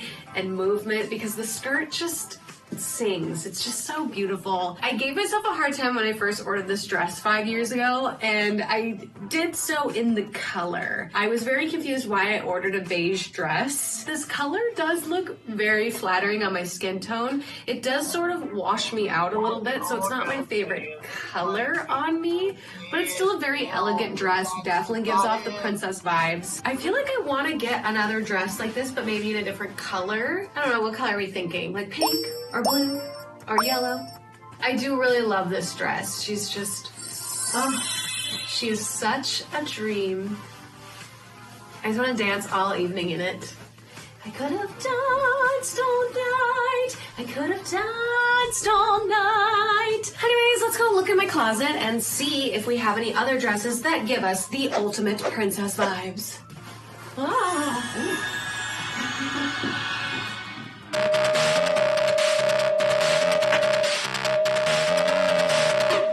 Okay, hear me out. Just because it's black doesn't mean it is not princess core. At least in my opinion. This to me still gives off princess core because of the cap sleeve and the shape of this dress, how it like bells out and gets very dramatic at the bottom with the gorgeous lace. This is also a Dolls Kill purchase. This was something that I normally wouldn't buy, if I'm being honest. It's not that this is a bad dress or it looks bad, but like the pictures didn't really sell me until I had it on body and I was like, oh, this is actually quite nice. Now this dress originally goes for $120-ish, but I think when I got it, I happened to catch it on sale, which is great, but I'm still counting this a step above the other dress because the initial price is what we're going off of, not the price that I bought it, if that makes sense. But I do love this dress. It gives like if Wednesday Addams became a princess sort of vibes. It's that like gothic princess look, which I think is so cute. It's not something I usually embrace, if I'm being honest, but I'm coming around to it. I think black is just, ooh, it's starting to like kind of look good on me, and I don't know if it's just because my hair is red and it's the sass, but it's coming. It's doing the work. I like it. Do I like it than the other dresses we have tried on? Like if I'm gonna rank this, is this an S tier dress to me? No. I would give this like a B. And there's nothing wrong with it, but we need dresses that are a little bit more simple when we go to events, and the events aren't about us. So I think this is a really great option for that. If I am singing at a very important stage event, is this the dress I'm probably going to run to? Probably not, because it is a little big. It's not as form-fitted as I would like, which isn't the designer's fault. I just need to get it refitted. These little puffy sleeves are a tad bit itchy, which is not princess-like, in my opinion. Like, princesses should be comfortable in their outfits at all times, even though they weren't back in the day. But it's 2024. We're trying to modernize things, all right? Gorgeous dress. Really love it. Still gives the princess vibes that we are going for, but I think we can do better. I think there's another dress or a garment that I brought with me that will give us the ultimate princess design that we so desire. All right, let's go try it on. So extra today. I think it's that princess attitude. I'm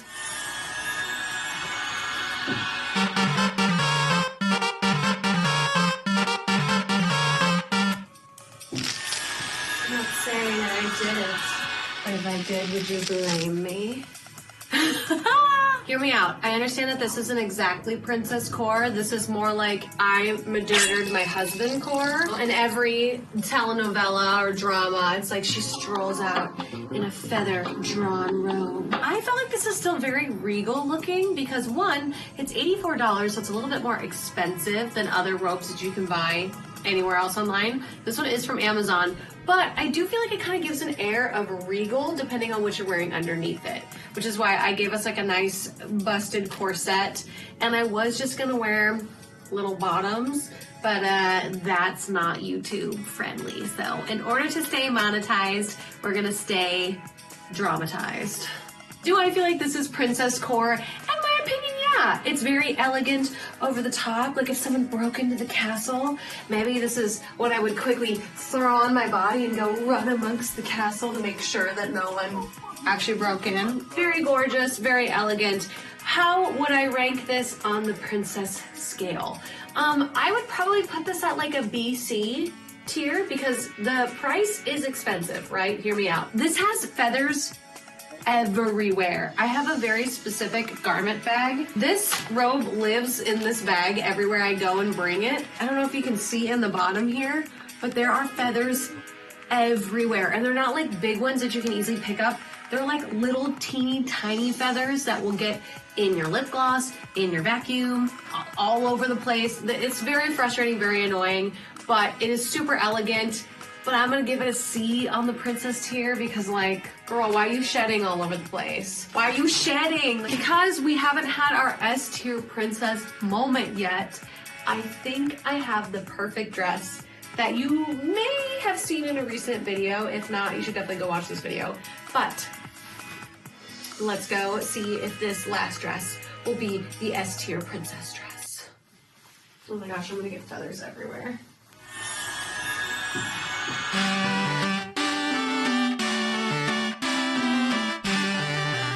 I'm not gonna lie to you, this is probably my favorite dress I own in my closet up to date. If you saw my last YouTube video or a couple ago, I tried to find this dress on TikTok Shop, on Instagram, and on Pinterest, and I could not find it. And I paid rock bottom prices for versions of this dress, but it just didn't have the billow, it didn't have the princess effect to it at all until I finally found the real dress, which I did a whole YouTube video on it. You can go watch it, how I figured it out.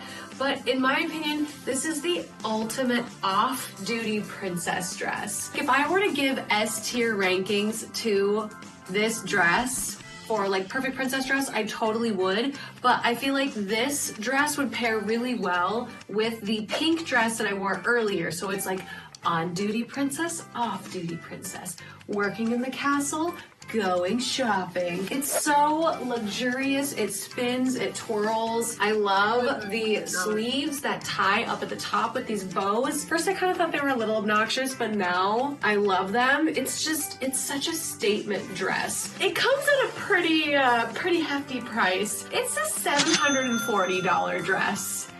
Yeah, this is probably also the most expensive dress I have that's not really glammed up enough, in my opinion, to wear to like a ball. This is the most expensive casual dress I own. So you'll probably see me wearing this dress a lot recently. I gotta get my $700 worth out of it. But make sure that you are subscribed. I would greatly appreciate it here on the Dare Wears YouTube channel. It means so much to me. I'm really trying to get us to 400,000. So those of you that casually watch my channel, please consider subscribing. It costs you nothing. And all it does is that YouTube will send my videos on your homepage.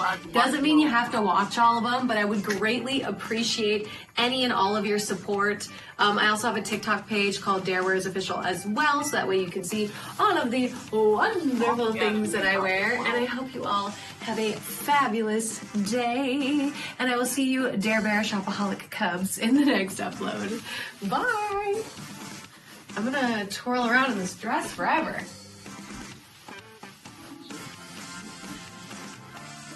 Ah, I love it.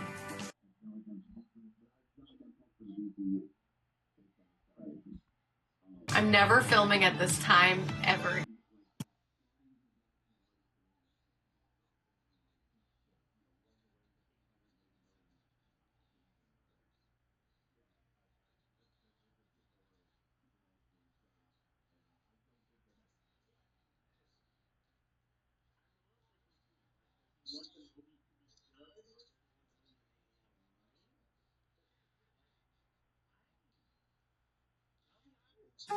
every time I open up TikTok, YouTube, Instagram, Pinterest, even without fail, I am bombarded with girls who have curated the perfect morning routine.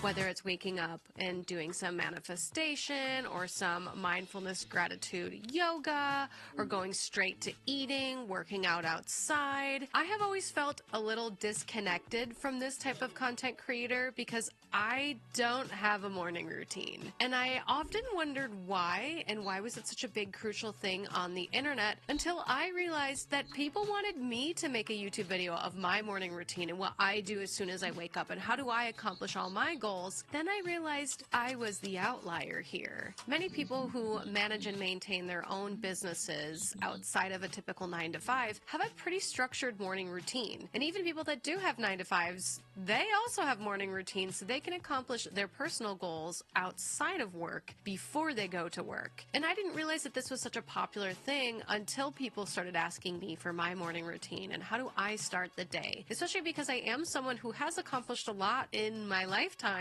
but I didn't realize that usually the morning routine, scheduling, and planning for things all go hand in hand. And then I realized ultimately that there was a part of the puzzle that was missing in my life, which is structure. But if you clicked on this video, you're probably feeling the same way that I did, where I'm lacking in structure. I don't have a morning routine. I'm abnormal here. Maybe we are a little bit, but also you should find some great comfort in this video because, hey, if I made it this far without a morning routine, anything is possible. But also, if I can do these 5 steps and build a morning routine from somebody who has never had a morning routine, you can do it too. So I curated this list to essentially bring you comfort, but also to get you started, because when I found out that this was a thing and that I wasn't on board or involved or had a plan, I knew that something needed to change. This technically isn't a first step, but I instantly spoke with my therapist about this because I felt so confused and so out of touch without a morning routine and how everyone else had one, and she actually helped me come up with the very first step. So this first step technically is backed by a therapist, although I am not one. But step 1, come up with a list of good and bad habits that you currently have surrounding your morning routine. Now, you're going to want to be honest with yourself and really go deep and write them down like I did. It helps you really see that there maybe is a problem. Maybe there's something that you're missing every day. Like I'll read off a couple of mine. I have, for the good side, because we want to celebrate the positive first, that I wake up with plenty of time each morning. I do a pretty good job of making sure that I have an alarm set and I am up and doing the things that I need to do before I have places to be. Now, on the negative side about that, I love to sloth around and don't really have, where do I need to go each morning? It's just more of like, I'm up, I'm awake, I have 4 hours before I gotta be somewhere, let's waste all that time. So then I'm rushing in the last 20 minutes. A good thing that I do is I never skip breakfast. I'm very good at making sure that every morning I am eating a well-balanced meal. And for somebody who has struggled with an ED, I definitely consider that being a positive thing because that was a very hard thing for me to change about myself. I'm constantly ridiculed online for, well, let's not get into that. Actually, we'll talk about my ED on another episode. Now, on the other hand, on the bad side, I have that I don't really have a plan every morning or structure. Yes, I get breakfast in, which is great. It's never consistently at the same time. It's never consistently a rotation of different meals. It's usually just last minute, oh, I found this banana, I'm going to eat this banana, or let's have hard-boiled eggs today. And not having a plan or structure for what I need to accomplish every morning, it definitely weighs me down. Once you've taken the time to make this good and bad list, you already have like 50% of the work done because you're already acknowledging the flaws in your current morning routine, and you're also acknowledging the positive things that you've done in your morning routine. So step 2 is be proud of yourself that you want to make a change. I think a lot of times we get stuck in our basic routine, we get stuck in our daily grind, that we don't really take time to change or to look at some part of ourselves that maybe we would like to change. Personally, an example of this on myself is I recognize that I have a really great nighttime routine. I do an excellent job of making sure I'm light masking every single night, taking off all my makeup, making sure that I take some time off of my phone. And that's when I realized that my morning routine was suffering doing was because I recognized that my nighttime routine is a routine. It's down pat. Now that I've recognized that, I knew that there needed to be change. And the fact that you've clicked on this video and you recognize that there needs to be change in your life, you will find that this will be a lot easier for you once you just acknowledge and accept, I need to change up my morning routine. I want to try something different. I need to do something that's better for me. And that in itself is a celebration, in my opinion. So take some time to pat yourself on the back for the good things you have in your current morning routine. But now let's move on to step number 3. This one gets to be a little fun because I challenge you to go and do some research. Now, if you don't like Googling things online and reading hours and hours of articles like I do, what you can start with your research is by asking your friends. What do your friends currently do for their morning routines? Do they have a set pattern that they have every day? Do they not have one? Do they have a time that they like to have their coffee or their tea in the morning? Do they like to stretch right away? Do they go and work out right away? I always find it interesting to see, like, what are your friends currently doing in their morning routines, because you'll find that there's something in their routine that you might want to implement in yours, or you might find some not so great things in their morning routine that you don't want to put in yours. Maybe don't tell them that, but just keep in mind what they do in their morning routine doesn't have to be what you do, but it could give you a really great idea of where to start, and it's you just doing some research amongst your friends, and you could possibly inspire them to fix their morning routine as well. Now, if you do like doing some research, I really love looking up articles online, but also watching YouTube videos. And I found the Huberman Labs YouTube channel. I don't know if I'm saying that correctly, but he actually put together a morning routine that is backed up by science. And one tidbit that he gave to me that I was not doing every day is waking up and instantly going outside and looking in the general direction of the sun. Now, I actually did some research on why is going outside as like the first 5 to 10 minutes of your day so crucial. And I found that it boosts your mood and lowers your stress, which is great. And I also found that seeing the color green also does both of those things as well. So it's good for you in your morning routine to get outside, look in the general vicinity of the sun. Obviously, don't make eye contact with the sun. Like, don't burn your retinas out. But like, look in that general area and just breathe in and breathe out. Some fresh air. They do also recommend you going for a walk right away in the morning, which I haven't quite adapted that into my morning routine, but you get the idea. Going outside is important and is actually quite good for your health, is what I found. Now that you've done some research, either talking to your friends or Googling some things online and watching some YouTube videos, now you can move on to the next step. Making your morning list routine. Now, I was actually dreading this part because sometimes there's certain like tasks that I don't really want to do, but I promise you it's easier than you think. I highly recommend using Canva. I've become a Canva advocate because I absolutely love utilizing it. It's free, and they even have a template on there that is a to-do checklist that you can go in and edit and put in all the different things that you would like to do each and every single day. In my opinion, it doesn't have to be in order, but I think making an actual list of the things that you would like to implement into your daily list will, one, cement it in your brain, and two, will also help you visually seeing it every day as like a nice checkpoint of like, oh yeah, I have to go and brush my teeth. Oh yeah, I am going to work out today, so I don't need to get in the shower right away. I understand that making a list can sound kind of like stupid or childish, but one thing that I realized in my childhood is that I had two parents that weren't exactly parenting me. They were kind of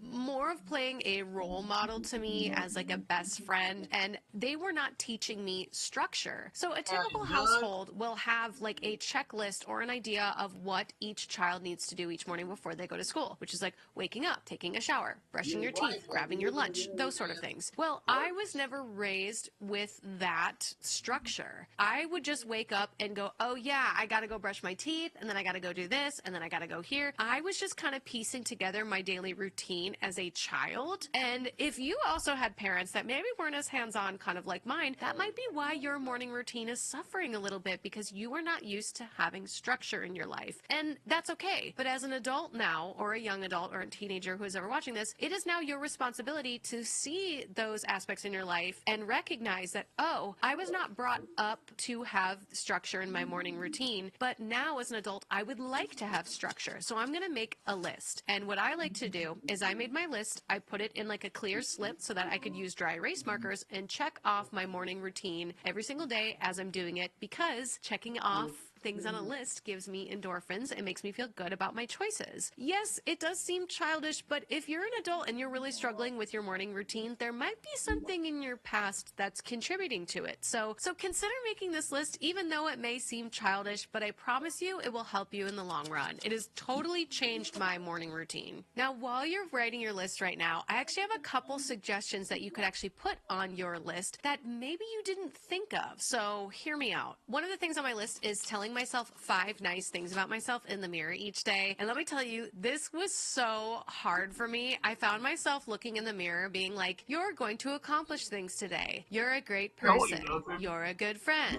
You look great. Like, it started off so not great, but I'm telling you, I've been doing it every single day, and I feel, 1, so much better about myself, and 2, it's actually really helped me come up with more creative things about myself. Like today, for example, I said that I'm a really great writer and I want to write more today. And that felt so good to say to myself in the mirror. So consider maybe saying 5 nice things about yourself in the mirror. Consider going outside and stretching. I have started implementing this into my morning routine before I do anything. I wake up, I go outside, and I have a little morning stretch routine. You can actually watch it. It's here on my YouTube channel if you want to watch it and do it with me. It's super fun, very easy, light stretching, nothing crazy. I have found putting this on my to-do list actually gets me excited for the day, and it just fills my mind and my thoughts with like really positive vibrations. It really wakes me up from like the top of my head to the nails on my fingertips. So I highly recommend getting outside and doing some light stretching. Like I said, there's a video. I'll put it in the card up here. You can go watch it right after this video. And my last suggestion is listening to positive affirmations or like a meditation video. I know we said like no phone right away in the morning, but I have found that listening to someone telling me some positive thoughts or doing some morning meditation actually really helps me. I'm more positive. I'm going in a direction. Even though there are setbacks in life, I feel like setbacks are going to happen, hurdles are going to appear, and I'm just going to jump right on over them. And I think those morning like manifestations and those morning positive affirmations are the reason that throughout the day, instead of complaining about the daily grind or situations, I find myself trying to find the silver lining in everything. So maybe consider listening to a positive podcast or a meditation every morning. Put it on your to-do list. Those are just some soft suggestions. You don't have to do them, by the way. Also, would you like me to make a positive affirmation episode on Rooted in Positivity? Because I totally could write something up for you if you would like it. So leave in the comments below if you want me to make you a positive affirmation YouTube video.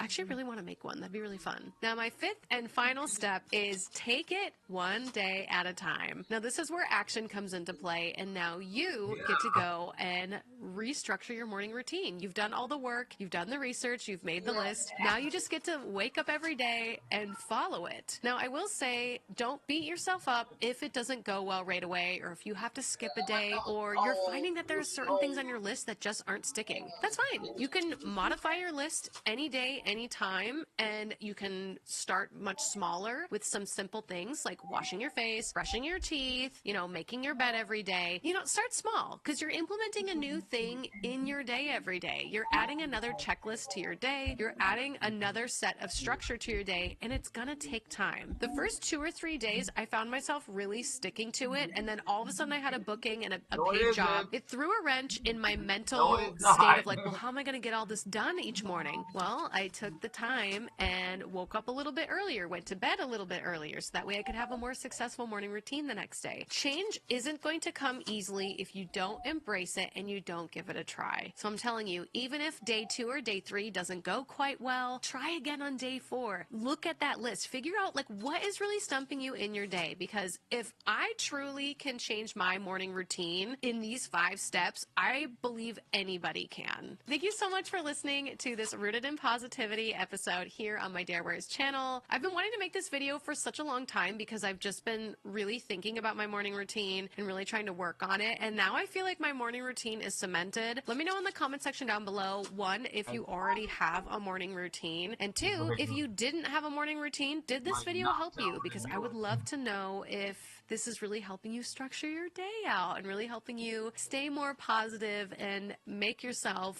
feel more like you're going somewhere in life, because we all want to be going and growing somewhere. So thank you so much for joining me in Rooted in Positivity. Subscribe if you enjoyed listening, and I will see you Dare Wear Cubs in the next upload. Stay positive. Wah! Thumbnail pose. Like me? I could choose my morning routine. Great. Okay, thanks. Anyways, bye. Subscribe. Please subscribe. It's free. Please. Tell your friends. Send it to your friends. I just want everybody to be successful. Okay, bye.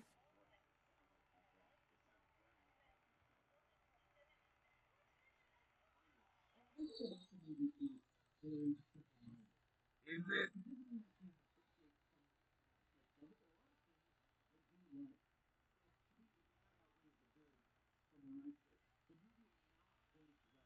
Hello, and welcome back to Dare Wears. This video is about flying into a different city, going to a con or an event, and being successful. My number one tip right out the gate is get all your work done before you go on a trip. For example, I'm an actor, which means I have to be able to self-tape anywhere, anytime, any place. And coincidentally, I'm flying out to Vegas tomorrow, and I have an audition that's due in 3 days after I've landed at the location. So instead of cramming it in and trying to shoot in a hotel room with terrible lighting, I actually got it done before I went on my trip. So make sure you get as much of your work done that you can before you go on your trip, so that way you can have a successful event. Now I gotta take off all this makeup and get ready for bed, because then I have another tip for you. Step number 2 is to get a good night's sleep. If you're going straight from the airport to the event, you're gonna need to make sure you are well rested, looking fresh and fly. I did my whole skincare routine. I've got my ooey gooey lip mask on. My bed is all prepped and ready for me, so I will see you in the morning for step 3.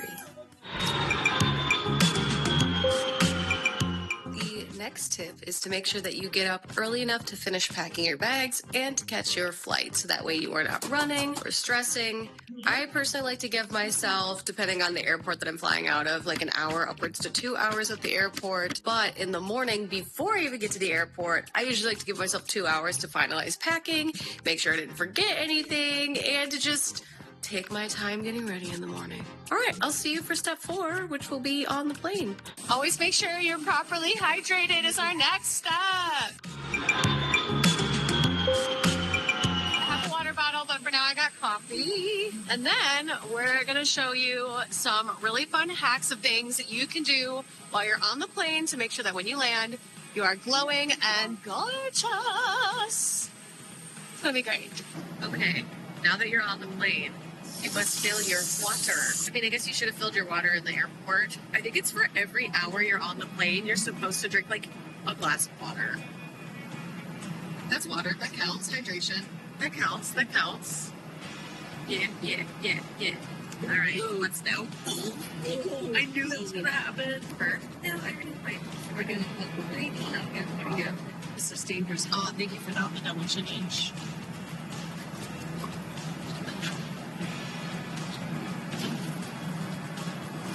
Great.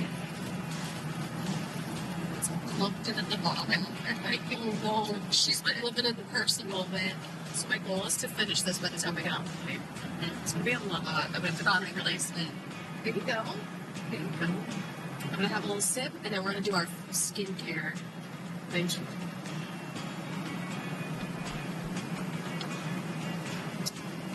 I should have had more water. Are you good? And it's just trying to drink it. It wasn't right. All right, skincare next. All right, step 5, skincare. Da-da-da. All right, let's do our patches. All right. Here we go. So far, it's not interesting. Did you want coffee or water? Water, please. Thank you. So subtle. So subtle. You got this. Eye patches acquired. Next step, face patch. after 15 minutes. The Oh. has been fed. Oh, I'm doing mine. I'm going. I'm going full set.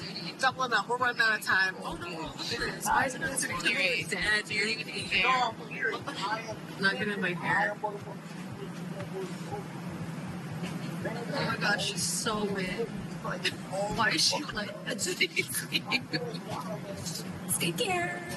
Your skincare paralysis demon. It is so big. She's large. She's pretty large.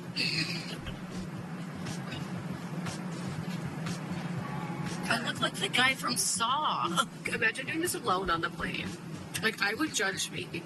I aspire to give that 0 of vlogs. I'll never say it again. You lost your eye patch too? Oh no. Do you want mine? And I'm like a pirate over here. It's okay. Oh. I'm sorry. Why is it like the scarecrow? I know, I'm just like big sad.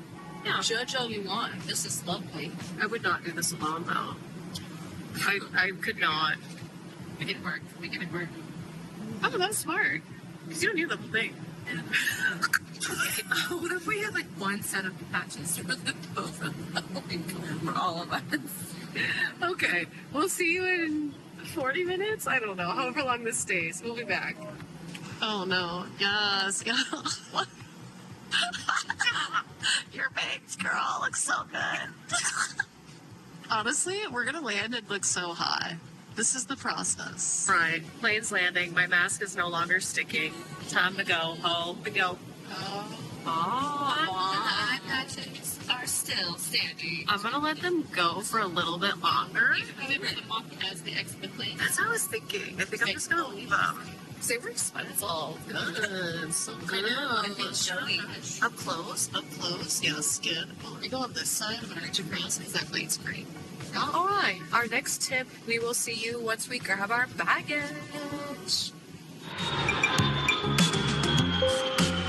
One of my other tips for going to an event the same day that you fly in is always ask if there's early check-in. Sometimes they'll be able to get you in, sometimes they'll charge you a fee, but as soon as you can get to your place that you're going to be sleeping, it's better to get there early so you can get a head start on doing your makeup. Also, like, look how good my skin looks right now.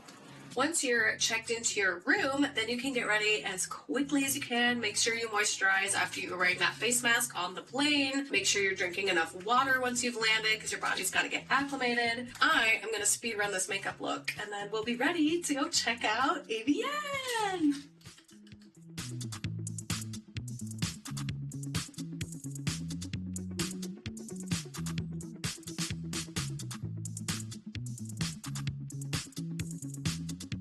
Then, before you run off to your event, make sure you do a fit check.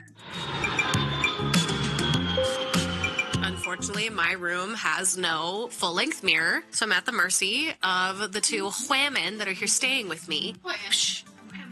So I got shorts on because I didn't want to show too much cheek today on day one. Got my fanny pack, my boots, and I'm wearing fleece lined tights because it's cold outside and I'm not bringing a jacket like a weirdo. Now we're gonna head to AVN! Yeah! I'm so scared. Pray for me.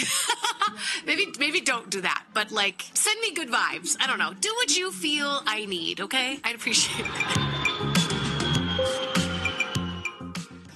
And then obviously make sure you arrive early. Sometimes batch pickup is not where you think it's going to be. It's okay to stop and ask somebody for help to know where you're going. Let's go figure it out.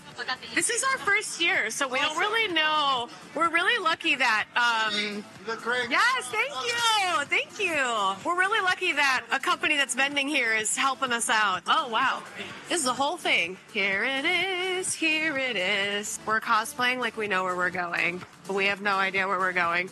So I don't know that cosplay conventions have signs like this where you can get the schedule, so that's pretty handy. Already kind of in the right direction. So also they have a code of conduct that we have to sign to agree to go in, which is awesome because it's holding everybody accountable to rules. So not a lot of conventions do this, and I appreciate it.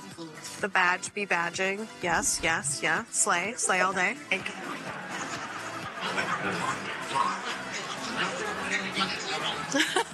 I had no idea I'd be all over these billboards.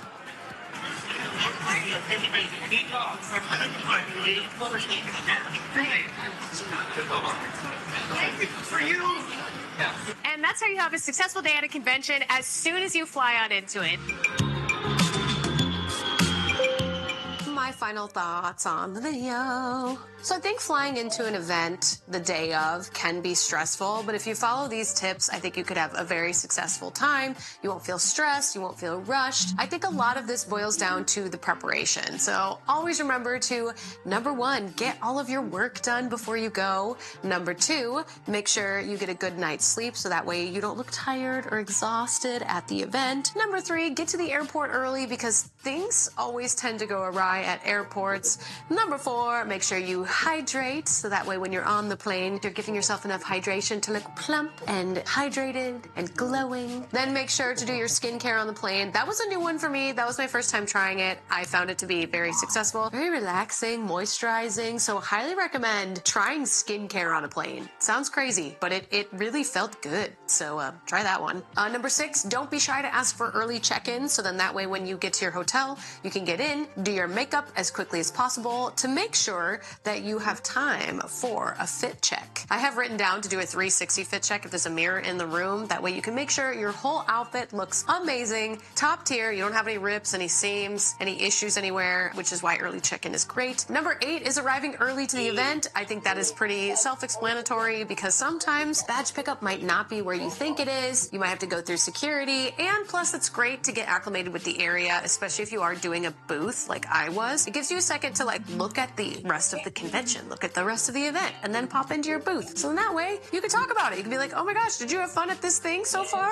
Awesome, I did too. You know, it's a great conversation starter. And then you can point people to other people's booths because it's fun. At least I think so. And of course, last but not least, having fun at the event, which is tip number 9, because you set yourself up for success. I have learned as a content creator, cosplayer, person who travels a lot, that the prep work for an event is equally as important, maybe even more important than the event itself, because you can enjoy the event more based on the prep that you do. So hopefully you got something out of this video. Let me know if you want more videos like this, or if there's a segment of this video you would like me to elaborate on. I would love to do a more in-depth skincare regimen on the plane, just because like I felt like I learned a lot from doing that the first time, and I probably will do it again on the next plane that I get on. Or if you just have any general questions, let me know in the comment section down below. I'd be happy to answer them, and I will see you Dareware students in the next upload. Bye! See you later. That was really fun. I really liked that video. I thought it was actually really good. Bye-bye.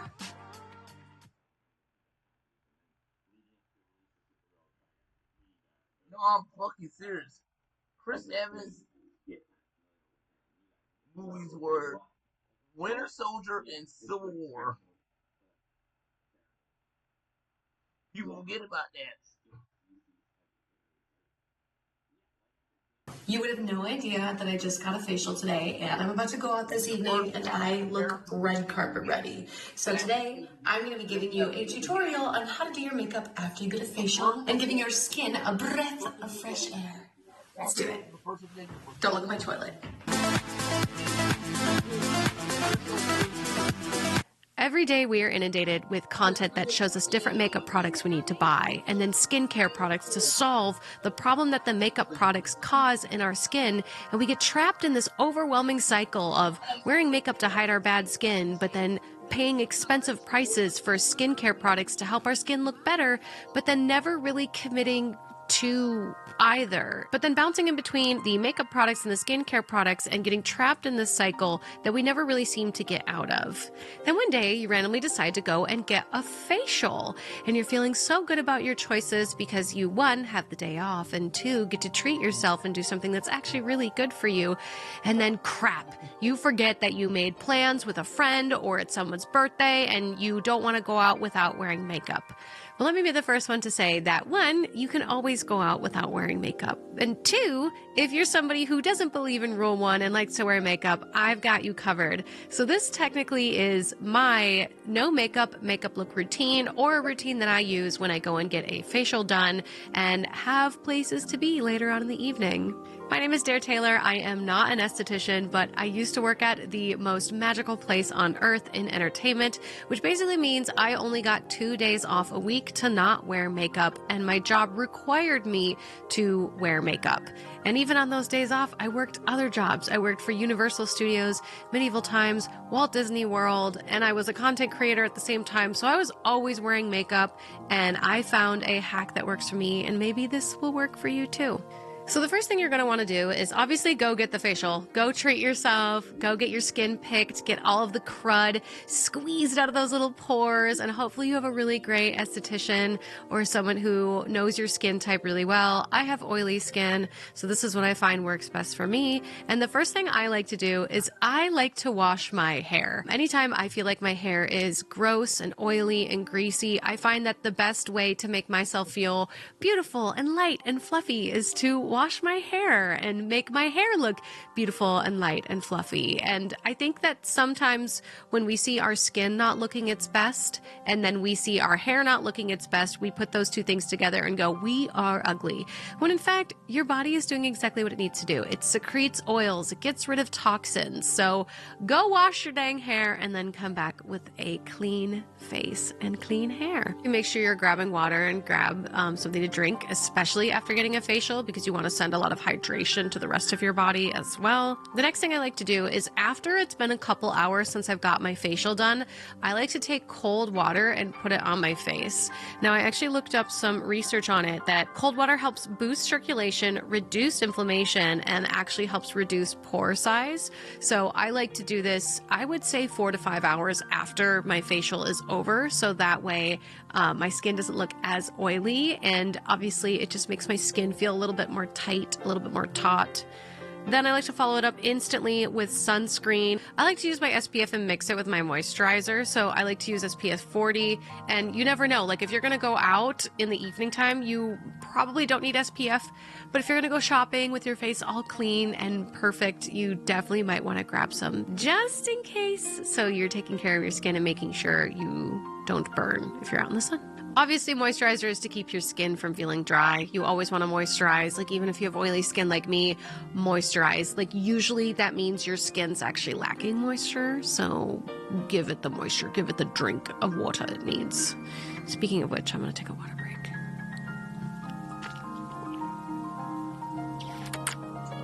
Delicious. Next up, I like to go in with the Got to Be Glue eyebrow gel. I find that this product really holds my eyebrow hairs in place, and if my eyebrow hairs aren't spiked a little bit, I feel like I just look disheveled and messy. So I like to go over with this product, spike them up, give them some shape, give them a little bit of life, and I like to give it ample time to dry because it is a gel, so it comes out pretty wet, and then I comb my brow hairs in the place that I want them to be.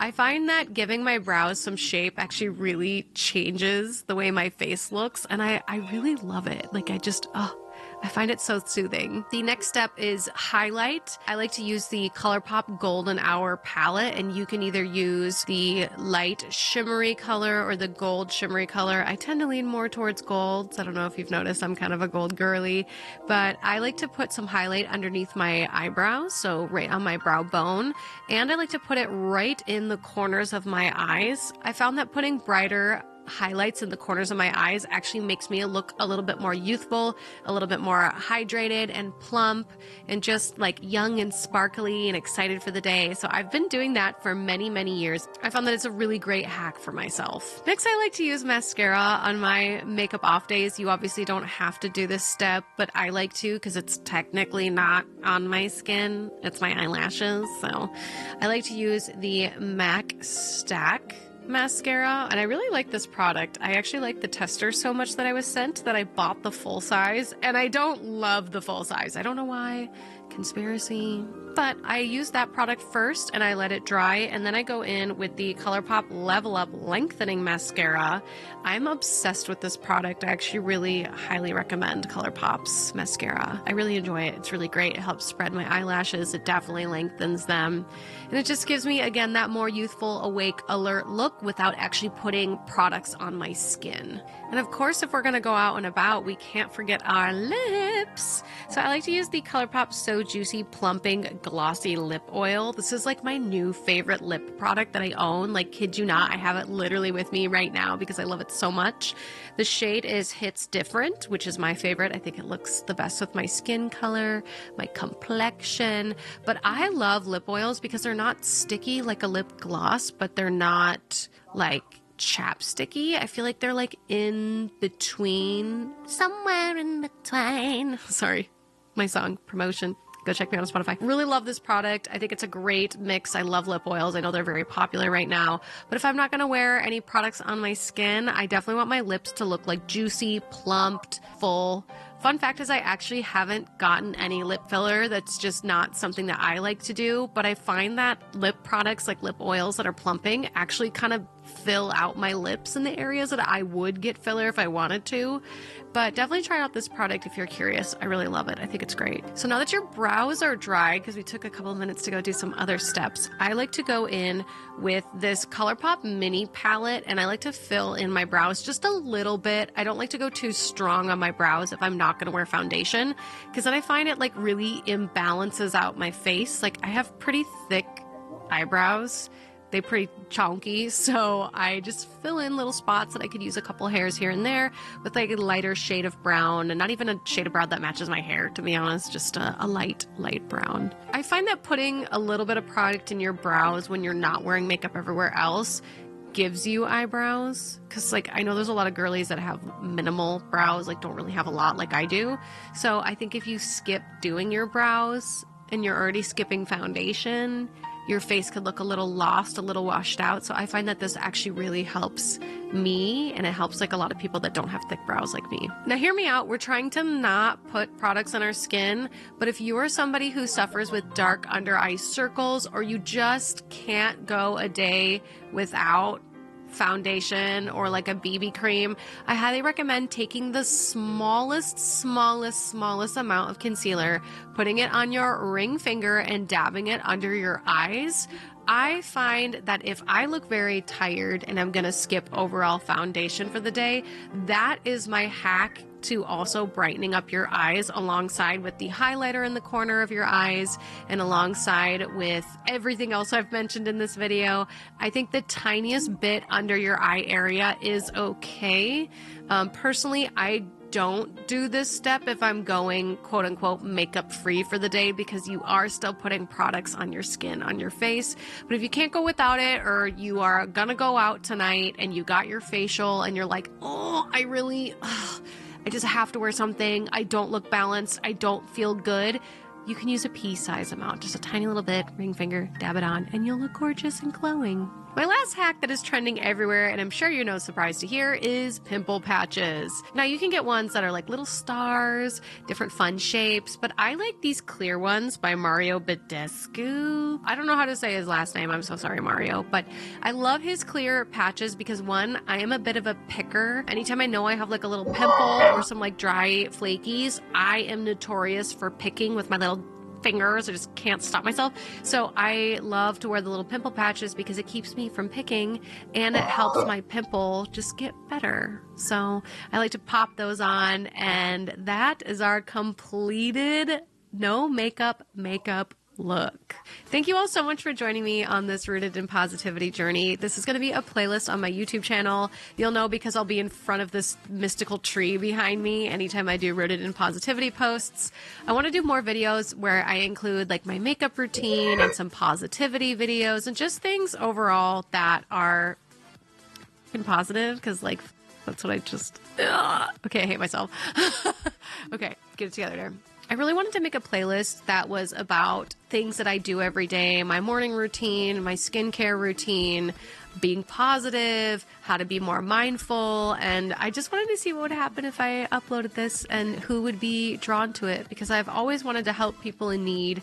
It's something I'm always passionate about, and I never really had the ability to make videos like this till now. So I hope you enjoy. Consider joining me on Instagram as well. I would love to see you there. And that's all I have for today. So subscribe. Let me know if you like this video, because I'm trying something new.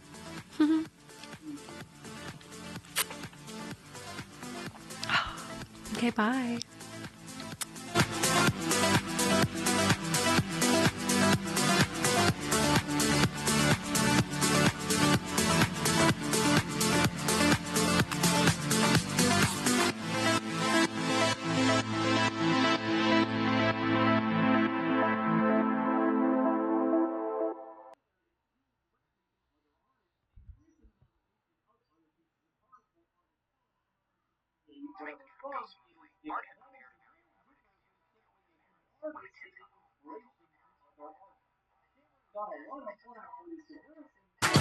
Hey everyone, welcome back to Dare Wears, my YouTube channel where I usually show you all the different things that I put on my body. Whether that is a cosplay outfit, taking you on a cosplay vlog, testing a brand and doing a deep dive on how eco-friendly it is. And I even have a playlist on my channel called Rooted in Positivity where I give you some positive vibes. But today I wanted to show you what is a cosplay emergency kit.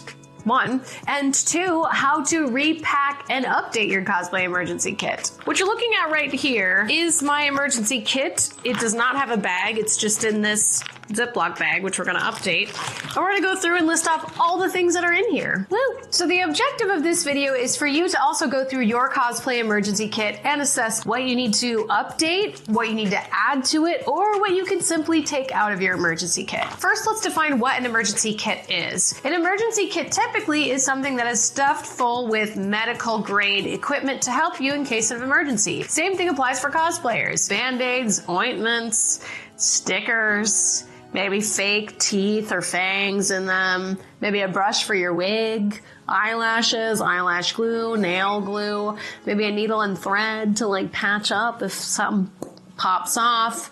Chapstick for me. I usually have throat spray in mine because I talk a lot at the cons. For my emergency kit, as you can see, it's in 2 bags. But what I want to do is have a bag that permanently goes in my suitcase. So anywhere I'm traveling to, it's already ready to go. But I also want a miniature bag, so a smaller one. That way I can stick it on bod while I'm at a convention. And if I need something in a pinch, I'll already have it on me. Let's see what I have. A wig cap with 1 hair tie and 2 bobby pins. A bag with gloves to wear if I am crimping my hair with some hair ties. A couple Robert pins in the bottom there.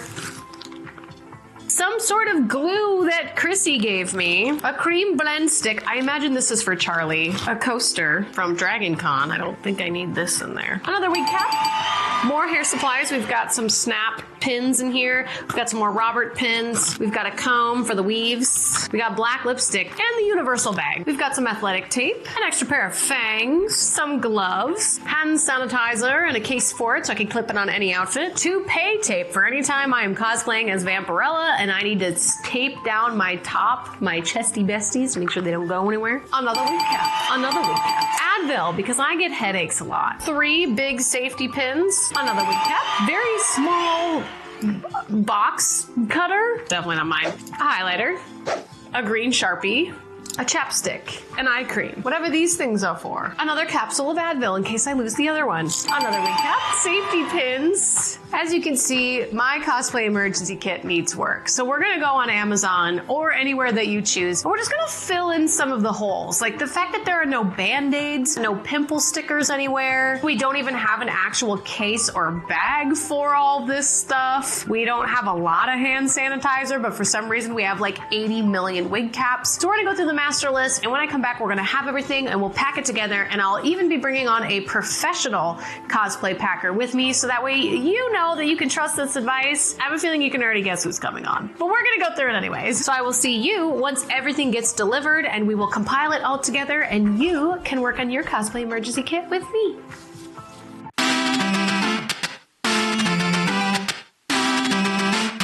So you all saw my plastic bag, and Chrissy did some Chrissying to it. Yeah. I'm basically just gonna let you go through each item and talk about why it's part of an emergency kit. Let's pull all your stuff together and see if we can consolidate and make something that is efficient, practical. What are we calling this? People call it a lot of different things. Cosplay repair kit. People call it the oh shit kit. But this is very specifically catered to your travels, because everyone's oh shit kit is going to be a little different. So I had an extra, some nice bag. Wow. One of these, you can hang it, and it just folds, goes in, everything goes in there. And this is a normal toiletry travel bag. This is going to be like the one big thing that you will take for a 4-day con. So we're going to start at the very top. I kind of separated things based off of personal, beauty, medical, like health, body stuff. Most people would put like their prescriptions in there, but I don't have any. I wouldn't even put that in here. Yeah. I did a separate pill case for that because you want to keep your pill bottles on you and your normal, regular toiletries on you. Those shouldn't be in here. Now, this isn't something you're going to walk around with your handler or at the convention in a backpack with. You're going to show up with also a smaller bag for that specific day-to-day costume. And it folds right up and it just would go in like your backpack. I got smaller containers to put little things in so they're not loosely going havoc in your bag. Like you don't want your safety pins, your sewing needles, your shears, anything sharps, you know, I gotta dig around and you stab yourself. You should always have a little mini can of an aerosol or a regular pump. Now it's up to you. You could consider the environment and not do aerosol, or you can risk leaks and have to tape up things, put them in Ziploc baggies, etc. with your liquids when you travel. A teasing comb, and then another, this has got a teasing comb on it, but it's got these little prongs. And then because you never know, earplugs. Maybe you've got sensory issues. Maybe you're staying on the floor that all the after parties are at in that hotel or something and it's loud. You know, earplugs. So next pocket down, tampons. But not just any tampon, travel-sized tampons. These also fit extremely well in little cases that I'm about to pull out and show you guys. If I'm in need of a tampon, I don't always go and grab the random one floating around my bag that's been there forever because it could have been punctured, a hole in there. Do you do that? Yeah. And like, it's just, I want it in a safe case. Then we have the travel Neutrogena makeup remover wipes. So you don't need a lot of these. You take a couple when you're out and about, you're in a pinch, something goes wrong, maybe you have to take your lipstick off or you have to redo something. You're tearing up, I gotta wipe this. You don't want to start cleaning stuff with your hands that are probably completely filthy. Yeah. So you want to have a little travel guys. So these are nail polish remover pads. Oh. So you get to the show and you're like, I got a chipped nail. It's effed up. You open it up. There's just little pads to clean your nail polish off with. Does that work with like Gel X though, or no? It would. It would just take a long time. Yeah. Good to know. Good to know. And I would go to a professional nail tech to get those taken off. What would you summarize this part as? Like hair? This is personal use. Okay. I mean, like on your body, touching your skin, your hair, your mouth, anything like that. And it does kind of roll along into more personal use. Now, when we did our shopping for some of these items, we bought them kind of in bulk. So we have like a box of 6 containers of these little flosses. You've probably seen them before. And then we're like, cool, we'll take the one container, we'll consolidate, and we'll also put in my favorite, which is the Colgate Wisps. These are amazing. I keep these on set for my talent after they've had their lunch. They're just little, it's like toothbrush and toothpaste all in one go. Oh, cool. So maybe you're working a booth and you're in costume because you have to be like for 8 hours and you're not going to get back to your hotel room. So I keep it in the container that the dental floss picks came in. Hand cream. Try to get, a good small size like this to keep in your big bag. I even have smaller ones for my personal when I'm out on the convention floor. You're giving hugs. People are like, here's my phone. Take a photo of me and us. And like, you don't know where everyone's hands have been. That's my biggest ick. So you're going to be washing your hands a lot, hopefully. Yes. And you've got lotion to keep your hands nice and moisturized so they're not cracking and gross. These come in a 3-pack and they're so awesome. This is the one container that I will take with me the day of. Mm-hmm. I do a combo of safety pins and the fashion tape. With this brand, it's not as sticky. Like I have found that this works in a pinch, but it's not nearly as tacky. It doesn't good hold with every all day. fabric. Yeah. I tried it with vinyl and that wasn't working with her Vampirella. If you're looking for something that really sticks, this is Vapon Toupee tape. This is what keeps lace to your skin, like for hair pieces. I also have the emergency lash glue in here. This is also good to keep rhinestones on in a pinch. Maybe like one of those latex masks or something, like a superhero mask, or ears, your elf ears. That's good in a pinch. And then the nicest, miniest spirit gum. Oh. Teeniest little guy, and the specific remover for the spirit gum. And these little bottles, you can consolidate and marry them and keep them so you can just refill them. Buy a bigger jar of this and just keep refilling it. And what you're gonna notice I do in every single one of these containers, if there's empty holes or spaces, I toss lozenges in there. We don't want them floating around because they can get weird and icky or open up. This is boob tape. Maybe you need to tape the boobs up here because you're wearing a low-cut shirt or something's going on, or you just want to cover the nip nops, and you don't have a pasty. It doesn't just come in like white woman flesh color. Comes in other colors. I've used it in black before with black dresses. And the other container that I have here, I've got an actual regular brush. Folds out. Oh, cool. For just like, and this mini guy. Yep, mini guy. Wig caps, more safer, gentle on your hair ties, and then a wig band. We have a miniature first aid kit. There's some disinfectant wipes, Advil. There's like a mini Vaseline in there. For many reasons. It's good on, people use it on their face, people use it on their hairline, they use it in their hair, if that's their choice. And there's a brand new Burt's Bees chapstick, and then a lip repair, like O'Keeffe's. We love O'Keeffe's. They make really great stuff for dry skin. And then of course there's a couple of lozenges in there because there was room. And then we've got, of course, a little pocket sanitizer. Moving on, a whole separate container dedicated to 3 or 4 different colors of bobby pins and hair clips like barrettes, and then hair ties, because just in case. Another personal favorite of mine, personal body wipes. These are great. You can put them all over your body. Refresh, wipe everything down. We love Lumi. It's a good product. Highly recommend. I have KT tape. KT tape is great. It's good for bruises, injuries. It helps kind of like pull the skin back from your body to create blood flow. So it's good if you happen to injure yourself while you're traveling. And then of course, lozenges.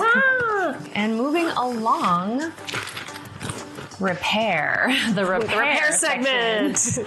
Now you're not going to be able to bring like your barge unless you're crazy. Wait, define barge. What contact cement? Sorry, barge, the adhesive. There's a lot of like heavy duty adhesives that should remain in a ventilated space at home and not traveling with you. Like I would never travel on a plane with it. So we've got a super glue. We also have an eyeglass repair tool, 2 different types of thread, black and white, nail clippers, a little teeny tiny pair of cosmetic shears. So if you want to trim your eyelashes or you have to like cut some gauze because you injured yourself. There's also additional little snaps and buttons in here, and then a seam ripper. And then my little favorite, the E6000. This does burn or eat through certain materials. So this is your rhinestones. This is fabric to fabric. I wouldn't use this on foam. And then of course, a regular, tiniest in the world, Scotch super glue. Oh my gosh. You gotta get the tiny sizes. You don't want like a big full size of anything to burst in your luggage. Now, while you're waiting for things to cure because you've glued them and you wanna set them, we've got, in a pinch, painter's tape. This can kind of keep things together lightly that won't damage it while glue is setting. If you put something that has very high stick tape, it may damage whatever it is you're putting together. And then going to tapes that are heavy duty. This is Gorilla tape. It is heavy duty. It'll fix something in a pinch, piece of armor, a wing fell off, something's going on. You can just do a little wrap around with this and then fix it like for good when you get home. And then of course, who doesn't need a little like cosmetic nail grooming kit with a nail file, tweezers, little shears, all that's in there too. You could take this apart, pull what you need specifically, and then go from there. Mini glue gun. Be mindful though, if you feel like you're gonna have a lot of gluing to do, bring a lot of the little sticks that go with this because you will burn through those so fast. Some people bring a full one. Depends if you're flying to a con versus driving. You can pack more when you're driving. Contact lens solution in a travel size bottle. I also bought an 8-pack of colored electric tape. Electric tape is great because it has a little stretch, a little bit of a give to it. This is good to fix anything temporarily. These are all temporary fixes till you get back home, and then you can really fix your cosplays. And of course, rubber bands. I was curious about the rubber bands. Like what would you use that for? Rubber bands would be for if I'm trying to pull something together to glue and I need it to hold in that place to glue, I'm going to use the tape or the rubber band. Just to, okay, to that like makes sense. keep it, and then you can pull it off when it's done. So this is, one kit that we've kind of curated for this time. There's obviously going to be a bunch of other little things down the road that people are going to be like, well, you missed this. You should add this. This is a great idea. Cool. Please leave it in the comments. We're always adding. Yeah. There's no wrong or right way to do anything. Again, this is for this particular week that is coming up. And so if she wants to even consolidate it down even more, she can do that with a smaller mini bag. For our handler during the week, we just go even, like a little guy, or just grab individual ones and he can throw it in his backpack. I think this is a great start because I even tried to look up on YouTube if anybody had compiled their own version of this kit, and I didn't see a lot of videos. So that's why I was like, we should, you with your expertise, you've been doing this a lot longer than me, and you all watched the first half of this where it was literally me holding 2 Ziploc bags. I think we've come a long way. And then we'll see how it fares at the con. Like, did we actually use anything? The goal is to not use any of it. Right, right. But, you know, it's better to have it and not need it. And be prepared. Well, thank you so much for joining us on this video. Let us know, like Chrissy said in the comment section down below, if there's anything that you think maybe we missed or we could add to, or if there's something that shocked you. Honestly, the rubber bands, I was not ready for that. Let us know in the comment section and we'll just keep adding and maybe we'll come back and do a follow-up. Oh, don't forget to follow Chrissy on her Instagram. Yeah. Be sure to follow her. You should definitely make some content like this, like short form, little guys. Well, we will see you all in the next upload. Goodbye, Dareware students. Yeah.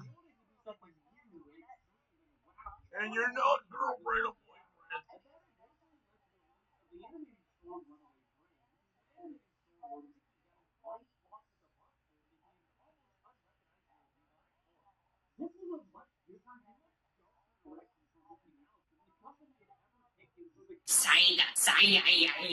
Psyduck.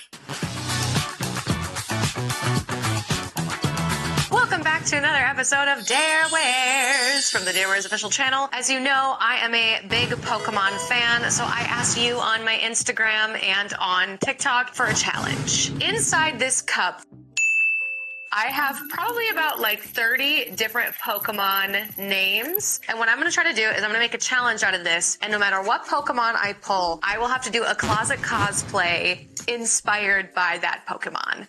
So let's get started. I'm super nervous. Okay, here we go. First pull. Alakazam. Alakazam. Gardevoir. Okay. I'm trying to like already visualize my closet and I'm like, do I have these things? Nidoqueen. Okay. Nidoqueen. Ooh, and Psyduck. Should that be our last one? Let's see here. That's 4. Let's try to do a 5th one. It's this one right on top. Oh, Chansey. Okay, great. So now we are going to take our 5 Pokemon and we are going to go into my closet and we're going to try to build looks that look like these Pokemon. Let's go. I think the first thing we should do is define the term closet cosplay. And I went on cosplay.com and Kitty the She Geek is the one who explained it the best in my opinion. They wrote, it's when you use existing clothing, either from your closet, thrift stores, or other clothing stores, eBay, etc., to create your own cosplay instead of buying or making it. I know for a fact that it was more coined by the Disney community. Disney Bound is like their version of it. But I love doing closet cosplays because 1, it doesn't cost any money, and 2, it makes you like stretch your imagination on garments you already have. I know we have Nidoqueen, which is going to be tough, so we're going to want like a purple color. Because I want to say she's kind of like this color. Probably not in like a hoodie. She's like a queen. You know what I mean? She's a queen. You know what I mean? Like this dress would be perfect for Nidoqueen. It's like almost the same color as her. The only other thing is that she has some white spots on her. So we should try to find something that goes with this that's got like a white tone to it. Like a cream. Oh, yeah, this is great. Okay, so say we take this vest and we put it on top and then boom. Nidoqueen. Okay, great. Love that. I'm also like stressing about Gardevoir because I don't have, as much as I love green, I don't really have a lot of green that works for the Gardevoir color scheme, but we're going to try our best. And then you all will get to vote at the very end which closet cosplay was your favorite. So I'm going to keep pulling things in here and I will meet you in my room and we'll start with the very first one. Let's start with Psyduck. Psyduck. Wish me luck.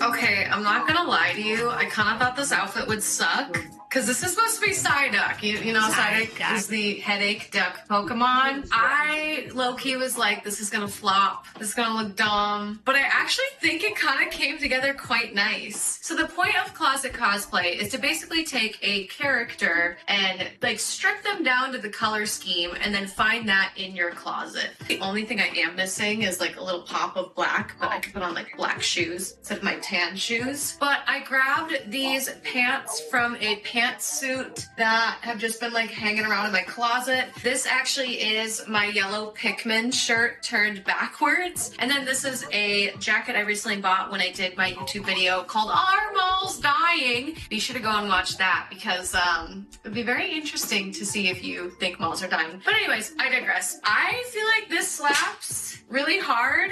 I'm very impressed with my closet skills. Don't get used to it though, because I feel like the next few could be really cringy. Let's see what I got for Chansey next. Chansey!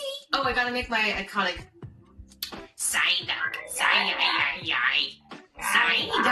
Like he's got kind of like a voice.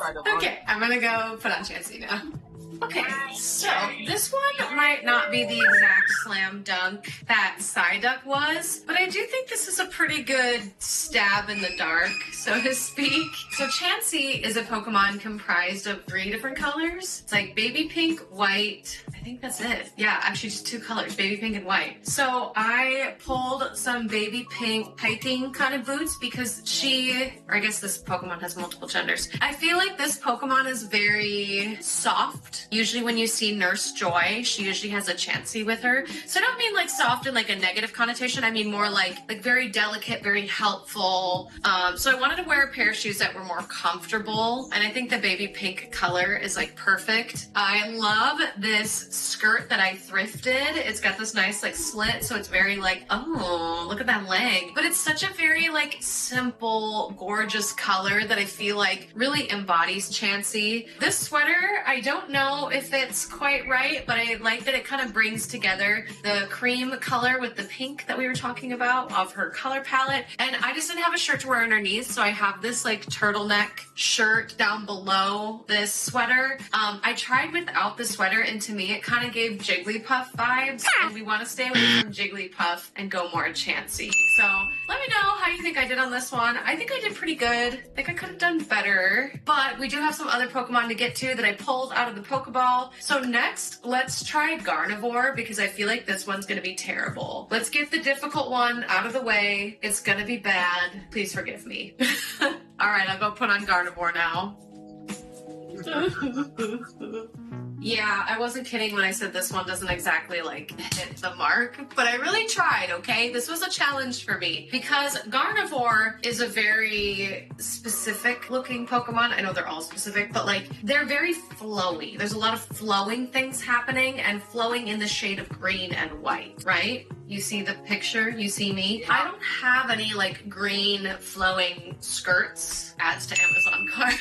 I feel like this is pretty good though. Like I've done worse, but I definitely could have done better. I'm thinking in the future, if you guys like this video and you comment on it and it gets, let's set like an easy benchmark. If it gets 100 likes, I will revisit this series again, but instead I'll go thrift shopping to make the Pokemon. And then I can include like jewelry, hats, other things. Like I think that'd be a little bit more fun than trying my best and having things come out kind of like this. Ugh. Like, it's so cute though, don't get me wrong, I would wear this in real life, but it doesn't say Gardevoir, you know what I mean? Maybe I'll resubmit this one into the cup and we'll try this again, because I think that could be a really fun idea. I could be alone, but make sure you like the video so that way I can make this a series on my channel. It'll be super duper fun. Also, this shirt is from Fashion Nova. This belt is from Hot Topic. This belt is from an Etsy creator. It's actually part of my Leafeon rave cosplay. Not my professional Leafeon, but like the more chill version. And then I got this skirt off Amazon for my Professor Garlic, and these shoes I've just had forever. So I had all these pieces. They kind of work. Kind of says Gardevoir, kind of doesn't. If there's another Pokemon that I'm kind of hitting on the vibes of, comment down below, because I feel like this is a Pokemon, but it's not that Pokemon. You know what I'm saying? Up next, I think we should do Nidoqueen, and then we'll end with the grand finale of Alakazam, because I think that one's going to be bad too. But on to Nidoqueen!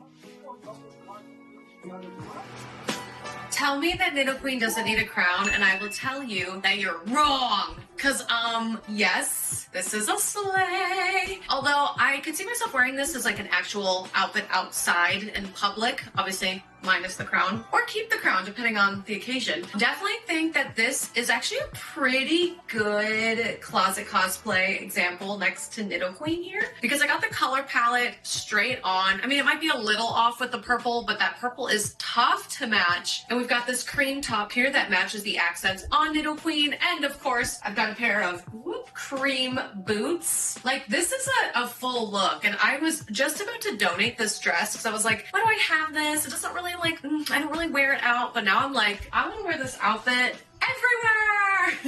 So great. Be sure that you are writing in the comment section down below what Pokemon you want me to try to closet cosplay as next, because I do have a feeling we will hit those 100 likes and we will be doing this again on my channel. So be sure to leave that down below. Double check that you are subscribed to the Dare Wears official, now that we are officially official. And also just let you know, my TikTok got rebranded to Dare Wears official. So make sure you're following both. Make sure you're leaving me a nice lovely comment in the comment section down below. Let's do our final Pokemon. Duh, duh, duh. I'm gonna get a little literal with his interpretation. You'll know why when I come back. This one was hard. This one, like, color scheme wise, intention wise, but I think I nailed it. I think I nailed it. Let me go try. Ooh.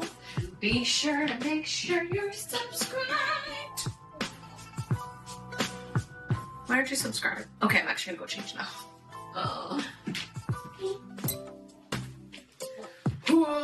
Tell me we're not identical twins. Okay, so this one was such a meme. Thank you so much to whoever requested this one. I didn't have a mustache to match his. I could have drawn one. I didn't want to take it like that literal, but I definitely had to make sure I was holding the spoons. They added the piece. It looks like a good closet cosplay to me. We look so identical. As you can see, he is comprised of 3 different colors. He's got kind of like a mustard, yellow. He's got like a brown, and he has like a little bit of like cream white. Not a lot, like very, very, very minimal, just as like highlights. And of course, he's got the silver spoons. Thought that'd be a fun little touch, and I'm mixing metals because I've got a gold bag with me for literally no reason. I got this off Amazon for that like Kylie dupe video I did a long time ago that nobody watched. It was a really difficult video.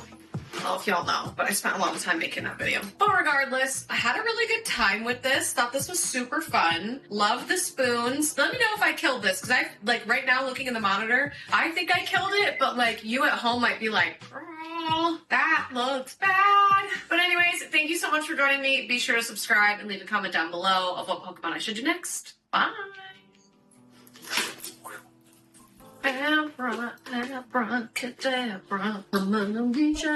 Okay, bye.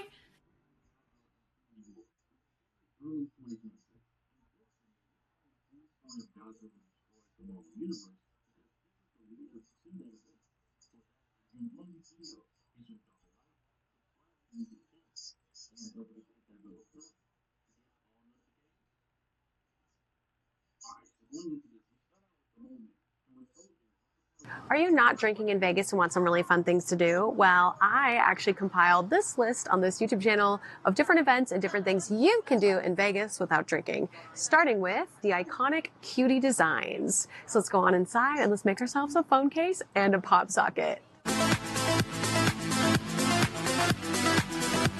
Here at Cutie Design, you can decorate and design phone cases, pop sockets, there's lamps, there's mirrors, there's little like individual drawers, there's even like statues here that you can like paint.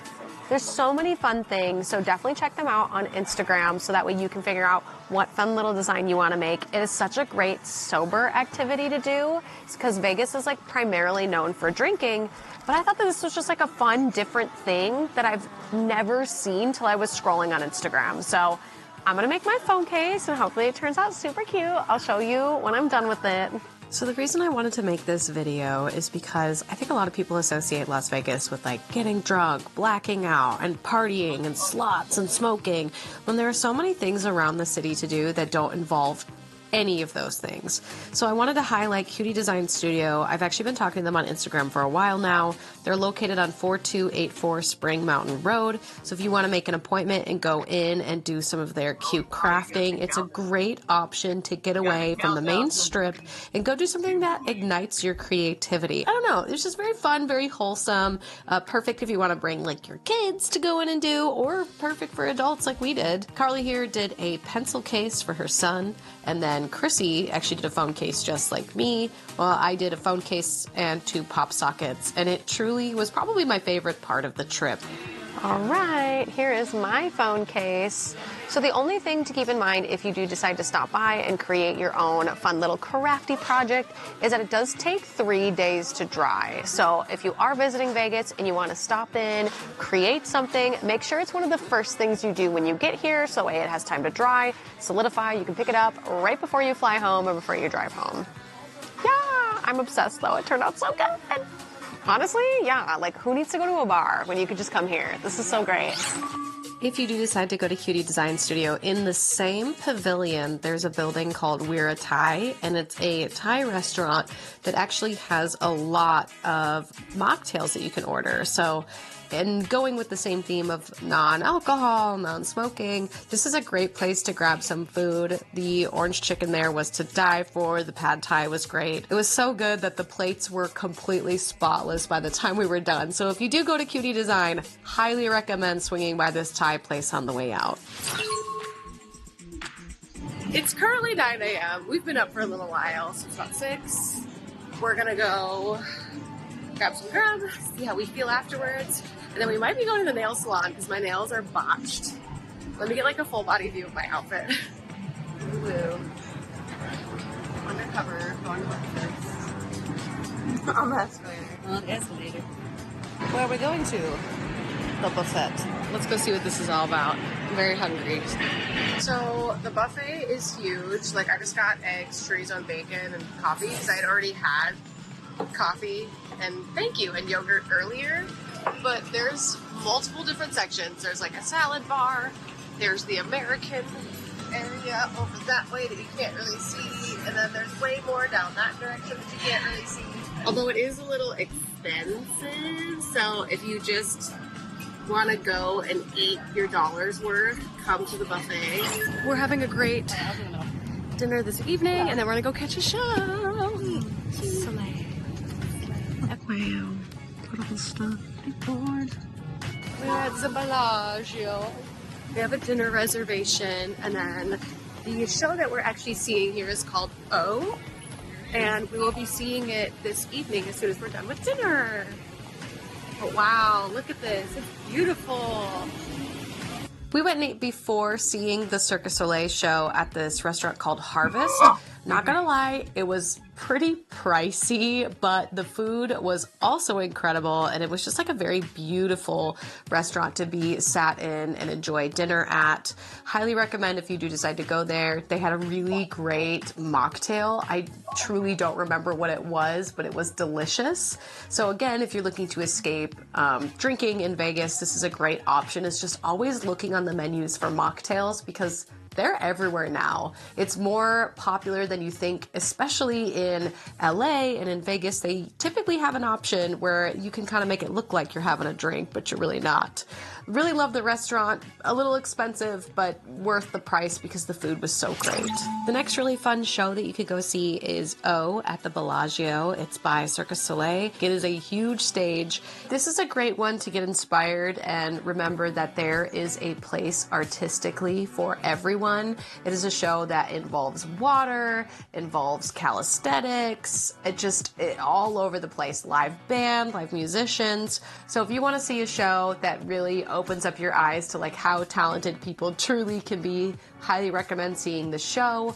Or if you decide to not go see the show, the Hotel the Bellagio is incredible. Like even just like walking through there is a sight in itself. And it was really cool to see how they decorated the foyer and all of the spaces. Like truly, it's just a cool sight to go see. And just because you go and look at a cool hotel doesn't mean you gotta drink or gamble at a hotel.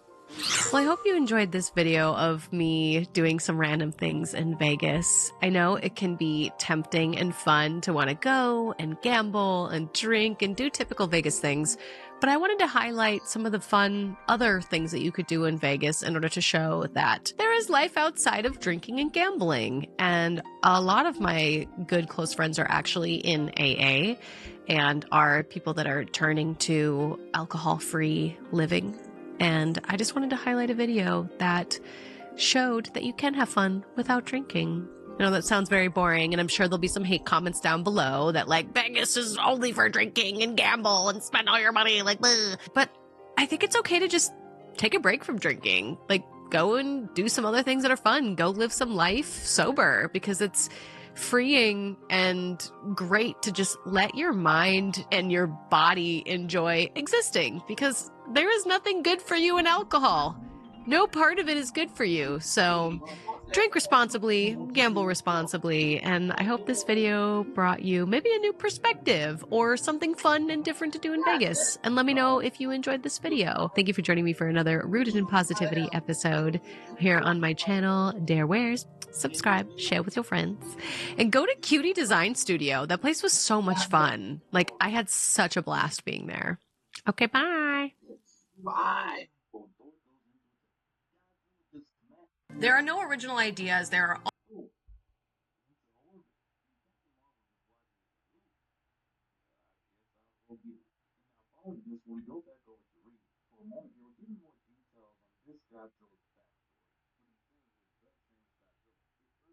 Long time no see, music video day. Yay. Because I'm somewhere in between. Ready to go. Gonna live in the jungle. Alright, now that I am hair and makeup ready, I'm wearing some baggy clothes underneath. That way, one, I can run around and direct and yell at people if I need to, but two, so I don't have any lines on me. Because a lot of my outfits are going to be, they're coverage, but like, you know, I want everything to look smooth. I still have my mark from Trucker. If you guys don't know, I was in a film where my character gets into a car accident, and they did such a good job putting fake blood on me that it's like, it's stuck, and I'm just leaving it for the music video. I don't know, it makes me a little edgy. I was trying to see if Chrissy would like give me like a cool armband tattoo. Oh, this? That's my credo. No regrets. Uh-oh. I can. We're still here. It's early. But like, it would have to be something that like kind of would make sense for both. I don't know. I'll think of something on the drive. Might be funny if you gave me like a mom tattoo. We could put some random person's name in it, and then everyone would be like, "What? Oh my gosh! Draw me a cave drawing of a Pokeball." I don't know. Anyways, we'll see you guys in the car. Or actually, you know what? I gotta pack my suitcase, so I'll show you guys me packing my suitcase. Woo! I think we could do a little dirt for the jungle. Do you want to do that now? What's easier for you? Let's start with that, because to me it doesn't matter either way.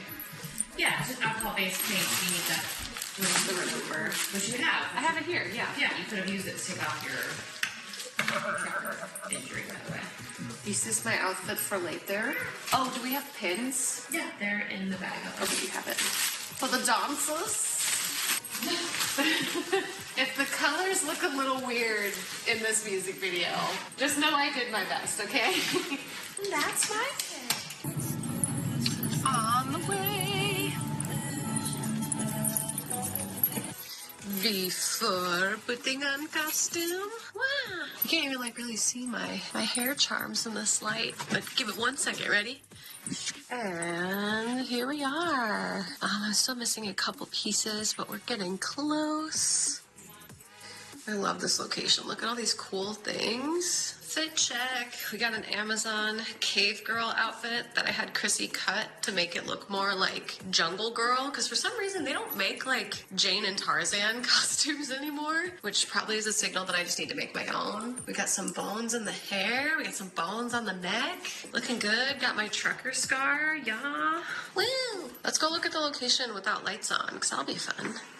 Look at all this cool stuff. Look at this. Look at this cool stuff. We're walking outside, walking a set. Dun-dun-dun-dun-dun. There's Tom working. Look at you working. Yeah! And there's Joey working as well. Get those lights. So this is our little corner over here. But once it's all lit up, it won't even look like this anymore. This is like the day light setting for the jungle room. Also, who's that over there? But when we shoot it, it'll be a little darker, a little moodier. Look at all the details. This bridge was part of one of the Survivor series episodes. Not sure which one, but it looks great. I can't wait.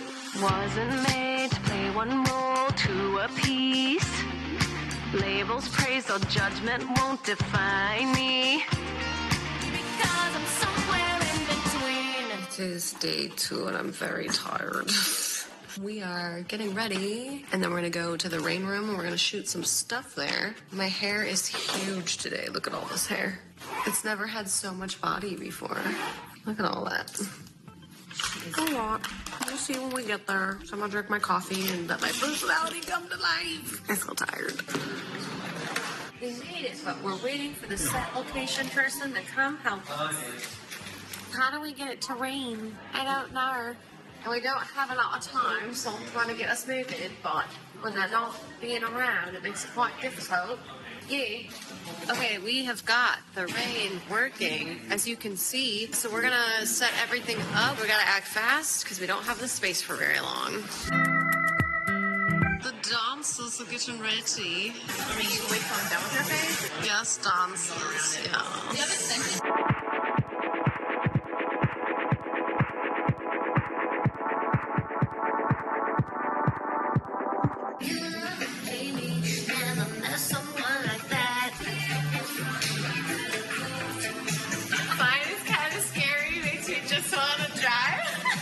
TikTok. It's all TikTok. See, I don't actually know the dance. I'm a big fan. I don't. I'm doing the old dance because it's not raining. Okay, cool. Original? Not the chugs. Okay. No chugs in the dress. Right? Sure. It'll be fine. I'm ready. 3, 2, 1.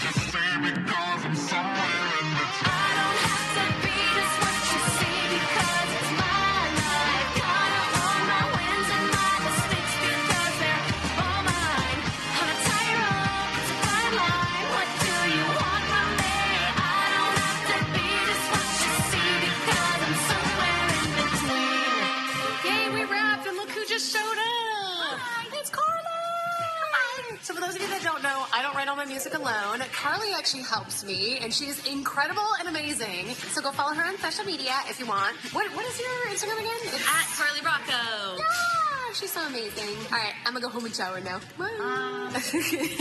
If you watched through this whole video and you're now just like, I'm very confused, it's because my music video dropped on my other YouTube channel called Dare Taylor Music. Here it is. I just decided to put all of my music in one place. So if you're going to look for any of my amazing music videos, go and subscribe on that YouTube channel because it is so much fun to make all these like high production value music videos as an independent artist. Be sure to go check out Dare Taylor Music in order to catch all my original songs that are dropping. You can also find me on Spotify, Apple Music, Pandora, anywhere you listen to music, look up Dare Taylor and you'll be able to see me. All right, thank you all so much for watching. I hope you enjoyed these behind the scenes of Somewhere in Between. So go subscribe to that YouTube channel. Appreciate all you Dareware students, and I will see you in the next upload. Bye.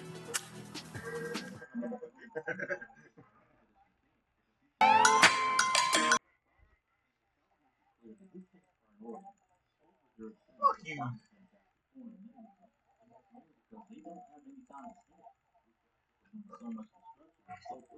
If I decide to yell, this is what the microphone does. But also, if I decide to talk pretty quietly, it actually works quite well. And I can walk around without it really having a lot of issues. Like there's no cord with these, obviously. Highly recommend this microphone over all the others.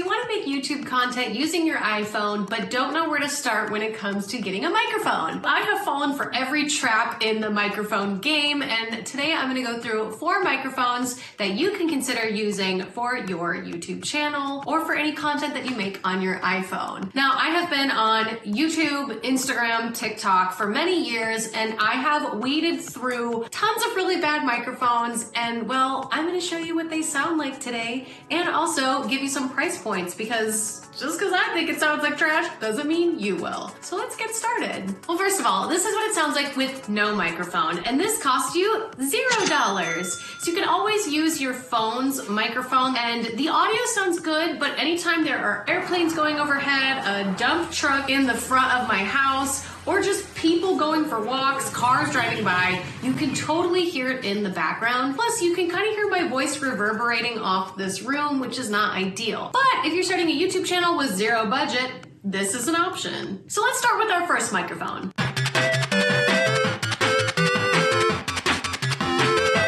The first one I actually got off the TikTok shop. It is the 2-piece pink wireless lavalier mini microphone for iPhone, iPad, professional lapel, blah, blah, blah, blah. For $5.99, I got it off the TikTok shop, but you can also find it on Amazon for a different price. So let's test it out, and that way you can decide if $5.99 is good enough for you. So first of all, it comes in a little case, which is lovely, and you can open it up. It comes with the adapter, so this is what you put into your phone, 2 microphones, 2 pop filters, and a cord to charge them all. So let's plug them in, and that way you can hear for yourself.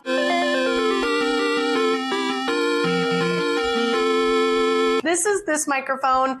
I don't love it because no matter what I do, I move, and it just makes it so apparent that you're wearing a microphone that is pretty inexpensive and very low quality. If you're just trying to get started, I recommend grabbing these if you're in a loud environment, making sure whoever's wearing them is standing still, not touching their hair, not moving their outfit, just giving their interview answers as naturally as they can, because this microphone really takes the audio and suppresses the background noises, but makes the noises that the person is making kind of sound like crap, in my opinion. But for like $5, can you really blame them? This is pretty bottom of the barrel, as cheap as it gets for tech. They're really not quiet. Like if I'm moving around, if I'm talking a lot, or maybe my jacket's flapping in the wind, it's a lot. I've also made the mistake of having people hold them, which is always a terrible idea because people gesture with their hands, so you can hear every breath that blows past this microphone. Sure, they give you like a pop filter to put on top of it, but it really doesn't make much of a difference. This is like the least expensive microphone option I have seen available online. Use this as a stepping stone to get you to the next microphone quickly. It's not great. Not great.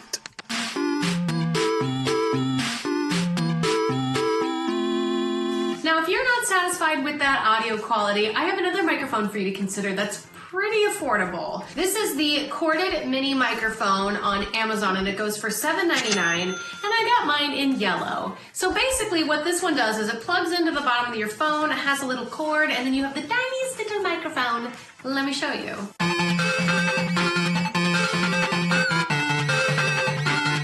The cord is extremely short. You'll be holding this tiny little microphone with you everywhere you go. I actually bought this just as a joke, and then it ended up working quite well. The worst thing about this microphone, in my opinion, is the cord. And if you talk really loud, you can really hear the microphone trying its best to do its job. Or if you talk really soft, it has a really hard time making really soft sounds. It does the job, but like, I firmly believe that this is not a step above using your iPhone and just saving up for a better microphone, but that's just my opinion. Maybe this sounds great to you and this is exactly what you're looking for, then I recommend getting it. It's literally $8. You can't beat $8, right?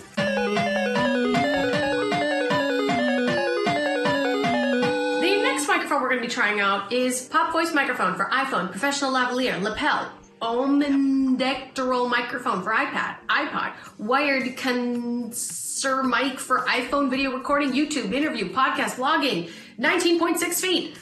This is another corded microphone that has a clip on it. It acts as a lavalier, but I have used it many a times on my channel and have found quite a few problems with it. The cord length on this one is 19.6 feet, which is very long compared to our yellow microphone that we just used. The price is $26.98. I think that's a pretty fair price for this product, but let me show you what it sounds like.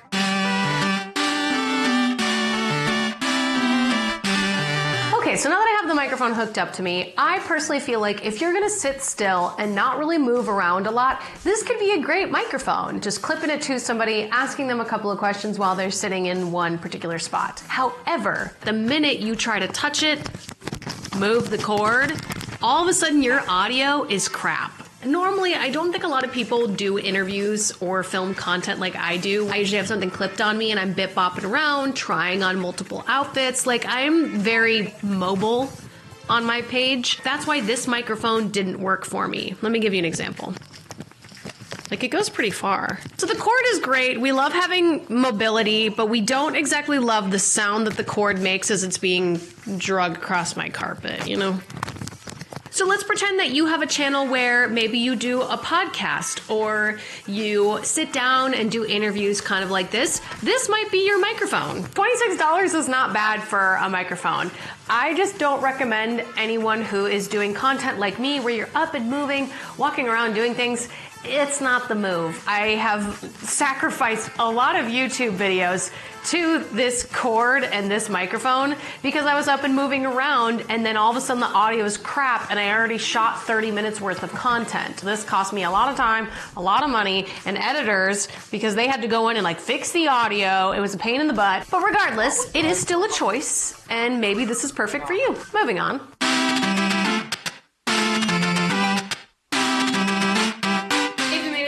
In the video, be sure to go leave a bear emoji in the comments down below. I appreciate you watching so far. Spoiler alert, I might include an extra microphone at the end of this, so stay tuned. The last microphone that I have to review for you today is the newer microphone set that I got off of TikTok Shop. It's the newer CM28 wireless lavalier lapel microphone with charging case. It was for $149. But it's on sale right now. Comes in this lovely little case. You open it and it's got a little monitor here for you so you can see how the batteries are looking on the two microphones. Both the Android and the iPhone plugins for your phone, which is super great, very convenient. Let me try it out for you so that way you can determine if you like it or not.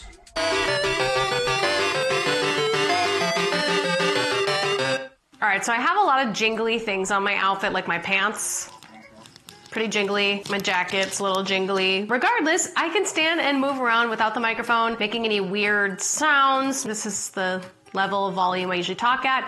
If I decide to yell, this is what the microphone does, like if you're in a loud environment. But also, if I decide to talk pretty quietly, it actually works quite well. I really like the newer brand. For some reason, I've had really great luck with their microphones, with their tech equipment. But that could just be my experience with them. Like, I haven't had a lot of issues. I've seen other people have, but so far, so good for me. I really like using this one while I am out doing any vlog style content because you can hear me pretty well and I can walk around without it really having a lot of issues. Like, there's no cord with these, obviously. It is quite the investment, I'm not gonna lie. I mean, luckily on TikTok Shop, when I took this photo, it's on sale, so if it's still on sale, I would go grab it. Highly recommend this microphone over all the others just because I really liked it so far. But those of you that have stuck around this far, I'm gonna include one more microphone that you might be interested in if you are somebody who films a podcast at your home. So let's go test that one out.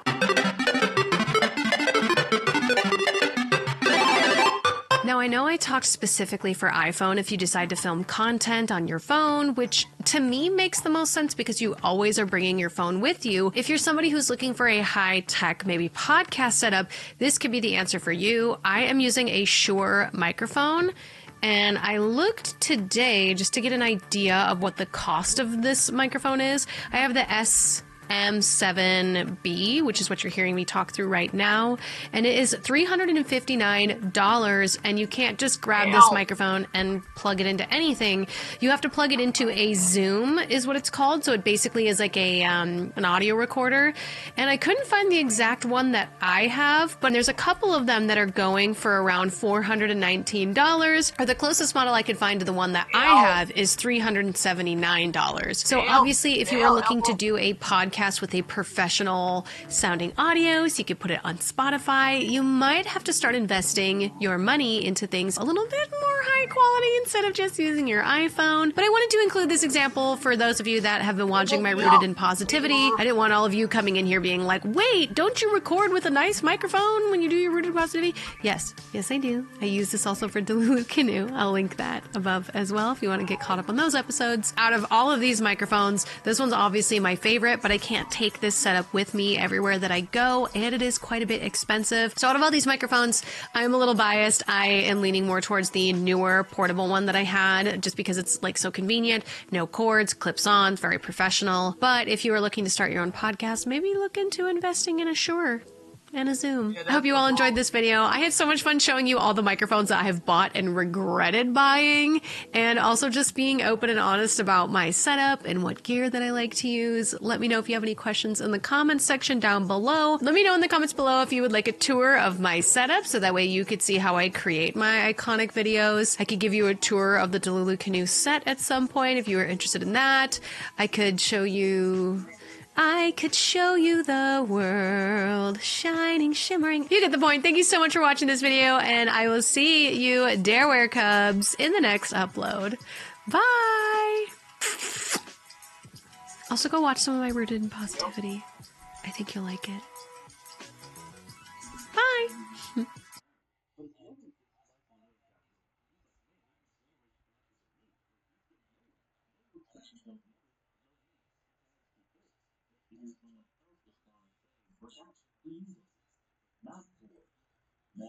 Hey everybody, welcome back to Darewares, where today we're going to be eating all kinds of foods here at Disney's Animal Kingdom. So let's get started, because I'm hungry. And of course, eating alone isn't fun, so I brought my good friend Adam. But I just ate breakfast. Get hungry. You can also join our skit channel called Disastro. Be sure to check that out on Instagram as well. And I brought Chrissy too. Yay! Let's go eat things and pet animals. I want to find the dragon. Okay. And Sean hanging out with us. So love and 15 and 215 if you want to come by. No two shows are alike. So cute. We love Simba and we love Pumbaa. Ooh, do your best Pumbaa interpretation. I like bugs. When I was a young warthog. Ooh, that was good. Yeah, that's great. Good job. Also, I had to get a video of Dory over here. So cute. Just keep swimming. Just keep swimming. Okay, anyways, back to the food. As soon as we decided we were ready to eat, we went to the Satu'ituin canteen in the Pandora area. I have no idea if I said that correctly, but they had a vast menu. We weren't very hungry, so we just went with dessert and a drink. So the first place we decided to go to was Avatar's Pandora, because why not? It is amazing and beautiful here. And we wanted to try out the Pandorian Sunrise, which is the beverage here. It's got Gatorade in it, which is awesome for electrolytes. It had a bunch of other things in it, but I was just really interested in being hydrated. And we've got the Moose Met Kayana, which is right here. I don't think I said that properly. But yeah, we're gonna give it a shot. Oh my gosh, this light. I'm melting. I forgot what all of the flavors of this was. Pretty. Well, it's a mango coulis, and there's raspberry something. Look at that. Passion fruit something. Passion fruit's on the other one. Okay. This has boba, little boba guys. Boba. It's chocolate flourless cake is at the bottom. The mousse is probably the raspberry. Some kind of cookie. It's chocolate mousse. I think every part of it you could eat. So I'm just gonna like dive right in. I do love a chocolate flourless. Oh my god, it looks amazing. Wow. It stays really cold too. Okay. I like a good mousse. The chocolate flavor is like really saturated. Really, really chocolatey. I'm gonna try the mango coulis with a boba guy. I'm not a boba person, but I'm not either. Same, texture's weird. I will drink a boba tea, but I don't want the bobas. Okay. The mango's nice. That's the raspberry up top. Okay. What's the leaf? I don't know. Chocolate, looks like? Oh, it's maybe the white chocolate. Oh yeah, she's melting. Definitely chocolate. Oh, bye. Okay. That is solid chocolate. It's good. Really rich. Really, really rich. It's light. It's kind of refreshing. It's not over powerful. It also looks really pretty. I love the way it looks. It is gorgeous. The plating is great. With the sauce on the bottom. Mango, yeah, it really makes a difference. Yeah, this is a great breakfast. Or technically, this is our lunch, but Fried egg on top. Call it breakfast. ew. Bacon chocolate. No. It's like a. What is the bottom? Is it like a brownie cookie? It's a chocolate flourless cake. Okay. This is pretty big too. Like for 3 people, this is great. I don't want to throw that back by myself. And the pricing was really reasonable, too. That was only $7.29. That The raspberry, the chocolate slaps. Yeah. I don't particularly care for raspberry, but the chocolate flavor is like so strong that having the raspberry there to kind of balance it out is it's a nice touch. That's the raspberry. Yeah. Got like gummy the in the middle. center. It's like a truffle. Yeah, I'd give this a 10. No notes. No.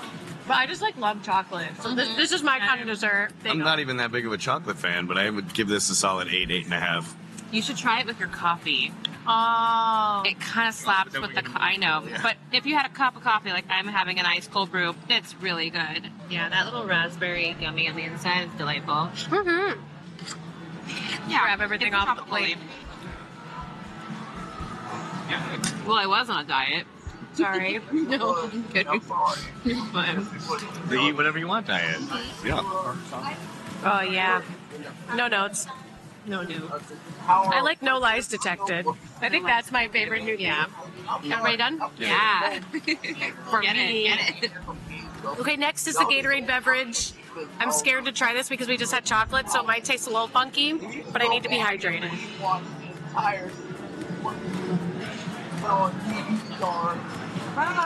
Okay, it just tastes like Powerade. Really? Or Gatorade. It's Gatorade, my bad. Just tastes like Gatorade. But like, is there a tropicalness to it, or is it just? Yeah. Yellow Gatorade with a pineapple in it. Yeah. Oh no. I'm not mad though. I knew what I was getting. Yeah. Yep. Not bad. It's good though. It's refreshing. Yeah. Yeah. If I had a straw, I'd drink that in 5 seconds. Good thing we don't have a straw. We'll have to see if they actually do no straws. That'd be a good thing to add in here. Like, hi, bring your own metal straw. Yeah. It's basically sugar water, but I really need the electrolytes, so I'd probably give it still I'd maybe give it like a 7. Like, it's not like you must try it when you come here. Get a Gatorade at home and put a piece of pineapple in it, and you can experience it right in the comfort of your own home. For $6 less. I like it. That's good. It's good. You need a little sugar, electrolyte, pick me up. That's the way to go. Yeah. Honestly, it's slapping just because it's hot. Because of the sun. Yeah. Yeah, it's good in the sunlight. But I'd only still give it a 6.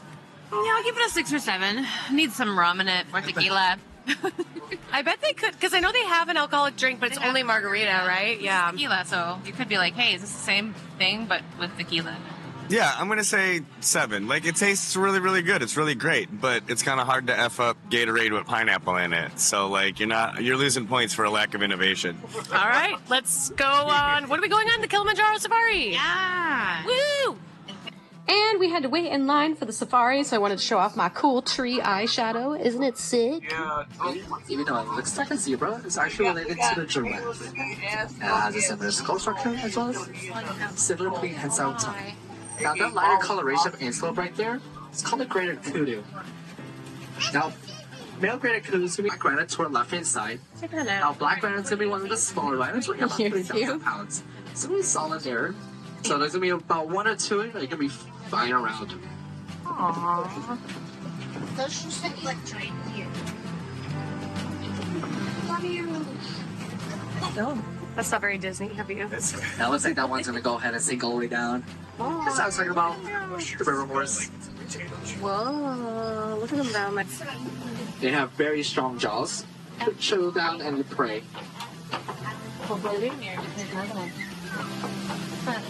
Now they're also excellent parents. Oh, see it right there? Oh. They will keep the baby's eggs and their milk to help them hatch. Oh, Tree of Life. Oh, and that random guy. Wow. YOLO. All right, we are going to go ahead on Dinosaur, and then we'll be back for some more food. So unfortunately, I couldn't take you with me on Dinosaur, but what I could take you to is this random band playing. Wow. They were really amazing. Loved it. Just a dinosaur. So fun. My necklace is backwards. Aw, so cute. Aw. You're so precious, Dale. Aw, rah.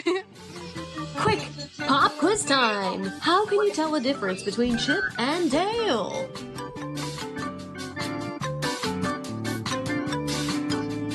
If you said their noses, you're correct. But how do you know by their noses? If you said because Chip has a chocolate chip nose, you know your Disney trivia.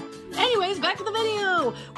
Estos efectos personales en la fuerza antes de para su seguridad. Permanezcan sentados con las manos, brazos, pies y piernas de y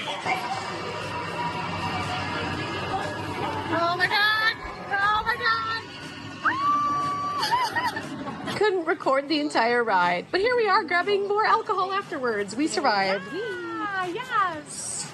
You're a star. Thank you. All right, we survived Everest, which was so much fun, and now I'm having the Himalayan Ghost Minute Maid beverage that you can get at, like, it's just like a little bar. I think it's called the Bar Thirsty River. Probably, maybe. That could probably be what it's named is, but it's actually really good if you love sweet alcoholic drinks. This is really hitting the spot for me because it is refreshing. It's very hot outside. I know Christy over here got a White Claw, and then Adam got a Tiger's Eye. Tiger Eye Golden Ale. So we're gonna go grab some food really quick, and we'll let you know how good it is. I'm so excited. We're going to the barbecue place. Oh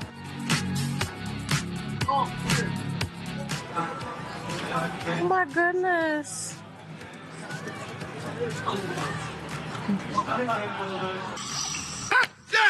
What is that thing? It's Kevin! Wait, Kevin's a girl? Yeah. Oh, he's so cute. Bye, Kevin. Hey, food. Coke Zero. Oh, the Coke Zero. Yep. Right? Let's be nice. Yes. Thank you. You're welcome. We all got confused at the same time. We're like, wait. Delicious. Okay. So we went to, what was the name of the place? It was like barbecue. Tree barbecue. Barbecue something. Barbecue Tree Farm. So we went to Flaming Tree Barbecue. Flame. We went to Flame Tree Barbecue. Too soon? I've had a lot to drink. I don't remember the name of anything. And I got like the largest pile of mac and cheese they could give you with pulled pork and coleslaw on top. And like, what is it? Like dried onion? Yeah, like onion, crispies, coleslaw, barbecue sauce. Like the string onions, but like crispy. Yeah, it's super good. I already took a bite. Did you take a bite yet? No, I'm eating my kids' meal. The kids' meal? Little chicken drumstick. Chicken drumstick. It's really good. I already had a bite. It's a huge pile, which is great because it wasn't cheap, to be honest. This was kind of like more expensive. But again, you want to hope that you're paying for like good quality pork, you know? But it's really good. I'm going to give it like an 8. Yeah? How's the barbecue sauce? Because that's usually like... It's good. I feel like there's not enough on here, but I think that's why they give them to you in one of these. So that way you can choose how much sauce you want. Do you want some of this on yours? Wicked sauce on the end. I give this, my little kids' meal at Cuss, $7.50. Little drumstick, little cutie, some apple sauce, and an unsweetened iced tea. A 9 out of 10. Perfect little small meal if we're gonna snack all day. If you just want like a little protein or something in between, you don't need a whole thing. Because I don't know about you guys, but when it's hot, I don't want to drink. I don't want to eat and drink a lot. This though, for the cost of that, and then sharing, like 3 people could have shared it and snacked on it. Dare and I've been picking at it. Lots of pulled pork on it, which is great. It's a good sign when there's a ton of protein on it. That's definitely like an 8 or 9 with the slaw. I'd do that again. Very yummy. I'm gonna have to give the pulled pork sandwich 7.5. A little bit dry. Again, I understand it was designed to go with coleslaw, but without the coleslaw, it can be a little bit dry. But the bun on it was like an 8.5, 9. Really buttery, cooked really, really well. Not stale, but not too fresh and too doughy either. It's good. It was good. I would rate the mac and cheese and pulled pork on top of it with the coleslaw. I'm going to go like a solid 8. It was really good. I feel like I knew exactly what I was ordering. and I ordered it for that reason. Like, I wasn't surprised by anything. Really good. I think there's other food here that would wow me more, but I felt like it hit. It hit the spot. That's all I got. I don't know how to talk anymore. I've had alcohol. After we were done eating dinner, we decided to swing by Africa to catch one of their last musical performances and then fly back on over to Pandora so we could ride the Flight of Passage, which is like the most popular ride at Animal Kingdom right now. And as soon as we were done, we thought we'd swing back on over to Pangu Pangu and grab some alcoholic beverages.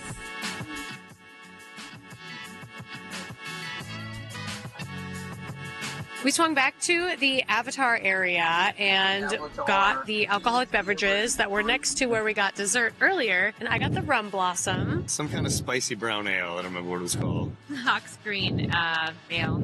Yeah, some kind of green fog or something. Yeah. They both had the M-O-A-R, Moir. It was like the, Valley, right? Words are hard. Especially here. We'll insert a clip of the menu here. At Pangu Pangu, they have all these foods and alcoholic beverages. Yeah. But anyways, we're going to try them out. Yeah, cheers. It's fun colors. Yeah, green has notes, it's supposed to be notes of peach and apricots. That is an ale. That's an ale, it's beer. That is an ale. Dinner, it's like thick. She's thick. I was a little worried about it saying it was spicy. It's not spicy. Well, not spicy, spice. I read it as spiced. Okay. Which is like why I almost got it. Can I smell it? Yeah, you want to try it? Yeah, do you want to try the green one? Sure. Okay, hoppy. Where's hoppy? I don't like apricots or peach, and that's okay. Mine's mid. The ride was great, though. The ride was super great. Yeah. It was great. The ride was super great. No notes. This is fun. This isn't. If you like candy in the form of an alcoholic beverage, this might be for you. But this is almost like too sweet for me. Does anyone want to try it? Okay. Yeah. It literally tastes like frosting. Oh no, that's bad. Or maybe not the taste of frosting, but the sweetness of it. The sweetness is fine. It's too floral. She's tarty. Yeah. Okay, tart, yeah. Yeah. I Really know. floral. After the beer, yeah. Yeah. Sugar. It's a lot. Yeah, and rum. Yeah. Tastes like sugar and rum, like if you took a pixie stick. Yes. Pixie stick. In rum, yeah. So I'm gonna give this like a 4. Like, would not order again. Yeah, as far as amber ales go, this is like a 5 or a 6. It's kind of mid, too. I was gonna say about the same 5 or 6, 6 or 7 as far as a beer goes. Again, it's been a long time, and I don't drink green beer, so yeah. But the ride, an 11. Right, is The ride? 25,000. Okay, Ben Stiller. And the ride at 11. Listen to your Globo, Jim. I've now clocked that Adam sometimes sounds like Ben Stiller, and it cracks me up. I'm gonna go. It's a good thing. Okay. Anyways, well, we're going to walk out and be done with Animal Kingdom for the day. But thank you so much for joining us on this YouTube video. I know I typically don't do food reviews, but there was a lot of you that wanted me to keep doing them as I go to the different theme parks, either around the world or around the country. So I thought I would do it again since I was here in Orlando for MegaCon. Unfortunately, I didn't have a MegaCon vlog because having a bit of an eczema sort of issue, and I didn't really want to be on camera for that time, but I've got it a little bit more under control. Hopefully you understand, but let me know if you want more of these videos / vlogs of us rating different foods. Let me know if there's a certain theme park you'd like me to go to try out the foods. I think it'd be really fun. And yeah, stick around because we'll be also going to Epcot. We'll be drinking around the world. And also we'll be going to Hollywood Studios and trying some iconic snacks there. So subscribe, stick around, and we'll see you on the next episode of Dare Wears. Bye! Oh, I need a playlist name for this. Help me in the comment section below. Help me come up with a playlist name for this because it'd be really fun. Like Dare Does Drinks or Dare Eats. It's got to be like, what's it called in alliteration? Dare does drinks. Dare snacks. Dare don't. It's got to be like a DD or like a something that kind of rhymes or something that rhymes. Dare Does Disney. My past is hurting me there. But anyways, let me know in the comment section down below. I'll see you guys in the next upload. Bye. I'll make a Disney eating playlist and then we'll think of a name for it later. Okay, bye. Go follow Chrissy on her Instagram. MX Chrissy Lynn. MX Chrissy Lynn. Okay, bye. Fuck Globo Jim. We're gonna take you down to the next tournament. Bye. Subscribe. He is. I was like, wait, he is. Wait. This bit properly. Do it again. You're fine. No, You're fine. The bit's dead now. It's dead. Well, now I can't use any of it. I don't write the rules here. Okay, boy. Check us out on Disastro as well on the Skit channel. Okay, for real. Bye.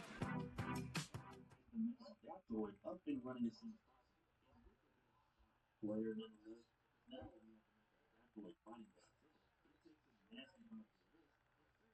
Hey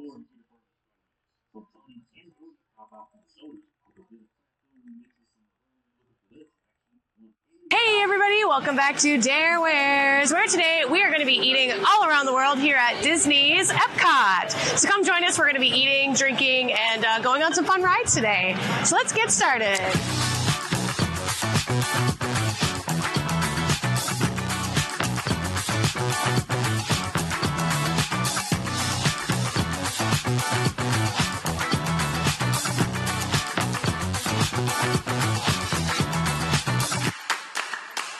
First, we are starting off with Connections Eatery. We're having some waffles with whipped cream and strawberries, it looks like. That waffle slapped so hard.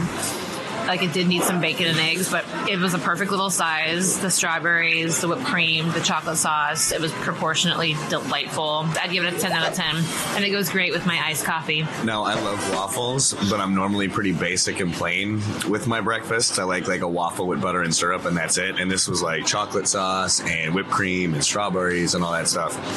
And yeah, look at the plate. I'm going to say 9.5 out of 10.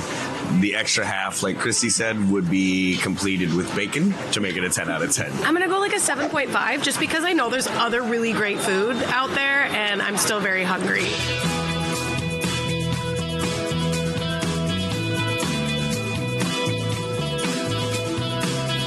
So once you hit like the dead center where there's usually some sort of like art, flowers going on here, this way is Mexico, and this way is Canada. The countries here at Epcot are made for you to go to Mexico first, but if you want to be different, you can obviously go and try Canada first.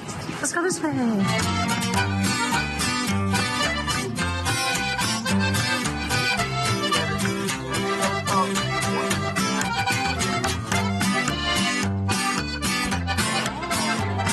To start in Mexico, I like to get myself the avocado margarita.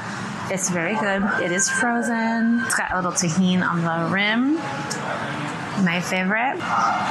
Like, I like a margarita on ice. This is frozen. On a hot day, it's really, really nice and refreshing. I've never had this before, so I have no idea what to expect. Interesting. I can definitely taste the avocado, so if you don't like it, don't order that. But yeah, that's very refreshing. I'm gonna go an 8. What did you give it again? Like 8, 9, 7. Do you want to try it, Adam? No, I'm sorry. Okay. All right, we are here in China, and we are getting one of my favorite drinks that you can get around the World Showcase. It's the Tipsy Ducks in Love. I always get this drink when I come here. This is like kind of my tradition, my version of Chrissy's going to Mexico and getting margaritas. But it's like a tea, coffee kind of cocktail. It's one of my favorite things to do right away when I get here. I'm going to give it a 10 out of 10 because I already know. Okay, the coffee flavor is strong, which is great. The chocolate aftertaste is really good. I don't really taste the black tea almost at all. And the bourbon mixed with all those other flavors just kind of tastes alcohol-y. Like 7.5. Yeah, if you like all the stuff in here, I think you're going to love it. It tastes like chocolate milk, like a coffee chocolate milk. The wide straw is blowing my mind because there's no boba in here. Would you give it a 10 or a 9? Where are you sitting? I'd say about 8. It is a little sweet. I just love sugar all the time. Yeah. So my scores for like really sugary things is always going to be high. Whereas I feel like your palate is more, it's not like, not sweet, but you enjoy bitter as well. Well, let's keep traveling around the world and see what else we can find. Where we go?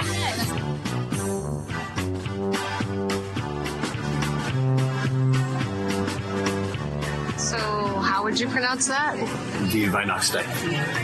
Oh. I had too much coffee, so I'm just with the pretzel cheese. I don't remember the name of it. It's the German Weissen German Lager Darken German. Yeah. And it's a dark German lager. And it's good. Nice and smooth, nice and creamy. I'm gonna give it a 8.25 out of 10. Okay. You wanna try it? Oh yeah, it is so smooth and creamy. For a dark beer, that's light. Yeah. That's nice. What did you give it? 8 1/4. 8 1/4. Oh. Yeah, okay. we go in decimals. I'll do a solid 8. I would throw back a couple of these. Yeah. Yeah, beer tends to fill me up and makes me a little fluffy. Well, I got a Riesling. The only thing is I don't know if it's a German or an Alsatian Riesling, because German Rieslings tend to be sweeter. Alsatian Rieslings are drier. Oh, she's sweet. She's sweet. And we are in Germany, so of course, it's probably a German Riesling. But definitely really good, light, refreshing. And it's so small. There's a plastic cup. Maybe I'll save this, use it as a coin jar later. I don't know. I will give this a solid 8 as well. Okay. Insider scoop, the girl at the pretzel cart where we got our beverages. Wow. They don't do cheese here, but she said if you get the pretzel here, and it's much bigger, you go over to America, aka Philadelphia, and you get the cheese, and that's what we're looking forward to. So we're gonna hop over there with that little pro tip. So we're camped out at America. We got show the 2 tubs of cheese because they're huge. They're bigger than I thought, but they're only $1 each for an extra cheese, which is kind of like a steal. And the cheese is warm too. Really warm. They look like they're enjoying it. I'm seeing the looks of approval-ish. Maybe not. Oh, contemplation. Oh, it's mid. It's mediocre. I think what we should have done is gotten the cheese first and then gotten the pretzel, because we bought the pretzel, we went to talk to a couple restaurants about reservations. I think we just waited too long. Yeah. And the pretzel lost its doughiness.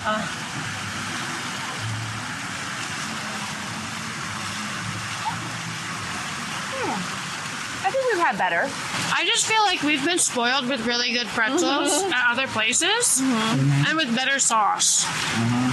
But in a pinch, I would still say this is good. Better. Yeah. Yeah. Honestly, like 6. Good little snack. Yeah. I feel kind of bad, but 6. I'd go 5. We've had way better pretzels somewhere else at less cost. I'm gonna say 6.25 based on the fact that if we'd done it the other way around, like you mentioned, go get the cheese, then go get the pretzel, because there's 2 countries in between Germany and here. Could have been better if we'd done it differently. So it's kind of our fault. Really. We messed up. There you have it. Let's see if we can find some other food around here that maybe isn't as Americanized.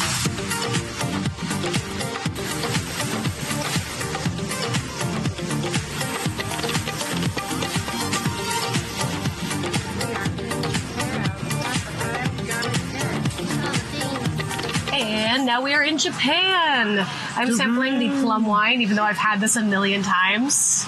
I have a Sapporo beer, Japanese beer, but you can get that anywhere. I have a blood orange sake slushy. That's fun. Kanpai. Arigato. That is orangey. Yeah. What yours is a different drink. It's really citrusy. Yeah, it tastes almost like a mimosa. Yeah. Huh. Can you maybe it's a blood taste orange? the sake or? No, I don't taste the alcohol at all, so that's probably dangerous. Well, now I want a bite. Oh no. I mean, I probably should have drank a bunch. Oh, I get the mimosa. Yep. Right. Like more orangey than a LaCroix, but not as much as an orange juice. Like a hint of orange Julius. Yeah. There you go. Yeah. There you go. I'm not usually a beer person, but I will try this one. We went to Tokyo in 2017, was Japan, and I was like, yeah, now's my chance. I'm gonna have an authentic Japanese beer here and not in the States. It's gonna be cool and fun. First beer in a year. I get there, and it's Sapporo.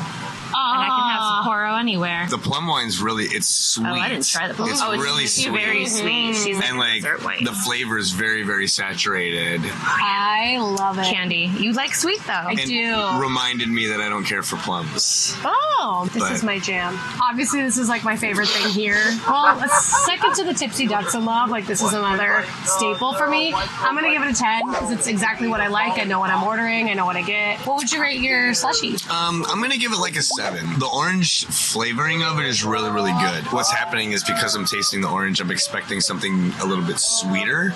Maybe it's more tart, but it's not bad. And on a hot day, like the slushy part is slapping. Does it need some rum? I mean, everything needs rum. Everything needs rum. I was gonna ask, what is your flavor palette of beverage? Like mine's liquid candy. Christy's is somewhere in between. I do enjoy a really good beer with a steak or with the right meal. Yeah, like I'm definitely somebody who has a hard time imbibing beverages at all unless I'm eating. I definitely prefer rums because it's sweet. I enjoy ports and dessert wines. But again, I do enjoy a really good beer with like a really nice charred, just burnt to shit steak, you know? Okay. I like wine. I think I want to amend to a 7 3/4. Now that I like drank a bunch from the bottom with the straw, I'm getting more of the sweetness and the flavor's a little more saturated. All right. I got nothing to add to that. I think we're going to walk around Japan and see if we can find some other foods to try. Hey, bye. Look at my outfit. I just need pockets.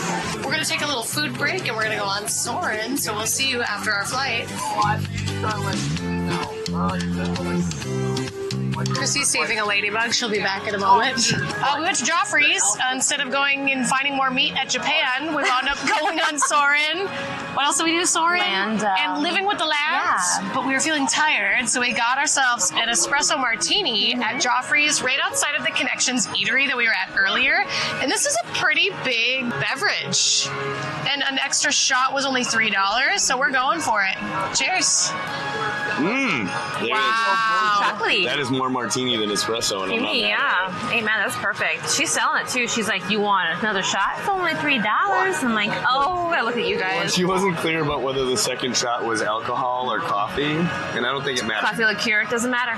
Gosh, I hate that I give out so many 10s. I'm giving her an 8 if that makes it feel better. Only an 8? 8 and a half. Only an 8? Out of 10, that's a lot. I don't want to give out all these 10s. I'll go like, 8 and a half. What do you want? Okay, yeah. 8 and a half, 8 and a half.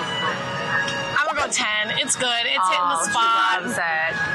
It's really good. I've never had it before. This is a new experience for me here at Epcot. So now we're gonna go wait for the Frozen ride. It's called like Frozen Ever After. Yeah, it's like a log flume kind of fun ride. We don't have Lightning Lane passes, so we're gonna enjoy our espresso martinis in the line. Also, I just wanted to show you all my Minnie Mouse eyelids. Punk rock Mickey ears. And I'm gonna show you my Adam.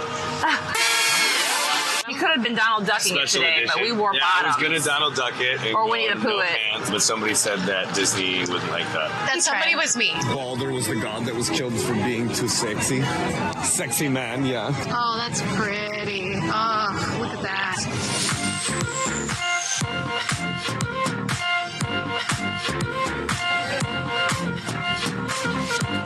We still haven't found meat, but we found more alcohol. We are now back in Mexico trying to hit the Guardians of the Galaxy ride. We decided to grab some margaritas for the wait. I've got the blood orange here. And this is the cucumber. Oh, yeah. Oh, yeah. I love how we started in Mexico and we ended in Mexico. You gotta end in Mexico. I prefer the blood orange. Trade you. I just like the flavor a little bit more. I do like the cucumber. Yeah, this slaps. Yeah. I would give this a 9. 9.5. I can't. All margaritas are beautiful until they put mezcal in them. I'm gonna go with like a 2 or a 3. Okay, bye. There's really nothing about either one of these that I really liked all that much. This kind of tasted like ketchup and Robitussin to me. What? And cucumber in general, I don't really care for the flavor of much. I'm also not a big tequila guy. This is a blood orange liqueur, which is not like, even a syrup would taste better. This one's definitely a little bit more artificial candy-esque blood orange. It's not like straight up blood orange. So I do like this one a little bit more. So I'm going to say 7 on that, 8 on this. 8, 9, 7, 8. Tequila is my lady. Okay, bye. I think I lost my friends, you guys. The Latinos left the building now. Okay, we gotta go.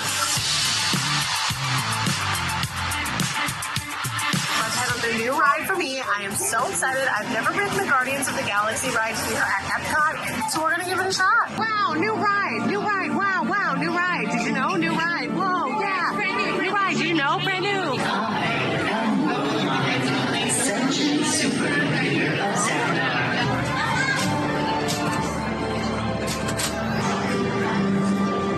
Greetings, Terrans. For you to travel to Xandar would take 2.5. I need to alert Nova Prime.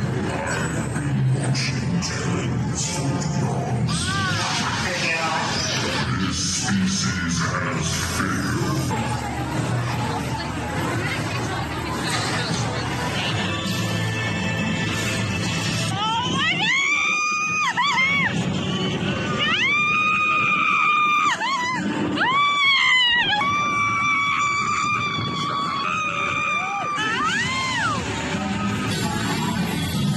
My ears are like disappointed. Count Adam and I. Oh, bye. There we go to California. No, Chrissy? What the hell?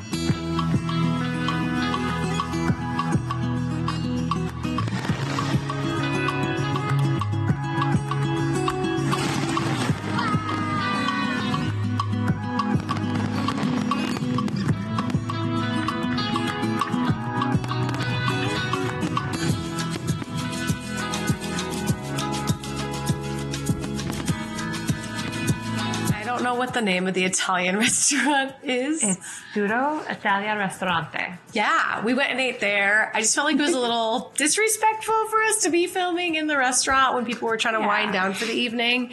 But I ordered the gnocchi and the mule, and I loved every bite, every taste. Everything there was so delicious. I had the very American spaghetti and meatballs. The meatballs were a beef and pork combination meatball, and it was absolutely amazing. The noodles were cooked perfectly. The meatballs were cooked perfectly. The sauce was absolutely to die for. 10 out of 10. Damn. Well, we also did start with ensalada. We needed lettuce really, really bad at that time of the day. All I had was sugar. Yeah, so we needed some greens. It was super light, refreshing. We also had Wagyu carpaccio with, I think that's all it really was. Oh, with arugula. Yeah, that was really clean, really nice, shaved Wagyu beef. And I ordered they have like a special rotating risotto. So I got that because I needed it in my life. It was mushrooms, creamy risotto with scramps. It had some shrimps on there. Yeah. I feel like we did it the right way, where you go and ride a bunch of things and kind of snack throughout the day and then go eat like a really fulfilling dinner meal. It really hit. I was starving. It was perfect. I ate all my food, except for the to-go box that I have. I definitely recommend like going to whatever country that's there, and if they allow walk-ins, like trying to schedule your day around it if you can. Have a nice meal after a full day of snacking. It's an international staff too. So when you're in Italy, you have Italians, Canadians, the Germans with German. Yeah. Yes, the British were British. I will say, as an American, it was a little embarrassing when we got to the American section, because like you go through like China and it's all this like authentic Chinese flair. And you go to Japan, it's all, and in Germany with the pretzels and the beer, and Norway with all of their stuff. And then you get to America, and literally the first thing you see on a sign is this like hyper fructose, hyper colored slushy drink with a donut stuffed inside. It's like a Bloody Mary for kids. Yeah, just right when you cross into the border, that's the first thing you see. And it's like, come on, guys, come on. We can do better. We can do better. So yeah, let me show you what I bought. Thank you, Chrissy, for joining us. What's your Instagram handle? MX Chrissy Lynn. She's already disassociating. I'm so tired. Or dissociating. Dissociating, there you go. Disassociating is like means living. She's disassociating. She's like, now I'm disassociating. And be sure to follow him as well. Yeah, at Adam Williams Astro. And then make sure you watch our skit channel, Disastro, also. All right, let me show you what I bought. I know you can't really see super well, but I got myself a Disney Spirit jersey. I wanted it so it would hang lower than like my shortest pair of shorts. And I have the Oogie Boogie one that I got from last year. I ended up getting this one because I really liked the vintagey text on it. There was a giant Sven plushie that I really wanted, but I decided to get this cute little Olaf.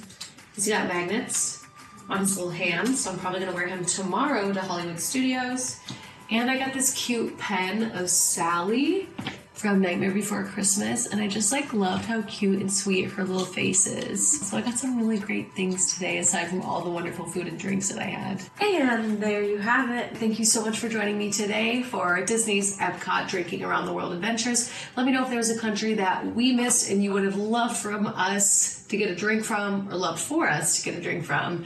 I love seeing comments in the comment section. Let me know. Be sure to check out my playlist where I eat and drink at all of the Disney theme parks. I've only done Walt Disney Land, and now I'm doing Walt Disney World on this trip, so be sure to go watch them. Let me know what you did like and what you didn't like, because we're trying to fix this playlist so that way it's all things that you all love. So be sure to check out another Dare Wears video, and I will see you fashion students in the next upload. Bye! I think I'm gonna wear this on the plane back to LA. Subscribe! Okay.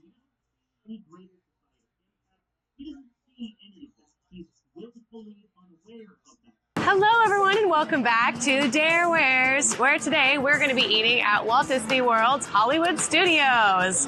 If you didn't already know, I actually used to work at this park, so I know where a lot of the great grub is. I know all the fun sights to see. So we're going to bring you along with us today as we decide to direct a movie, if you will. Let's get rolling.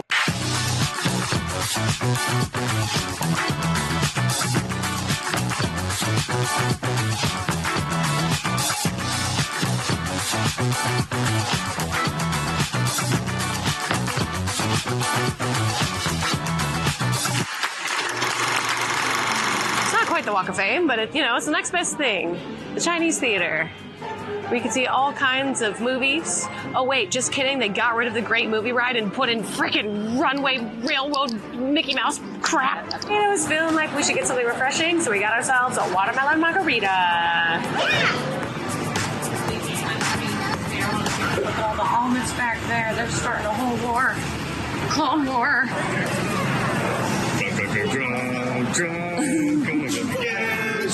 Now we are at Star Wars Land. Galaxy's Edge. Galaxy's Edge.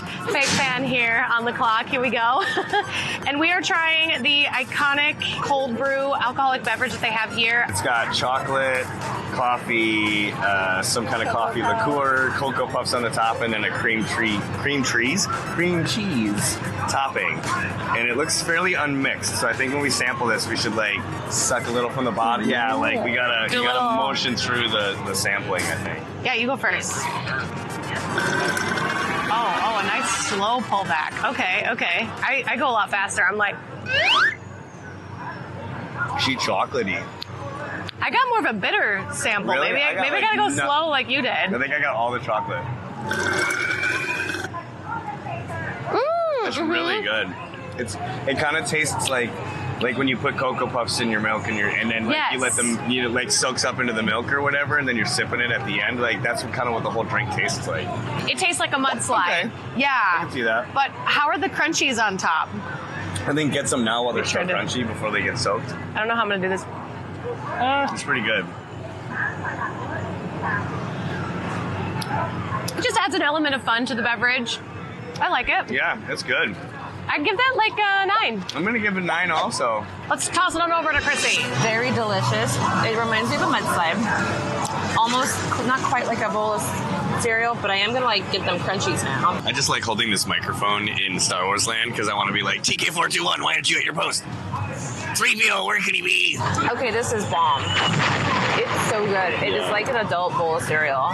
It's like I want to sit down and watch Saturday morning cartoons while I'm drinking this. Drink your with breakfast like a big in one blanket, wacky races. Yeah, solid 9, 9.5. Like I think Close to 10. I think the only thing that would make it a 10 would be a little more booze. You got to drink it right away so that it still stays dense and cold, foamy, thick goodness, like it's dense before it starts to like melt in. And now it looks like chocolate milk. But no, this is solid 10, very good, no notes. One little microscopic note is just another shot of something. Not more chocolate liqueur, that might be a little too sweet. I highly recommend to come here and get this. So we heard that they have Joffrey's espresso martinis here. We're doing it again. Cheers. Oh, she's so good. Oh yeah, so see? Good.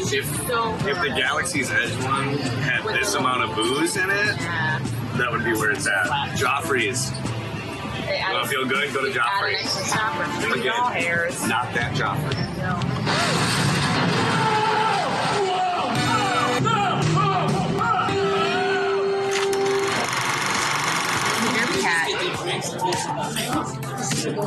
Crown Derby. So for Fantastic, y'all won't be able to hear this. 1 entree, 1 dessert, 1 beverage. But I'm also gonna get a salad because I'm hungry. You got a beer? A beer? Chrissy got something. Looks like Chardonnay.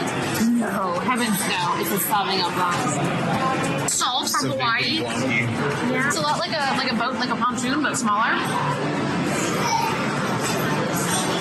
That looks great. Little salmon, delicious. Oh, look, it's probably both, I guess, because it looks the same. And there's a little rounded hazelnut bits right there. Okay, now let's take a slice of cheese on top. It's like a little biscotti. This is so much dessert. Like, oh my gosh. Alright, next we're gonna go on Rise of the Resistance, which is one of the brand new Star Wars rides. We're gonna go catch it, and I'm gonna try to see if I can film some of it. So here we go. Uh-oh. Are we in trouble? Affirmative. Engines are hot. You've got the shot. Full reverse.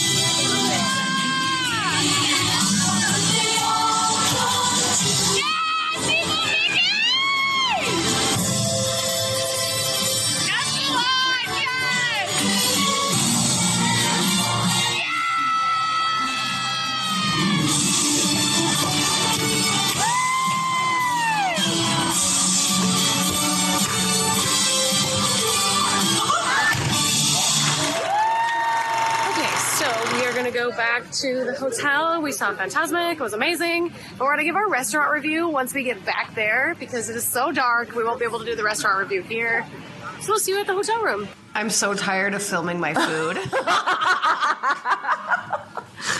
Like, you want to do it for breakfast tomorrow? No, I really enjoy doing these when we go on trips, but like, as soon as we're done with the trip, I just can't wait to eat food and not film it. So we did the Brown Derby restaurant as the package for Fantasmic, so we had great seats. And the show was incredible. It was so cool to see them implement a lot of their new characters. When I worked there, it was not quite like that. Did you work there? Did you work there?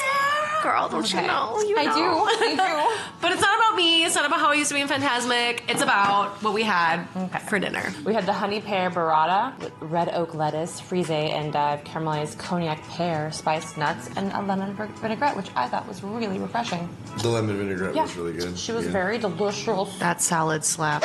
And then Adam got the filet mignon, the cheddar au gratin potatoes.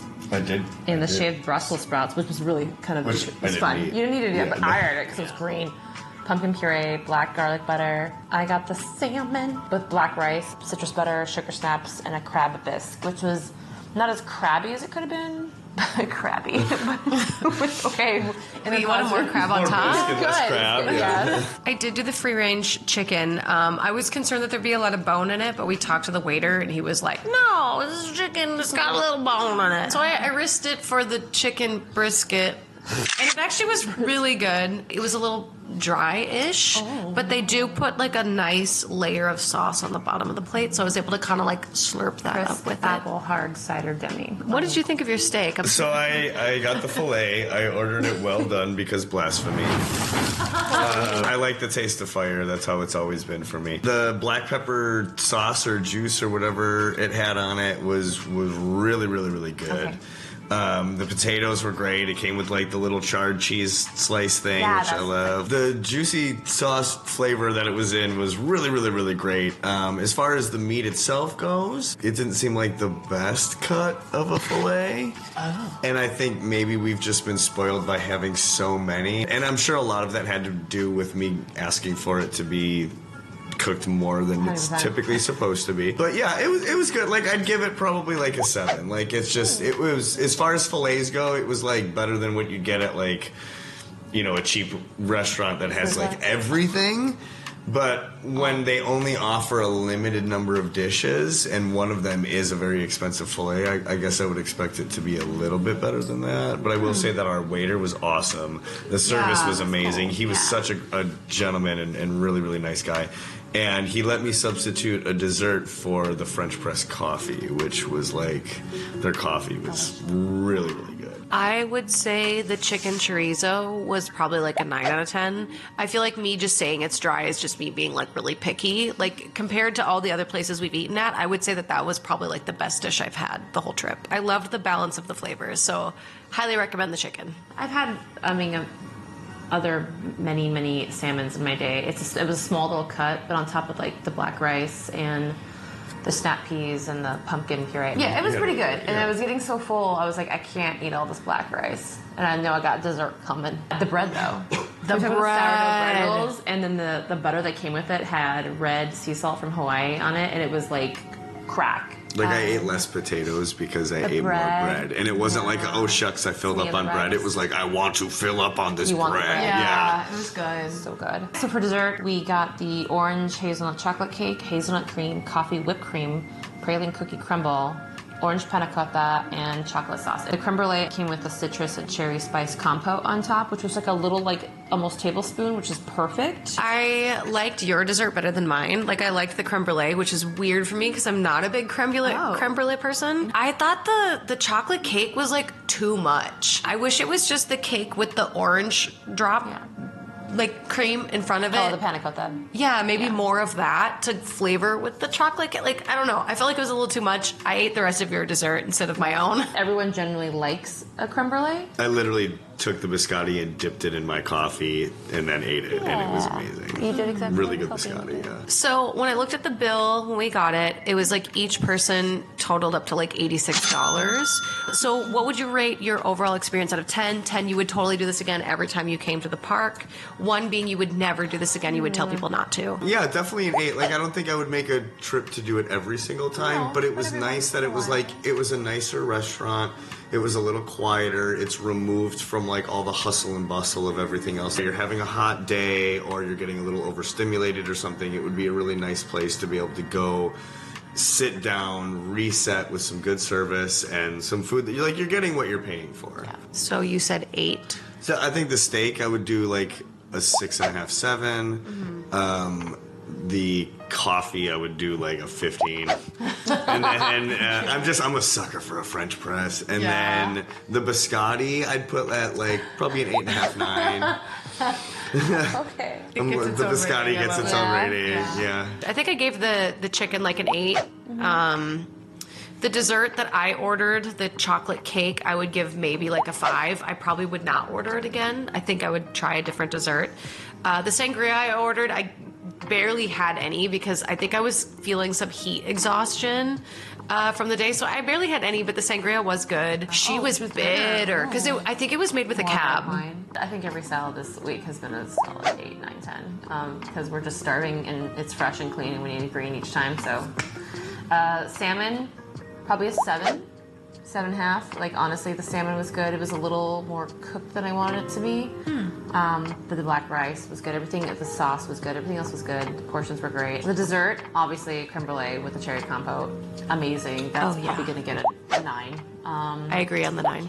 I would recommend other people going and doing this. Like I could see myself being like, oh, you're going to Hollywood Studios? Highly recommend buying the dining package because especially when we saw how full the Fantasmic Theater was, to me, that was like a great guarantee that we got there early. We sat there for an hour, had drinks, got to unwind after we had already eaten earlier in the day. So I felt like that dining package with that show was worth the price. Hopefully we gave you some interesting insights on the food that's available. Maybe we inspired you to try something new. Maybe we inspired you to avoid something on a menu. Let us know in the comment section down below.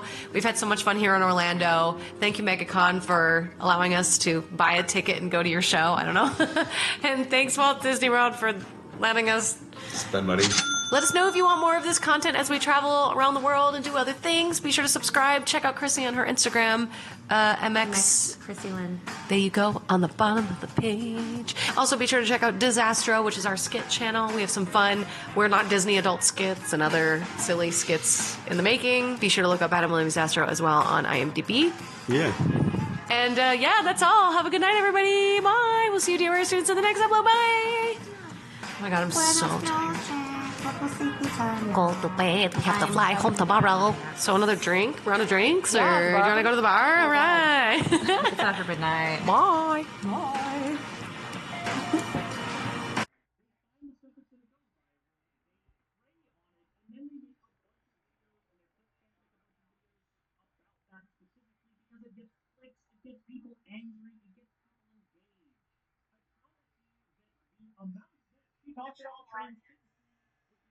Even more, it gives so much pushback and we're trucking wrong. Again, I have linked to the study in the description about. Do you ever find yourself scrolling on TikTok and seeing your favorite creators recommending all kinds of crazy products to you, and you wonder, do they really work? Are they really worth the hype? Well, today, Detective Dare is in the house. And we're going to be testing some of your favorite influencers' recommended beauty products. So I decided to purchase a couple of items that a lot of TikTokers recommended, and I decided to use them for a month and see if these items became part of my daily regimen. But before I get to showing you which items I purchased and what I ended up using, my name is Dear Taylor. I'm commonly known on the internet as a full-time actress, content creator on a lot of your favorite platforms. But today we're going to break it down, and I'm going to be completely honest and transparent about these products. That way you can determine if they are worth the purchase price or not so much. The first product that I was enticed to buy is actually a deodorant. I currently use Old Spice. I know that that's kind of like a dude product, but I've been looking for an aluminum-free dupe or something that would keep the aluminum out from under my arms. And this TikTok is what sold me. Amazon Beauty must-have. So you probably already know this brand is known for like having products that smell amazing. Products that smell amazing. So I couldn't find this exact deodorant that she talks about, but I did find something similar and by the same brand. This is the Lumi Solid Stick Deodorant in Warm Vanilla, and she wasn't joking. This does smell amazing.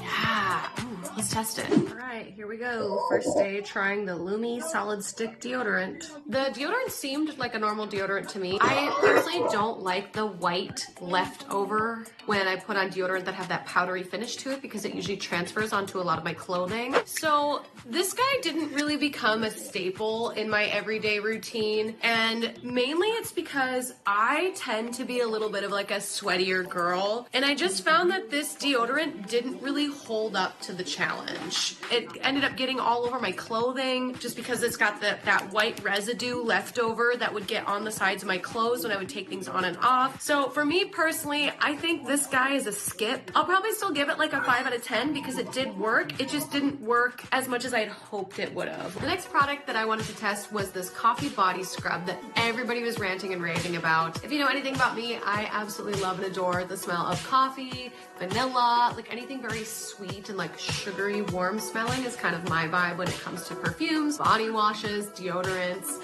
So I got my hands on this one based off of this TikTok.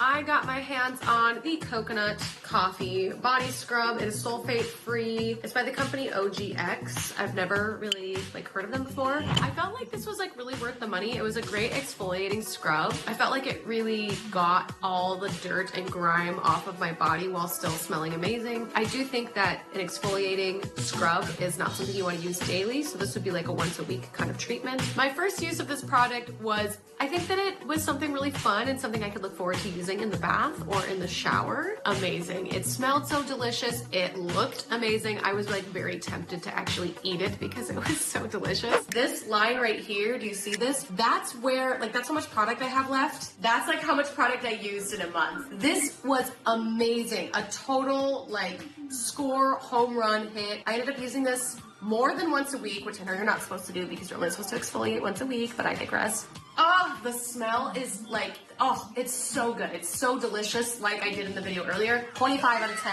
This is staying in my daily routine. Now, the next product that I bought, I know technically isn't a beauty product, but I think this could be a life-saving hack for someone like me. This month. This charges 3 devices at once to make sure I'm never on low battery. Yeah, that literally sold me so much. So I'm gonna open this bad boy up. I think I got it in white, just because it's so sleek and elegant. Oh, this is the night light right here. Okay, cool. Oh, I see. So you just like lean your phone on here. Oh, this is for your watch. Okay, so your watch goes up here, your iPhone goes here, and then your AirPods go on this thing. So I'm gonna plug this in and we'll see if this becomes part of my daily routine. All right, I got my fast charge all plugged in. Oh, look at this cord madness. It's a mess, but anyways, I got her plugged in. Let's see if it actually fast charges like it says. So you can see I'm uploading right now. Oh, look at that. It works. Okay, awesome. And this is like a touch light that you can decide how bright you want it to go. So cool. Now let's test with the AirPods. Okay,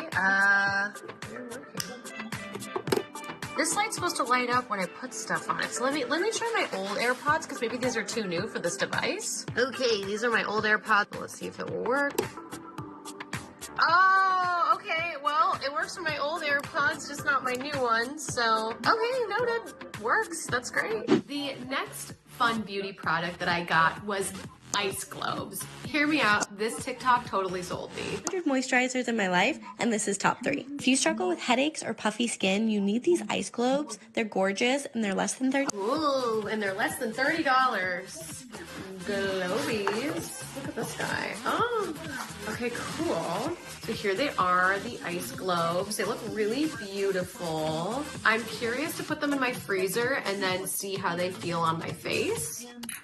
Oh, they're definitely class. Wow, okay. All right, so I got my globes out of the freezer. I'm gonna test them. They're very freezer burnt. I don't know if that's good or bad. We're gonna watch a tutorial on how to use them properly.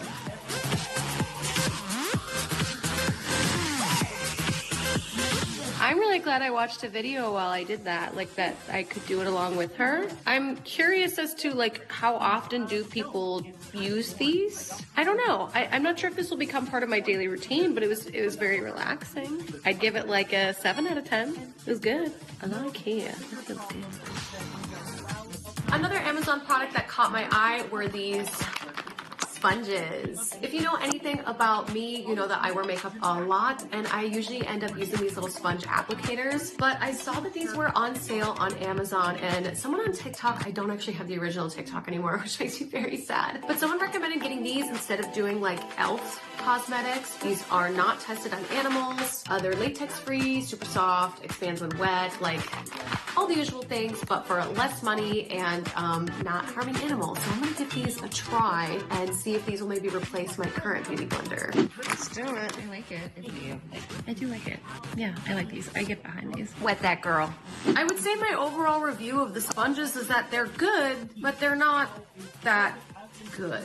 They're just not as like dense as other sponges, but I think I'm not gonna buy them going forward. Cosmetics that I can get at Target for like $1 does a better job than these. So I'm gonna give this like a 4 out of 10 is what I would say. But yeah. Skincare is a really big part of my daily regimen. I saw somebody on TikTok a long time ago actually recommend this product. It's the New Key multicolored light face mask that you can buy on Amazon. So I want to see if my skin will improve if I actually commit to using this for a month and see if this is something that I would add to my beauty routine as well.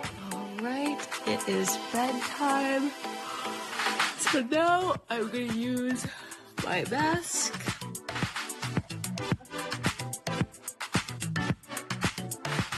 I'm gonna let my face cook for 25 minutes and I will see you afterwards. It's been 25 minutes. I don't know if it really did anything. What do we think? I'll try again tomorrow. Okay.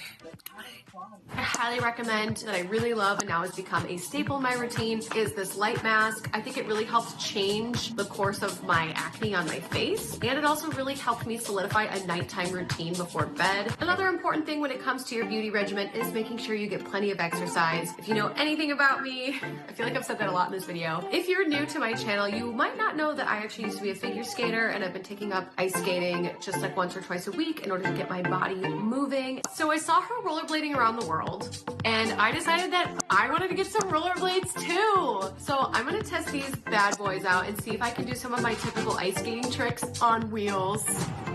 This is epic.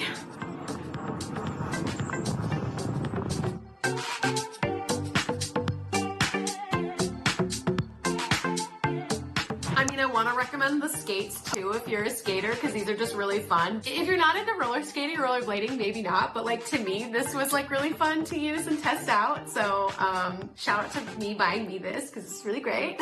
And last but not least, I don't know if you've noticed, but there's a company that's been promoting beauty products on like every platform and they're called Truly. I was very curious because their products seem to have a lot of promise to them. I don't know, I've been seeing a lot of ads for this product and I was like, you know what? I want to test it. I want to see like, is this product life-changing? Is this something that I feel like I would use in my daily routine?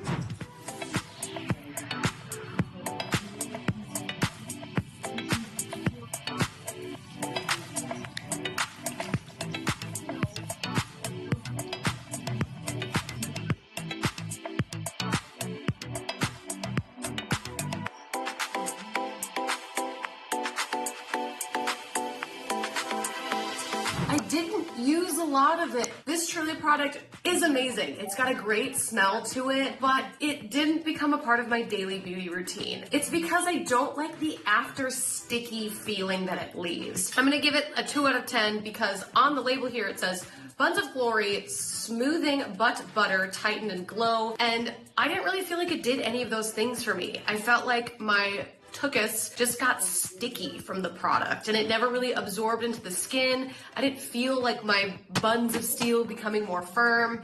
I just don't think it was really worth the price because it didn't do what it says it's supposed to do. I highly recommend this one, although it didn't really do what the product said it was supposed to. It didn't really like lift and firm anything at all, if I'm being honest, but I love the way it smells and leaves a little glisten on your body, like a little shine without being sticky. So I highly recommend this product as well. It definitely became like a staple for date night for me, so grab this guy, really good. I hope this YouTube video really helped you figure out if these beauty products were worth it or something that you would be enticed to buy. I know for me personally, this was really fun because I get sick of watching YouTubers and other influencers try products like one time and be like, wow, I love this, but then you never actually see it make it to their daily routine. So this was kind of a fun experiment for me to test and see like what things would stay in my daily routine. Honestly, if I were to give a huge recommendation to a couple products that I felt like really did last the test of the month time span, I would give it up to the coconut coffee scrub. I use this once a week all over on my body. I hope you guys enjoyed this review. Thank you so much for watching and consider subscribing if you really liked this video. Let me know in the comments below because I'd love to test out more beauty products. It was super easy for me. It was really fun. And I also like love my new skincare routine after this video. And I will see you Dare Bear Cubs in the next upload. Bye.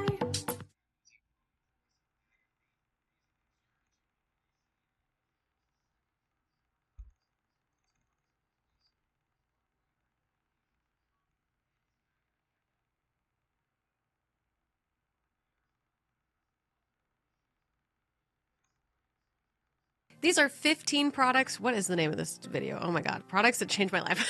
I'm already blacking out. These are 15 products that drastically changed my life. None of these products are sponsored by me, nor do I get money for them if you decide to buy them, but these are things that drastically changed my life and might help you with yours. Hey, my name is Dare Taylor. I own this channel called Dare Wears Official, but I have a sub-segment or a playlist on this channel called Rooted in Positivity, where I spread some positive vibes and some kindness into your life since you clicked on this video. So let's enjoy the sunshine together. The first product that drastically changed my life is called dry brushing. So it's actually a product that you can buy. It is called a dry brush. You can find them on Amazon or at Target or any beauty store. It is a very popular practice that I think has kind of lost its popularity just because people aren't talking about it as much anymore. But I mentioned it in my 5 ways to glow up video. Dry brushing drastically changed my life because I was starting to get what is called strawberry skin. And that is basically where your skin just starts to get kind of like a bumpy texture like a strawberry does. And I was starting to get it on the top of my thighs. And I just one day from someone, they had mentioned like they had started dry brushing. They said that it overall helped them with the look of their skin as well. Sometimes if you do not dry brush, your skin can kind of have this grayish tone to it. It just isn't as luster, isn't as colorful.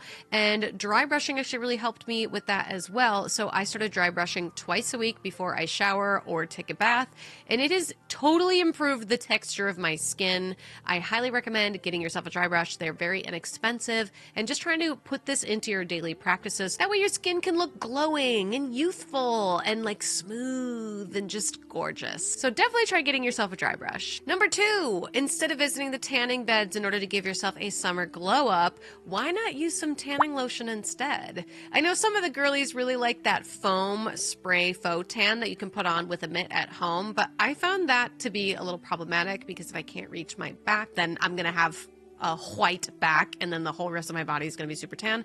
I really like this one by Jergens where it is a progressional tan, so you basically have to put it on for like 3 to 5 days in a row in order for it to actually like show and make a difference on your skin. I really like this because you will know when you've gone too far with applying it because you'll start to look a little orange. I've definitely done that before, but it looks really beautiful. It looks very natural. My hands don't get stained as much if I use this product. Obviously, I wash my hands afterwards, but I really like this product. It really works well for me, and I found it to be life-changing because I haven't gone and visited a tanning salon in years. I don't feel like I have to lay out outside and waste my time. Could be going and doing other things. If you're trying to save time, I definitely highly recommend this Jergens product. Number 3, men's deodorant. deodorant. I am a girly who loves Old Spice. I know, very controversial, but I have found that women's deodorant, 1, doesn't work as well, and 2, leaves white residue all over my clothes. So I switched over to men's deodorant a very, very long time ago, probably in like junior high. And I absolutely love it because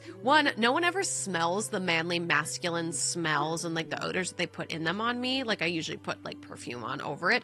But 2, I love that my clothes can be free on my body unscathed, because there's been so many times where I'll go and put on a shirt or put on an article of clothing and I will have a white streak down the side of my shirt or all over the place, and then I can't wear the shirt out anymore. Be careful if you have any skin sensitivities like I do. You know, you got to like patch test to make sure you don't have any allergic reactions. But I have found that men's deodorant works the best for me, and it was life-changing because I stopped getting deodorant all over my clothes. So maybe check out some men's deodorant next time you go to the store. Number 4, a notebook. I don't know if y'all know, but I usually look down and off to the corner because I have a notebook handy. Scandalous, right? Look at it. It even says notes. So in this notebook, I like to write my daily tasks, so every morning when I wake up, I know exactly what I need to do during the day. But also, I like to write out my scripts and ideas for future projects, for films that I want to write, produce, direct in the future, for YouTube videos, kind of like this one. And I find that having a notebook really changed my life because I have a notebook for each thing that I do. Now, this notebook becomes my daily list and also sometimes my YouTube script notebook, but I have a specific notebook for my acting class. I have a notebook for my podcast that I run. Be sure to check out Delulu Canoe if you love this type of video. We do podcasts every single week and they upload on Mondays, so go check them out. Subscribe over there. I'd appreciate it. But also, I have another notebook for when I was doing the artist way, so that way I had a collective journal to look back on whenever I wanted to. I think writing is something that a lot of people really embrace, but there are others who don't embrace it as much, especially like creatives. I find that they really want to stray away from notebooks when I think creatives should be embracing it the most, because it helps keep your schedule in alignment. It helps keep you focused. You know, crossing things off on the list like gives you endorphins. So I highly recommend get yourself a notebook so that way you can stay focused on all of your tasks. And then that way it can change your life. You can get more done in each day. You can feel more focused. You can feel more accomplished. So get yourself a notebook. You don't need 85 like I have, but get yourself one and start to use it and see if it changes your life like it did mine. Number 5, weightlifting gloves. If you are becoming a gym baddie like myself, highly recommend getting yourself some weightlifting gloves. There are so many on Amazon that you can choose between. I really like the ones that wrap around your wrists and have Velcro on them, so that way they don't just like slip off or fall off. I make sure that I wash them once a week because I do go and work out at the gym with my personal trainer twice a week. But I love it because my hands then don't take any damage from lifting weights. I don't have any calluses. They look gorgeous and cute and adorable like myself. I also think it helps me get a better grip on the weights that I'm lifting. So to me, this was a life-changing hack because there were a lot of times at the gym where I wouldn't be able to lift something the next day because I would have a blister that had popped open or just like really bad calluses. So my gloves were actually a gift from my personal trainer, JP, John Paul Batista. So thank you, JP, for the gloves and for changing my life. Get you a pair. Number 6, mini Vaseline. I don't know if you've noticed during this video, but my lips are pink. They all plump. I actually had a horrible eczema flare-up after the fires happened in LA, causing my entire mouth to be flaky, irritable. It even was so dried out that it started cracking and bleeding in multiple spots. And when I went to the urgent care, they gave me a bunch of stuff that didn't help, actually made it worse. And I went to a dermatologist and they gave me a bunch of stuff that actually helped and told me that Vaseline, you know, like there's those little like teeny tiny tubs and you can get like bigger ones. They say like dermatologists recommended. They're not joking. My dermatologist legitimately was like, you need to put Vaseline on your lips every waking moment. And then they also gave me like a cream that was going to help with all the flaking and everything else. But I have basically learned that I need to take better care of my lips. Basically, I'm carrying a little mini jar of Vaseline with me everywhere I go in order to keep my skin from flaking off, because apparently I've got airborne eczema, which is so fun. I love it. It's so great. So, if you suffer with dryness, or maybe, you know, the dryness in the air is making your lips hurt and very sensitive, get yourself some Vaseline. Don't use Burt's Bees. Don't use late night lip masks, because all those chemicals and all those things, when your lips are burning, just make it worse. So, maybe consider getting yourself a little mini jar of Vaseline to go in your purse, in your bag that you carry with you, or in your pocket. Yeah, become good friends with that, because my lips look so much better. But it really changed my life, because I'm going to be taking my lip care a little bit more seriously ever since then. Number 7, this one's for all my ladies out there, is ditching black eyeliner. Now, I know that this is going to be very clickbait and people are going to be very sensitive about this one, but hear me out. I have found that ditching black eyeliner has made me look more youthful, has made my skin look a little bit more like plump and glowing, because black harsh lines on your face only draw attention to the other lines that are on your face. So I've been switching from black ink liner to an angled brush and brown eyeshadow, because I find that it complements my face a lot better. I find that it makes me look a little bit more younger, more youthful, and it's just not drawing as much attention to the wrinkles on my face, because, shocker, I have wrinkles because I emote a lot. I'm an actor. I have flaws all over my face from emoting over the years of acting. From my Walt Disney World days when I was acting for them, from my Medieval Times days when I was acting for them, and to now when I have an agent and I've been in a bunch of movies. Again, check out my IMDb. I have to emote and move my face a lot for a lot of different reasons. And, well, drawing black eyeliner on my eyes just kind of accentuates the emotional lines that I have on my face. And I love them. I think they're great, but I definitely have been switching from black eyeliner to a more softer color that just accentuates my features and brings out the olive tones in my skin. So if you're a girly who's watching this, maybe consider dabbling into some other eyeshadow and different products to see how it looks on your face, because I think that's the beauty of the beauty industry and the fashion industry, is it's always changing and always evolving, and sometimes it's time to try something different. Anyways, moving on. Number 8. Yep. Number 8, carabiner clips for water bottles. I know that this one sounds silly and kind of out of left field, but when you are traveling a lot, or you go to theme parks a lot, or you just are walking around a lot, you can carry water bottles on you with a simple carabiner. This has totally changed my life. I'm going to shout out to one of my besties, Joni Brosas, who, when she came and stayed with me in LA and we went to Walt Disneyland, she was like, aren't you going to bring your water bottle and like carabiner it to your bag? And I was like, what? So then I started putting carabiners on my water bottles so that way I could, walk around at parks and stuff with them. And it changed my life, because I used to just throw my water bottle in my bag, and if it leaked, it would get all over the place.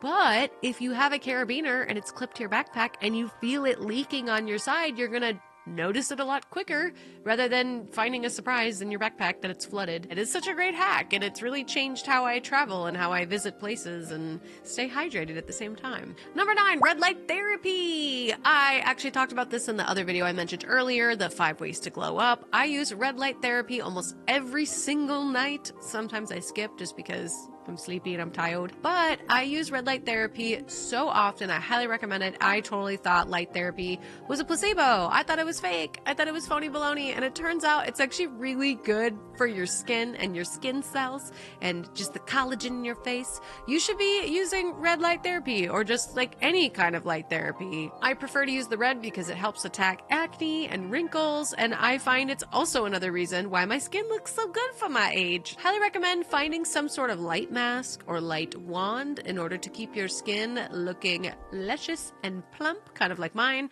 It really changed my life, because I used to have not bad acne, but I used to always have a pimple on my face. I always had a blemish, always had like 1 or 2. And ever since I started using red light therapy, I rarely get pimples, very rarely. But if you attack it with red light therapy, it actually makes it go away quite quickly. So consider getting yourself some sort of tool, mask, wand, in order to introduce your skin to light therapy and see how it works for you, because it changed my life. Number 10, tinted moisturizer. Back in the day when I worked for the Walt Disney World Company, I would put on a layer of primer. I would put on a layer of liquid foundation. I would put on a layer of dry foundation in order to lock my makeup in for the entire day. And that is horrible for your skin, especially in the Florida, Orlando climate where it was very hot every single day and very moist. I would sweat a lot and my pores would hate me because I was clogging them with so many things. And I had no idea that there was a thing called tinted moisturizer, which is basically like the moisturizer you put on your face, but tinted and looks a lot like foundation. Now, I will say it does not leave your skin like looking flawless and finished. Like I will say you probably can see like a couple little bumps and blemishes here and there throughout my skin, but I highly recommend wearing it on days that you don't really want to do a full glam and you don't want to wear 8 layers of foundation. Tinted moisturizer has completely changed my life in the better because I was finding my skin to have so many issues because of all the foundation layers I was wearing. So highly recommend trying to find a tinted moisturizer that matches your skin and your complexion and wearing that on days that you want a full glam look, but you could just touch up with powder instead. Or wearing it on days where you want your look to be a little bit more casual and maybe you just want to wear a layer of tinted moisturizer and blush and you want to go out into the world, you know, just find what works best for you.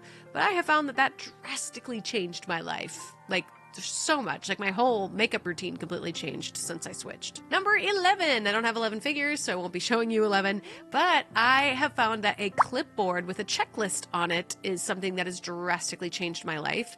If you are similar to me and you work really well on list making and having an organized flow for your day, highly, highly recommend getting yourself a clipboard, decorating it with stickers, or finding some fun way to decorate it. I actually went on Canva and made my exact checklist of what social posts I need to make each day. And I made it in a checklist format. So that way, when I'm ready to post for the day, I just look at this list that's on my clipboard.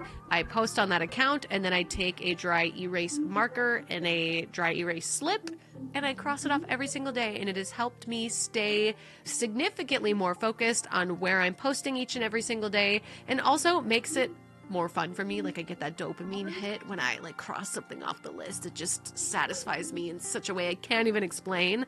But I found that having an official clipboard for tasks that I have to do each day makes me feel like I'm accomplishing a lot more than I ever have and keeps me focused. So that way when I'm done with this list, I can then go, okay, great, I'm done for the day. Now I know that I'm done working, I'm done posting or done doing whatever I need to do. And it has changed my life because I just feel a lot more satisfied at the end of each day being able to see the list that I've made and crossing it off. Also, I think this goes hand in hand with the notebook I mentioned earlier. It's just a different tactic, but they both have changed my life in different ways, where the notebook was more for like day-to-day list making and the clipboard was more of like, this is a big task that I have to break down into mini tasks. Let's get it going. So love that for me, and I think maybe you should consider doing it too. You could also make like a to-do like packing list where you could write out like all the different things you want to pack in your suitcase. You could also use it to stay organized or to have people sign like waivers if you're working on like a big project. Also, it's just nice to have something hard to write on if you're, you know, walking around doing other things and you just like whip out your clipboard. You look really official. It's a silly thing, but I really love it. I cherish my clipboard. Number 12, oil-based cleanser. I used to be a girly who would whip out my Neutrogena wipe and clean off my face and move on for the evening, and that would be my nighttime routine. I can hear you all screaming and rage typing in the comments, but no worries. I have a really great nighttime routine. Let me know in the comment section down below if you'd like me to film that for you. But I have found that there is a new product that I'm obsessed with. I love using an oil-based cleanser to remove my makeup at the end of the evening, and I found that it has actually removed way more makeup than any face wipe ever has. I do notice that also it's a lot healthier for my skin to be, you know, removed and to get all the gunk out of my pores with an oil-based cleanser. So what you want to do is you want to, you know, massage your face with the oil dry first, and then you get your hands a little wet, and then you kind of go in, and then it turns it into kind of a milky, watery base, and then you rinse it all off, and then you wash with your face wash. And I found that this technique just cleans my face so well. Highly, highly recommend trying to find an oil-based cleanser to help you remove your makeup. It has changed my life in the sense of like my acne is completely gone. I find like my skin is a lot more like plump than ever before. My skin is more glowing and radiant on days that I'm not wearing makeup. But consider trying to find a oil-based cleanser to help you with your makeup removal routine. It changed my life. I'm telling you, it's a good product. Back when I was a kid, no one had oil-based cleansers. Like, that is such a new thing, at least for me personally. Like, skincare routines were not a big deal when I was a kid, so I'm giving you the goods here. Number 13. This is a hair product, so for anybody who uses a lot of heat tools on your hair, you might want to stick around for this one. The product I use is called the Redken Thermal Spray, and I have found that this has stretched the life of my extensions beyond belief. This hair is not my hair. I did not grow this, it is extensions. So I abuse my hair by using lots of heat tools. I know they're bad for you. I've tried every roller, every sleep-in roller. I've tried the foam headband that you wear with the scrunchies on the bottom. Nothing makes a curl last like a heat tool. So how I combat the heat damage is by using this thermal heat protectant, and it works so well. Like, I used to fry the ends of my extensions pretty quickly, especially when I'm on set, but now I have this spray that when I know I'm going on set, all I'll do is I'll just do like a pretty even coat all over the ends of my hair and like the midsection of my hair. I'll go to set, and then they'll do whatever they need to do to my hair. Looks great, looks gorgeous, and then I don't even have to worry about the damage or having to swap out my extensions as often because of that spray. So I highly recommend it. It's changed my life. It has definitely changed how much I've spent on extensions. Like, it's cut down on how many times I have to buy new hair. So I definitely recommend it if you're somebody who wears extensions or if you just use a lot of heat tools on your hair. Number 14, storage bins. I sigh because my assistant, Chrissy, if you're watching this, you're right. You're so right. I have a pair of storage bins that lives rent-free under my bed every single day, and it is filled with clothes that I don't wear all the time. It's got my Ren Fair clothes in them that I wear basically for one season and one season only. Storage bins have changed my life for the better because I don't need all this like certain specific clothing all year long. I only need it for certain seasons. And instead of putting it in a storage bin in the garage that I will only go and get once a year, like Christmas or like Halloween decorations, we have found a system where you put things in a storage bin, you put it under your bed, or you put it in a closet on the bottom of the closet, and it has changed my life. But I'm telling you, if you're somebody like me who holds on to like mountains of clothing and costumes and themed things, get yourself some storage bins, get yourself like a bed or a nightstand or like a space where you can like hide things under it. It will change your life because, one, you'll get more of your wardrobe space back. Like, you'll have more space in your closet for other clothes that you wear on the daily. And two, it is just like smart. It is smart to stack your things and put them in a place where it's like, okay, Halloween costumes. Like, I collect them for some reason. Don't ask. So instead of having them out all year round when I know I'm not going to wear them, I stick them in a storage bin. And I put it in the spot that the Halloween storage bin costumes go, and then I don't have to worry about it for a whole year because I usually don't need them till Halloween. Like the Ren Fair clothes, they're underneath my bed. I know exactly where they are, and when I need them, I'll just roll them out from under my bed and then use them. It's amazing. Storage bins. Who knew? My assistant Chrissy would be right. I'm going to laugh if she actually watches this video and is like, I knew it. I knew you liked storage bins. Told ya. I actually really hate buying storage bins. They're such a pain in the butt. They're big and they don't fit in your cart, and then you gotta like lug them to your car, and then if they don't fit in your car, you're kind of screwed. That's why I like ordering them off Amazon. It's like kind of my favorite because like then you don't gotta worry about all that. Storage bins.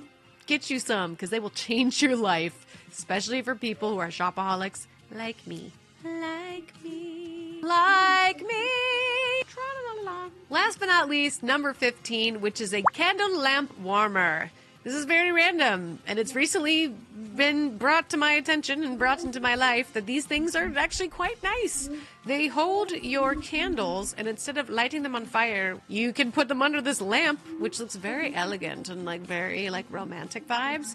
And it just heats the wax, and it makes the smell pretty good, actually. And it's a lot safer, less fire, you know, like if you accidentally leave them on while you're gone, there's not really a way for a fire to happen. Unless something else gets caught under there, which would be like a, you know, miraculous. Oh my gosh. A miraculous act of God if it were to, like, you know, light on fire. But yeah, I really like them. They're actually like quite elegant, very dramatic. It's just a better way to light your candles and not worry about your house burning down to the ground. That was another Chrissy suggestion, so thank you again, Chrissy. I like how I'm like begrudging about this. I'm like, thanks, Chrissy, for all these great recommendations. Like, man, like it's changed my life. It's a good thing, but I don't know why I'm being so begrudging about it. Thank you so much for watching this video on the products that have changed my life. Let me know if there is any of these products that you currently have in your home or that you are going to go get. I hope you enjoy my Rooted in Positivity playlist here on my channel. I absolutely love making these videos. They're so much fun for me. I love the tree behind me. She's so gorgeous. We should give the tree a name. But on that note, I hope you subscribe and stay positive, and I will see you Dareware students in the next upload. Bye! Because if you look at the broccoli head meme, basically it's about who have a certain haircut where the top of the head is styled like it's broccoli. Because my description is not doing it justice. Here's an example of the broccoli head in question. The broccoli head won in the 2000 starter pack. It's simply about that.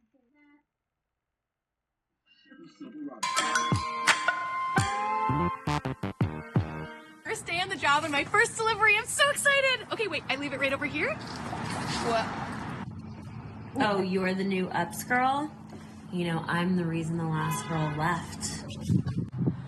You're the Favex girl they warned me about.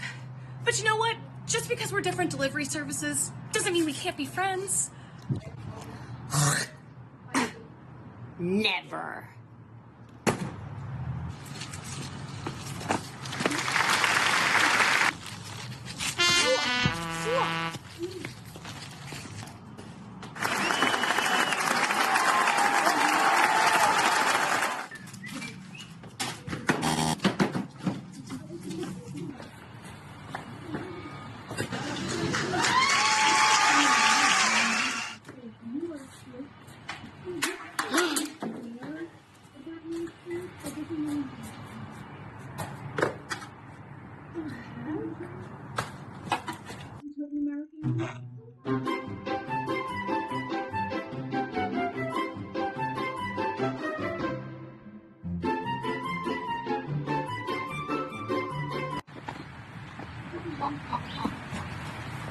Oh my god.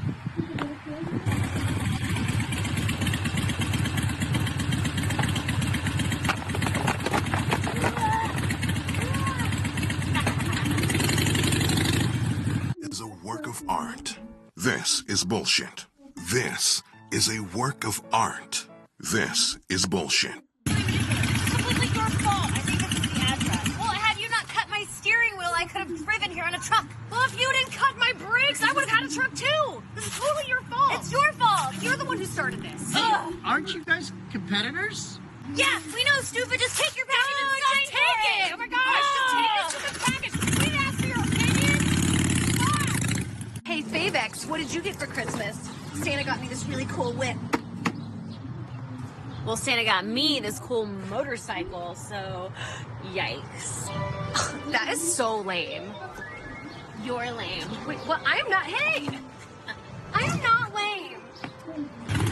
How's it going down there, Slowpoke? It's going just fine, actually. Thank you for asking. You look really great on that thing. Thank you. I'm getting a foot leg workout unlike you. Really suits the Slowpoke personality. You know what? Speed isn't everything. Accuracy is way more important. Eat what you can, sucker. Yeah, I can keep up. With the holidays coming around and being super busy, I have a trainee today. Hi guys! Did you know in Canada the post Shut up. It's my show. So I'm going to teach her how to deliver packages. Yeah. Okay, so what's your number one piece of advice? Oh, definitely watch out for that Favex. Favex, is that like your favorite ex? Because like that doesn't sound healthy. No, the delivery service, our competitor. I don't know, it sounds like you're like really hung up on this ex.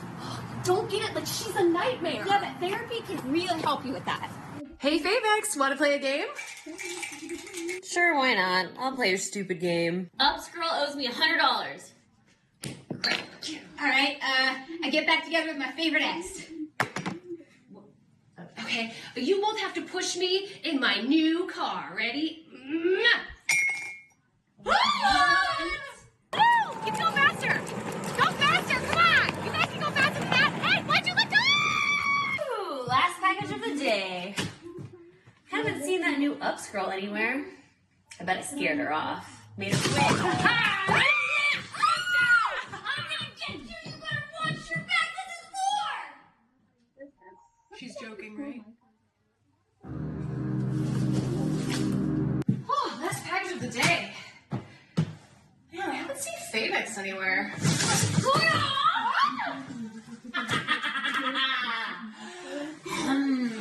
The taste of sweet revenge!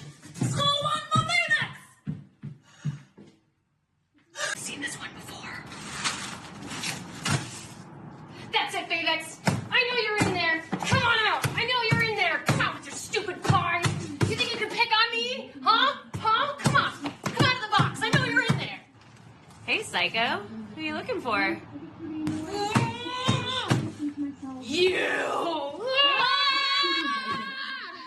Come here, you ain't gonna fly me in the face! You think you can get away with that? This package must be special. She has to sign for it. I love this part. Hola! I have a package for you to sign for. ¿Qué? No entiendo. You're so beautiful. But wait. One question first. Who's your favorite delivery service? Favex, duh!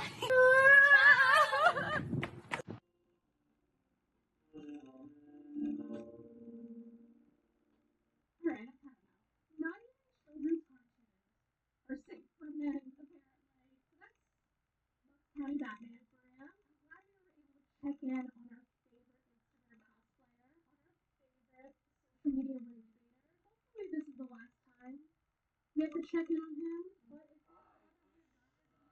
if you'd like me to rip into, Give it to me! Stop it! Gosh!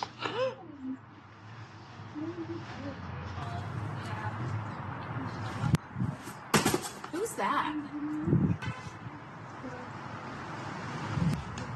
Snail mail. Wait, you understood what she said? What the? Oh, don't you see it? We gotta team up together. We gotta beat this girl. Yeah, okay, sounds great. Great, so we're gonna work together, okay? Sounds good. Ah! Okay, so we're gonna do a classic prank, Oreos and toothpaste. That's stupid. Shut up and watch. Wait, what did I miss? Oh, snail mail. What's up? Do you want an Oreo? No thanks, I'm vegan. More for me! What is this? You know, products are gross. It's on my tongue! Meh, her breath stinks anyway. So you don't like food, but do you like money? I mean, everyone likes money. Your toothpaste prank was stupid. Well, you fell for it. Well, now we're doing my prank. Okay. All right, go behind the tree. Well, it's your prank. You go behind the tree. I am not going behind the tree. Are you kidding? I ate the Oreo. You're wearing brown. You'll blend in. She's coming. Ah!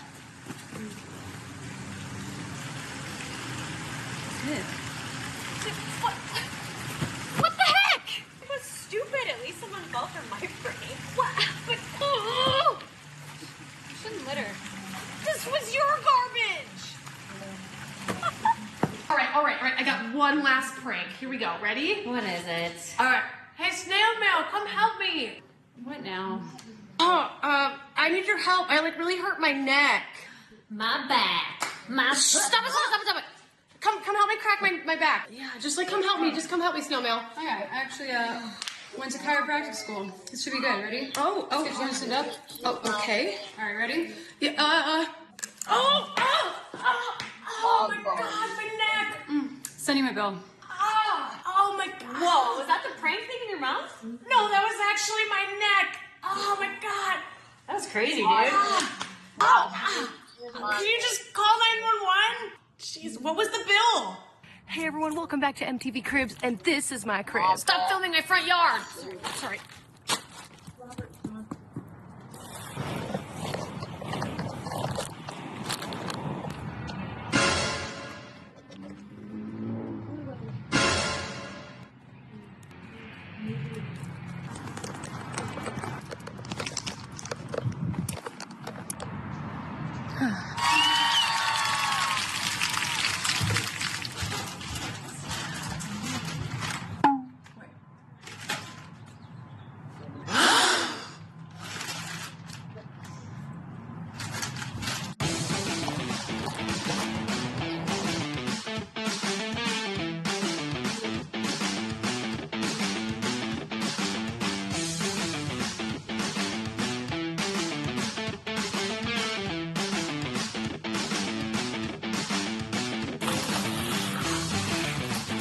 Is this your package? Great. Have a good day. You know, I decided to finally take a break from delivering and go to Aspen to get away from Favex, because all she does is bully me. So I'm gonna go check out my room right now in this beautiful cabin. Come with me. Oh, look at this amazing room. Oh, it's amazing. What? Did your what? No! Get out! This is my vacation! Mine too. No! Your package is my priority! Let's go!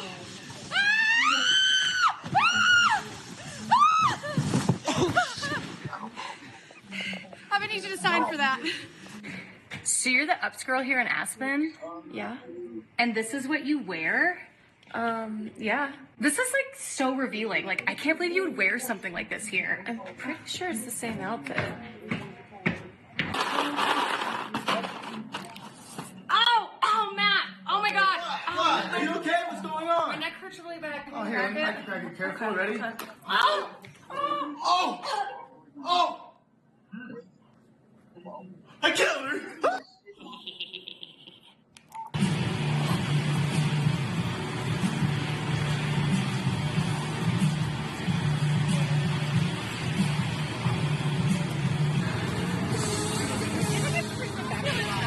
Let's not say we did.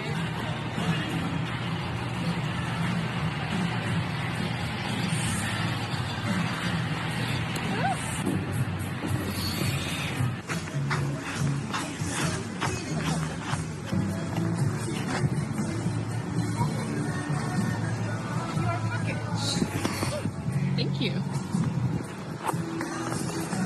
Package breakers, assemble!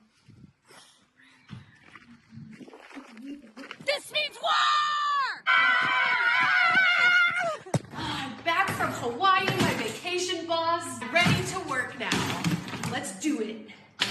Didn't you get the memo? What memo? What are you talking about? Oh, this memo. What are you doing here?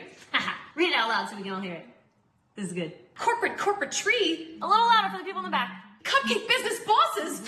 You're fired? That's my favorite part. What is this? And your replacement's already here. My Come on. I like your outfit. Whoa. This girl looks just like me. You look like me. Also, do you have anything to say for yourself? No, you're fired. She is the new replacement. You do look fired. Yeah. This is ridiculous. You know, I'm getting a different job. I quit. You can't fire me. I quit. Taking my luggage. You should work here. This is, you know what? I'm out. It's nice to meet you. Bye. Let me help you with that. Oh, wait, hey, you can just push me out. Okay, bye. Let's go. Everything is so depressing when your job is so slow-paced. Who knew snail mail was so slow? You know what'll cheer me up? Going to the cafeteria and getting some really delicious grub. Wait, so where did you hear? I heard you got a new job. Who? The ups girl, the girl that you replaced, the girl that got fired. Oh, here she comes. Hey guys, can I have lunch with you? You know what? I don't need you both. I'm gonna be the best delivery person ever. I'm leaving. Oh, come on. Well, it looks good on you. Wait, that's her! Ugh.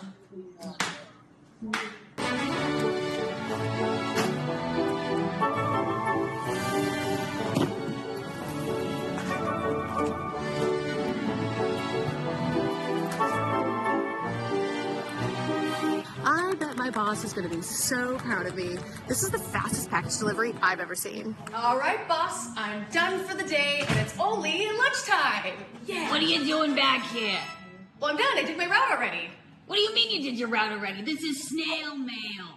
Yeah, but I was the fastest. See, I have nothing left in my bag. I not should. the point. I should be like honored or something. Hey, Fiona, you're fired. What? Are you kidding? For being the fastest one? See you later. This is ridiculous. You know, I quit here. I don't want to work where it's slow, snail mail. Ugh. I'll have your paperwork next week, maybe. Next week, maybe. Snail mail. Well, guys, I lost both my jobs. Too bad, so sad. I lose things all the time. That's nice. All right, new ups girl. I'll see you tomorrow. I don't live here. Anyways, thanks for the cool outfit. Bye. Does that mean I have my job back? Technically, by default, yes. Yeah, baby! We're back! Well, at least you get my pranks. You want to eat this? I heard there's a new package breaker. I'm so excited to meet her. Let's go. Hey, who are you? I'm Glamazon, the superior delivery service. Cool, let's be friends. Gross. Oh my gosh, I'm so out of breath. Dude, Glamazon was already here. What? Already? Are you kidding? Yeah, and her hair looks perfect. Oh, no, she doesn't have to wear dorky hats like we do. Looks like you're not the superior service anymore. What?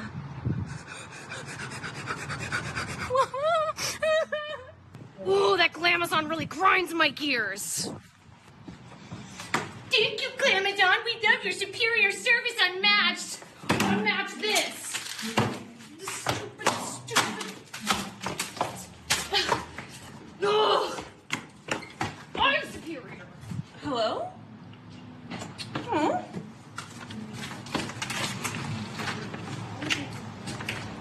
So you think you're fast enough to take me on? Yeah, because 4 wheels is better than 6. Well, you know what?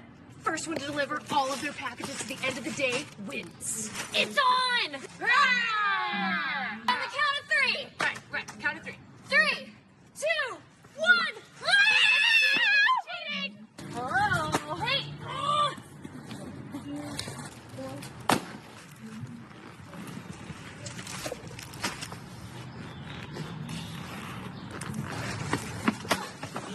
You tell us who got here first!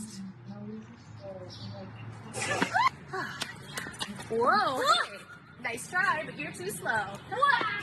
Drats, I'm too slow when she has her skates on!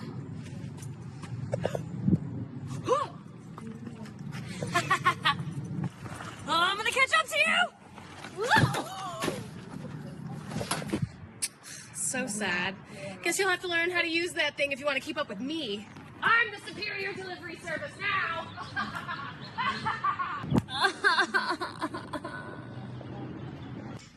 All right, last package of the day. Whoa, hey, what's happening? Whoa,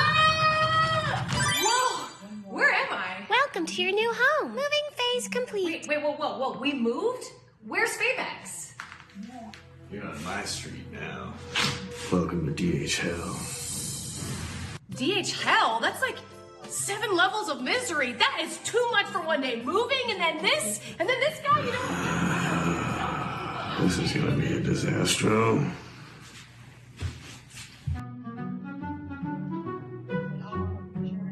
Send this to someone who's waiting for a package.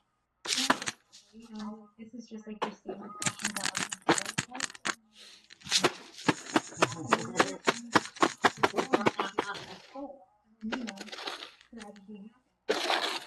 Naughty, that's not what we do. We get delivered on time. We don't wait an extra day.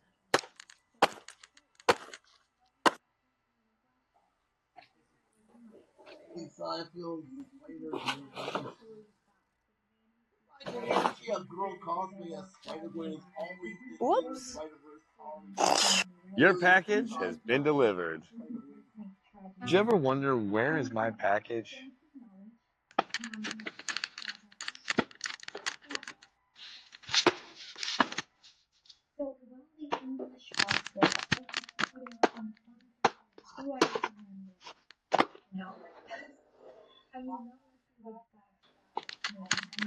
Naughty package. Naughty package. I'm not mad, but I'm disappointed.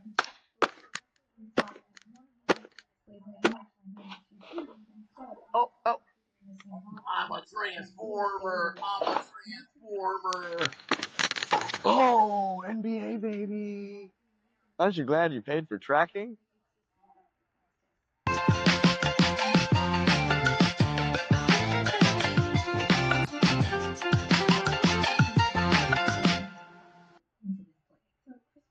So yeah, I hope y'all enjoyed that one. I'm going to bed.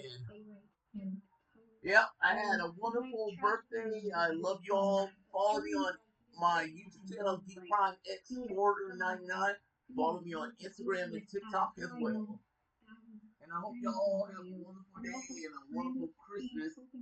God, it's like this motherfucker trying to take everything away from us. I'm out.